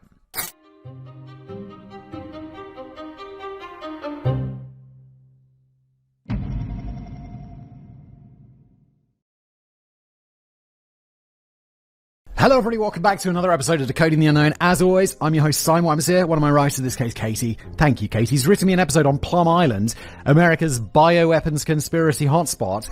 I like these ones, like the more realistic conspiracies. Like when it's like, you know, we do a Decoding the Unknown, it's like, I don't know, was there a ghost inside Winston Churchill's penis or something? I have no idea where that came from, but it's like, no, ghosts aren't real. But like these ones where it's like, oh, maybe there's something to this, I quite like it. I've never read this before, that's the format of the show, let's jump in. Just off the northeastern end of Long Island, New York, sits another tiny island, only a mile across at its widest point. It's recognized by the Audubon Society as an important bird area. Sounds fascinating. It's home to a huge array of plants and wildlife, and is named after the fruit trees that grow by its pleasant sandy shores. It's also been rumoured that this small island is ground zero for a host of horrible diseases that have been unleashed on the population, and that it secretly carried out unnatural animal experiments stemming... There's no such thing as natural animal experiments, Simon. It's all unnatural. Save the chimpanzees! Or something like that. I've got nothing against chimpanzees. Stemming from its time as a hub for biological warfare, using ideas coming directly from a Nazi lab chief. Welcome everybody to Plum Island. Sounds charming. Until recently, the island was the home of the Plum Island Animal Disease Center, which according to the US Department of Homeland Security's website, has served as the nation's premier defense against accidental or intentional introduction of transboundary animal diseases that can significantly affect food security, trade, and the economy. We're talking African swine fever, animal foot and mouth disease, and about 40 other infectious animal diseases. Yet when I was a kid, I don't know if it's still the case, but I swear there was always some sort of disease that was destroying loads of animals. Or they got a disease and then we had to destroy them all. Like we had BSE when I was a kid, mad cow disease, and there'd just be burning cows. There'd be like hundreds of cows, like just being burned in furnaces. Like I lived in the countryside, it would smell of meat. Just be like, what's that? Smoky smells, cows being burned because of BSE. And then there was something where the sheep had to be dipped. Like the sheep would be dipped in some sort of weird chemical so that they didn't get some disease or something. I remember because my uncle was on TV talking about this, and I thought that was extremely cool. And obviously that's been lost to history because it was like that was in the 90s. And then there was... What was that one where you had to wash your feet all the time? You'd like go somewhere and you'd have to like put foot and mouth disease. You'd like go into some public place or whatever, and there'd be like a mat that you had to walk across that would kill like diseases on your feet, and your car would have to drive across like a special mat. What happened to all of that shit? Did we get COVID? And then everyone was like, let's just not worry about the animal disease anymore. They'll be fine. The live foot and mouth virus is so contagious that it's not studied on mainland United States soil in case of accidental contamination, so Plum Island was the only place in the nation where research on the live virus was allowed. Well, that sounds incredibly smart. You know the CDC, the Centers for Disease Control, it's based in Atlanta. And I'm like, why would you put that in the middle of a city? That should be like on some small island somewhere. And like, not in the center of a giant metropolis. I don't know if it's in the center, but like, you know, let's not put it in a city. Let's put it on some island somewhere. So worst case scenario, just nuke that shit. Get everyone off there and then just nuke it. Put them all on boats and then like, make sure they don't have the disease, and then nuke it. We have to nuke them! We have to nuke them now! There were many regulations in place to maintain biosecurity and safety on the island, including very restricted areas. As it's on an island, this is easy to enforce, and in more recent years, visitors have been allowed on, but were not allowed to remove anything from the islands or leave with any food, even if they had a bag of crisps left over from lunch. I'm like, they'd be allowed on the islands, but they could never leave. Some like, what's that movie with Leonardo DiCaprio? Not Plum Island, that's what this bloody episode's called. Shutter Island! That's a great movie, by the way. Really enjoyed that. Staff going into the biocontainment areas had to change clothes and shower before entering and leaving. All bio-waste was treated chemically with heat to decontaminate it. The biocontainment lab had its own air filtering system, and the air pressure was lower inside to ensure that any air leaving was filtered properly. These are just a few of the stringent and rigorously observed safety and security measures for the biocontainment facility mentioned on the website. I find this so cool. Like, my aunt actually works at the CDC, and when I was a kid, I'd ask her, like, tell me about work. Tell me what it's like in there. And she'd tell me, like, well, you got to go into the lab. There's all these, like, showers that you've got to go through, decontamination procedures. I'd be like, tell me more! I don't know why I find this so fascinating. I guess it's because, like, Mission Impossible 2, where there's that deadly bioweapon and shit. I just find it fascinating.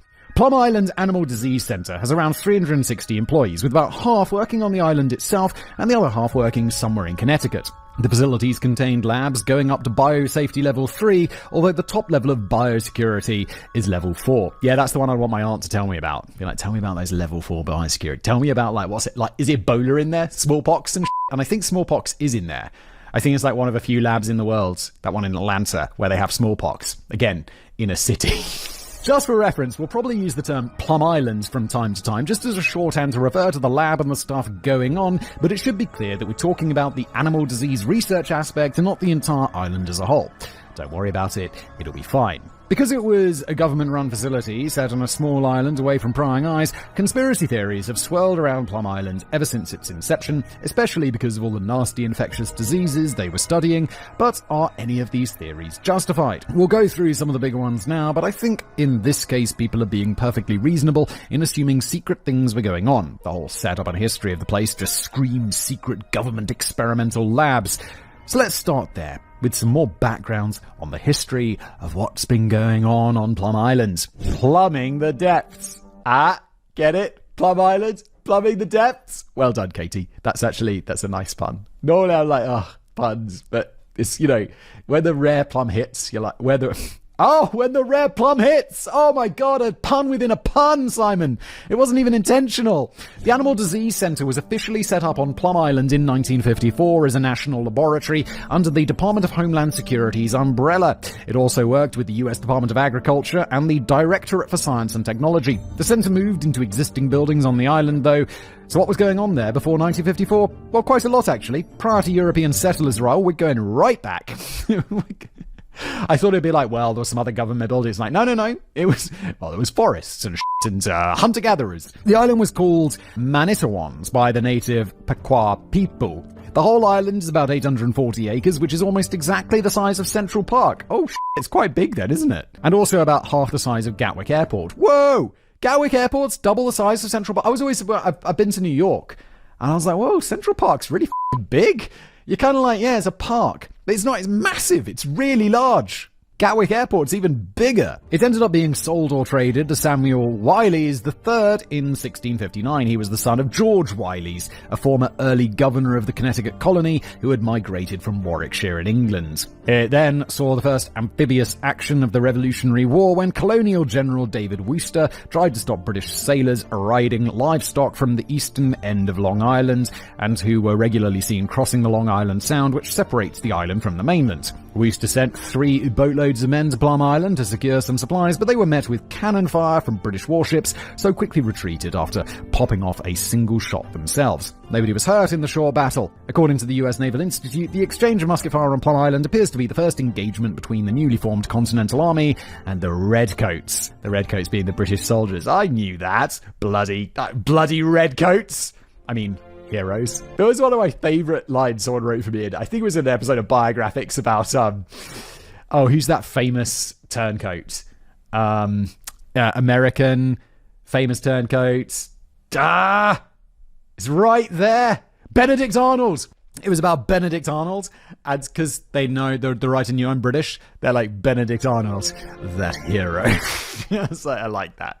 Eventually, the US government bought Plum Island and started setting up Fort Terry in 1897, which was named after Major General Alfred Howe Terry. The Spanish-American War started less than a year into the construction, so numerous weapons were brought from former enemy Great Britain in a bid to quickly create an artillery post should enemy ships attempt to attack New York. In the early 20th century, more construction was done on the island, including the creation of Building 257, which was originally planned as a storage facility for various weapons. Many of Fort Terry's guns were removed during World War I to be repurposed elsewhere. During World War II, it was used in a lookout and defensive capacity, with 3 new gun batteries being built. However, all the guns were scrapped in 1948 when Fort Terry was finally deemed surplus to active military requirements. It did have another brief life before the Animal Disease Center came along, and that was from 1952 to 1954, when it was the site for research into biological warfare against animals under the auspices of the US Army Chemical Corps.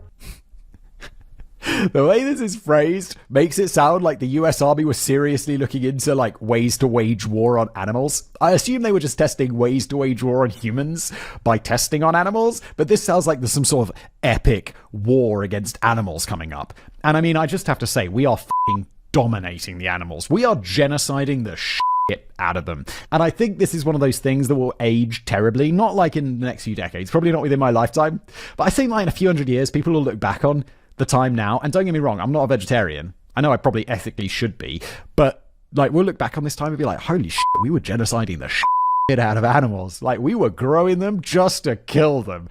And that's gonna seem insane. Maybe. I don't know. Maybe not. Either way, we're winning that war. The aforementioned Building 257 was turned into a lab, but wasn't actually used by the Chemical Core team, as the US Department of Agriculture took it over in 1954, and instead of continuing to study biological warfare, the focus shifted to studying cures and defending the US from incoming contagious animal diseases. Allegedly. Shortly after the USDA took over and the Plum Island Animal Disease Center, or PIADC, was created, Building 101 was constructed. This new lab was opened in 1956. We're pretty much caught up now, so let's get to some controversies. First off, Building 101? If you're the literary type, you may be aware that this was a torture room in George Orwell's 1984, where anyone going is faced with their own worst nightmare. What do you want me to do? I was contemplating what this might be for me, but decided not to dwell on it too much. What would it be for me? Worst nightmare? I'm pretty scared of plane crashes. Like, I have nightmares regularly about being in a plane crash, like a passenger plane crash. I don't know why. I'm not afraid of flying. Like, I'll happily get in that cigar tube flying through the sky at like 600 miles per hour or whatever. Kilometers now? How fast do planes go? Like 400 miles per hour? Something like that. And I'll happily do it. But, like, I will regularly have dreams about terrible plane crashes and being on planes that are crashing or piloting planes that are crashing, this sort of thing. So I think it would definitely be a plane crash. That terrifies me.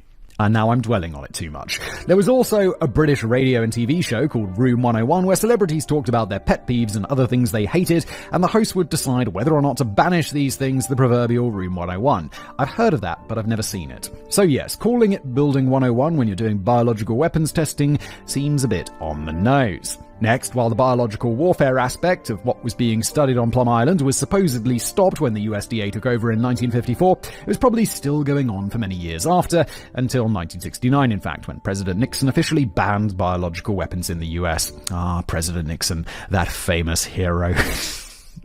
We've mentioned that it went up to level 3 biosecurity, but it hasn't all been smooth sailing for the facilities on Plum Island.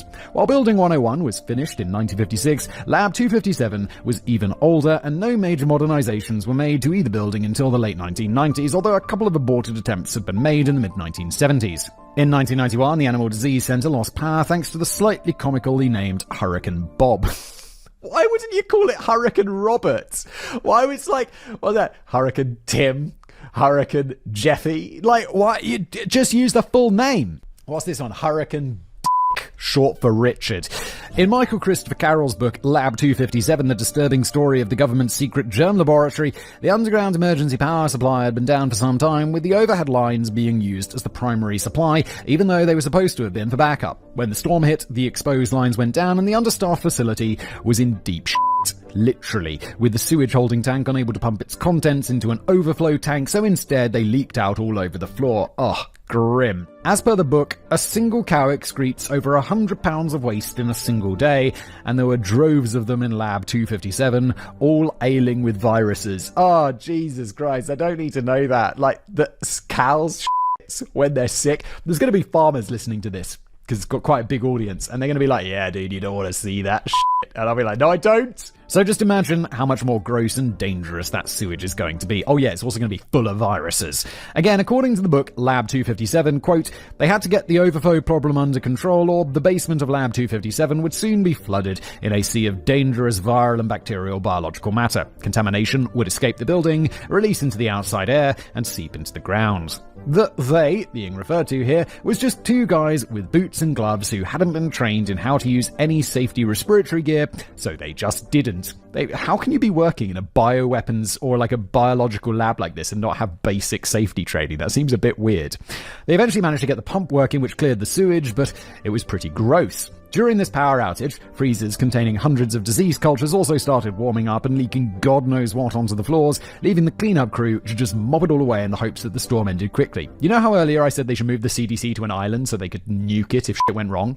Like, is it in Stargate that they have there's a self-destruct and it's just a big nuclear bomb that will blow up their whole base? Or like, you know, when they set the self-destruct on the Enterprise in Star Trek, that kind of shit, they need one of those.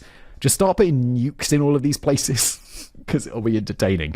As far as we know, there was no catastrophic release of any disease following the hurricane, but it highlighted the extremely lax security issues around Lab 257 in particular, with regular maintenance not being carried out, repairs to power systems not being made, etc. Well, just stick a nuke in there. Nukes will solve everything. We'll be fine. There had also been outbreaks of disease on the island, one in 1978 when a couple of steers, which are young castrated male cattle, oh, well, the more you know, were found. Why would you castrate a male cattle? Oh, is that what they do for beef? Would they castrate them so they make better beef or something? Because they're not going to be making milk. Because they're men. They were found to have foot and mouth disease before they had even begun the testing program. They had come from the mainland, which was supposedly foot and mouth free, so how had they contracted it? They'd been held in an outdoor pen and had somehow picked up the same strain of the foot and mouth virus as the strain the lab had been working on. You're gonna be like, not only is this a problem, but now all of our experiments are An outbreak was declared and every animal in the place had to be killed, which was 94 cattle, 87 pigs, 66 lambs, 28 rabbits, 27 chickens, 13 goats, 6 horses, 2 ducks, and a colony of mice and guinea pigs. Yep, we are winning that war against the animals. I'm not sure about the wild animals on the rest of the island. The whole place was then doused with chemicals, and all employees had to bag up their clothes, go through showers without using a towel, and put on clean overalls afterwards. While the islands wanted to keep everything on the down low, it wasn't really possible, as there were over 60 private contractors building an extension to Building 101 there at the time, and people on the mainland had also seen a ferry coming to pick them up suddenly turn around and go back to the islands. It would have been horribly ironic if the only site allowed to study animal foot and mouth disease in the US had been the one to reintroduce it back to the mainland, but luckily it seems their hurriedly scrambled precautions turned out to be enough. I mean, it would be embarrassing, but it also wouldn't be surprising. Like, I'm sure lab leaks are a way that diseases get out into the world. I'm sure it happens. I think it's pretty clear that some of the failure points were keeping animals outside, as well as having outside contractors constantly coming and going.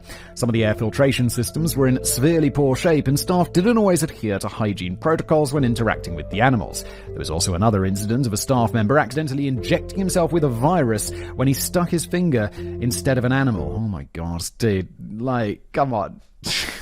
While the virus does not naturally transfer to humans, being directly injected with it meant he had flu-like symptoms and was quarantined in a containment lab for a week. When he came out, he just put a rubber glove on his infected hand like a champ and went back to work. Plum Island did step it up after the outbreak incident and kept all test animals inside, which is a good but also pretty sad thing when you think about it. I purposefully have not been thinking about all of this, but I read some of the stuff in the 1956 government-issued publication, The Plum Island Disease Laboratory, which mentions, quote, animals that enter the research buildings never come out, and none that land on Plum Island are ever permitted to leave the island. It's like, oh yeah, just going on a nice vacation. No, they're taken into a lab, experimented on, and then killed. Again, I don't believe that this means they were shooting the many birds that call the place home. I think it just refers to animals brought over from the mainland for testing. There were also 2 further outbreaks in the summer of 2004, but these were limited to the biocontainment areas, apparently with no risk of the foot and mouth disease. For yes, it was this virus again, spreading further than the sealed lab. A spokesman at the time called it an operational issue, and no public statement was made, which didn't help the lab's reputation, especially when Senator Hillary Clinton and Representative Timothy Bishop got wind of the 2 breaches and started making a stink about it. One thing that has been bothering me this whole setup is any mammals venturing too near to the center were supposed to be shot on sight and then incinerated, but the whole flipping island is an area of biodiversity with a lot of different birds all over it. Did they shoot the birds too? Aren't birds an absolute nightmare vector for spreading diseases? Has anyone heard of bird flu? Maybe that's me being just a bit paranoid, but for a place that's supposed to be working on preventing highly transmissible animal disease, they're sure as sharing a small workspace with a ton of other animals. It's like working on the cure for COVID in a shed in a school playground. Yeah, I would think about the birds. Like, they could fly to the mainlands. They are capable of that thing called flight. So, kind of keep all that inside, yes? Please. I will give a little grace to Plum Islands before carrying on with the rest of this piece, though. Most of the damning evidence that's presented about how poorly it was run comes from Lab 257 by Michael Carroll. In an article on CNN.com it says, however, Carroll, an attorney, admitted to the Associated Press that he has no direct evidence of his book's horrific tales, just years of research. Those years of research, they didn't turn up any direct evidence? Like, what? Basically, he was relying on other people telling him stuff which may or may not have been exaggerated or even true. He's also a proponent of the Plum Island-created Lyme disease theory. More on that later. Uh-oh. Sounds like old Mikey here was using Lab 257, allegedly, to make money selling a book about it, you know? It's not like an academic research paper, is it? Is it, Mikey? Allegedly. Trouble in parasites. It's a good pun. It's another good pun. Here's a nice little rabbit hole for us to dive down, and it's all true. No allegedly, in my opinions, needed. We've mentioned Operation Paperclip multiple times on this channel alone, so God knows how many times Simon has talked about it over his many World War II videos. Many, many, many times. If you're interested, I referenced it in the episode Die Glocke, or the Nazi time-traveling superweapon, which, incredibly, that was one of the Decoding the Unknowns, which turned out to be real, and and bizarre things people actually believe about the moon. Anyway, if this is your first time hearing about this, Operation Paperclip, or Project Paperclip, was basically the US government snatching up all the big brain scientists and engineers from Germany to help them out post-war in things like advancing weapons and space technology, and to stop the Soviet Union from getting them instead. Although the Soviet Union had their own Project Paperclip, which I don't remember the name of, where they tried to get some scientists as well. While many of these people were probably just average citizens with no sinister backstories, this whole thing was very controversial, as there were plenty of others who were extremely problematic, even to the extent of having actual blood on their hands. While the US outwardly said they were not recruiting anyone who was proven to have an active role in the Nazi Party, it was quite easy to hide or fudge prospective scientists' records so that on paper at least it didn't look like any horrible baddies were being given a free pass to a nice new life in America. Yeah, like Werner von Braun, right? The guy who's making those missiles and shit. He was working with like slave labor and stuff, right? I'll preempt Simon here. Why are we talking about this again? Oh, because if we can wangle a Nazi anecdote into a Decoding the Unknown script, we're sure as heck going to get it in there. Also, and more pertinently, one of the key recruits in the field of medicine under Project Paperclip was a German virologist called Erich Traub. During World War II, he had been working under Heinrich Himmler, busily experimenting with turning foot and mouth disease into a weapon which could be deployed over enemy livestock. It's worth mentioning here that none of the bioweapons research done at Plum Island was against humans. It was all about spreading animal diseases to other animals. Anyway, I'm not sure how closely Traub worked with Himmler, though I've seen the word directly bandied about, but he was a leading expert in his field, and he was the lab chief at the island of Rheims in the Baltic Sea, where the Third Reich had been working on bioweapons in an existing virological research institute. Sure, he might have been co-opted into the Nazi Party like so many others, but he didn't really care one way or the other, and was just going along with it for an easier life. And maybe this is true, but it doesn't do him any favors when you find out that when he was in the US studying in the 1930s, he was voluntarily joining all sorts of other Nazi-adjacent groups such as the right-wing German-American Bund or the German-American Federation. This was kind of a weird group, as it turned out, as the Nazis basically disavowed them, thinking they were harming rather than helping the party's pre-war reputation overseas. Well, don't worry, Nazis, you're going to do a lot to ruin their reputation in due course, all by yourselves. The Americans didn't like them either, worried they were fascist troublemakers. Probably because they were. The group, which was never that large to begin with, broke down after their leader was arrested for embezzlement and tax evasion, and several other German members had their US citizenships yoinked. They got him on the old Al Capone. It's like, yeah, you might be up to some horrible shit, but we're just going to put you in prison for something else, which is great. Good. Not Traub, though. He seemed to be just fine, making it back to the US in 1949 under the aforementioned Project Paperclip. In Carroll's book, Lab 257, he calls Traub one of Plum Island's founding fathers. It's also funny when you think about it, as Traub had studied at Princeton's Rockefeller Institute before the war, then worked for the Nazis, using the knowledge the American experts had given him, then was scooped up by the US again to make use of the knowledge his Nazi experiments had given him. He also briefly did work for the Soviet Union under duress straight after the war, but managed to escape and wheedle his way onto the Project Paperclip list. This led to Michael Carroll describing Traub in his book as a biological warfare mercenary who worked under 3 flags, which makes him sound really cool and a potential character for Nicolas Cage to play one day, providing he doesn't really have to do a convincing German accent. Traub carried out a shitload of experiments, once safely on US soil, with some names of his research papers being available under the Freedom of Information Act, but not the research papers themselves. These include experiments with chick embryo adapted foot and mouth disease and studies on in vitro multiplication of Newcastle disease virus in chicken blood. Sounds fascinating and weird. According to Carroll's book again, Traub experimented with over 40 lethal viruses on large test animals. While he didn't work on Plum Island itself, although he was asked more than once to take over as lead scientist, Traub did visit the facility several times, and the research he was doing on animal viruses with Fort Detrick in Maryland was a direct progression from what he was doing during the war, and his work on foot and mouth disease in particular was extremely instrumental in giving Plum Island researchers a massive shot in the arm, so to speak, or a shot in the finger if you're that one guy. Traub went back to Germany in 1953, just before the bioweapons research was allegedly shut down after the USDA took over. This is all true. What is conjecture, apart from what Traub may or may not have been getting up to during the war, is what exactly these bioweapons might have been and how long they were researched and tested for. Key lime dye. Did you know that almost directly across the Long Island Sound from Plum Island, there's a place called Old Lyme? There's also an East Lyme line, North Line, and a bit further away, a place called Had Lyme, which was maybe where people went to recover. Because yes, we're talking about Lyme disease. If you've not heard of this, it's a pretty awful thing that can be difficult to diagnose, treat, and recover from. It's spread to humans via bites from the black-legged tick, also known as the deer or bear tick, and if left untreated in some cases can cause facial drooping or paralysis, severe head and neck pain, swelling of joints, general nerve pain, dizziness, heart irregularities, fatigue, and shortness of breath. It also causes brain damage, doesn't it? I guess they're short, severe head pain, facial paralysis. That could be a muscular thing. I thought it caused brain problems. There are thousands of cases reported in the US every year, with New York suddenly spiking in 2022 with nearly 17,000 cases, the highest ever recorded by any state. I got that vaccination against Lyme disease. I just had a booster of it 2 weeks ago, and then now I'm good for 5 years because, I don't know, man, Lyme disease is scary. And out in the countryside here, I'll always get a tick. One time I went camping, I got 8 ticks. It wasn't great. And after that, I was like, I'm getting that vaccination.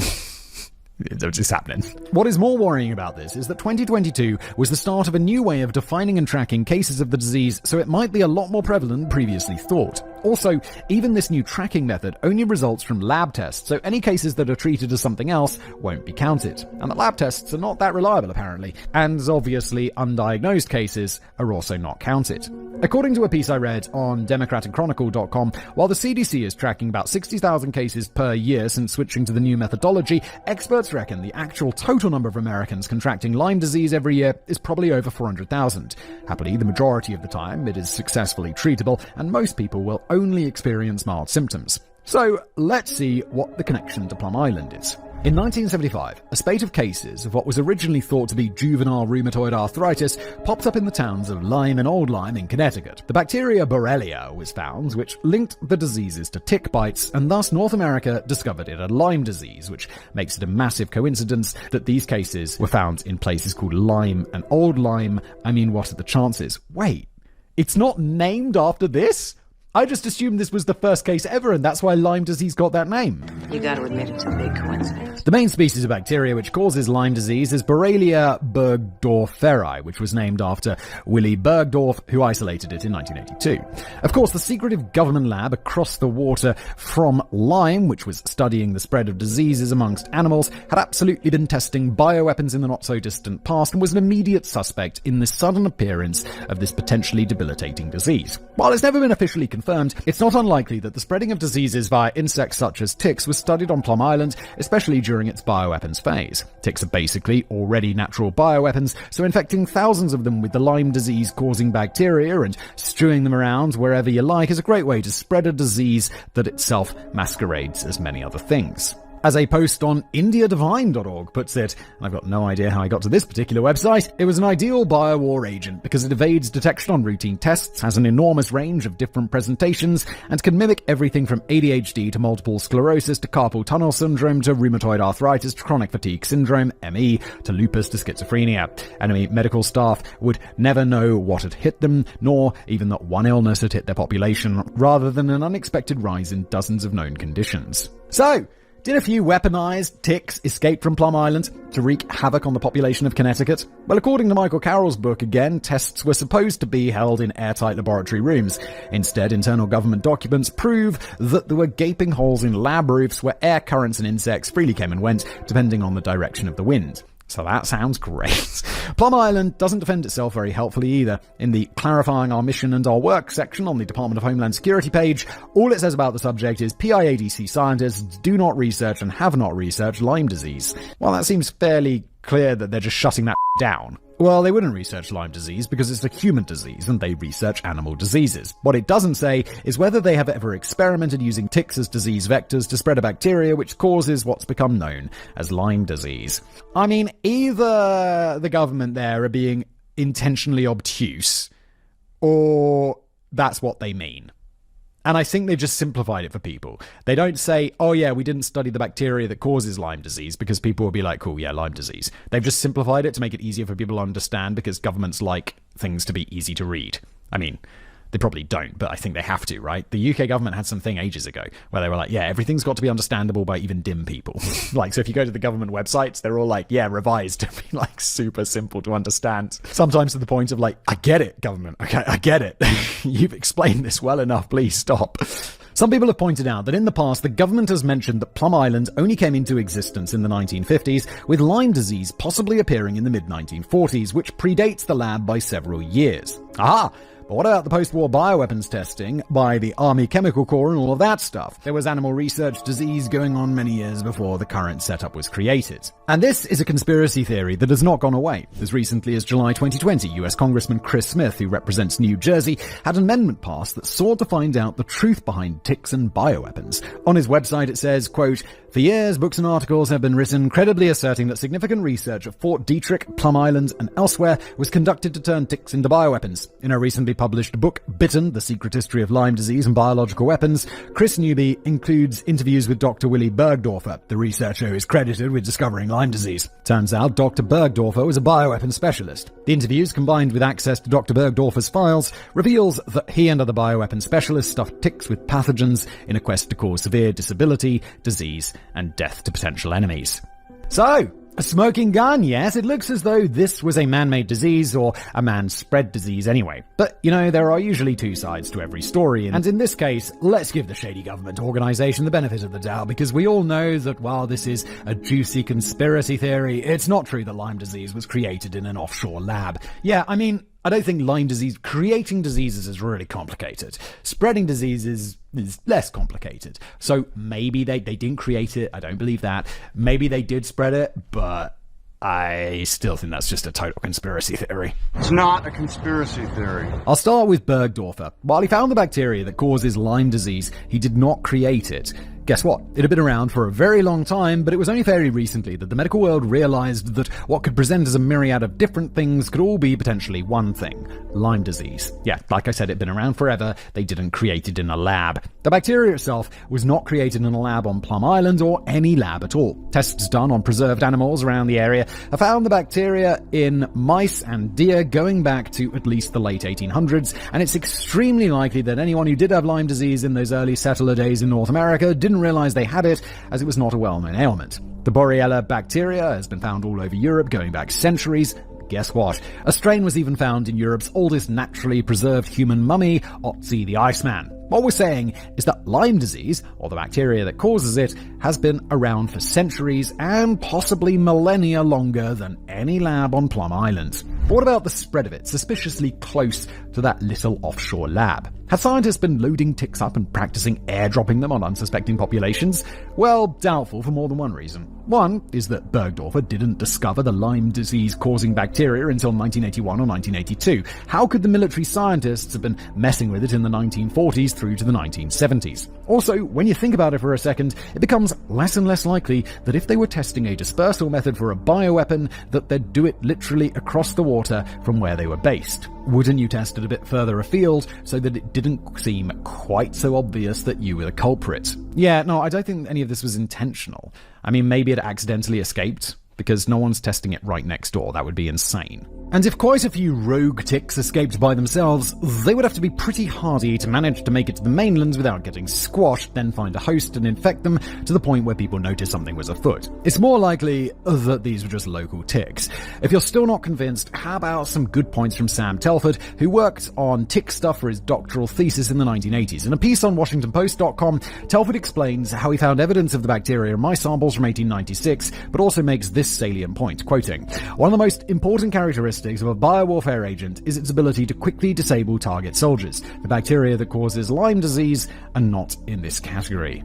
While it can cause debilitating symptoms for some people, the number of deaths due to Lyme disease per year are minuscule, so it's not really a very effective weapon. Telford further slams the conspiracy theory by stating that the cases in Old Lyme were not actually the first reported in the US. He says, in 1969, a physician identified a case in Spooner, Wisconsin, in a patient who had never traveled out of that area, and Lyme disease was found infecting people in 1978 in Northern California. How could an accidental release take place over 3 distant locations? It couldn't. Telford also says that any hints that Bergdorfer might have dropped about researching bioweapons was just sarcasm or him leaning into the well-known conspiracy theory and having a bit of fun with the interviewer. Telford puts the increase in number of cases of Lyme disease down to the increase in deer population, more people living in suburbs as opposed to urban areas, and reforesting areas which give ticks a larger habitat.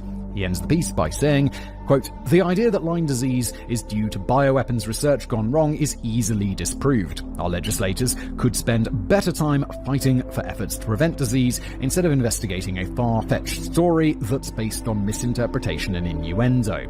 So take that, New Jersey Congressman Chris Smith. Stop wasting everyone's time, buddy, and work on more important things like finding out if the Jersey Devil's real or not. Yeah, I agree. I think this is nonsense. I don't think it escaped from a lab. I think it's easily provable.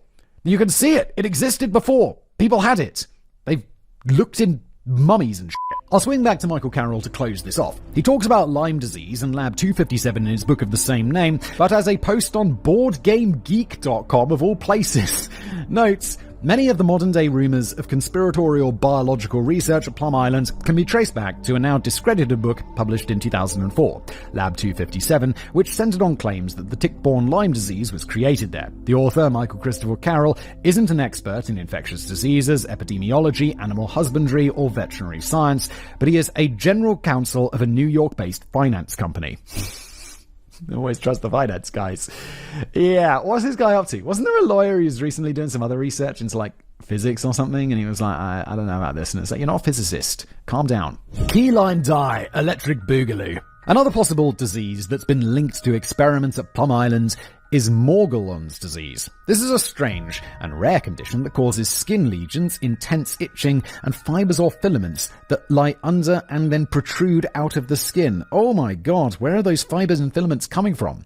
That sounds horrible. It has been linked to Plum Island too because some researchers think it's a tick-borne illness. F***ing ticks, man. Let's kill all the mosquitoes and let's kill all the ticks. Those guys.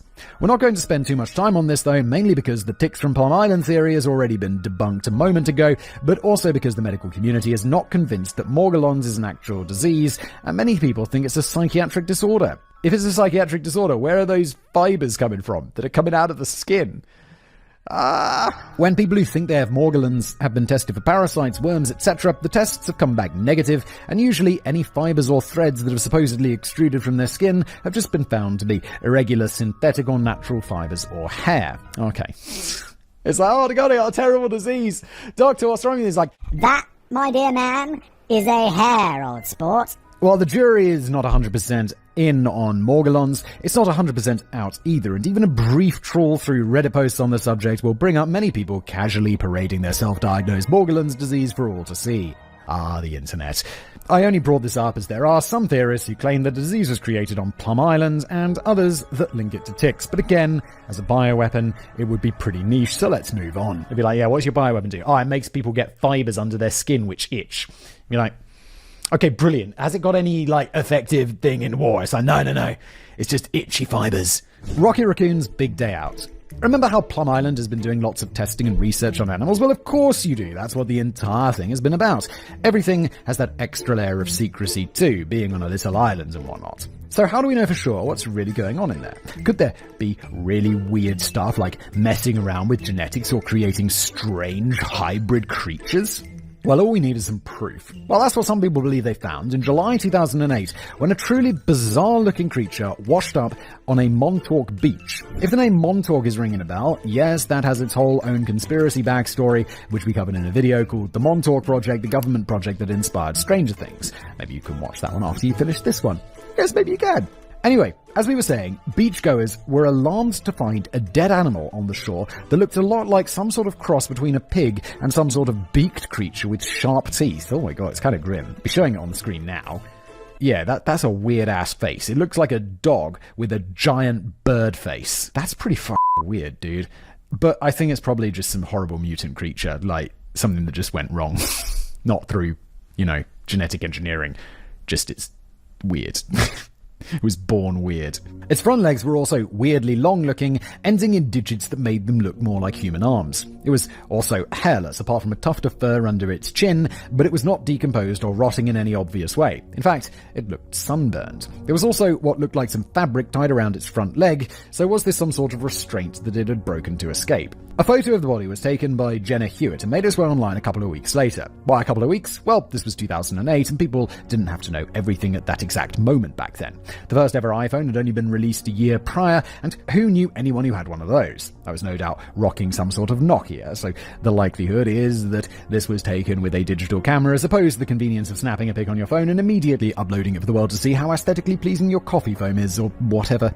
Rumours immediately started flying about goings-on in Montauk and Plum Island, being that Montauk Beach is about 60 miles or 26 kilometres from Plum Island as the crow flies. I'm not sure how far that is as the fish swims, but there's a whole lot of water and currents and stuff in between, but I guess they're close enough together that many people's immediate thought was that this was some kind of escaped experiment from the government lab. What was it actually, though? Well, the whole thing was a bit mysterious. The body ended up disappearing, and the group of women who snapped the infamous photo did give an interview about it, but all wore sunglasses, and according to the piece by Ellen Killoran on Observer.com, quote, they are less animated as they answer questions about stumbling upon the Montauk monster and downright evasive about what happened to the body after it mysteriously vanished. So not really cashing in that much on what could have been a lucrative little venture.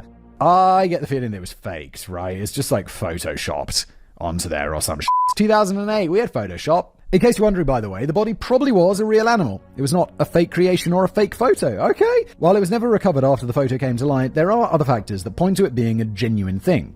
And what is that genuine thing? Well, it may seem odd when you first hear it, but the weird pig beak hairless creature, or eagle dog as it was also called, was almost certainly a raccoon.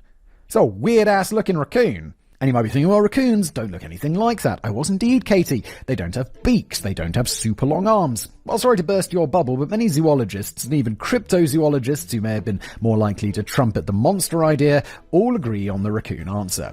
And here's why. While the front head part of the creature does look beaky in one particular photo, there were a couple of other snaps taken from different angles that clearly show its rotted away nasal area, as there's a big hole in the middle of it. Okay, we're looking at these photos now, and it's like, oh, that's grim. You can, oh, it's you. This looks much more like a dead creature, like a dead mammal. It's weird that its body hasn't rotted away, but you can just see the bone of its face sticking out.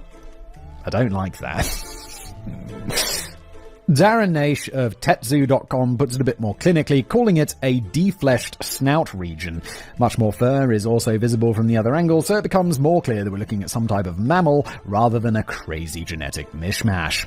Raccoons' front legs are apparently longer than people realise when images of raccoons were superimposed onto the image of the Montauk monster, and when raccoon skulls and teeth formations are compared, it becomes clear that this creature was indeed a dead raccoon. As to how one side of it looks quite burned compared to the other, that's a story so wacky that it almost has to be true. The article on Observer.com tells of a man who was partying the 4th of July away with some friends at Shelter Islands, which is west of Montauk and southwest of Plum Island, but still close to both. They found a dead raccoon and incorporated it into their festivities, with apparent photographic evidence showing the animal doing things like hanging out on inflatables. That's gross, dude. Like, you really want that dead raccoon over all of your shit? You want to be touching that dead raccoon? How drunk were you? They decided to give it a Viking funeral and bury it at sea, although I guess it didn't really take, and the singed corpse ended up washing up on the beach a week or so later. While I managed to find the original web pages mentioned by using the Wayback Machine, the images would not load, but enough descriptions were given to give you a taste. A load of young people having fun and messing about, they created a makeshift raft and started piling things onto it, including a watermelon, some inflatable water wings, and eventually the body of a dead raccoon they found, which was tied on with some scraps of cloth, hence the piece that was still attached when it washed up. They then set the whole thing on fire and shoved it out into the sea. If it sounds a bit far-fetched, a source from the party explains it by saying, this did happen shortly after a waterboarding endurance competition and just before a clothes pin on your genitals challenge, so I think we get the general idea. Yeah, they were drunk. It's like, what should we do at the party? Waterboarding! It's like, okay, let's torture each other. Woo! To me, this sounds stupid enough to be true, and in fact, John Cook did a lot of research on tides and winds for his now archived piece on Gawker.com from 2009 called The Latest Montauk Monster Theory, A Complete Accounting. He concludes that yes, the raft launched from where people said it was launched could very probably have made it to Montauk, so there you go. A weird enough story on its own, but not anything to do with shady things happening at the Plum Island Animal Disease Center. By the way, I showed my daughter the first picture of the so-called Montauk Monster without any context or prompting, and she said, "That's clearly a dead dog, and why is it giving me the finger?" Landing a plum roll. Despite some sometimes dodgy goings-on at Plum Island, it does seem that the centre succeeded in protecting the US from foot and mouth disease, as the only outbreak of the virus since 1929 was on the island itself. This is a real accomplishment, as the foot and mouth outbreak that hit the UK in 2001 lasted for almost a year, with over 6 million cows and sheep killed, and a financial cost estimated to have been about £8 billion. God damn. I've been using the past tense to refer to the work at Plum Island, as it's now officially closed, and research in foreign animal diseases is being moved to Kansas to the brand new National Bio and Agro Defense Facility, or NBAF. It's not just normal defense, it's agro-defense. This state-of-the-art building has been cleared to be the new sole location in the US that will study the live foot and mouth disease in livestock. It opened in 2023, and in a change of pace from being on an isolated island, it's within spitting distance of Kansas State University, Meadow Lark Hills Retirement Community, and the Manhattan Country Club. So let's cross our fingers and hope that everything stays where it's supposed to. It will be the first facility in the US with a biosafety level 4 containment lab, though, so that's reassuring, I suppose. Within the US, there's a biosafety? No, it's not. CDC has one of those, and that's been around for ages. Research from Plum Island is supposed to be transferred there, which I'm not sure has been completed yet, but in any case, the Animal Disease Center on Plum Island has shut down, and talks are ongoing as to what's going to happen to the land now. It was going to be put up for auction, but the United States Congress passed a bill in late 2020 that means it will be transferred to another federal body instead. But this might take a while, and at the time of writing, it's not clear what the future holds for this little island. There are apparently regulations in place that will prevent anyone building a resort or high-rise building on it, so hopefully it will end up going back to nature and acting as a wildlife preserve, which lots of groups really want to happen. Let's just hope they've given the place a really good wipe down. Yes, and that's where we end today's episode. Thank you so much for being here. Did I believe today's conspiracy? No?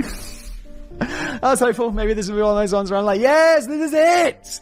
But no, it turns out no.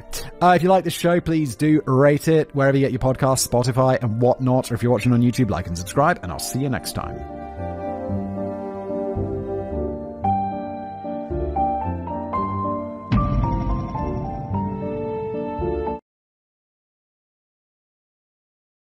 Hello everybody, welcome to another episode of Decoding the Unknown. This one, we're diving into the conspiracy theories today because we're talking about the World Economic Forum. Is that Davos?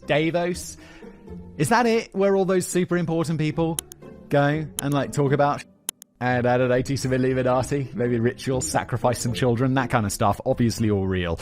Let's jump in. Welcome to, thank you George for putting together today's episode of the One of the Show. If you're new, I've never read this before, we're going to read it together and explore, dear audience.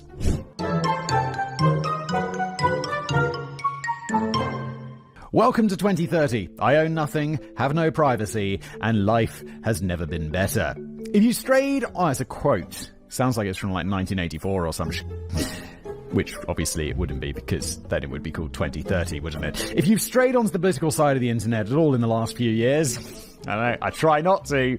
You've likely already come across this rather ominous phrase. Oh my god, I totally haven't. It was first started by Ida Auken, a Danish politician and member of the World Economic Forum, or WEF, specifically its Young Global Leaders arm, all the way back in November 2016, and since then, to some, it has come to serve as a synopsis of everything that is foul and wicked about that organization. One that what goes on in Davos if it's not this?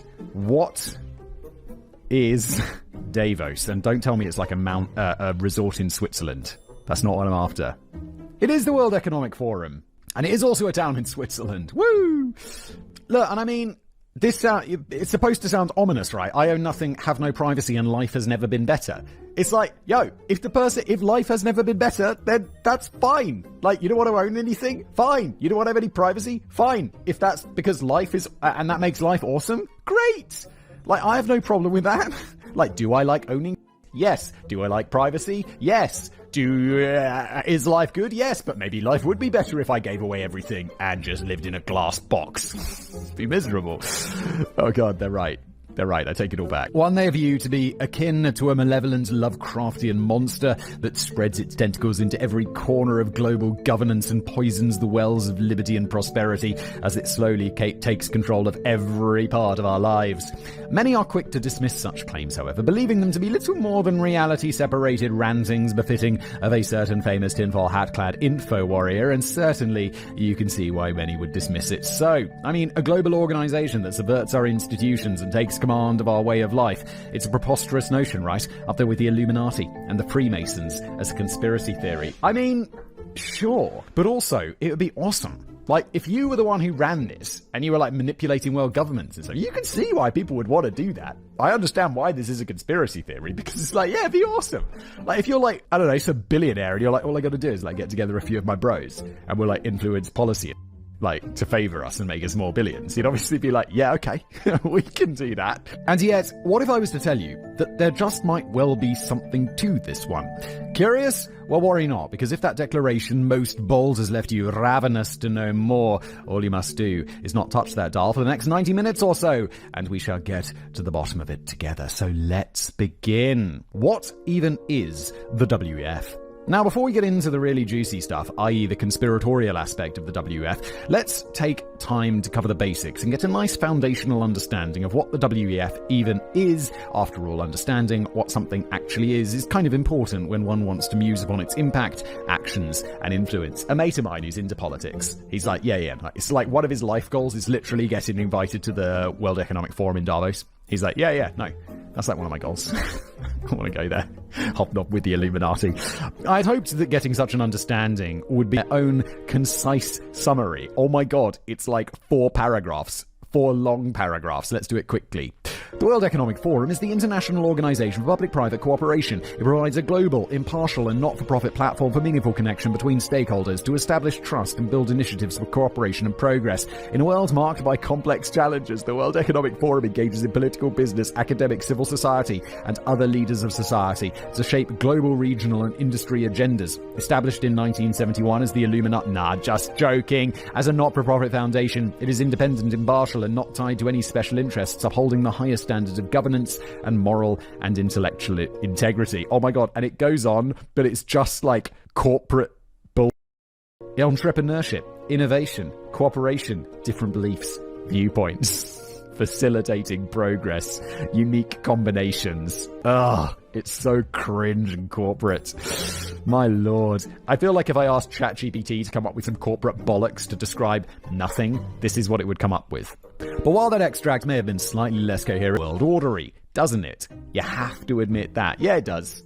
And it's like, do these people really get together just to talk about, like the political leaders and billionaires? And they're just like, what good can we do? How can we save the world? I believe some people are generally or genuinely trying to do that. Like Bill Gates. And of course these people are also interested in their self-interest. Like, didn't someone describe Elon Musk as like, yeah, Elon Musk wants to save the world as long as he's the one saving it. And it's like, of course these people have a self-interest, but generally they're doing a lot of good. I know Elon Musk can be a bit cringe, but he kind of did do a lot of like pushing forward electric cars. He does do a lot for pushing forward private space flight and stuff like that, not just for billionaires, but for like actually getting into space that is useful for humanity rather than Jeff Bezos' like rocket ship for billionaires.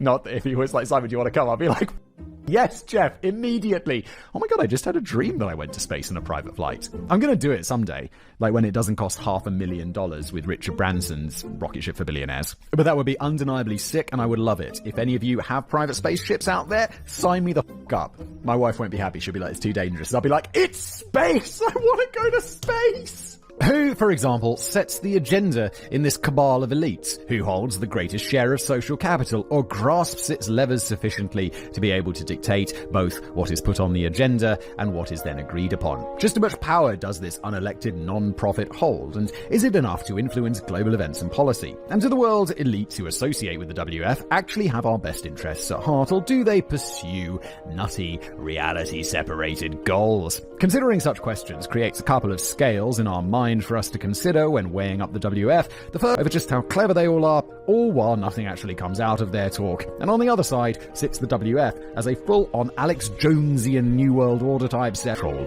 over our societies. I think, personally, it's probably more boring than people think?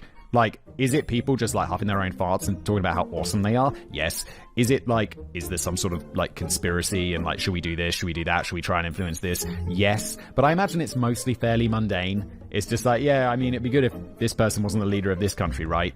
And people would be like, yeah, bro, it would be. Maybe we can do some like, and there's no CIA going in to assassinate him. It's just like, maybe we could see if we could get some trade tariffs set up or something really dull. Maybe we could increase the export tax by like 2%. That would disincentivize it. It's just probably really boring. The other scale that we need to consider is that of the quality of the WF's agenda, or on one side of which is the WF as a benevolent force for good in the world, perfect and without flaw, and on the other is the WF as a force of utter chaos and destruction, one that would destroy civilization itself and drive us back into the Neolithic dirt. By figuring out where the WF sits on both of these proverbial scales, fusing them together and considering them in parallel, we will end up with fusing them together and considering them in parallel, George. Sounds like the exact sort of corporate speak that the World Economic Forum would come up with. I don't know if that's on purpose, but that is, other than, the only word you need to get in there is synergy, and it would be perfect. We will end up with a kind of mental task at hand of this chapter, figuring out what the WF actually is, and we shall begin by doing so with some history. It was established in 1971, as you already know, by one Dr. Klaus Schwab, who back then was but a humble business professor at the University of Geneva in Switzerland. First called the European Management Forum, its initial purpose was to host a yearly conference in Davos, also in Switzerland, the so-called European Management Symposium. Oh my god, this sounds so boring. This is the sort of stuff like, I don't know, I studied business at university, and then you'd be, looking for internships or jobs, or companies would come and talk about what they do, and European Management Symposium would sound like the sort of thing that you'd have to go to over a long weekend for work, and they'd be like, oh no, it'll be fun, and it would just be incredibly boring. This is boring. I'm bored now. Like, I'm so glad. Like, I'm sure there's people listening to this who live in this world and have to go to European management forums, or like, I don't know, probably even like Midwest management symposiums or whatever, and I'm just so glad that I didn't have to. Maybe they're fun. What do I know? Maybe they got like an open bar and everyone gets a bit leery. I don't know, but I'm glad I don't have to do that. Where business types from across the know what the business types are like. Are the business professors like that, though? They're probably a bit more staid. This very exciting theme of that first conference, you ask? Well, that would be corporate strategy and structure. This is giving me hardcore flashbacks to university, where there'd be a book called Corporate Strategy and Structure, and you'd be like, oh my god, why is it so thick? Why is it £70? Why? Pardon me, folks, if you don't exactly find my underpants sticky from excitement after hearing that. George, gross. I don't want to think about that.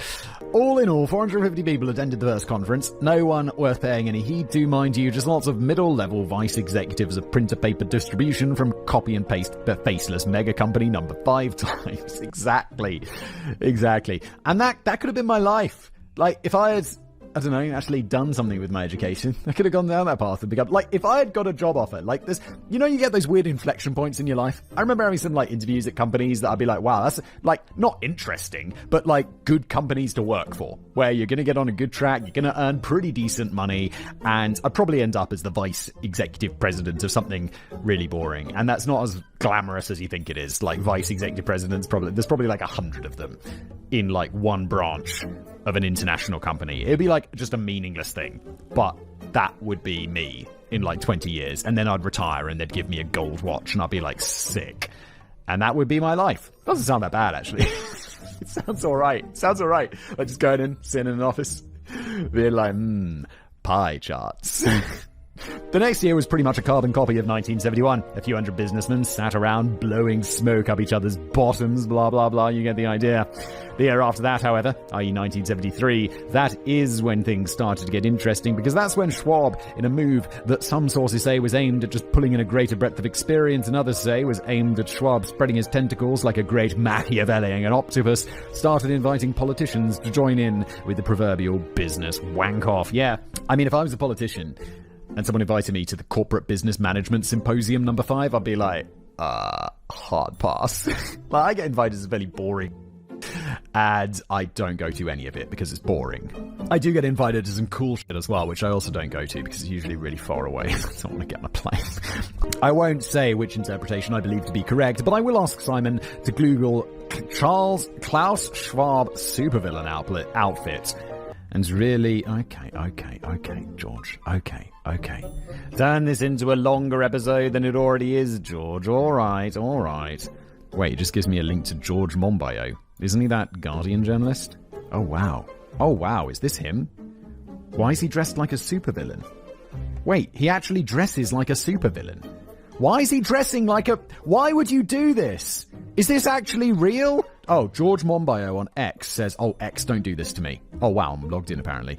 Yes, I know how this looks, but put the picture up on the screen, dear editor, whoever's editing this, please. Sure. But Klaus Schwab, founder of the WF, is not actually presiding over the ritual sacrifice of the firstborn, but receiving an honorary doctorate at Lithuania's Kansas University of Technology. Cornus, sorry, I was like, what the fuck's Lithuania in Kansas? Okay, he looks like a fucking supervillain. It really doesn't do his optics any favors when he struts around dressed like a real-life Dr. Evil. As for which politicians attended that year, knows. I spent a good hour diving deep for this information, and even as I went to ever more sketchy websites desperate to find anything I might be able to follow up to get a confirmed name, nothing. Not even the internet's favorite humble water filter salesman, Alex Jones, had something for me over on Infowars.com. Oh no, you went to Infowars.com? That's unfortunate. I'm going to go to Infowars.com. Just got to see what that's like. Infowars.com. It's probably going to be like, this has been restricted by your government. Not really. But Infowars. There's a war on for your mind! ! Okay, let's just look at... I'm just going to choose something at random. Here we go. Oh, wait, that's an advert.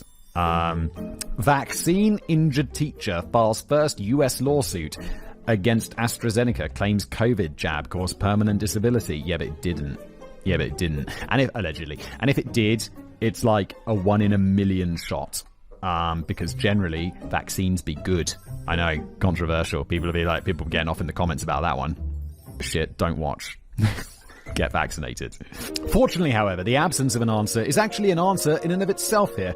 Kind of. Allow me to explain. You see, the conspiracy corner of the internet just loves to trawl back through the history of any political figure to see if they even did so much as stop off in Davos to enjoy the free sandwiches and then scream, "Aha! We got us a globalist!" if they find them.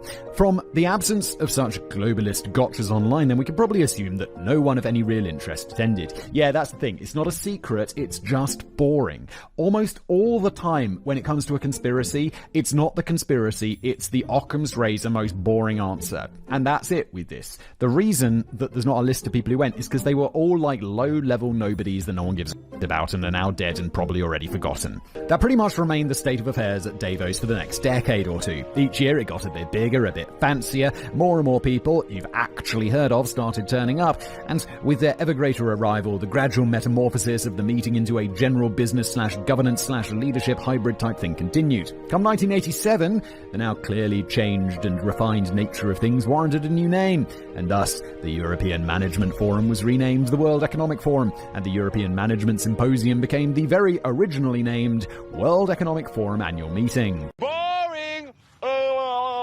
Oh my god, it all sounds so boring. I'm quite impressed that George has kept my attention this long. I hope I've kept your attention, dear viewer, and if I haven't, well, you're not here. So, I don't know why it's just a completely unnecessary thing to say. Let's carry on. Then along after that, the gradual snowballing of the meeting's size, scope, and importance hit a critical mass, and it became the place to be seen for the global elite, which then naturally created an even bigger snowballing as even more people wanted in, and so on and so forth. As much as it is my, friend's goal to go to this thing, it's one of those things, if I was invited to, I'd probably be like, no, I'm good. I just don't have any desire to go and hobnob with these, powerful people. Just don't give a I just want to be left alone. Think I'm being overdramatic when I say it became the place? Well, let's nip any such thoughts in the bud now by stopping to take a look at the little selection of people who've either attended the annual meeting specifically or built up an association with the WF more generally in recent years. Representing the politicians, we have people like Tony Blair, a name that may not ring a bell to many of you, but will be instantly familiar to our British audience as he's the kind of Marmite guy that people either adore or despise. I mean, there's things I like about Tony Blair, and there's things I don't like him. I wouldn't say he's a Marmite guy. It's like, what do I think of Tony Blair? I think he's a brilliant politician. I think he made some pretty poor decisions. And that's it. Yeah, I think he's a pretty brilliant politician. And that's not a good thing or a bad thing. It's just a thing.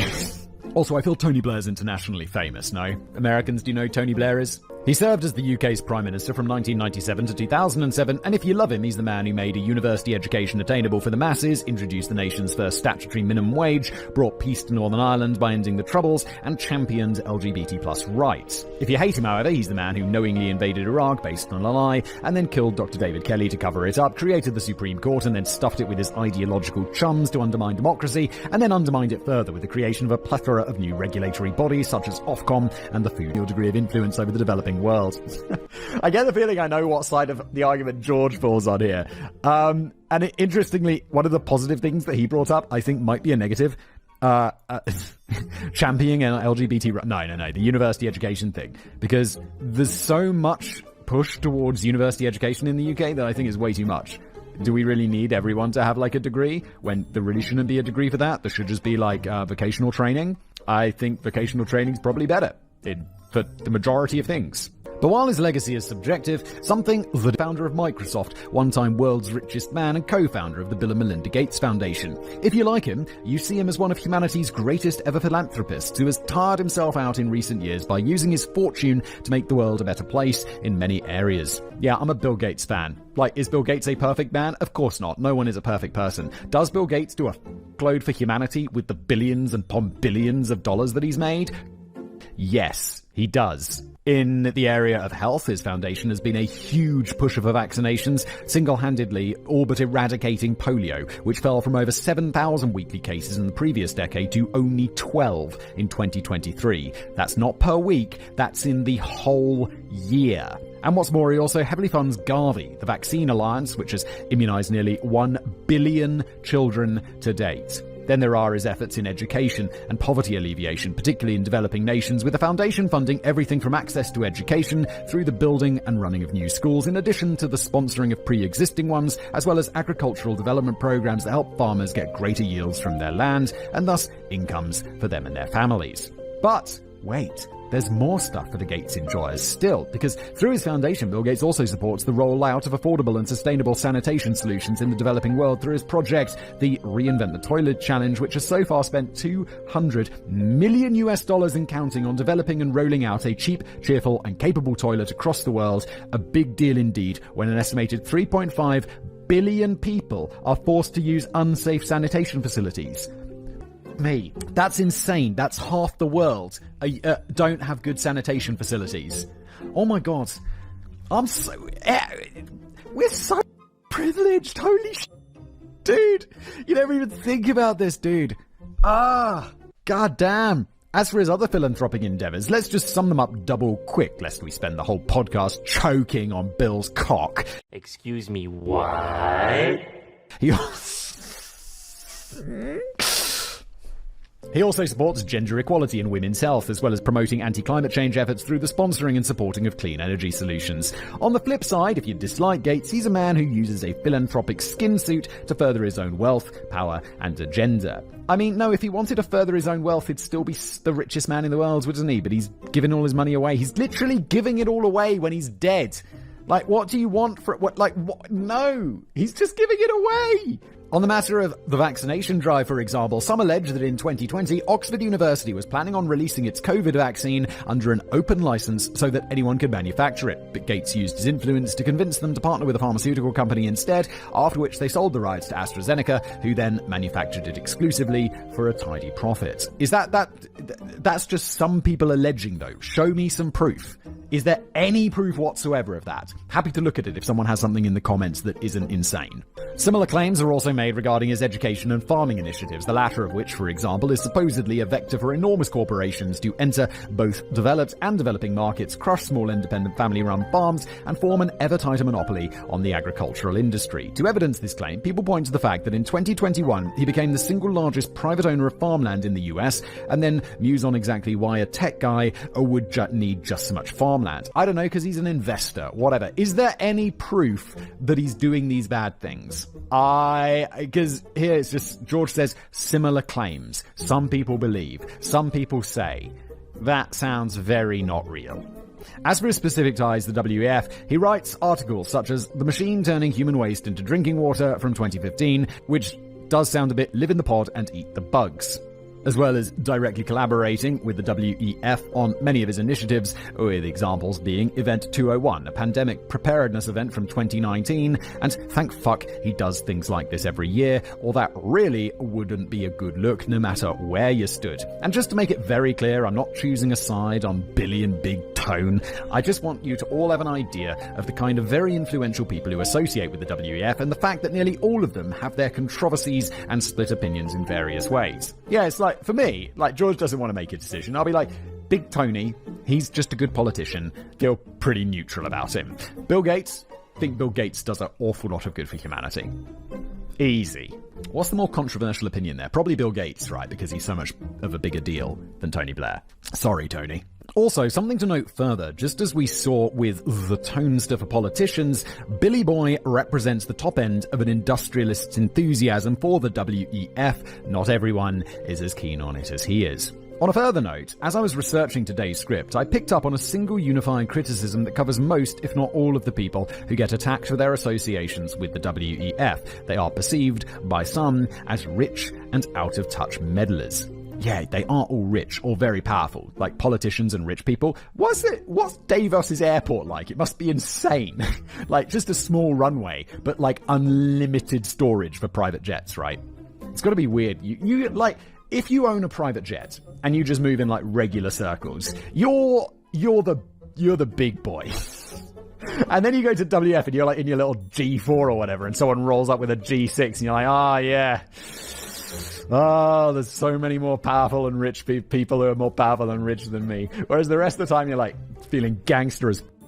There's a huge variety of specific interpretations within that, but regardless, the core of the criticisms remains the same. X-person has far too much money, and rather than just shutting up and living on their yacht, they're meddling with my life and making it worse in the process. Yeah, look, I just want to be... In that statement, pretty much sums it up for me. I'd just rather be the guy living on the yacht. I don't want to go meddling with...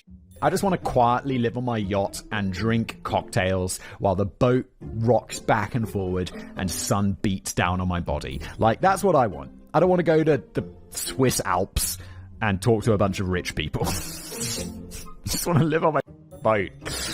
So, now we know all of that, let's broaden our picture a bit and run through a quick list of other elites who are associated with the WEF. This is a critical thing to appreciate because while the ethics and morality of someone's involvement may be a subjective matter, something that is very objective is the absolutely huge amount of them that are involved. This isn't just one or two who make a lot of noise and overinflate perceptions of elite involvement. It's legitimately a crazy amount. Bear in mind too, this isn't a comprehensive list either, as we simply wouldn't have time today for such a thing. There is Big Tone and Billy Gates. Done them, completed it, mate. Joe Biden, current president of the US. Donald Trump, former president. Barack Obama, former president. George Bush Jr., former president. Bill Clinton, former president. Ronald Reagan, former president, although I was only able to find evidence of him attending at a distance via phone-in. These are ridiculously famous and powerful people. That, for reference, is every US president without a gap from the last 31 years. I could find no evidence of George Bush Sr. having any associations, so it would appear that the WF started becoming in vogue as an institution amongst US leadership in the mid to late 80s, at some point seeing as how he skirted it. And that is just the presidents. If we go into the deeper layers of US political establishment, we find people such as Kamala Harris, current VP, Al Gore, Vice President under Bill Clinton, Dick Cheney, Vice President under Bush Jr., John Kerry, Secretary of State, Janet Yellen, Secretary of Treasury, Chris Coons, Patrick Leahy, Bob Menendez, Joe Manchin, current Democratic senators. Uh-oh, we're getting to people I've never heard of. Mike Rounds, Mitt Romney, heard of him. Deb Fisher and Roger Wicker, current Republican senators. Henry Kissinger, a controversial diplomat to put it mildly. Yeah, no shit. Then there's the American industrialists who have been associated, such as Mark Benioff, Chief Executive Officer and co-founder of Salesforce, a multi-billion-dollar cloud computing company. Larry Fink from BlackRock, Jamie Dimon, JP Morgan Chase, Michael Dell, Dell Technologies. George right here. Maker of slightly crap laptops. And that is only the Americans. A similarly expansive trend occurs in other nations. Take the UK, for example. Just from its elite establishment, there's been Rishi Sunak, current Prime Minister, Keir Starmer, Labour leader, Boris Johnson, former Conservative PM, Theresa May, former Conservative PM, David Cameron, former Conservative PM, Gordon Brown, former Labour PM, King Charles III! God damn, the King went! Holy I couldn't find any evidence for John Major having any WF association, so in the UK, it would appear that the WF gained traction in the mid to late 90s with the coming of Tony Blair. Probably got invited by George Bush, didn't he? A similar pattern exists across most of the Western world and much of the wider world. The only nations I could find that didn't have politicians turn up for Davos for certain was North Korea, which cut ties in 1998 and had its invitation rescinded in 2016 in response to nuclear testing, and Russia, which was disinvited in 2022 following its invasion of Ukraine. Note, there may be more, but I couldn't find any others for certain, and note further, it isn't necessarily a case of Western hegemony deems you naughty, off, as Iranian Foreign Minister Hossein Amirabdodur, my lord, that's a long surname, attended Davos this year, as did Li Qiang, Premier of the State Council of China. Yeah, it'd be a bit weird if they didn't invite, like, the other guys. It'd be like a bit of a one-sided discussion. And now, just to prove how expansive WF association is, it's not just the Western world, but the world more generally, both from the political and industrial. Okay, look, there's a lot of people from everywhere else, like, who have I heard of here? Okay, there's someone from Nestle, Xi Jinping, Volodymyr Zelensky, Netanyahu, Shinzo Abe. Wait, he's dead. Didn't he just get killed last year? Didn't someone assassinate Shinzo Abe? It's kind of nuts.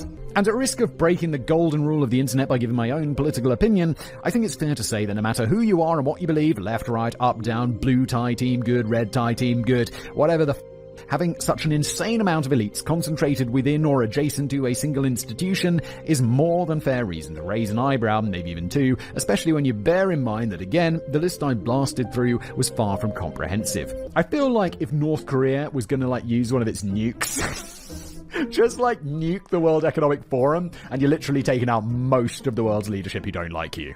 And most of the ones who do. I could literally spend this entire video just listing off elites with WF connections, so ridiculously expansive is the list.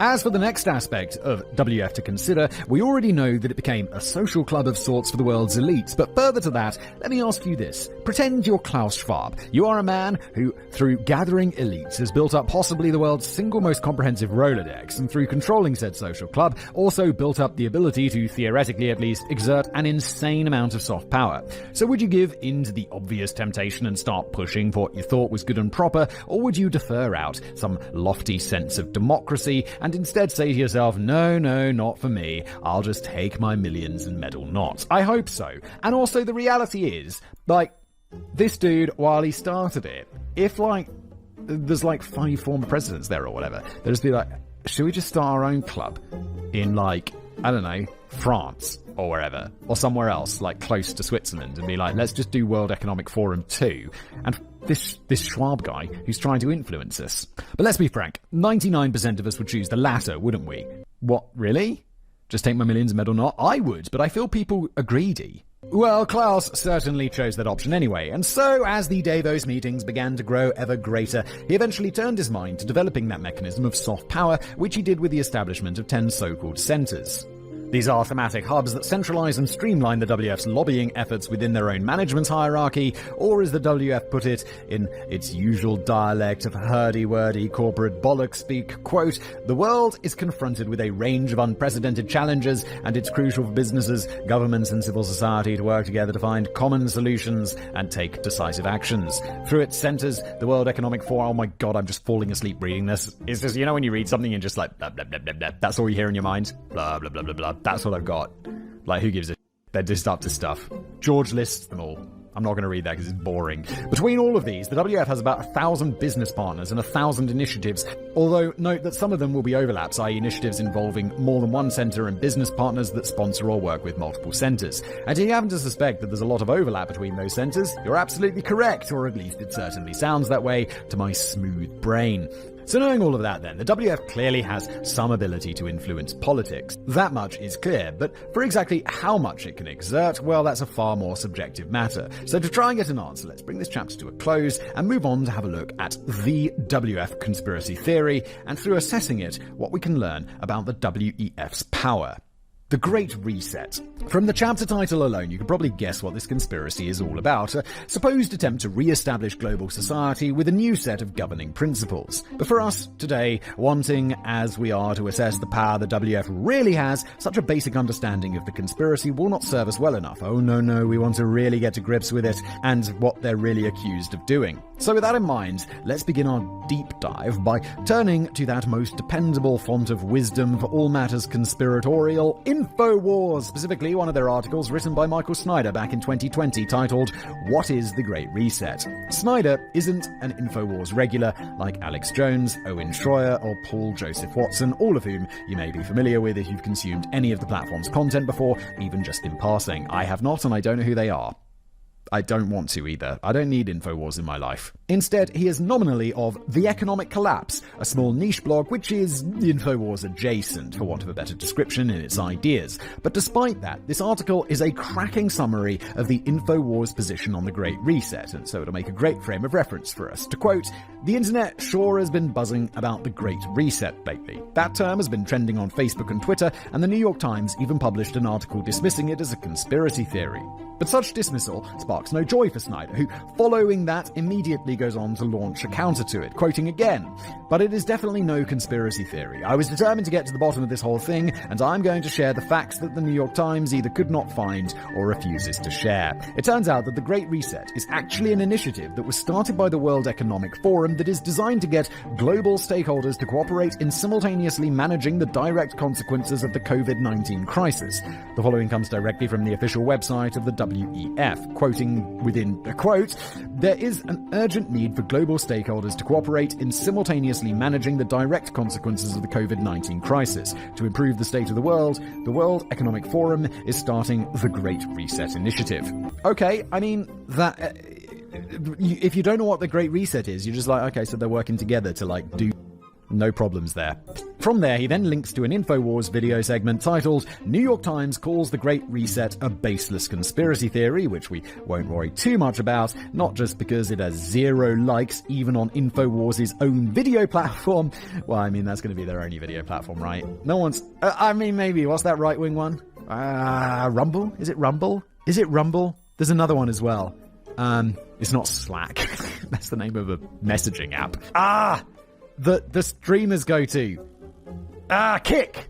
But also because it takes 7.5 minutes just to make a single point. The New York Times ran a headline declaring that the Great Reset wasn't real, while Time magazine ran a cover exalting its virtue.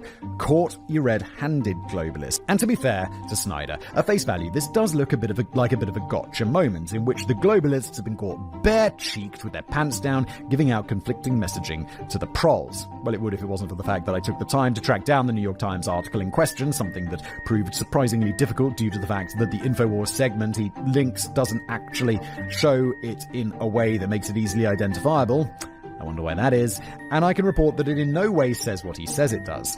What it really says is that the conspiratorial aspect of the Great Reset is bollocks, not that it isn't a real WEF initiative. Personally, if I was ghostwriting Snyder's piece, I'd have gone for more of a "the globalists are hiding in plain sight, this is all just incrementalism, ready to soften us up for their real intentions" type of angle. Not that I want to give InfoWars any tips, although saying that, I am but man at the end of the day, and thus my scruples almost certainly do have a price tag on them. Tell you what, Alex, if you are watching, you spring me from Simon's basement, bung 8 figures into my account, sort me out a green card, give me a ride home in the InfoWars tank, and you can consider me a full-time info warrior. We'll get those goddamn globalists. 8 figures is a lot, though. That's like 10 mil. I wonder if I'll do InfoWars for 10 mil. No, I don't know. I couldn't. I'd feel too dirty. And I feel like I got enough money. InfoWars, man. It's such a piece of shit. But I digress. Back to the matter at hand. From there, Snyder goes on to use the WF's own website to explain the Great Reset conspiracy further, saying the following, quoting again, "According to the World Economic Forum, the Great Reset is a unique window of opportunity for global leaders to shape the future of global relations, the direction of national economies, the priorities of societies, the nature of business models, and the management of a global commons. As we enter a unique window of opportunity to shape the recovery, this initiative..." Oh my god, the corporate speak, WEF It's killing me. Offers insight to help inform all those determining the future state of global relations, the direction of national economies, the priorities of society, blah, blah, blah. Oh my god, I literally can't read this. But they're just like, let's get together and talk about so we can, like, make things better. Fine. Done. Just write that. Just write that World Economic Forum. Why'd you? It literally feels like it was written by ChatGPT. Wait, so this is Snyder quoting from the WF's own website? Why don't we just quote the WF's own website? I guess just say that he put in the article, fine. From there, he proceeds to take otherwise valid factual information and just put the most out there spin on it possible, saying the following quote, "In other words, the Great Reset is essentially just an updated blueprint for a new world order." No, it's just, that's like saying the House of Commons is the new world order, because politicians are all getting together and deciding. No, it's just people getting together and deciding. Except no, that's not what it said, was it, Snyder? The key word was offer. It didn't say force or coerce, did it? Notable here is an element of dogmatic presupposition too. At no point does he go on to explain how that matches the supposed platform or agenda of the New World Order. It's just presented as if it's a given, as though every single person reading it will already be perfectly aware of exactly what that entails, and thus being already predisposed to the idea, and they'll simply nod their heads in agreement upon being presented with the term and mentally connect the dots in a way that seems agreeable to their own biases. Of course, because they're on the InfoWars website. This was actually quite a clever move on Snyder's part, seeing as how he was publishing on a niche platform like InfoWars. Niche. But to our lay folk, however, it does leave us scratching our heads and wondering what the he's talking about. Then, with that proven, Snyder then turns his guns on Klaus Schwab, quoting again, "The man behind the Great Reset is named Klaus Schwab. He is the founder and executive chairman of the World Economic Forum, and elsewhere on the official site of the WF there's an article by Schwab entitled, 'Now is the time for a Great Reset.' He's also very open about the fact that he wants to revamp all aspects of our societies and economies. That means that all aspects of human activity would fall under his plan. But in particular, he very much wants a great reset of capitalism. That definitely sets off alarm bells. When people start talking about dramatic changes to capitalism, usually what they mean is we should move even more in the direction of socialism. According to, well, that is the opposite end of the spectrum, isn't it? Like, moving a little bit of the way towards socialism doesn't mean you're not capitalist. It just means you're mildly... Like, true capitalism would be like no regulations at all. It would like, is it anarcho-capitalism that people call that? Where it's just like the far extremes. And no one has that. Like, America is super capitalist and all that. But there's still elements of socialism, like the good bits, the nice bits, where it's like, oh, you know, old people aren't getting sick and dying because they got like Medicare or whatever. That kind of stuff. Where it's like, oh yeah, no, there's government doing stuff. There's like laws. That's good. The quote continues, according to Schwab, there are three main components to the Great Reset. The first involves reforming our economic systems so that they will promote more equitable outcomes. And then, before moving on to the next point, he squeezes in a jab at US Representative Alexandria Ocasio-Cortez for some reason, saying the following, quote, "Unfortunately, I think that he means the exact same thing that Alexandria Ocasio-Cortez means when she talks about more equitable outcomes." I have no idea what he's talking about. What does that even mean? What? I do not understand.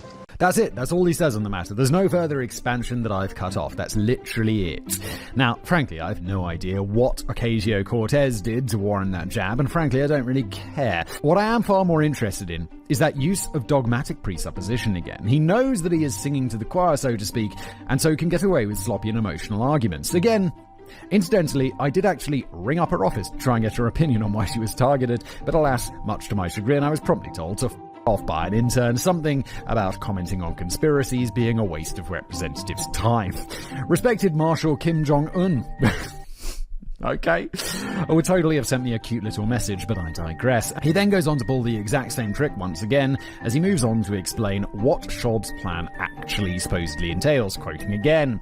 Schwab says that one of the main components of the Great Reset would involve massive government investments in green urban infrastructure and other similar projects. Oh no, green infrastructure?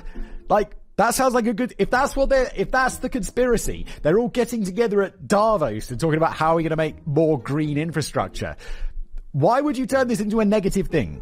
The second component of the Great Reset agenda would ensure that investments advanced shared goals such as equality and sustainability. Wait, what's wrong with equality and sustainability? Aren't these things people want? Here, the large-scale spending programs that many governments are implementing represent a major opportunity for progress. The European Commission, for one, has unveiled plans for a €750 billion, that's $806 billion recovery fund. The US, China and Japan also have ambitious economic stimulus plans. Rather than using these funds, as well as investments from private entities and pension funds, to fill cracks in the old system, we should use them to create a new one that's more resilient, equitable and sustainable in the long run. This means, for example, building green urban infrastructure and creating incentives for industries to improve their track record on environmental, social and governance metrics. He then explains the final supposed components of the Great Reset. Quoting again, Schwab envisions applying the innovations that we have witnessed during the COVID pandemic as a model for every sector of society.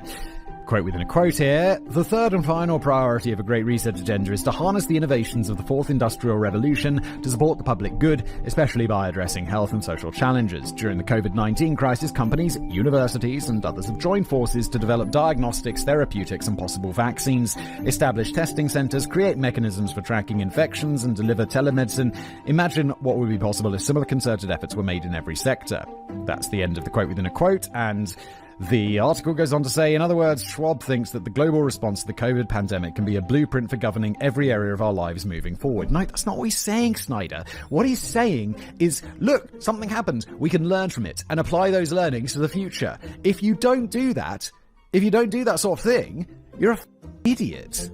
Well, Snyder isn't technically wrong here, but also, yeah, he is in real terms, as he once again intentionally put the worst possible spin on Schwab's words. He doesn't say it outright, but trusted from someone quite well versed in InfoWars lore, the image Snyder is trying to convey here is you being locked in your home under the authority of the state monopoly on violence, again, but instead of being for it... George! What sort of sentence is this? But instead of it being for, the kind of fair and valid reason of an actual global pandemic that killed millions of people, instead it's for the globalist agenda. As these types see it, living in the pod, eating the bugs, owning nothing and being happy, all of that kind of thing. And yes, this could well be what Schwab means, as he doesn't explicitly state it isn't that in the extract, but Snyder completely fails to prove that, and thus frankly leaves himself looking like a bit of a tit to anyone except those long accustomed to InfoWars content. He closes the article predicting what the Great Reset's going to look like. Of course, in order for the globalists to get the United States on board with this Great Reset, they will need to get Donald Trump out of the way first, and they think that they are very close to achieving that goal. The globalists envision... Wait, didn't he go to Davos? He was there. He just goes in there, he goes into a room and is like, yo, not you, Trump, get out, we're talking about you. The globalists envision a sustainable future in which all forms of human activity are very closely monitored and controlled for the good of the planet. They are entirely convinced that the global system in which all the nations of the world are increasingly integrated is what is best for humanity. Wait, yeah, but it is. Being integrated with other countries mean we're not fighting with them. Isn't that a good thing? Isn't peace good? Who's arguing against peace? But those of us that are resisting the globalists understand that a one-world system will inevitably evolve into a complete and utter global nightmare. Why? Why is that inevitable? That seems far from inevitable. Globalist publications such as the New York Times will continue to try to convince all of us that plans such as the Great Reset do not even exist, even as globalist organizations such as the World Economic Forum are publicly announcing their plans right out in the open. Well, yeah, but you've completely misinterpreted their plans, Snyder. You're just a bit dumb, Snyder, in my opinion, allegedly. The quote ends. And so, through Snyder, there we have laid it out bare. The conspiratorial interpretation of the Great Reset. In a nutshell, the loss of your liberties, your wealth, everything that makes your life worth living, all at the behest of a bunch of climate change worshipping globalists who will keep their bourgeois lifestyle as you, the common person, are confined to the pod, eat the bugs, and live out your existence staring through a pair of virtual reality goon goggles. Obviously, that interpretation is utter bollocks, as my tone throughout this chapter thus far is no doubt made rather clear. As well as mine, Simon's commentary. Yes, it's absurd, but fortunately, because my name isn't Michael Snyder, I'm not going to say, trust me bro, and expect you to take my word for it. So instead, let's now move on to discuss what the actual Great Reset is. We already got a little whiff of it through Snyder's carefully curated quotes, of course, but let's now do it properly. The Great Reset is a broad and multifaceted proposal, and key word there, it's a proposal that encompasses a range of initiatives aimed at reshaping the global economy and societal structure in the wake of the COVID pandemic. pandemic. It was first introduced by both the WEF and then Prince Charles, now King Charles, in June 2020, and aims to capitalize on the crisis as an opportunity to address various systemic issues across economic, environmental, and social dimensions, and to foster a more sustainable and resilient future. So far, so straightforward, right? Wait, Prince Charles is really putting this forward? I kind of vaguely remember this, actually. But it's like, why do we have to listen to Prince Charles? He's just like the ultimate Nepo baby. The WF's actually filled with important people who got elected and made billions of dollars. And then there's Prince Charles who rolls up, and he's just there because his blood's a bit blue. But just so you know I'm not feeding you all a big old load of bollocks, here it is straight from the horse's mouth. The very article written to introduce the proposal, titled, "Now is the time for a great reset." Quoting again, "COVID-19 lockdowns may be gradually easing, but anxiety about the world's social and economic prospects is only intensifying. To achieve a better outcome, the world must act jointly and swiftly to revamp all aspects of our societies and economies, from education to social contracts and working conditions. Every country from the United States to China must participate, and every industry from oil and gas to tech must be transformed. In short, we need a great reset of capitalism." That does sound quite ominous, like a great reset of capitalism. I mean, it's like, to what? Have you got, like, capitalism is far from a perfect system. I think it's a decent, I think it's probably a better system than many of the other options. Is it perfect? No. But what are you going to be resetting it to? How are we going to make it better?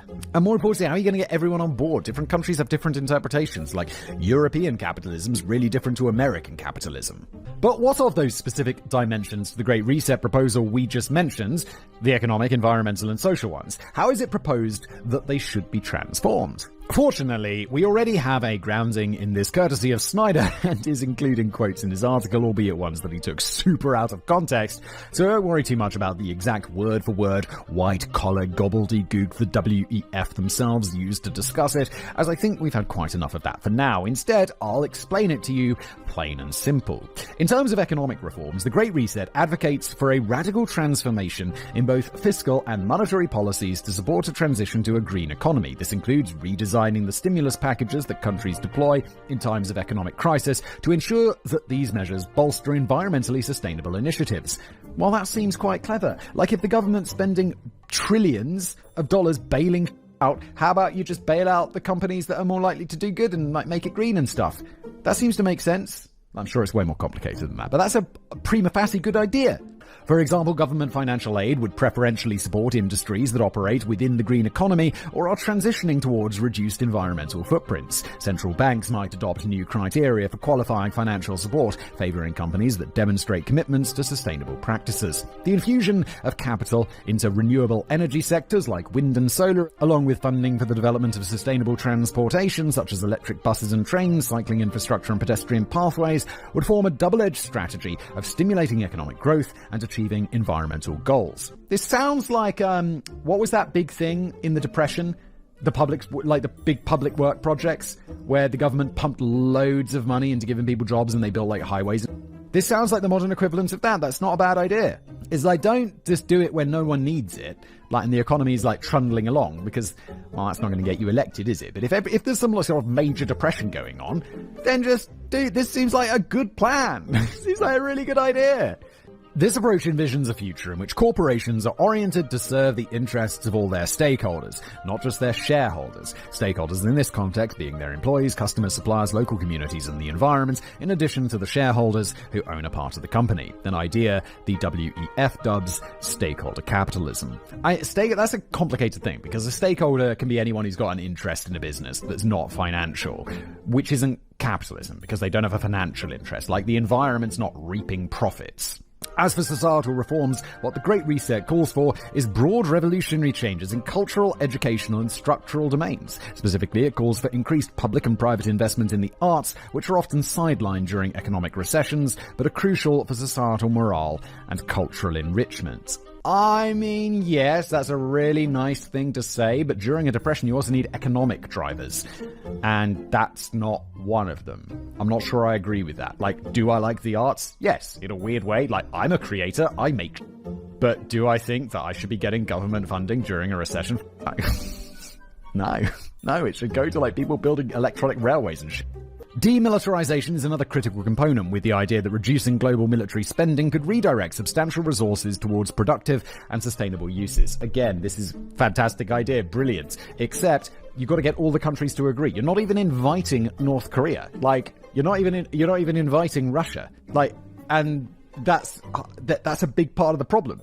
Like, this is a bit stupid sometimes. Like, there's bits of this that I think are pretty stupid as well. This includes not only direct financial savings, but also the potential repurposing of military assets and technologies for civilian use. Yes, am I really, like, dumb because I'm thinking that this isn't realistic and maybe these super genius people at the WEF think that this is really possible? But bro, the repurposing of military technology is not going to happen if that military technology isn't developed in the first place. And the reason that military technology is developed is because they've got loads of money from the military industrial complex and taxpayer money going into it. Like, how do you think that works? If there's no military, they're not going to develop those technologies, so those technologies are not going to be put into the civilian sector. Like, what? Sustainable architecture is a focal point too, advocating for the adoption of green building practices that minimize energy consumption and reduce waste. Yeah, that's a good idea. Additionally, the push for technology-driven education would aim to adapt schooling systems to the demands of a future marked by rapid technological advancements. So-called STEAM education, science, technology, engineering, arts, and mathematics, would be a particular emphasis within this technology-driven education system, creating a do-it-all workforce that would be, for want of a better term, past, present, and future-proof.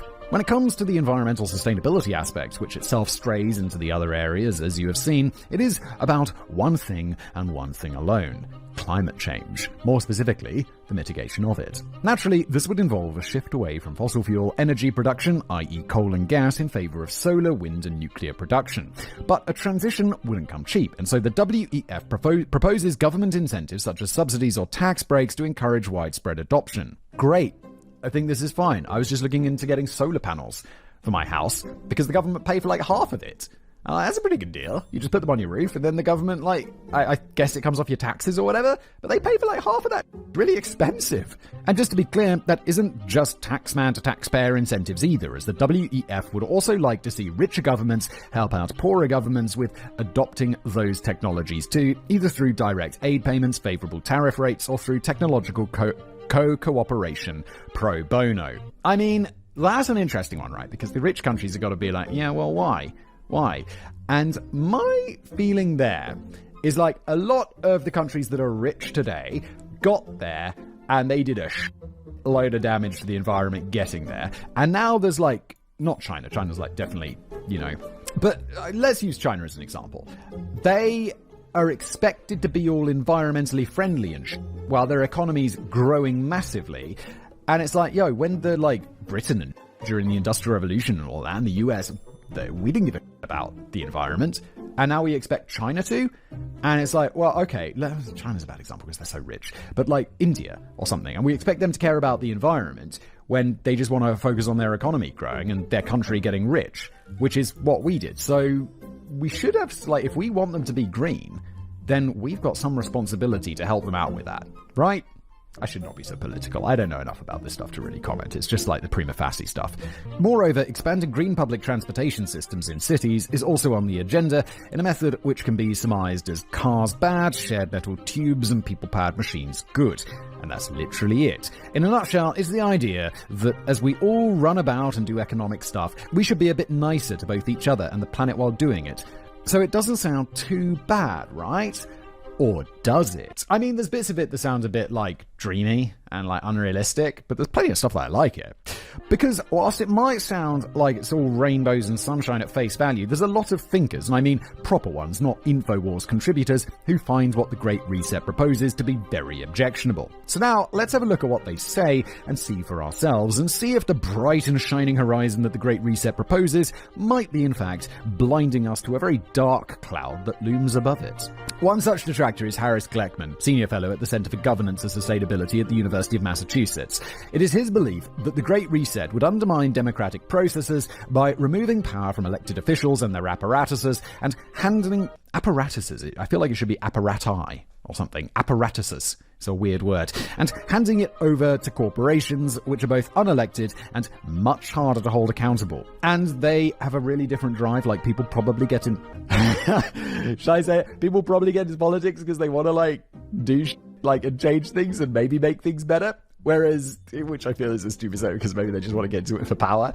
But corporations just care about profits. It's all they do. It's like their thing. Think of it like this. A politician enacts a nutty policy you dislike. So what do? You march yourself over to their voting booth once the time comes, slap a big tick by someone else's name, and if enough other people agree with you, the aforementioned irksome politician will be booted from his post and has to make it in the real world just like you. Now, imagine it's a corporation you dislike, which is doing something you dislike. What can you do? Well, you can boycott them, right? Well, if you don't buy their products, absolutely cool. But if you do buy them, well, you can boycott them, can't you? Which would be great, except for the fact that even if everyone agrees with you, corporations are enormous entities with astronomical capital reserves, and so they are well insulated against backlash. Oh, is this the one where Bud Light... Wait, what did they do? Did they, sponsor someone who was trans or something? And then, a whole bunch of conservative people were like, oh, don't lie about that. Bud Light's... Oh! This is the Kid Rock thing, right? And he had a gun and he was shooting Bud Light because he's trans people or some shit like that, allegedly. To see this in action, think of the still ongoing Bud Light boycott, which began in 2023 when the company did a promotion with actress and TikTok personality Dylan Mulvaney, who happens to be a transgender woman. This saw a big kickoff from certain, and I stress certain, not all, groups of the American right, in addition to anti-trans groups who announced a boycott in response. This indeed did have a big impact at face value, as it caused sales to drop by as much as 26% at times. Is it really a quarter of people who drink Bud Light are so upset by the idea of them sponsoring someone who's trans that they won't drink Bud Light anymore? This just seems insane. Who gives a...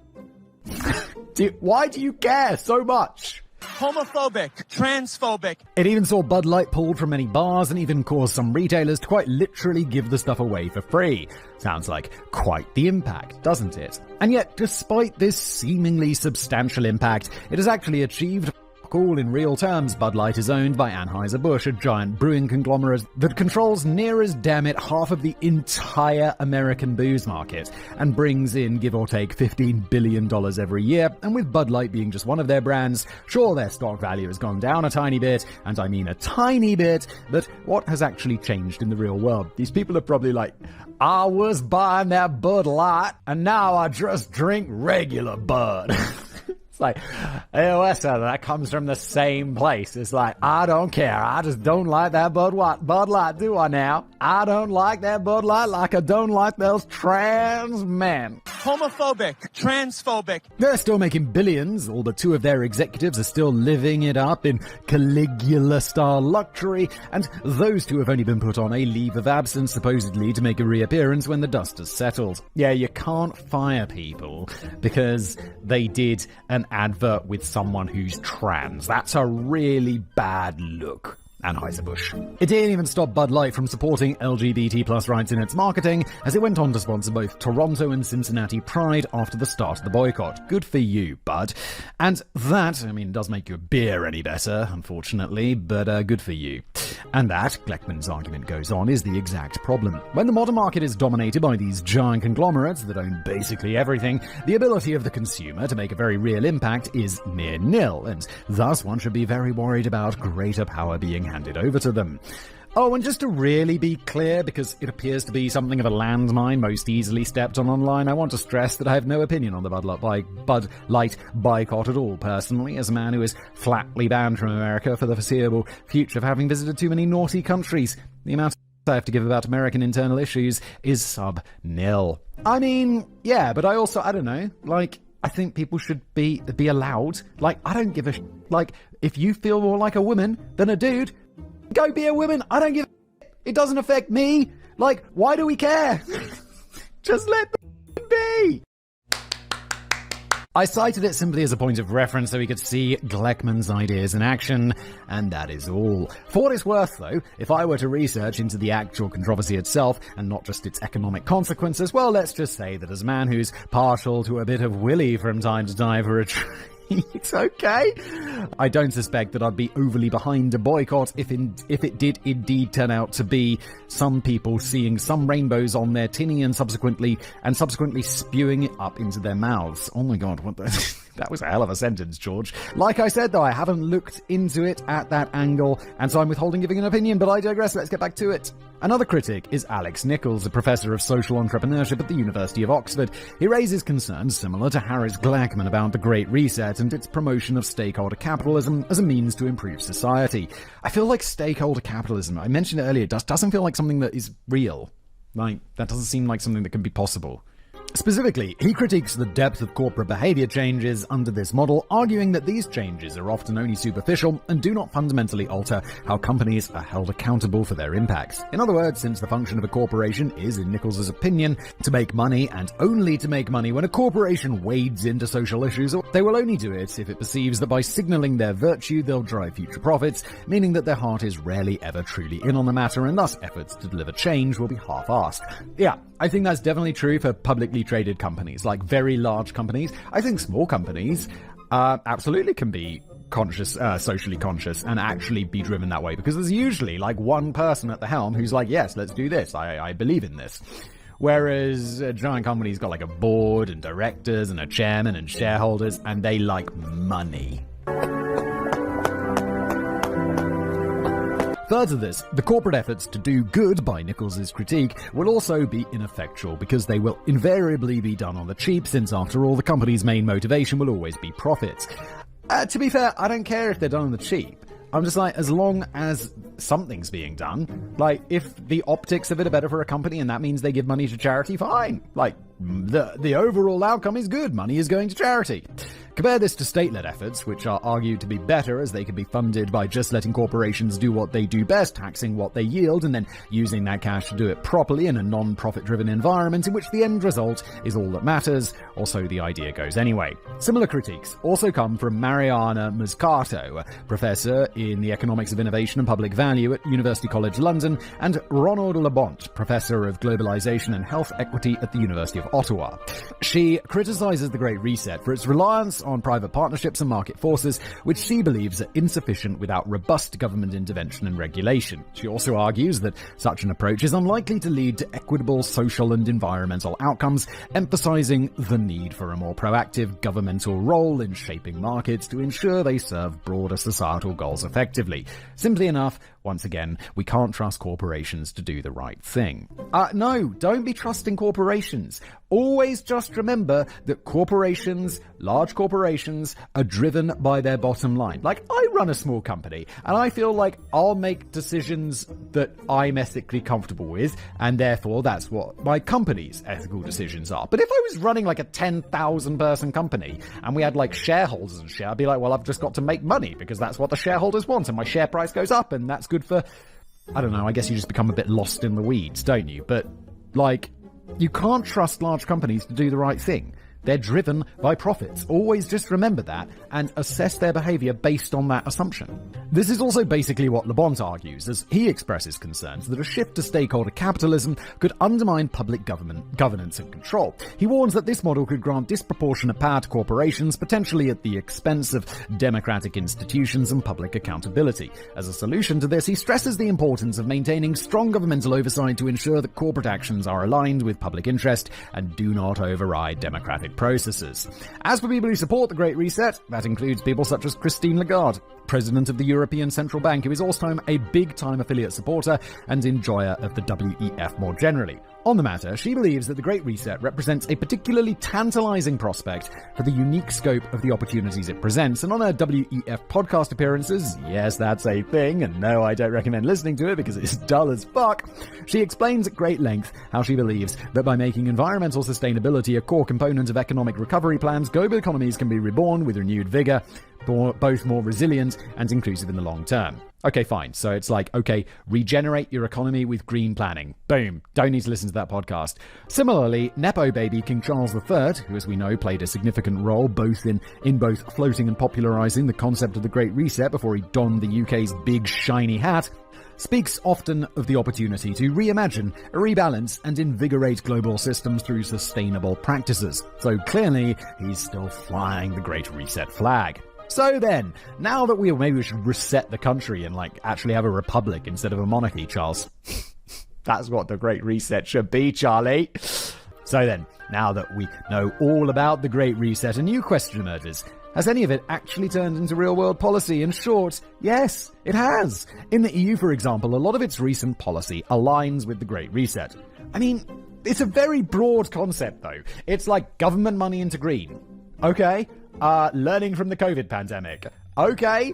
It's very broad, and to say that some of it's been implemented is that doesn't necessarily mean very much. For example, one of its responses to the COVID-19 pandemic was the €648 billion Next Generation EU policy, which first appeared in 2022. Holy, €648 billion? Jesus, in my mind that was million for a second. I was like, oh, it's a relatively small project, but 648 billion is absurdly huge. It's, quote, a groundbreaking temporary recovery instrument to support Europe's economic recovery from the coronavirus pandemic and build a greener, more digital and resilient future. Has that actually done anything? I've never heard of this €650 billion project. And of course there was some economic impacts of COVID, but it wasn't that bad, was it? In fact, for me, it was quite good because people were just staying in and watching more YouTube. It's like, yes, COVID, yes! Other than all the deaths. So, yeah. As for what that actually means, a good example to demonstrate is the Recovery and Resilience Facility the Next Generation EU created, which supports member states in implementing comprehensive reforms and investment initiatives that focus on green energy transition and the digitization of the workforce. What is digitization of the workforce? Is that just getting more people to work on computers or what? But consider further, Great Reset-y policies aren't exactly new in the EU and didn't just suddenly appear with the announcement of the WEF's initiative. Take Clean Sky 2, for example, which was launched in 2014 with a budget of €4 billion and aims to decarbonise air travel, and Shift to Rail, which also launched in 2014 and with a budget of €920 million aims to decarbonise rail travel and promote it as an eco-friendlier alternative to air travel, particularly on short-haul routes. Yeah, the problem there is rail's still slow as... you get on a train, it's even going from south of England to the north of England, or to Scotland, it's you could fly there in an hour, or 45 minutes maybe, or you could spend your whole day on a train. Which would you rather? Maybe the train could be quite relaxing, but let's assume people are travelling for business. They just want to be there. Both of these projects feature a large degree of private-public sector co-cooperation, and so given that and what we just heard, it's fair to say they sound pretty Great Reset-y, and yet they predate it. How curious. Yeah, this is what I'm saying. It's all very broad. And that leads us to the final question that will really tie this chapter's big dilemma up.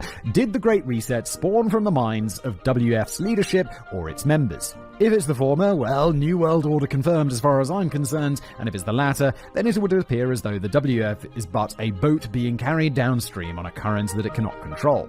And that, unfortunately, just isn't something I'm able to answer. Honestly, I just think it's the latter.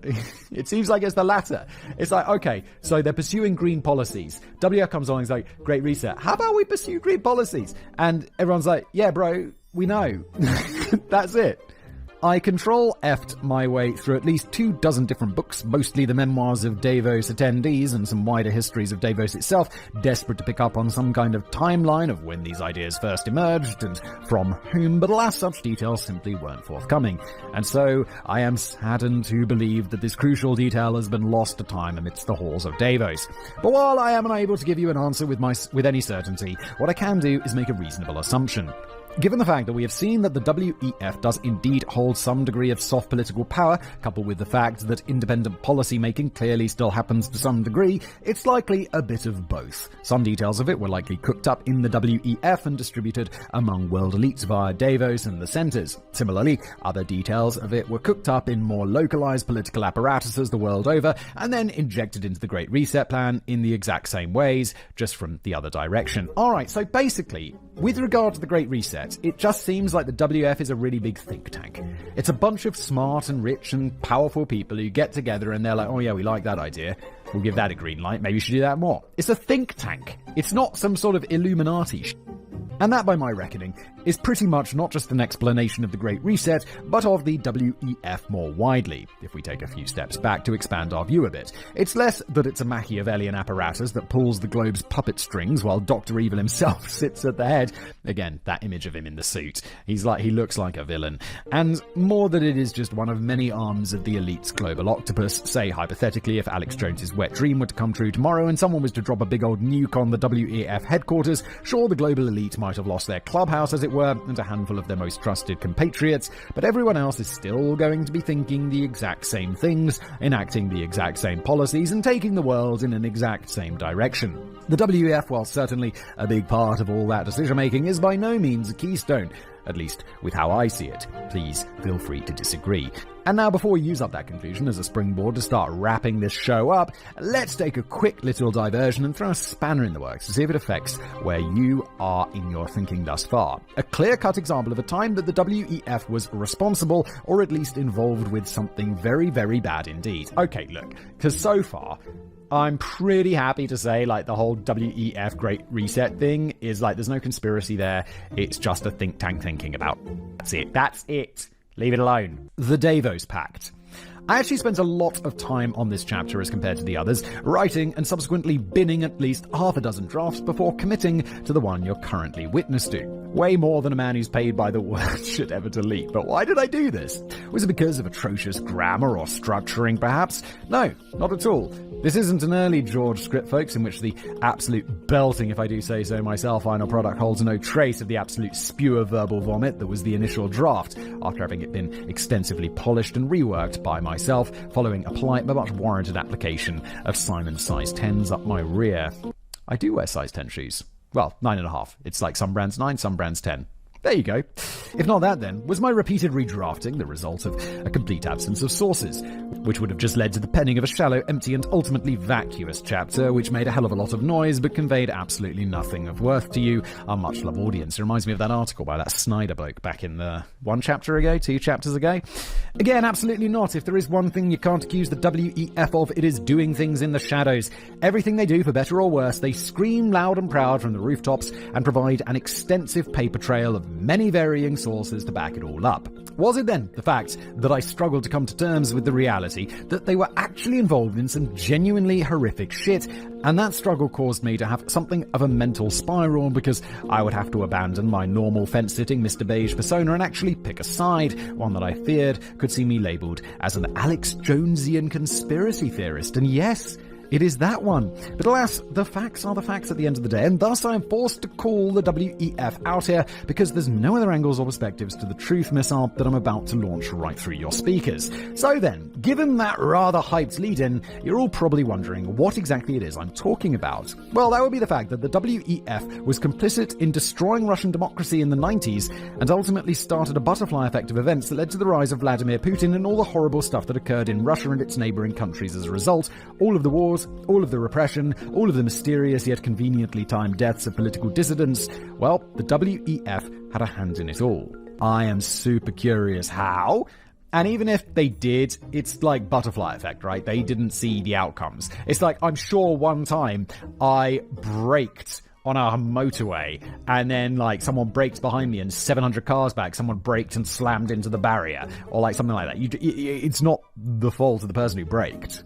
The story begins back in the mid-90s, a time when Russia, to be blunt, was absolute. Living standards had absolutely collapsed since the Soviet period, with housing being more expensive, wages being down, and economic growth being all but non-existent. With the dividends of what little growth there was all being scurried away into the pockets of the oligarchs, hyper-wealthy Russians who built their wealth by using their senior positions in the collapsing Soviet state, be it in industry, the military, or politics, to deceive, cheat, and steal their way to controlling formerly state-owned enterprises which were privatized en masse when the Union collapsed. Naturally, the Russian people weren't exactly chuffed with this state of affairs, They hadn't even wanted the USSR to dissolve, having returned a 77.85% result in favor of preserving but reforming the country in a 1991 referendum on the matter, and now they place the blame for it all firmly on the shoulders of incumbent President Boris Yeltsin, a man who not just oversaw the transition of the Russian Soviet Socialist Republic into the barely functional Russian Federation, but proactively agitated for it in his former role as president of Soviet Russia. But they didn't give up hope, because there was a man that they hoped would fix the sorry state of things. Gennady Yuganov, the general secretary of the Russian Communist Party, which was going from strength to strength at the time, having come out of the 1995 legislative election with a thumping great majority in the Duma. Seemingly, according to many contemporary analysts at least, they also appeared poised to do the same in the upcoming 1996 presidential election. Naturally, this didn't spark joy among the oligarchs, who were blind with rage at the prospect of Zyuganov taking the presidency. The man was a nutter, they reasoned. Just have a look at his manifesto, chock full of absurd and harebrained promises, such as introducing progressive taxation to make the rich pay their fair share, and exempting the lowest earners from paying taxes outright, taking drastic measures to suppress corruption, returning certain key industries to state ownership, and re-privatizing some of lesser importance to make sure their ownership was spread amongst the people, as was originally intended during the Soviet collapse. I mean, these are all ideas that would have been really, really good. And facilitating favourable market conditions so that true competition could develop within the domestic market across all sectors. What a novel idea. Can you imagine such a state of things, ladies and gents? If such a platform were enacted, the oligarchs might actually have to delay construction of their mega mansion's latest wing, or surrender a Ferrari or two for the common good of their countrymen. It's truly horrific stuff. Beset by disgust at such a prospect, 3 oligarchs and WF affiliates met up at Davos in 1996 and began planning for how they could leverage their vast assets to prevent that crazy and extremist agenda from ever being implemented in what would become known as the Davos Pact. They were Mikhail Khodorkovsky, who stole ownership of Russia's oil industry and its accompanying apparatus, Vladimir Kaczynski, who stole ownership of much of Russia's media, and Boris Berezovsky, who stole ownership of much of Russia's automotive industry and the media that Kaczynski didn't manage to get his hands on. You could probably guess their plan from just how I described them. The ones that owned media outlets outright, Kaczynski and Berezovsky, simply instructed them to begin churning out hit pieces on Zyuganov, an unrelenting tide of negativity whenever he was discussed, be it factual or fabricated. Anything and everything, so long as it would stuck after being thrown, and for Khodorkovsky, who was not far-sighted enough to have stolen a broadcasting company or two, he would pump ungodly amounts of cash into funding hit ads on the other channels that the two didn't own, or just outright paying them to alter their perspectives in the lead-up to the election. And of course, in addition to attacking Zyuganov relentlessly, they would also make sure to extensively report on Yeltsin as if the sun itself shined out of his arse. After all, the people needed to be told who to vote for after being told who they weren't allowed to vote for, lest someone not in their pockets fluke into power. This is corrupt. To say this worked a treat would be quite the understatement. Instead, it would be far better to say that it worked perfectly. In early 1996, Yeltsin's approval rating barely registered as a distant blip on the radar, with most polling showing him having 8% approval, which would have placed him 5th in the running, while Zyuganov polled at 21%, making him the leading candidate by a country mile. So apparently certain was Zyuganov's coming victory that when he ironically attended Davos in February 1996, he was treated by many in attendance as if he'd already won the election. But then the smear campaign began. All of Russia's leading TV channels, Russia 1, Channel 1 in Russia, and NTV, came out guns blazing in support of Yeltsin, as did print media, with the Rossiyskaya Gazeta, Izvestia, and Kommersant newspapers, to name just a few, all towing the line. Estimates by the European Institute for Media found that Yeltsin received 53% of all media coverage during the campaign, while Zyuganov received only 18%, and other candidates, well, the media pretended they didn't exist. It was posited as a two-horse race, and you don't want the mad communists to win, do you? No, you want business as usual, because Russia was doing oh so well. Sarcasm, everybody. As a result, when the final votes were counted, Yeltsin won. Just, coming in with 35.79% of the vote compared to Zyuganov's 32.49%. All of that money, all of that smear, all of that effort, and he could barely just sneak over the line. Sadly, however, while we may rightly take away a certain sense of vindication from this whisker-thick result, victory is binary in politics, and so it mattered not to Yeltsin and the economic pirates who were behind him. A win was a win, and so their man remained in office, and they were allowed to continue plundering Russia and her people to their heart's content. What's this got to do with Davos, though? Where's Davos coming into this? Where's my conspiracy? But wait, it gets worse, because Kaczynski, Berezovsky, and Khodorkovsky now stood poised as the kingmakers of Russian politics, it being blatantly apparent all within the halls of power that it was them, not the people, who held the most power to decide who assumed the reins of power. And so when 1999 came along, when Yeltsin had fucked up so much that even his plutocratic paymasters couldn't keep him safe, following such disasters as an increasingly deteriorating economy, public sector workers going months without receiving their salary, a literal mafia shadow government that had assumed control of large swaths of the country, and out-of-control terrorist attacks in the heartland, he had to step down. And who got to choose his replacement, a certain Mr. Putin? Well, you guessed it. It was Kaczynski, Berezovsky, and Khodorkovsky, meaning that the blame for everything that had happened subsequently lands on their shoulders. But let's bring it back to the WEF now, because no doubt many are wondering why I incriminated it, when, as I have told the story thus far, it sounds more like Davos was just coincidentally the place that they all happened to meet up and scheme, not necessarily something that the WEF was proactively complicit in. So, where do I get the gall, the bare face of it, to stand before you now and blame the WEF, at least in part, for everything we've discussed in this chapter? Well, that'd be easy. Because they didn't just facilitate it through fluke of circumstance, rather they proactively encouraged it, participated in it, and celebrated it after the fact.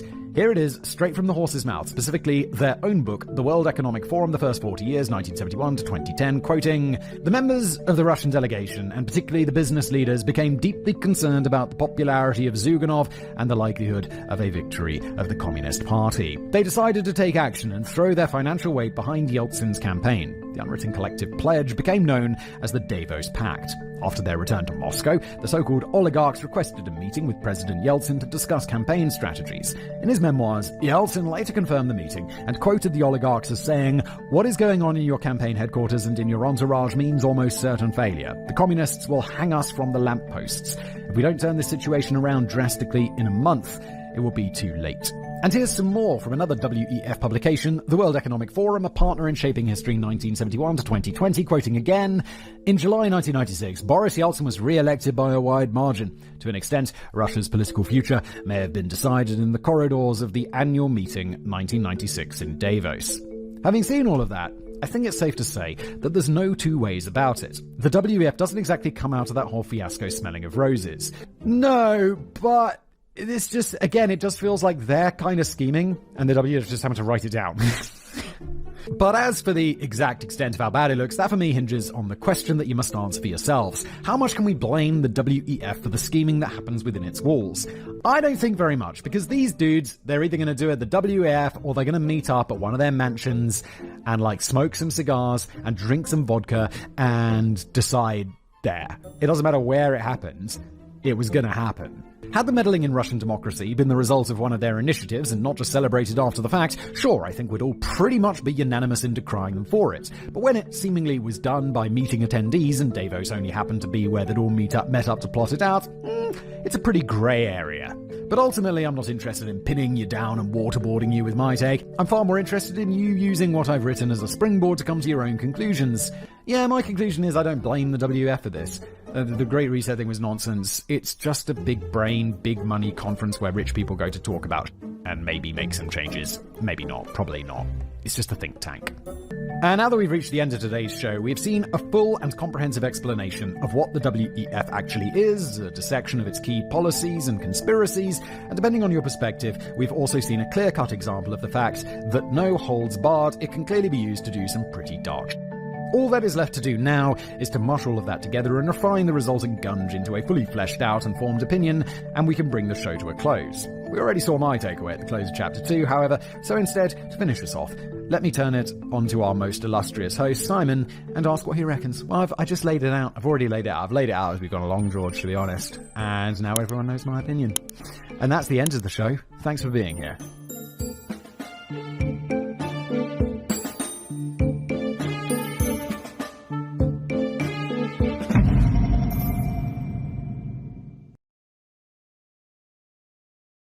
Hello everybody, welcome back to another episode of Decoding the Unknown. This one written by George. Thank you, George. The disappearance of flight MH370, the deadliest mystery in aviation. I remember when this happened, and it's just like, where did that plane go? Didn't some parts wash up someplace? I mean, we know it's not on like the Lost Island or whatever. It definitely crashed into the sea. But it is kind of wild that it's just lost. And why? It's been, what, a decade? Yeah, it's been a decade. 8th of March. 2014. God damn. Anyway, let's get into it, shall we? The format of the show, if you're new here, George has written it for me. I've never read it before. We're going to explore together, dear audience, so let's go.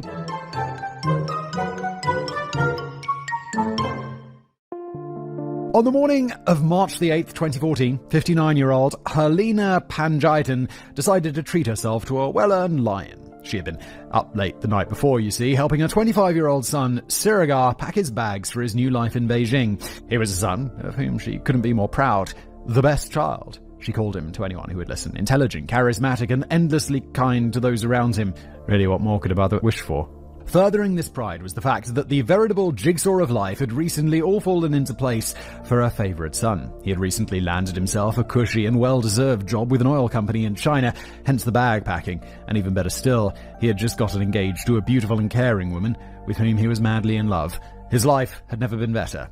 And yet still, the only way from there was up. Because of this, Helena found herself a mother torn as she stood in the departure lounge of Kuala Lumpur International Airport on the previous night.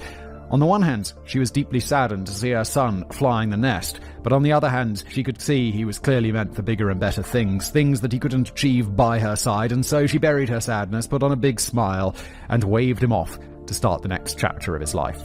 As he began to disappear into the crowd, passport in hand, her sadness started to overcome her, but she steeled herself once again, reminding herself that they would be reunited soon enough.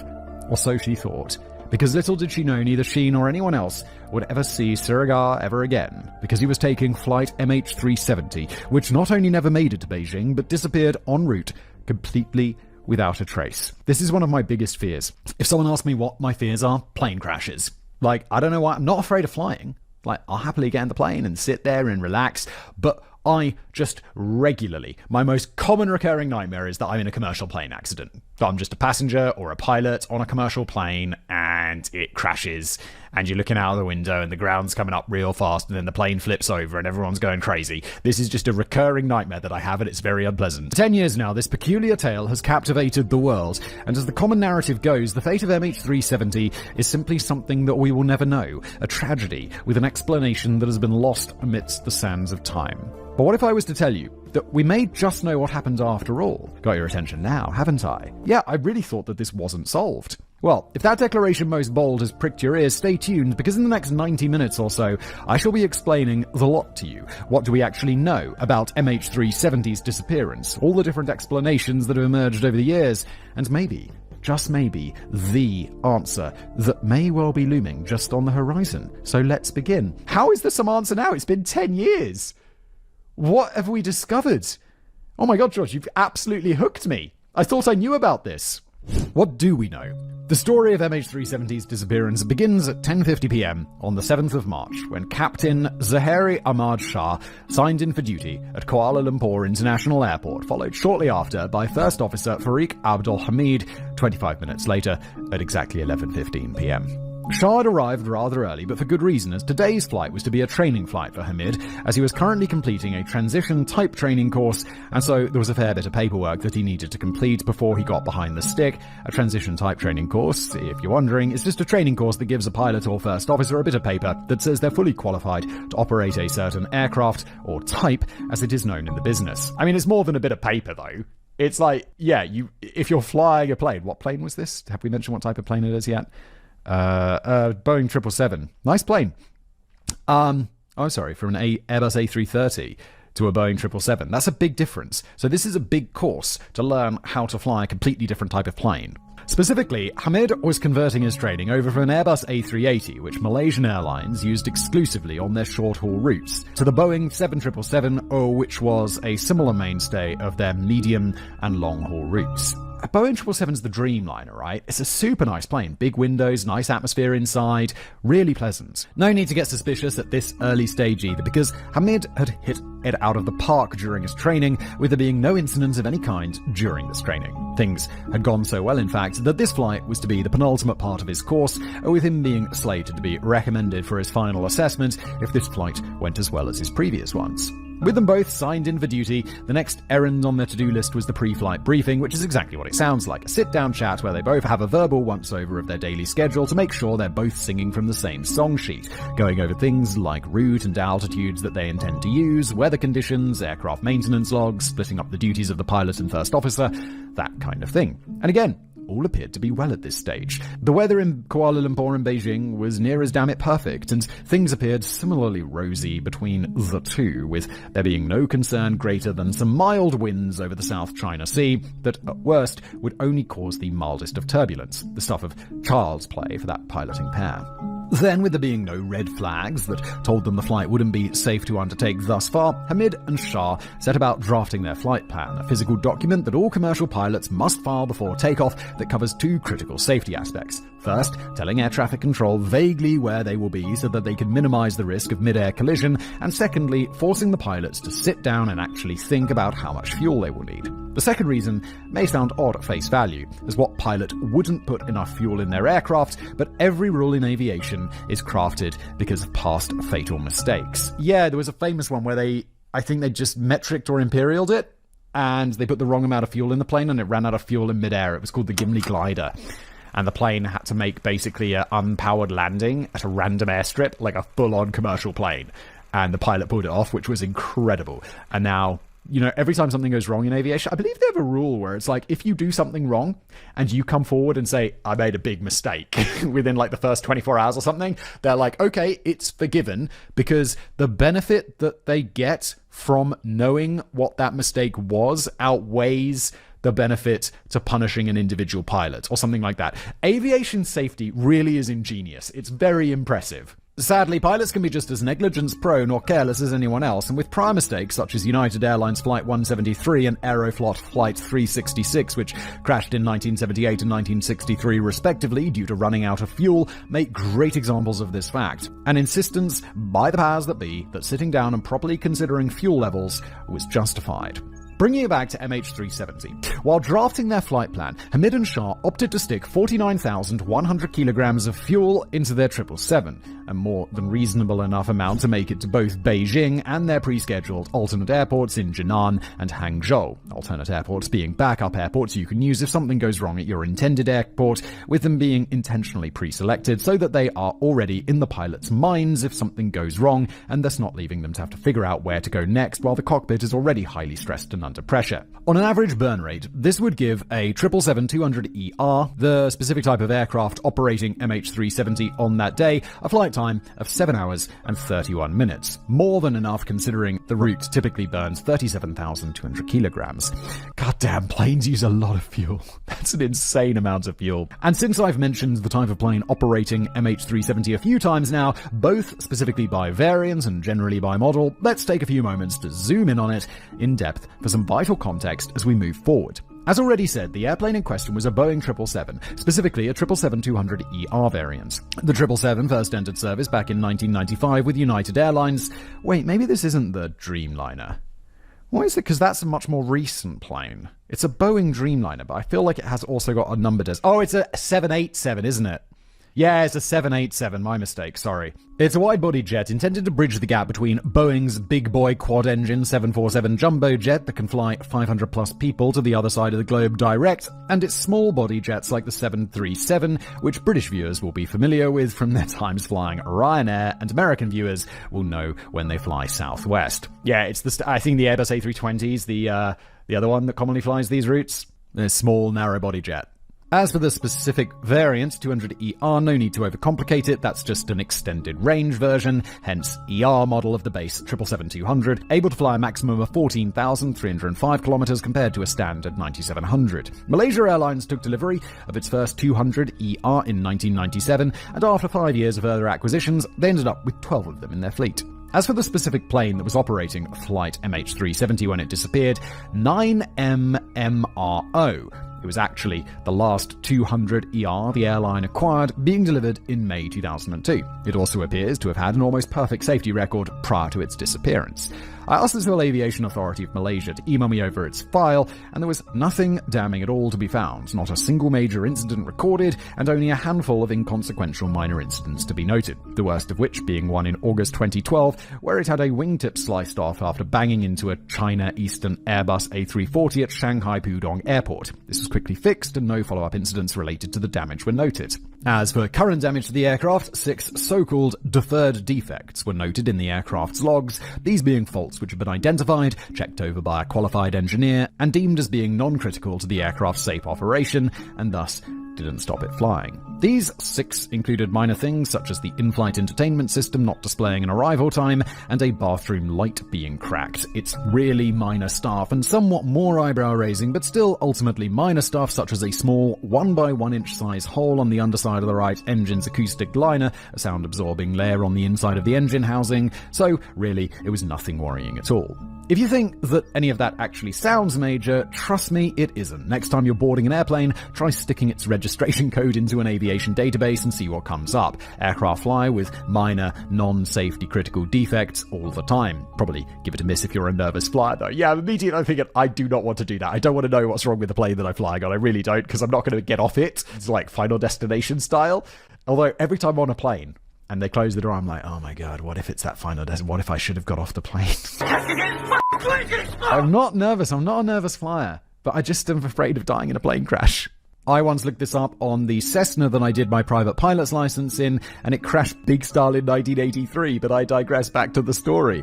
That's cool, George. I didn't know you had your PPL. I was working on that, and then I had kids, and then I had no more time. But once the kids are in school, in like a couple of years, I am very keen to get back and finish my PPL. With all of the pre-flight checks and preparations completed without incident, MH370 was soon enough loaded up with 239 souls, 227 passengers and 12 crew members to be precise, and then started the process of getting into the sky, being given permission from Air Traffic Control, ATC, to push back at 27 minutes past midnight. It then taxied over to runway 32R, and then when in position, it was given final permission to take off 12 minutes later at 0040 hours. 83 seconds later, MH370's rubber had left the tarmac and it was airborne. So far, so normal. Things continued to be normal for the ascent too. Having cleared the airport without incident, MH370 was given permission to climb to its cruising altitude of 35,000 feet at 0050 hours, which was achieved again without incident 11 minutes later at 101 hours. When at cruising altitude, all still appeared well. MH370 kept checking in, as would normally be expected, for example contacting ATC at 107:56 seconds to confirm that it was still flying at 35,000 feet, and responding to our transmission at 1:19, in which the flight crew were informed that they were leaving Malaysian airspace, and so were to contact Ho Chi Minh, ATC in Vietnam, and pass into their control, to which SAR calmly responded, "Good night, Malaysian 370. Good night, Malaysian 370. But that would be the last voice contact that anyone would ever have with the flight, as the radio in Ho Chi Minh City remained silent. MH370 had vanished. To begin with, MH370's disappearance went totally unnoticed. The Malaysian air traffic controller had just handed control of the plane over to his counterpart in Vietnam after all, and so when Nex glanced over at his screen and saw that it could no longer be seen, he naturally assumed that it had simply passed out of radar range and was now under the watchful gaze of his Vietnamese counterpart, so he returned to his other duties without giving it a second thought. But of course, we know it hadn't just passed into Vietnamese airspace, and fortunately this fact was picked up on by their controllers. After all, they had the flight plan that Shah and Hamid had filed earlier on, and thus had a rough idea of when they should be expecting it to appear on their radar. They gave it a few minutes to begin with. After all, any number of things could cause a small delay here and there, so no reason to panic just yet. You gotta be sitting there being like, this is normal, this is normal, this is a bit weird, this is odd. Like, oh, where's that plate? It should be here by. Oh, it's a big disaster. Something's gone wrong. It's missing. You guys just get more and more panicky. I'm sure air traffic controllers don't get panicky. They're just like, they're in robot mode. When it still failed to appear down the line, however, they started proactively trying to track it down, and 18 minutes of increasingly desperate communications over the airways ensued. At first, it was nice and calm. Would MH370 please respond? To which they expected to hear a quick and polite response informing them of whatever the cause of the delay and what their new ETA was for hitting their airspace. When this was met by silence, the question was then repeated in a slightly more pissed off and assertive tone, because after all, your mind wouldn't immediately assume disaster, would it? But when this in turn was met by silence, the anger was replaced by mild dread, because to not respond to 2 messages in a row would constitute incompetence the likes of which you'd scarcely find in the skies, so they knew that something bad was almost certainly happening at that very moment. To try and get to the bottom of it, another call was put out. Can all planes in the area contact MH370 and report back? But this too came to naught, and did nothing but further cement the controller's sense of foreboding as aircraft after aircraft reported back saying they couldn't reach their ominously absent colleagues. According to international aviation rules, the Vietnamese controller should have contacted Kuala Lumpur no more than 5 minutes after failing to establish contact with MH370. Best case, they would know something that they didn't that would put their mind at ease and bring everyone back from panic stations. And worst case, they'd be able to assist the search with their own systems, but due to the stress of the situation, Kuala Lumpur ended up not being notified until 19 minutes after the fact. Well, that's weird. Like we were speaking earlier about how good airline safety is and how there are all these procedures in place.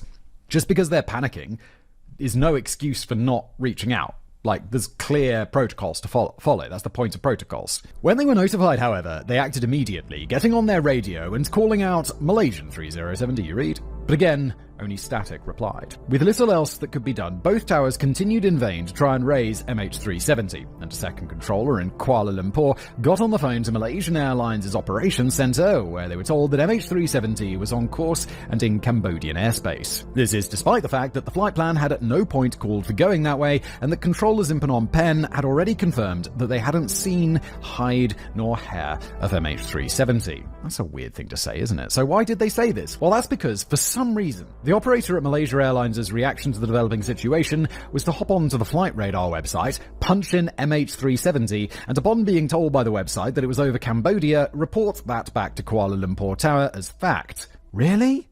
Like, you don't... Surely Flight Radar, the website and app that allows anyone to track planes, gets their data from somewhere. And surely these people have access to that primary data rather than needing to go onto this website.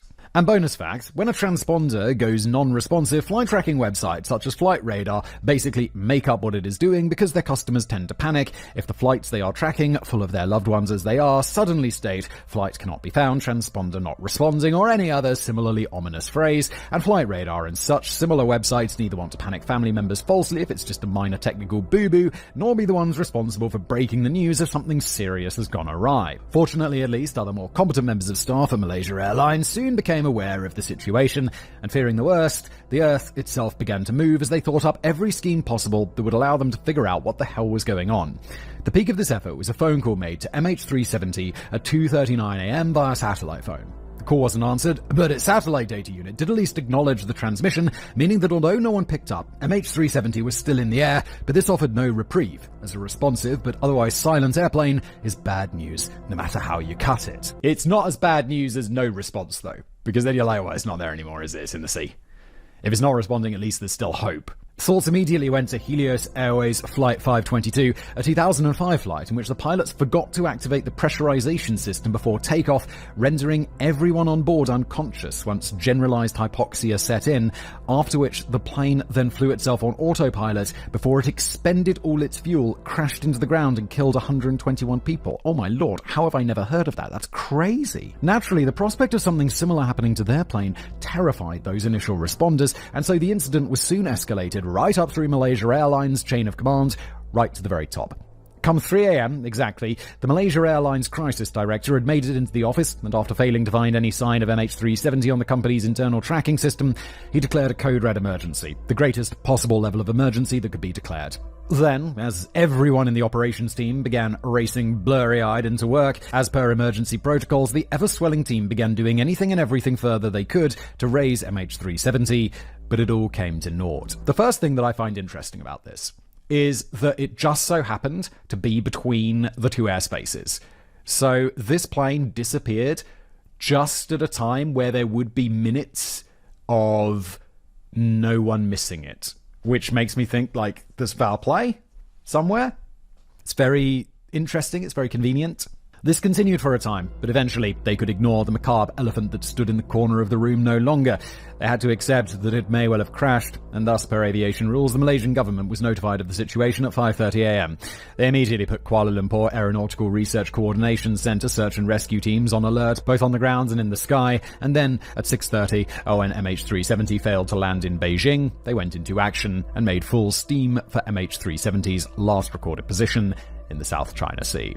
In desperation, the attempts to make contact back at the operations centre continued, including one last attempt to contact the aircraft via satellite phone at 7:13 a.m. This connected just as it had previously, and once again was not answered, very much implying that MH370 was still flying. When was it due to land at China?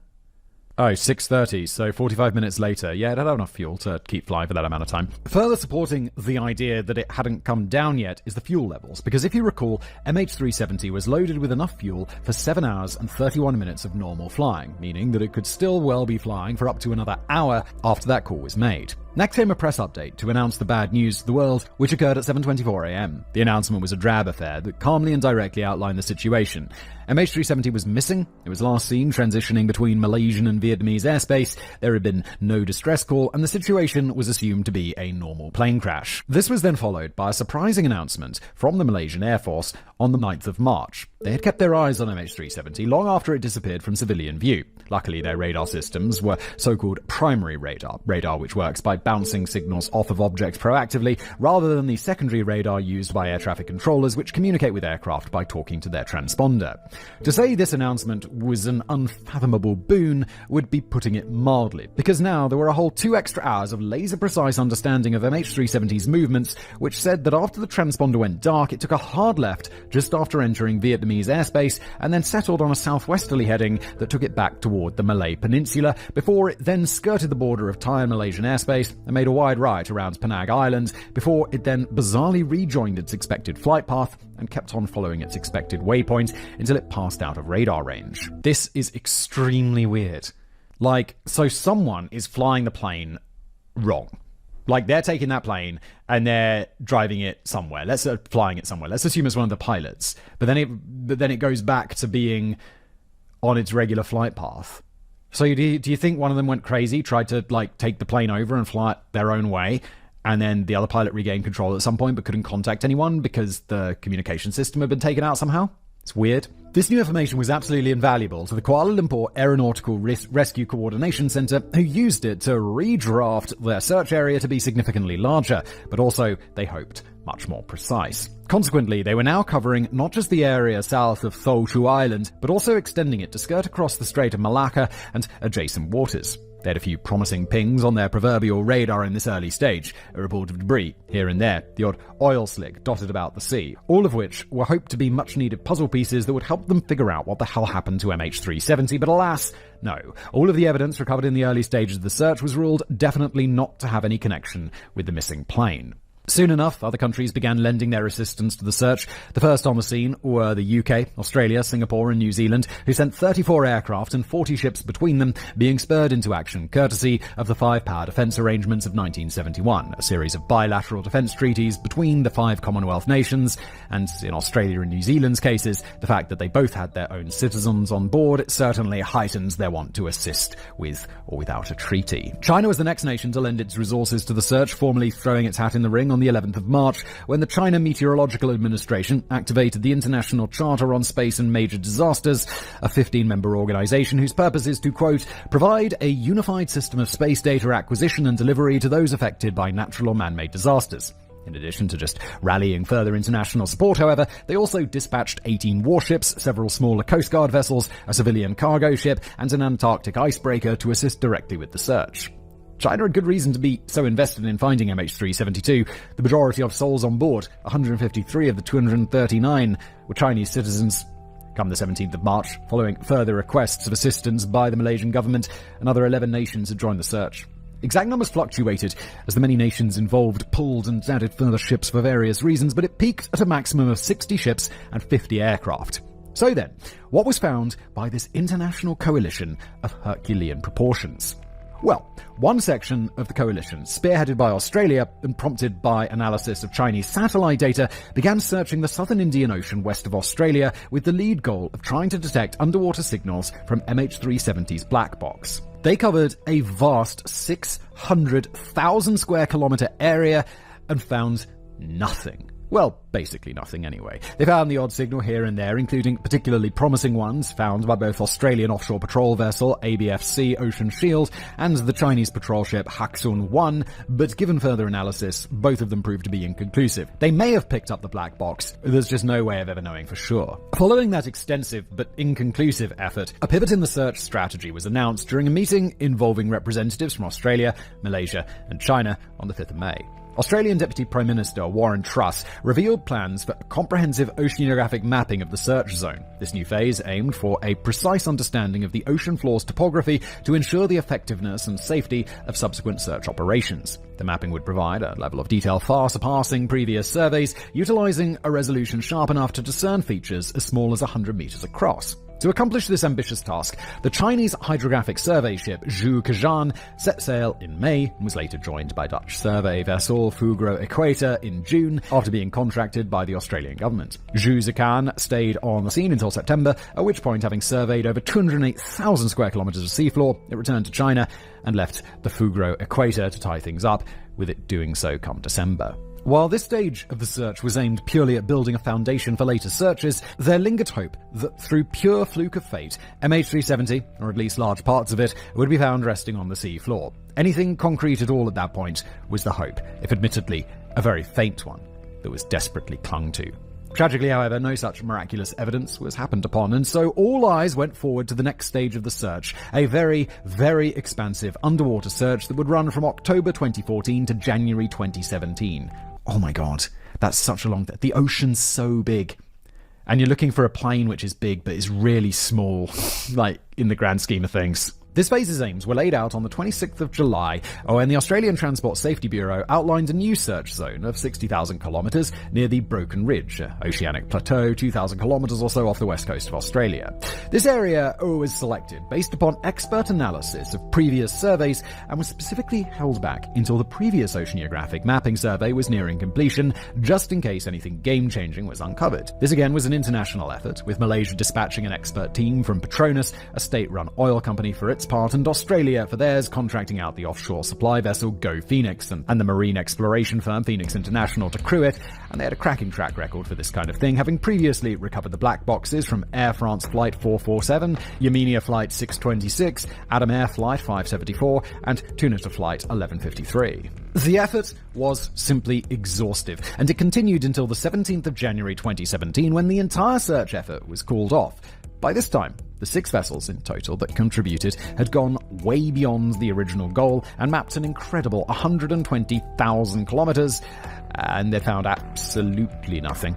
So, what can we, as interested onlookers, learn about MH370's fate from that absolute litany of varying efforts? In short, bugger all. Absolutely bugger all. There is no pivot in the story or linchpin bit of evidence that I've been holding back for dramatic effect. All of the effort, all of the time, and potentially as much as $160 million that had gone into the search yielded, in real terms, nothing. But that isn't quite the end of things just yet, however, because while that ultimately fruitless search effort was pressing ever on, pieces of MH370 began to wash up all over the world, as many as 20 of them in fact, with 18 of them being identified as being very likely or almost certain to originate from MH370, and 2 others being assessed as probably from the accident aircraft, as outlined in a 2017 report by the Australian Technical Safety Bureau titled The Operational Search for MH370. I didn't realise so many parts are washed up. I thought a few years ago they found like one big part and were like, ooh, how exciting, a part of this plane we finally found. But, okay, there have been more parts found. I thought I knew the story quite well. I didn't realise that. The first confirmed part of MH370 was found on the 29th of July 2015 on the shores of Reunion Island. It was visually confirmed as a flaperon, very likely from a 777, and it was then transported by local authorities to France to undergo proper laboratory examination. This investigation identified various parts and serial numbers on the internal elements of the component, which were then cross-referenced with the manufacturer's records. This comparison verified that the component was indeed a Wright flaperon from 9M MRO. It is believed that this piece may finally yield the first bit of meaningful evidence about where MH370 went down, as, to quote, "There was a significant amount of goose barnacles attached. After taking advice from an expert at the Western Australia Museum, we came to understand that the attachment and growth of the barnacles may reveal some evidence in relation to where the flaperon started its drift in the Indian Ocean and the passage that it took in the succeeding 500 days before it came ashore. For the oldest and largest barnacles, it was thought that this may yield some evidence as to where MH370 may be located." Unfortunately, that proved not to be the case, as, quote, "This advice was provided to the French investigation team who performed some analysis on the flaperon barnacles. The results of the analysis were inconclusive." Then there was a section of the right-wing leading edge known as the right-hand engine cowling that was found on the coast of Mossel Bay, South Africa in March 2016. This part, which covers the engine and gives that nice smooth aerodynamic outer surface, was immediately speculated to be from 9M MRO, the big giveaway being the very clear leftovers of a Rolls-Royce logo who manufactured the Trent 892 engines bolted under the aircraft's wings. Its being from a 9M MRO was later confirmed through cross-referencing of serial numbers and maintenance records. The location where this piece was discovered for further narrowing down MH370's impact points, the fact that it had drifted all the way down to South Africa, clearly implied that it can't have penetrated that deep over the Indian Ocean when it went down. The currents simply wouldn't have flowed in a way that would have pulled it in that direction had it gone the full distance possible on the fuel it was carrying. Another noteworthy piece was the right outboard flap, which was found drifting near Pemba Island, Tanzania, in June 2016. This component, crucial for managing the aircraft's lift during flight, not only visually matched that of a 777, but was confirmed from serial numbers to be from 9M MRO. According to the Malaysian crash reporter, a detailed examination of the flap was undertaken, which involved metallurgical analysis and expert assessments of the damage patterns observed on the component. These analyses revealed that the flap was most likely in a retracted position at the time of separation from the wing, which is consistent with a high-speed, uncontrolled descent into the ocean. This conclusion was drawn from the absence of damage typical of a flap's extended impact, which would indicate a slower speed or an attempted controlled landing or ditching. Furthermore, the location and drifting pattern of the flap, combined with oceanographic drift analysis, corroborated the hypothesized crash region in the southern Indian Ocean. This was then further supported by interior components that later washed up, which, had 9M MRO entered the water level and slowly, would never have separated from the airframe. Now, as a man who is paid by the word, I'd just love to explain every single piece of debris recovered to you all in detail, but unfortunately that wouldn't actually add much to our understanding, as they all more or less just repeat variations of what we've already learned from the pieces I chose to highlight. MH370 likely entered the Indian Ocean at speed, and that's about it. Combine that with everything else we learned earlier in the chapter, the weird movements all over the place, the non-responsive radio, the lack of any distress call, and the lack of any weird behavior by the flight crew, and we've got a real mystery on our hands. So now, let's bring this chapter to a close and start looking at some possible explanations. Conspiracy theories.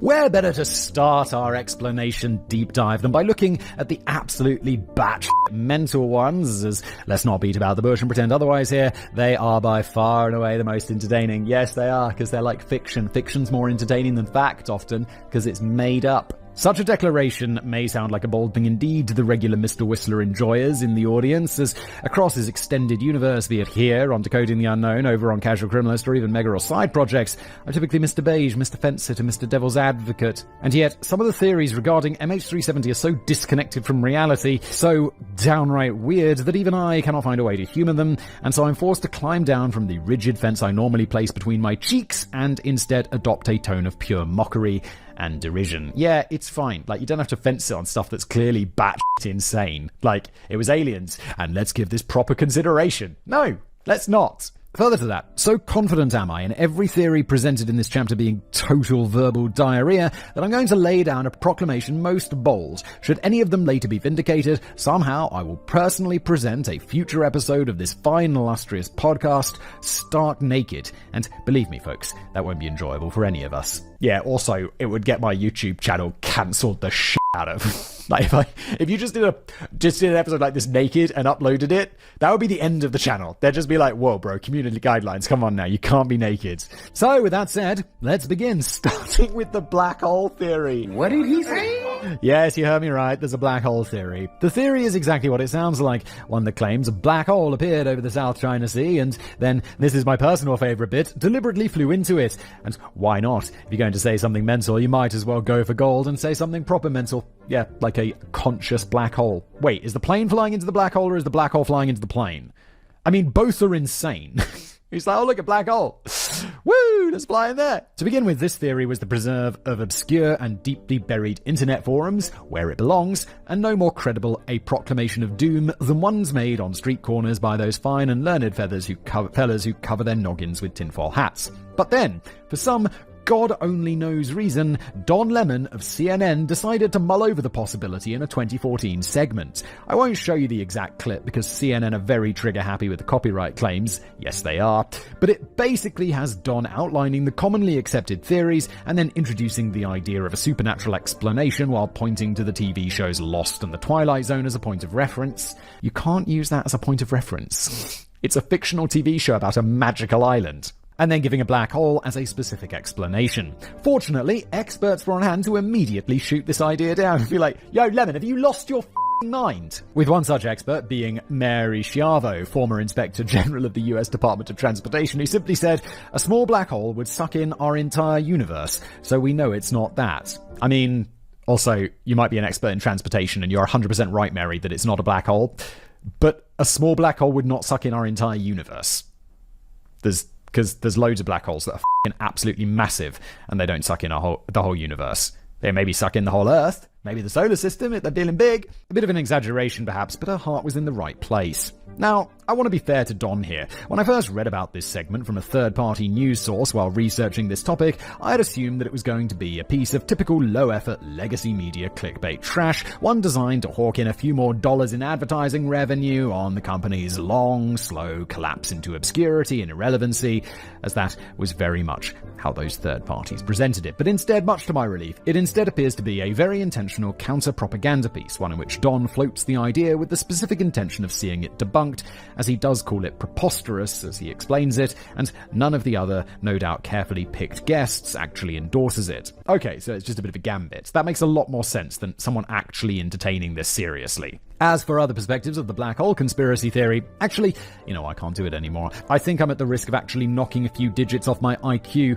if I continue to humour this any further. Of course, a black hole didn't swallow up MH370, so let's just move on, shall we? Yes, please, George, let's just move on from this insanity. Another much discussed MH370 conspiracy theory is the so-called Freescale conspiracy. This theory draws attention to 20 employees from Freescale who were on board the flight, that being a San Francisco-based company that specializes in the development and manufacture of microprocessors, sensors, and other technologies vital for the automotive industry. This theory posits that those individuals who were among the company's best minds, and many of them had controlling stakes in the company and the technology it developed, were targeted for elimination as part of a covert operation aimed at acquiring Freescale's patents. I don't think that's how acquiring patents works. Although I suppose if the company goes to because so many of its brilliant employees, died in a horrible plane crash, then their stock price or whatever is going to go low, or their value, and someone's going to buy them and get all those patents. So that could make sense. Do I think it's nonsense? Oh yes, absolutely. And to really sell the idea, the advocates of this theory also have a specific patent that they point to as evidence, specifically US patent number 8671381,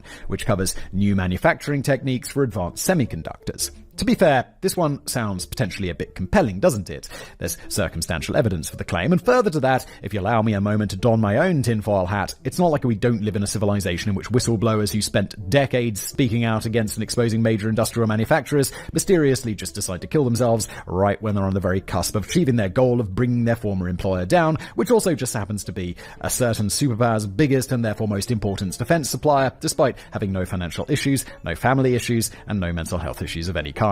I know what George is talking about, and he's not naming the company because it's very legally complicated. But you know who it is, everyone listening, don't you? Who's that whistleblower who works for a large company? He's recently, there was an article, it's like another one turns up dead, and it's like, oh my god, it's terrifying. It's not Vladimir Putin. I was just thinking it sounds like Putin.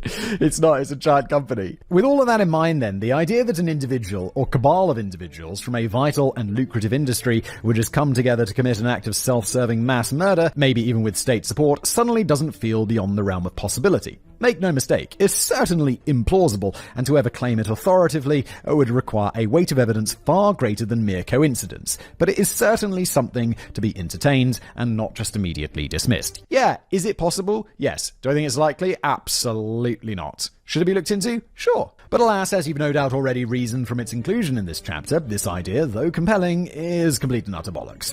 Why? Well, that would be due to the simple fact that patents are treated like all other property in the US, in that when you die, it's chucked into your wider estate to be divvied out, either through the way outlined in the owner's will or through a probate court deciding on the deceased's behalf who it should go to in line with intestacy laws. As a result of this, there was literally no way for other still alive employees of Freescale or any other looming corporate actor to take control of the patent after their death unless the deceased workers had previously consented to it, or which they hadn't, thus rendering the conspiracy theory thoroughly debunked. Wait, why would the patents wouldn't they be owned by the company? These people work for Freescale, they come up with an idea, Freescale patents it. Like if you come up with an idea in your own time, it's yours. But if you're doing it on company time, then the company gets the patent, don't they? Maybe you get named on it, but it's theirs. And then the theory of killing off all these people so that the company collapses and can be bought up for the cheap with all the patents, that still stands. Another conspiracy theory suggests that someone took remote control of 9M MRO for some reason. At face value, this theory sounds absolutely absurd, easily up there with the black hole theory for just sheer disconnection from reality. Nah. Like, the black hole theory is truly insane. This one is just regular insane. But the most veteran of tinfoil hat wearers, however, will draw attention to a patent that Boeing filed in February 2003 and was later awarded in November 2006, the snappily named System and Method for Automatically Controlling a Path of Travel of a Vehicle, known more commonly as the Boeing Uninterruptible Autopilot, which, to simplify it quite a bit, was a system for 9/11-proofing aircraft by making them able to receive a signal, input it either in the cockpit or remotely, that would completely disable the cockpit and put the aircraft on the ground at a nearby airport completely automatically. Conspiracy theorists who endorse this theory look at this patent and go, aha! A wrong-un of some caliber must have got hold of that signal, either crashed MH370 or taken it somewhere off for use in some later naughty business. I imagine that signal is incredibly secure. The eagle-eared among you, however, will have noticed two things. A, the fact that I haven't been slagging people who believe in this theory off for the last 200 words, and B, the fact that this explanation is included in the conspiracy theories chapter, and thus is clearly total bollocks. But why? Because as presented, it does sound kind of compelling, doesn't it? Well, firstly, there's the fact that a 9M MRO never had the opportunity to get it fitted, as explained by the official crash report, quote, 9M MRO was delivered in May 2002 to Malaysia Airlines before the patent was issued in 2006. The aircraft was under their control for the entire time after delivery, except for a short duration at Pudong, Shanghai Airport, China in August 2012, when it underwent wingtip repair by Boeing. Even then, the repair was under the oversight of Malaysia Airlines engineers. Aircraft modification installation data do not indicate that any systems like that described in the patent were installed on the aircraft post-delivery and during in-service. Airworthiness protocols require that all modifications are approved for installation and a record kept of each modification incorporated. There is no reason to believe any systems like that described in the patent either were or could have been incorporated without the knowledge of Malaysian Airlines. Yeah, and why would they? Malaysian Airlines probably want something like this. It's a good thing.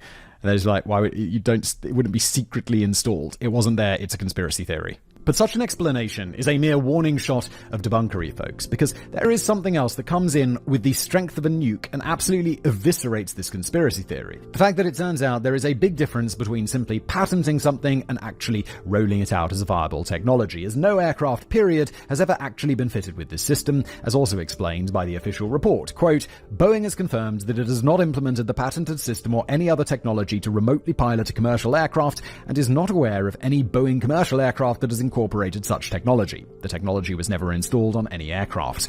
From the foregoing, there is no evidence to support the belief that control of the aircraft 9M MRO, operating as MH370, could have been or was taken over remotely. So yeah, I think we can consider this point thoroughly debunked, ladies and gents. Unless, of course, that's just what they want us to think. It's not. That's not what happened.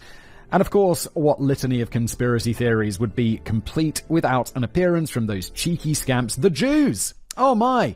I think I say aliens, but it's the Jews today. Okay. Present as they always are in seemingly every conspiracy theory for some reason. One of the Jewish-orientated conspiracies, because, yes, there's more than one of them, doesn't claim to know why they supposedly hijacked MH370, but knows with absolute certainty that they did.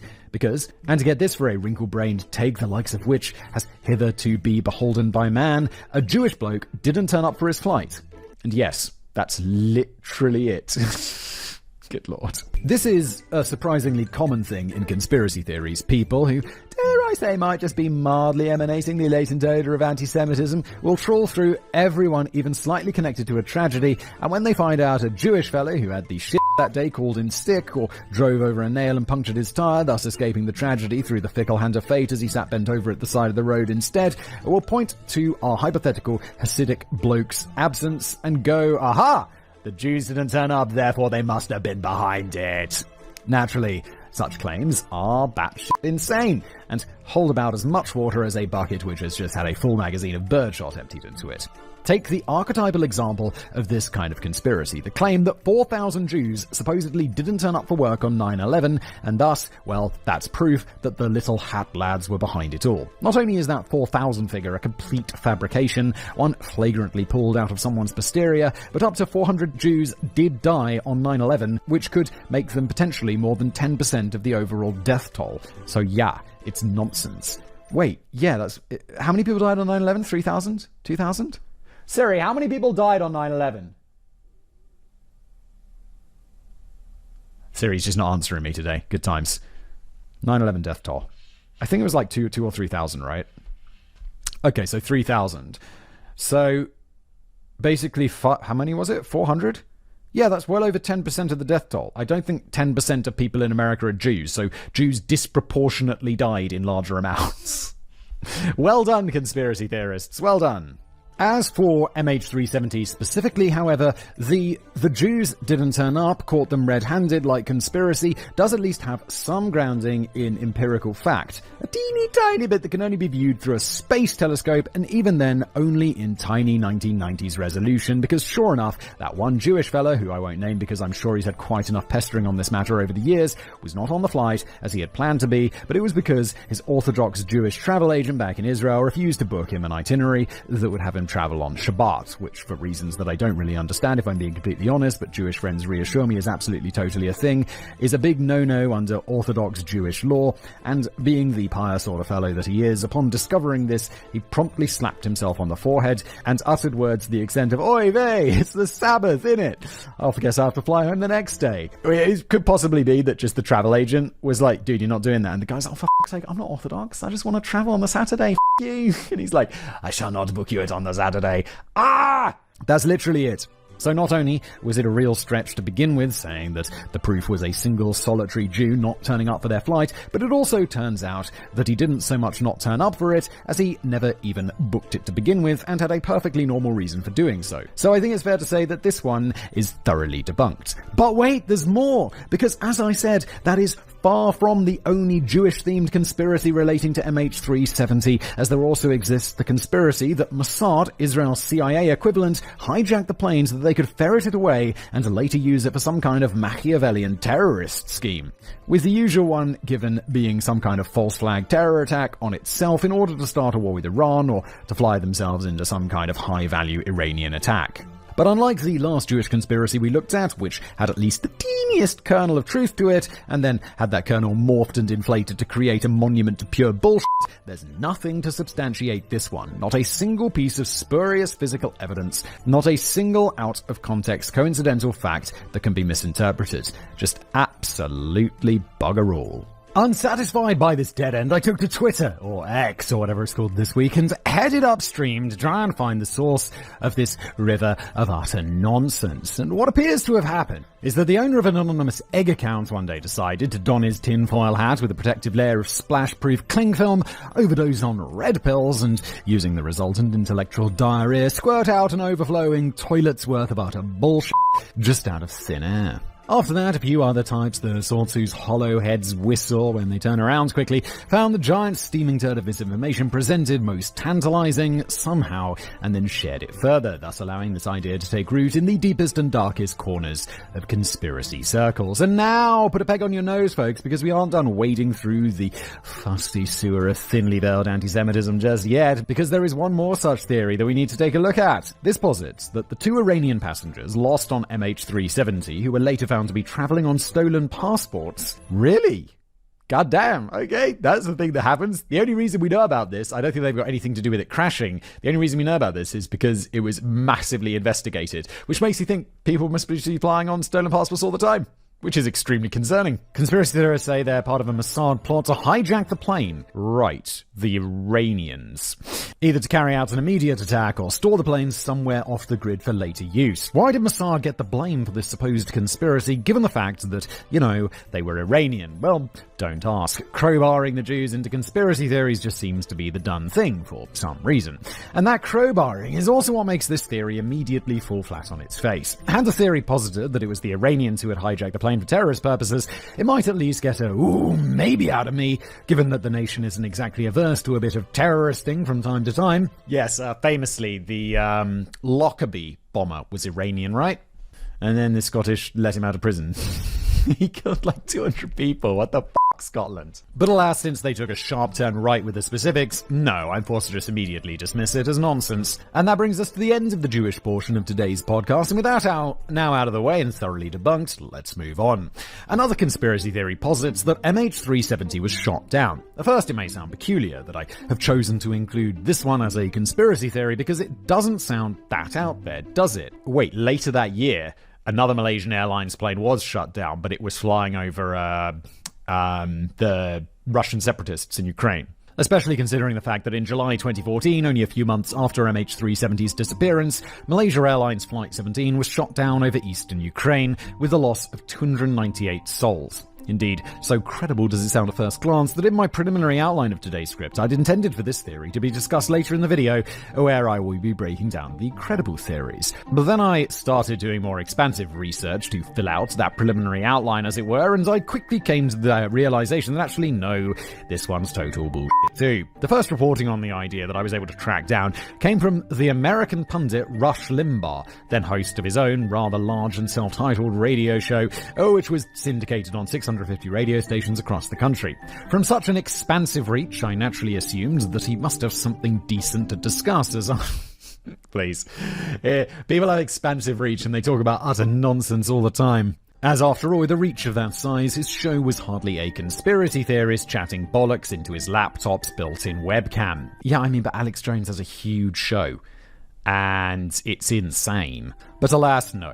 I can't speak to the quality of his other reporting, as I'd never even heard of him before discovering this segment, but in this case, it was just a big old swing and a miss from old Rush. Yeah, I know the name Rush Limbaugh, but I have no idea what he does or who he is. Rush Limbaugh was right all along. Conservative republicanism is the answer. His specific claim is the following. Say the jet is flying along and you have a total electronic failure, but the engines keep working. So then the crew says, we gotta get back home. We gotta get back to Kuala Lumpur. We can't fly with no electronics. It's dark. Nighttime. They fly over a bunch of unfriendly countries, and they can't identify themselves, and they're not identified. There are no lights on. There's been a total electronic failure. What if some hostile country flew up there and shot it down, and then discovered their mistake, and nobody wants to admit what happened? I don't think so. They have, backups. They account for this situation in aviation. On later shows, he would then go on to further evidence this idea by pointing out other airlines that have been shot down, such as Iran Flight 655 and Korean Airlines Flight 007, stripping all of the context and specifics out of those incidents and just generally pointing at them and saying, see, other airlines have been shot down, thus the mighty musings of Rush stand vindicated. Behold the expansiveness of my grey matter. I don't think he said exactly that, but something along those lines. And if my 10-minute Google session on Rush has led me to understand him correctly, this hypothetical declaration might also have been followed by a cheeky little suck my robust Republican rod libtards type comment. Oh, okay, so he's one of these. He's like a, super political right-wing dude. This then put the idea into the public zeitgeist, which led to it being picked up by other outlets, with an example being Scott Meyerowitz, then a reporter for the Associated Press, describing it as one of the leading plausible theories, but qualified that by saying there was no evidence that Flight 370 was brought down by a government entity. The idea also gained traction in printed literature, with British writer Nigel Cawthorne producing what was, in my opinion, a quick and cheap cash-in book called Flight MH370 The Mystery, inside of which he mused on the idea, among others. The evidence for my damning claim regarding his work, the fact that this book was published in May 2014, barely 2 months after MH370's disappearance, years before the official crash reports, which this script heavily cites, were published. Yeah, that was just a cash grab. And it's going to be super speculative. But people want to read speculation when there's no concrete answers. In fact, at risk of blowing smoke up my own bottom, I'm willing to say outright that I believe all 28 pages of this script to be far better researched than all 246 pages that tome of bollocks, but I digress. Tome of bollocks? In George's opinion. Maybe in mine as well. I haven't read it, but it sounds like 2 months later and 246 pages without official crash reports. Come on. It's just going to be wild guesses. What also sees me damn the shoot-down theory as mere conspiracy is the fact that there's no evidence for it. There's literally none, not even if we really reach really far and intentionally obfuscate our own reasoning to justify anything that may give it validity. For starters, the idea that 9M MRO could lose all power and keep flying is the preserve of fantasy. You see, modern airlines are fitted with these things called ram air turbines, or RATs for short. This is a small wind turbine that can be extended should an airliner enter difficulties as to provide enough juice to power critical systems, and thus, hopefully anyway, mean that even an otherwise electrically dead airliner can find its way down to the ground. Further to that, we aren't living in the black and white days anymore, when airliners were more or less purely mechanical machines with every button linking to a physical solenoid and every physical control linking directly to the control surfaces with vast arrangements of gears, rods and linkages. It is all electrical nowadays, with airliners being controlled by so-called fly-by-wire systems. Literally, you're flying by the wire because it's all electronically actuated. If there was a total electronic failure, as Rush outlined, one in which even the RAT wasn't working, the plane would simply fall out of the sky, and it is as simple as that. In addition to all of those rather out-there conspiracy theories, there were also several bogus discoveries of MH370 made over the years too, which are also worth discussing, if for no other reason than to make it clear that both myself and the much more wrinkle-brained types who do air crash investigation full-time are fully aware of them and have dismissed them as being nothing but hokum. The first came in 2016, when Brit Ian Watson, who has been described as everything from a tech expert by the New Zealand Herald and a conspiracy theory by WION in India, claimed that he had found MH370's wreck on Google Earth, specifically in the Cambodian jungle, saying, quote, "I just thought I'd have a wander through. I work in digital video, so I'm on Google Earth all the time. I was on there a few hours here, a few hours there. If you add it up, I spent hours searching for places a plane could have gone down. And in the end, you can see the place where the plane is. It is literally the greenest, darkest part you can see." He then went on to explain that his evidence for this potentially being MH370 was the gap in the rear fuselage in the pictured aircraft, and to be fair to Ian, I was reluctant to include his discovery as a conspiracy theory because, while it is a stretch to be sure, which he himself readily admits, his speculation has at least some basis in verifiable data. What weighed my scale down on the it's a conspiracy theory side, however, is the fact that professional opinion almost immediately debunked his claim, and yet he continued to exalt it. No, dude, if you find something, cool, bring it up, and then if someone proves conclusively that it's not the case, it's time to be like, cool, I was wrong. Just be wrong. It's okay to change your opinion, everybody. It's okay. It's a good thing. For example, it was pointed out that it was all but impossible for a plane to crash land in a jungle that is, full of massive trees and all of that, and then remain largely intact, and also due to the fact that the pictured aircraft still has components of MH370 that washed up over the years, as we discussed earlier. Credit to Ian, however, he did at least put his money where his mouth was, and he travelled to Cambodia in both 2018 and 2019 to search for it, or so I would have said anyway had I not stumbled across an article from Cambodian News English saying that they were denied permission to publish details of his trips due to an exclusive deal with a UK tabloid, and that Ian only spent a few days looking for MH370. Now, in my humble opinion, which I say explicitly because I don't want to be sued by the absolute parasites that are the English tabloids, what happened here was the Daily Mirror, who clearly are the exclusive tabloid in question when you look at their expansive and exclusive reporting on the matter, were having a grand old time kneeling over the 239 corpses of MH370's victims, sucking their dignity dry for clicks like the vampires they are, in my opinion, when they realised that by shipping in off to the jungle for a photo shoot, they could pump out a few articles of vacuous verbal vomit to get some juicy clicks. It's an interesting theory of mine, isn't it? But it's one that I ultimately will not judge Ian for, because all I'm saying is I found lots of planes on Google Earth myself in Barbados at some place called Grantley Adams International Airport, and if some tabloid rag wants to fly me out there first class to check out if any of them are MH370, I'll be at Heathrow Airport quicker than off a shovel. I'll have to stay at a 5-star resort, though. I'll need to be well rested for my search. Yeah. You should do it, George. Someone should pay you to do that. It's not going to be me, because obviously it's nonsense. Our next bogus discovery came in 2016 when self-described UFO hunter Scott Waring said he might have accidentally discovered MH370 while investigating an old UFO sighting from back in 2013 off the Cape of Good Hope in South Africa. Stop to think about that for a second. South Africa. You know, the place that, according to Travel Math, is 11 hours and 40 minutes away from Malaysia, when MH370 only had enough fuel for 7 hours and 31 minutes of flight. Sure, bits of it washing up make sense, but the whole thing, no chance. At this point, I was going to make a sarcastic comment about not wanting to question the intellectual credentials of a UFO hunter, but little did I know, Scott already has such criticisms covered, and he frankly left me looking a right, because when I asked about how it could have ended up so far beyond its range, he simply answered, powerful currents. Mystery solved, unknown decoded, end of video, thanks for watching. Or is it? Because while I'm sure you're very convinced by that absolute broadside of a counterpoint that Scott emptied right into my deeply entrenched pessimism, let me just point out that Scott also believes that a Easter Island-like head statue, as well as another statue of an elephant-like creature with a short trunk, is proof of life on Mars, without a doubt. Scott is a bit loopy, in my opinion, allegedly. Neither of these claims have been backed up by actual scientists or other wrinkle-brain space types, so all things considered, maybe let's just take what he says about MH370 with a little bit of a pinch of salt. Probably a good idea.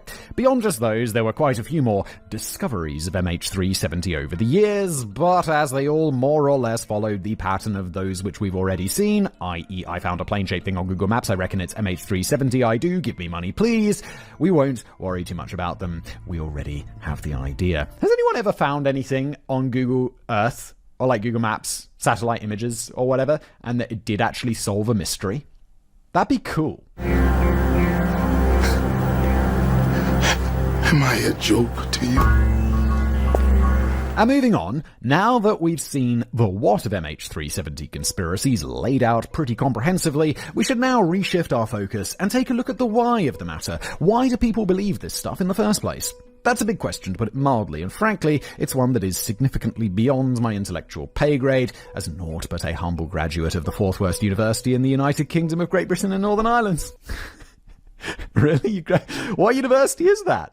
But not to worry, folks, because while I might be a simpleton cursed to walk the land with a brain as smooth as butter and as wrinkled as an expertly ironed shirt, there are some who walk among us who possess brains so sufficiently wrinkled that they exist as vast, rolling mountain ranges of grey matter, crammed tightly within their craniums. People such as Susanna Marjanitz.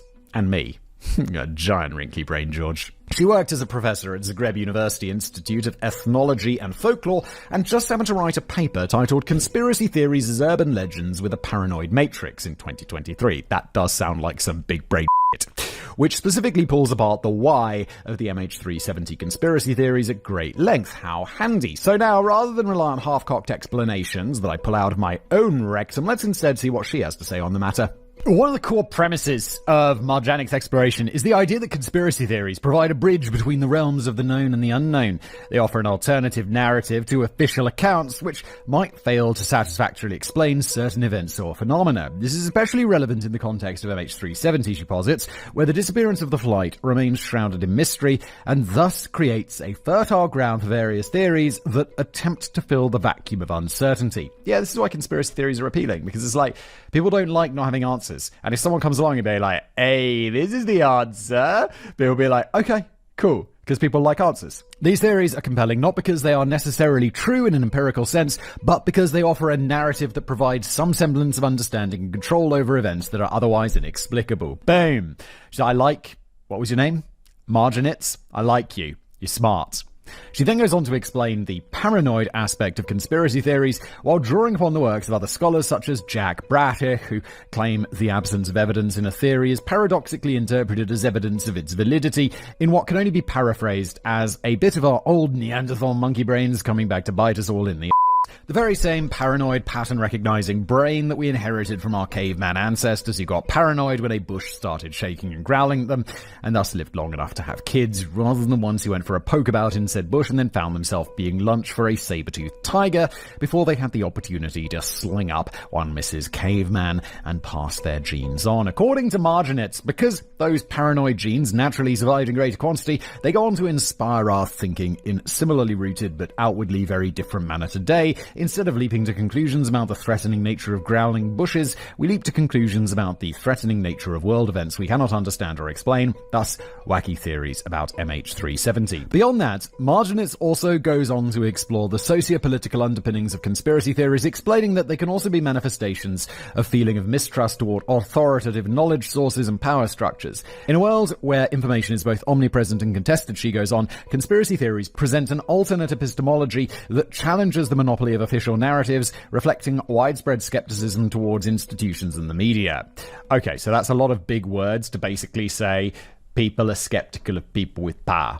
This skepticism, she stresses, is not baseless in and of itself, and I myself agree, because after all, I don't think there's many people in the audience who think the media doesn't lie to them to some degree or another, but in her view, it becomes baseless when it strays away from empirical rationality and heads towards gut instinct straw clutching instead. Now, all that's great, but we shouldn't render our choices in an intellectual vacuum. So what do others have to say about why people believe the MH370 conspiracy theories? Well, in news that I'm sure Ms. Marginitz will be chuffed to bits with, her psychological peers seem to agree with her. There's a similar paper titled Conspiracy Theories, Psychology Behind Flight MH370, written by Sarah Mondi, largely agrees with her, suggesting that the lack of conclusive information about the flight and the inherent human tendency to seek patterns and meaning in ambiguous events fuels the proliferation of such theories, given the absence of any other objectively far more rational and empirical explanation. Yeah, I mean, none of this surprises me. It's like, I know we should look at other people who are saying other things, but it's like, rationally, this makes a ton of sense. And I feel like because I've come across this before, I'm willing to give it a lot more heed without the need for it to be backed up, because I've just heard it from other reliable sources before. Can I name them? No.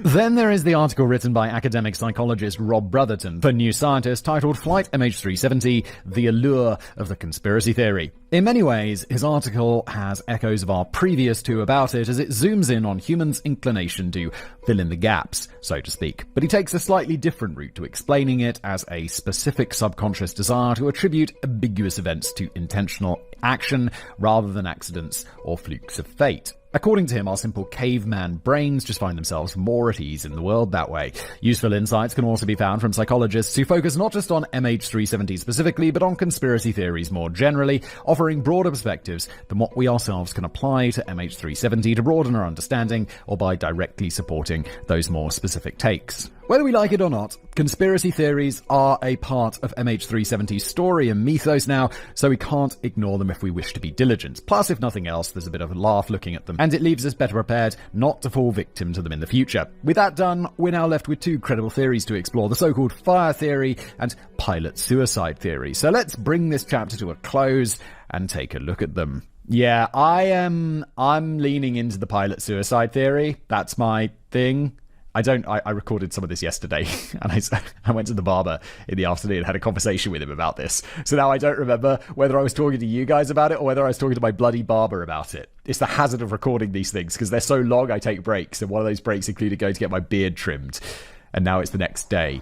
The fire theory. The fire theory is exactly what it sounds like. The idea that an onboard fire of some kind brought down MH370. Now, this is a sensible enough theory to be sure, but it isn't one that I personally lean towards, and you'll soon see why. Many people have suggested this theory over the years, with it being a point of speculation from almost the second that MH370 first dropped off the radar, but most initial musings were mere speculations, either educated guesses in the absence of substantial evidence at best, or mere rolling newsreel fodder at worst. Eventually, however, more fleshed out explanations of the fire theory began to emerge, and three lead causes rose to the fore. Defective lithium-ion batteries in the cargo hold, which ignited and caused the fire, a fire that began in the cockpit, either from a malfunctioning windscreen heater or an oxygen leak, or that the lithium-ion batteries came into contact and reacted dangerously with a complement of mangosteens on board and started a fire. Wait, is is that a fruit? Also known as the purple mangosteen, is a tropical evergreen tree with edible fruit native to Southeast Asia. Wait, why is someone taking mangosteens on a plane? Why is a battery setting mangosteens on fire? That seems like a bit of a stretch. On the first point, the possibility of a fire started by defective batteries, MH370 was actually carrying quite a fair complement of them down in its hold. 2,453 kilograms worth of lithium-ion batteries, walkie-talkie accessories and chargers. To be precise, of which 221 kilograms were actual batteries. That's a lot of batteries! These were not marked down as dangerous cargo on the manifest, and thus avoided being flagged for the pilot's attention prior to takeoff, although they were inspected physically by ground crew before, during, and after they were loaded into the hold. The official crash report went into great depth exploring these batteries and the possibility that they caused the fire, and didn't find any fault in the way that this potentially dangerous cargo was packed. Quoting, "The cargo consignment, including lithium-ion batteries, was packed and loaded in accordance with the International Civil Aviation Organization's ICAO technical instructions and the applicable regulations of the International Air Transport Association, IATA, Dangerous Goods and Regulations, DGR." Okay, I don't think it's the batteries. It then spends dozens of pages outlining exactly what that means, but I'll spare you a retelling of that, as it's just a tad dry. Trust me though, I've read it all, and it was indeed all totally kosher. Further to examining how the batteries were packed, the investigators also conducted extensive laboratory testing to assess the risk posed by lithium-ion batteries under flight conditions. These tests were aimed at understanding how these batteries might behave under various scenarios that could occur during flight, extremities of temperature, pressure, being knocked and jolted about, etc. This process too is documented over dozens of pages, which can be summed up with the following quote. Detailed laboratory simulations and tests were carried out to replicate the flight conditions. The results from those tests did not demonstrate any hazardous conditions that could lead to a thermal event or ignition. Yeah, not to mention, while this is a lot of batteries, I'm sure lots of batteries get carted around on planes all the time. If a plane's not full in the cargo hold, they fill it with other cargo, right? To, get stuff places, because it's more efficient that way.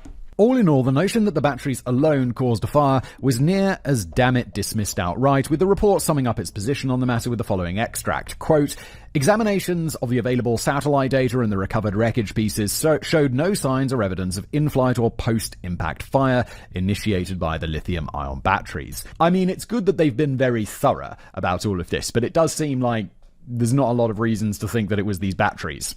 As for the notion that a fire may have broken out in the cockpit due to either a malfunctioning windscreen heater or an oxygen leak, it is also discussed extensively in the crash report, which meticulously outlines the aircraft systems, their operations, and how they may present a danger to the aircraft in an operational context. Again, they spend a lot of pages doing this, so I'll summarize it for you all in brief. The musings on the windscreen heating system, which is used to prevent ice formation and to maintain visibility for pilots, revealed that such systems are designed with significant redundancies and safety measures, with the report saying the following to explain that fact. Quote, "The window heat system of the Boeing 777-200ER is designed with multiple layers of redundancies to prevent failures that could lead to safety issues such as obscured visibility or potential fire hazards. Each window is equipped with independent heating elements that are controlled by separate circuits, reducing the likelihood of a complete system failure." God damn, planes are so well designed and so well engineered.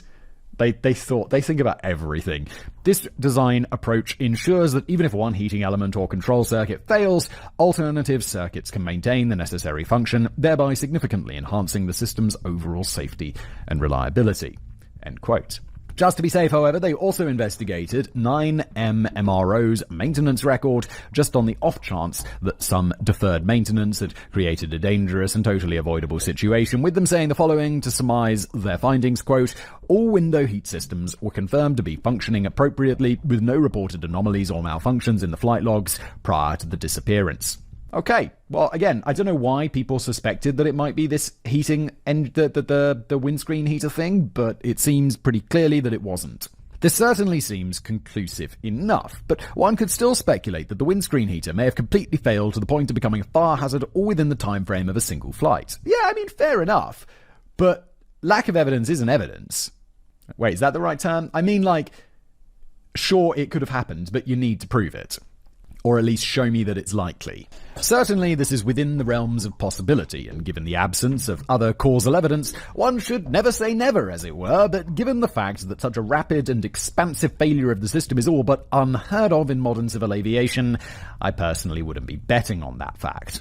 So, how about the oxygen leak theory, then? Certainly, it's a sensible enough notion, given the fact that oxygen is, a bit important for the whole breathing malarkey, and thus is everywhere inside a plane, and it fuels fires. It definitely stands to reason that too much oxygen ending up somewhere it shouldn't could cause or worsen a fire that could bring MH370 down. Sure enough, the report also gave this matter some consideration, starting its musings by again looking at 9MMRO's maintenance record. It summed up its findings by saying the following, quoting again, oxygen systems were inspected according to the routine maintenance schedule, and no defects were noted. The system's integrity checks, including pressure tests conducted during scheduled maintenance intervals, showed no signs of leakage or degradation of the system components.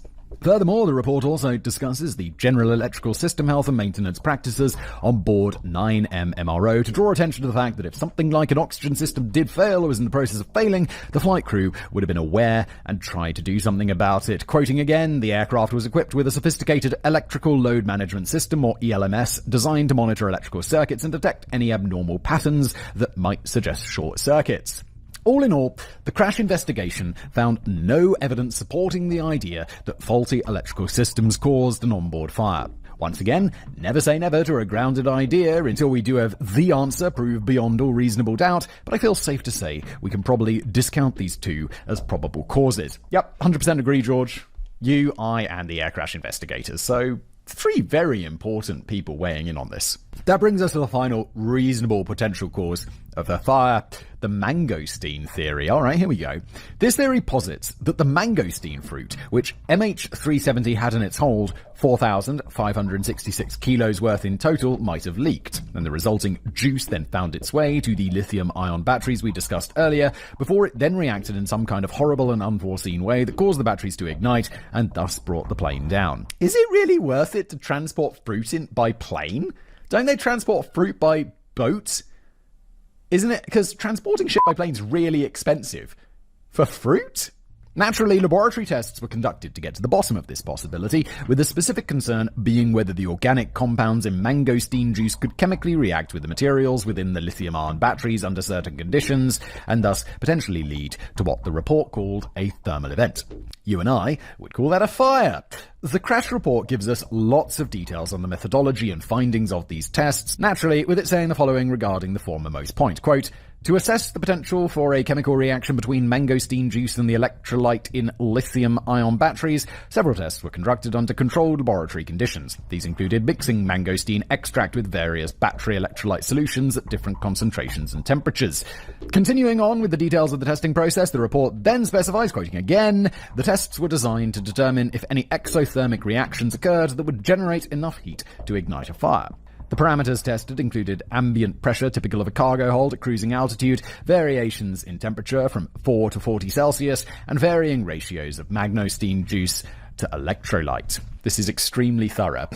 These tests were meticulous, involving, quote, various combinations of juice concentration, temperature variations, and pressure settings to replicate the cargo environment as closely as possible. The juice test, however, while expansive, yielded no answer. Quoting again, these tests were carried out and the results are as followed. This was highly improbable on board MH370 with a comparatively short flight duration and under controlled conditions. Note, highly improbable. So again, we can't say with absolute certainty that it wasn't the mangosteen juice reacting with with the batteries, which caused a fire that brought down MH370, but the reasonable takeaway is that it almost certainly wasn't that.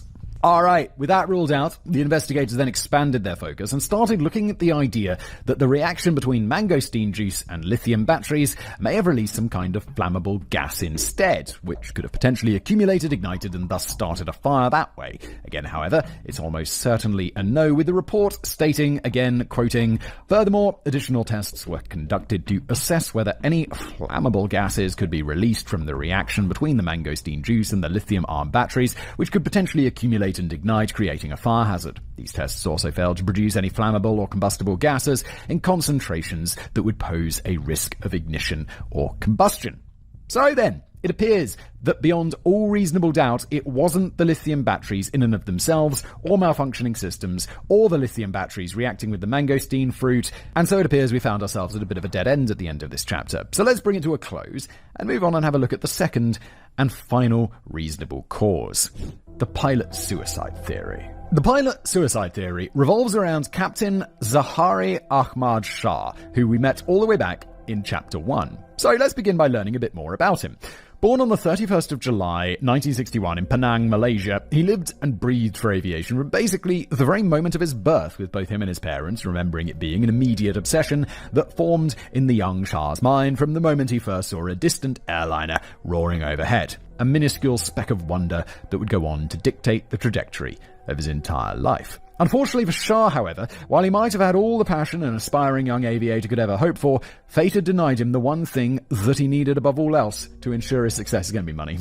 Being a pilot, getting to be a commercial pilot is really expensive. It was money. There we go. For his family, it was a modest and working class one, and if you think it's difficult to get into commercial piloting now in the developed West as a working class kid, what with having to drop $25,000 on getting your PPL, $10,000 on your PPL instructor certificate just to prove to airlines that you have the enthusiasm needed to get a spot on their in-house pilot's course, which you then pay for with a $150,000 loan, which is not refundable should you flunk out, well, it was a whole other kettle of fish a few decades back living in Malaysia, which was still pretty poor and thus offered very few options for a modestly heeled chap such as Shah to get into the trade. Yeah, so just to sum up there, you've got to spend basically $35,000 out of your own pocket before you can even be considered to train to be a commercial pilot, and then it's going to cost you another 150 grand in loans, which is just an extraordinary amount of money. You're talking nearly 200 grand. God damn. And I know people are like, "Oh, Simon, America and university is really expensive," but it's still a load of money, isn't it? Fortunately, however, while fate might have denied Shah the funds needed to further his fascination for flight, it did give him one very useful thing to help him achieve it: a damn sharp mind between his ears, and so he knuckled down, adamant that come hell or high water his adult self would be working in a cockpit.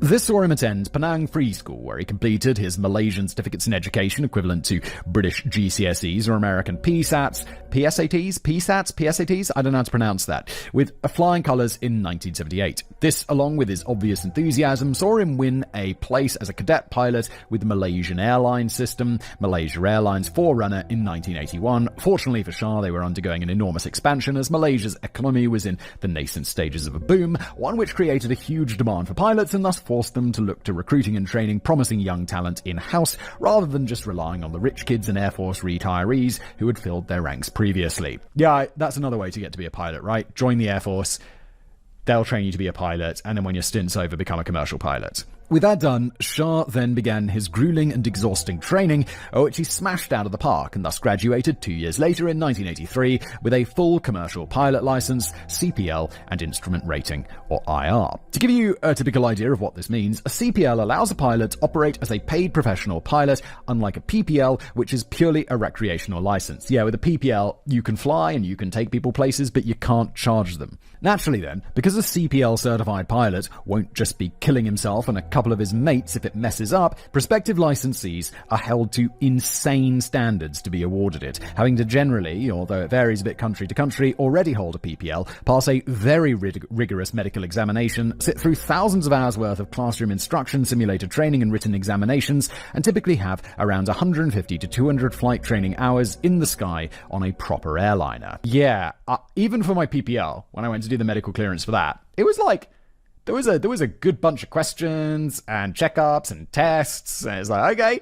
As for instrument ratings, that qualifies a pilot to fly under so-called instrument flight rules, which to simplify a bit means flying an aircraft in weather conditions that obstruct visual sight and at night, both times when the pilot can't see anything and thus is seeing where they're going with their onboard instruments only, hence the name. He then has to do his type ratings, which simply confirm that a pilot is familiar with specific aircraft models and variants and thus is legally able to fly them. His first one of these he earned was for the Fokker F-27 Friendship later in 1983, and thus with that done, he was good to go and start working properly as a member of the flight deck, starting out as a second officer or co-pilot in layman's terms. He carried on in this role for another 8 years, eventually getting type ratings for the Boeing 737-200 and the Airbus A300. He then qualified as a fully fledged captain, earning type ratings for the Boeing 737-400 in 91, Airbus A330-300 in 96, and Boeing 777-200 in 98. This was then followed by qualification for type rating instructor and type rating examiner come November 2007, meaning that he was then able to both teach and assess pilots on their type rating qualifications. Pilots who reach that stage are nothing short of perfect. If there's any funny business in your record and question marks, any incidents at all that could raise an eyebrow over your capabilities, even the most tin pot of airlines would never submit you for those qualifications. All of this absolute wealth of experience and professionalism that Shah had built up over a long and glorious career meant that come March 2014, he had a total of 18,365 hours of flying experience under his belt and was widely considered to be one of the best pilots at Malaysia Airlines, period. Yeah, this guy is insanely qualified and background checked and just a legend of a pilot, it seems. So then, just what is the evidence to suggest that this pilot, most enviable and lauded, might have intentionally crashed MH370 as part of some kind of horrific mass murder come suicide plot? Why are we not considering the co-pilot, who probably doesn't have all of these incredible ratings and stuff? Well, it all hinges on Shah's home simulator, which had some eyebrow-raising roots in its history, to say the least. Well, okay, that's why. If you followed the MH370 story at all before clicking on this video, this is likely something that you're already familiar with to some degree, as the media over the years has made just a bit of a big deal over it. The idea that Shah did practice suicide runs on his home simulator. Exemplifying this is the following 2016 headline. Exclusive. MH370 pilot flew a suicide route on his home simulator, closely matching final flight, as well as MH370 pilot flew suicide route on a simulator closely matching his final flight, which were run by New York Magazine and The Independent, respectively. These are both well-respected publications, right? I know The Independent is. I don't know New York Magazine so well. But it's not, they're not tabloids, as far as I'm aware. But we all know what the media are like, spewing utter shit to earn a few quid. Let's squeeze a fat dump out of Mother Teresa or Gandhi's well-earned saintly records for a click or two. Wait, don't Mother Teresa and Gandhi also have some fairly substantial controversies? So with that in mind, we find ourselves arriving at an important question. Is there any actual evidence to pin the blame on Shah? Well, to answer that, let's dismiss all the smooth-brained journos and their idiotic takes, and instead turn to the official Malaysian Safety Investigation Report, which said the following on the matter of Shah's simulator. Quote, "The Royal Malaysia Police, RMP, seized the Piloting Command's home flight simulator from his residence on the 15th of March 2014. The RMP documented more than 2,700 coordinates retrieved from separate file fragments, and most of them are default game coordinates. It was also discovered that there were 7 manually programmed waypoint coordinates that, when connected together, will create a flight path from Kuala Lumpur International Airport to an area south of the Indian Ocean through the Andaman Sea. These coordinates were stored in a volume shadow information file dated the 3rd of February 2014. The function of this file was to save information when a computer is left idle for more than 15 minutes. Hence, the RMP forensic report could not determine if the waypoints came from one or more files. The RMP forensic report on the simulator also did not find any data that showed the aircraft was performing climb, attitude, or heading maneuvers, nor did they find any data that showed a similar route flown by MH370. The RMP forensic report concluded that there were no unusual activities other than game-related flight simulations. What this means, the quote ends, what this means in simple terms is that on at least one occasion, Shah flew a route on his home simulator that vaguely matches the route that MH370 was flying when it disappeared. And I stress really vaguely, as it crosses it once at an angle and then keeps going at that same angle until it ends in the same kind of area of the world, but several thousand kilometers away. Is this a reason to be suspicious? Yeah, absolutely. Is it reason enough to chalk it up as our explanation, consider the job a good one, and end the video? No, absolutely not. While it is easy, and maybe even tempting in the absence of basically any other credible theory, to decide that this is the answer in and of itself, this is simply not enough evidence. Whoa! Okay, so when we started this episode, and George said, we think we've got a conclusive answer, I assumed that this was the conclusive answer. Those headlines that I'd seen or heard about, where it's like the flight path matches it, was like, that's the answer. And that we're pretty sure about it. But it appears not, so let's carry on. It could well be the start of an explanation, however, but what we need is more evidence to support it, and so let's now pick apart the rest of the investigation into Shah and see if there was anything that may have caused him to have a tragic mental spiral. They first investigated his financial history, lest he have any debts that may encourage him to make a very stupid decision, and they found the following, quote, "The PIC, pilot in command, held bank accounts, 2 savings accounts, 1 current account, 2 national trust funds, and a joint account with his wife. He had a credit card. He was contributing to the pension. There is no record of him having secured a life insurance policy. He had 2 houses, one in Shah Alam, the other in Subang Jaya. They had taken a bank loan on one of the houses and had a mortgage insurance policy on this loan. He also had 3 vehicles. His gross monthly income and out-of-pocket expenses indicated nothing unusual. The PIC also had a trading account with an investment bank. The Central Depository System, or CDS, and trading accounts were open since the 13th of February 98 and the 19th of March 98 respectively. The CDS account was inactive,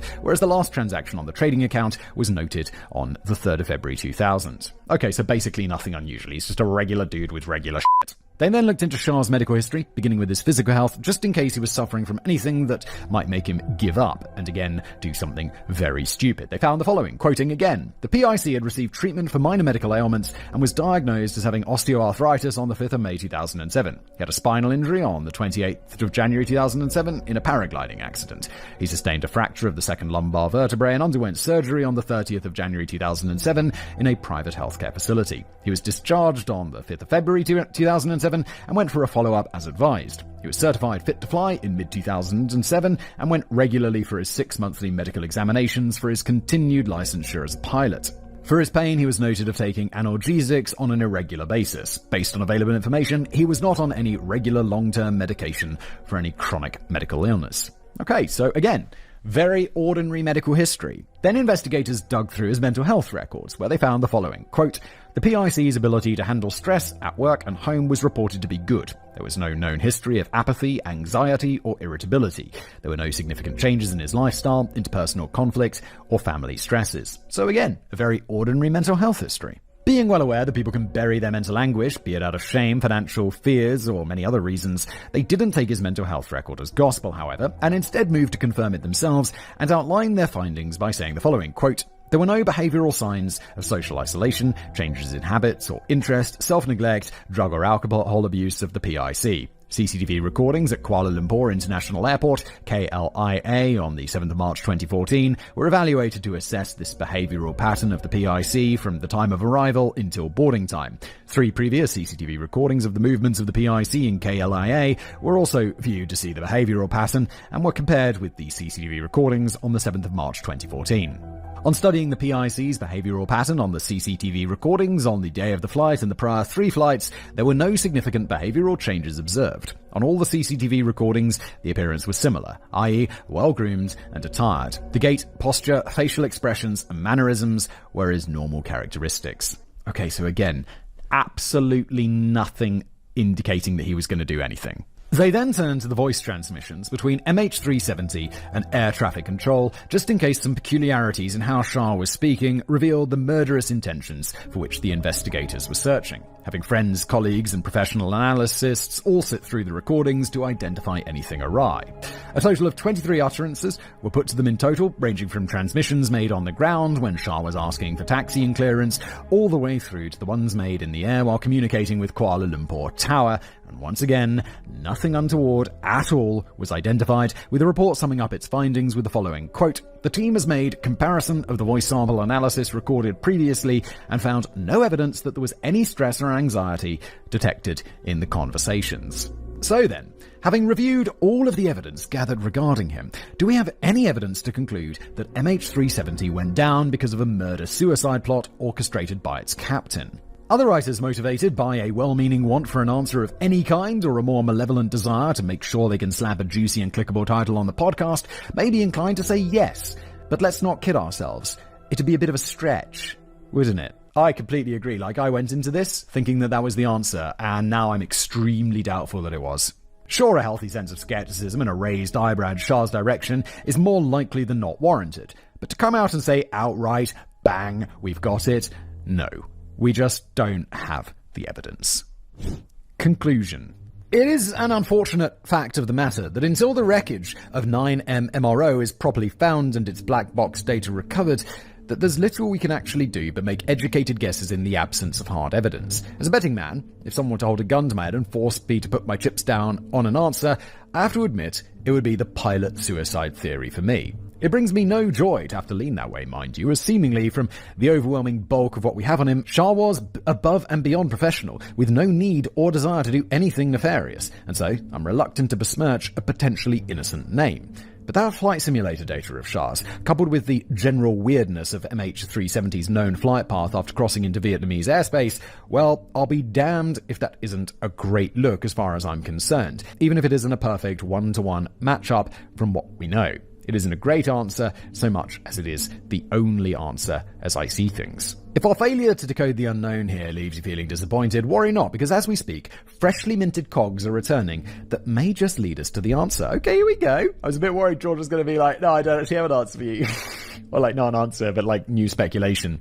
And the cogs in question knew two newly published reports. Analysis of the trajectory of flight MH370, published by Patrick Bleley and Jean-Luc Machard, and MH370 Flight Path Analysis Case Study, published by Richard Godfrey, Hans Coetzee, and Simon Maskell, both published in 2023. The former report offers a detailed analysis of the known and reconstructed trajectory of flight MH370, shedding lights on its probable route and final location. Their investigation, based on various data sources, including Inmarsat satellite data and meteorological reports, meticulously recalculates the aircraft's path from the last known radar contact near Sumatra to its presumed end in the southern Indian Ocean. They suggest that the aircraft was likely under manual control, performing complex maneuvers to avoid radar detection and following a trajectory that significantly deviates from any established flight paths. It also proposes an exact point of impact, this little copy and paste patch of anonymous southern Indian Ocean. Off the back of this, the report also proposes a new search area. One would extend the previous search region by 25 miles southwards, with a width of give or take 15 miles for a total search area of 350 new miles of ocean. As for the latter report, it also speculates that MH370 likely went down in the southern Indian Ocean, but instead suggests this little bit of ocean here. This area was deduced using satellite data, again from Inmarsat satellites, and is further supported by the findings of the WSPR, the Weak Signal Propagation Reporter Data Analysis, a system used for weak signal radio communication between amateur radio operators. These reports just might be the things that lead us to the answer we so desperately crave. Don't believe me? Well, put it this way. That first report, its search area of 350 miles, would only take an estimated 5 days to scan. An answer suddenly seems within arm's reach, doesn't it? Consider further the fact that both the Malaysian government and Ocean Infinity, an American maritime robotics company, have said that they're up for it, with the latter even saying that they are so confident on finding the wreckage that they're willing to do the search on a no-find, no-fee basis. And while part of me is sitting up in my chair and getting a bit interested in seeing how this plays out, it is completely foreseeable that in the next few years we will finally know what happened to MH370, and if we do, don't you worry, dear viewers, I'll be straight in Simon's inbox poking him to greenlight a part 2. We'd definitely do that. Already greenlit. But before we bring this video to a close, there is one more thing we must do, and that's take time to remember the fact that above all else, the disappearance of MH370 was a catastrophic tragedy that claimed the lives of a staggering 239 people. Sure, it's both fun and fine to poke about some wacky conspiracy theories and do some sleuthing around the facts to try and figure out what the hell actually happened on that fateful day, but neither of those things should ever be done at the cost of belittling or demeaning the memory of those who died. So with that in mind, let's now take a few moments to remember some of the passengers who died, each and every one of them not just a faceless statistic, but an individual and a unique human being with their own experiences, wants, desires, and fears. They were people from various walks of life and nationalities, people like Mohammed Solfan Ibrahim, a 33-year-old Malaysian who was embarking on a new chapter in his career with the Ministry of International Trade and Industry and was heading to Beijing for his posting. Puspanathan Subramanian, 34, a Malaysian marketing manager who was last seen by his family in the Kuala Lumpur airport departure lounge, trying to abet his children's sadness at seeing Daddy leave by promising them that he'll be back home soon, bearing lots of presents to cheer them up. Chanjit Krishnama, 51, from India, who is the director of the International Collective in Support of Fish Workers, and on her way to Mongolia for a conference. Kranti Shearsath, a 44-year-old Indian chemistry lecturer who was travelling to visit her husband who worked in North Korea for an international non-profit. They had 2 sons. Paul Weeks, a 39-year-old New Zealander, a mechanical engineer who was en route to a new job in Mongolia. He left behind a wife and 2 young sons. Philip Wood, 51, an American IBM executive who was described by friends as adventurous. He was on his way to one last trip to China before relocating to Kuala Lumpur. Wang Mo Heng, only 23 months old and the youngest passenger who was travelling with his parents back to China. The trip had meant to give the family a break from Beijing's poor air quality. The flight also carried a group of more than 20 Chinese artists and calligraphers returning from a cultural exhibition, including Li Rusheng, who was known for carrying a stamp that read, "God bless me," after surviving 3 heart attacks, and the oldest passenger, Lu Baotang, 79, a highly respected and well-known calligrapher. Sure, be enthralled, be enraptured, and be mysticized by the peculiar tale of MH370, but never allow yourself to fall into the trap of tokenizing and belittling the tragic end that these fine folks met. And of course, pray that one day we, but more importantly their families, finally know what happened to them.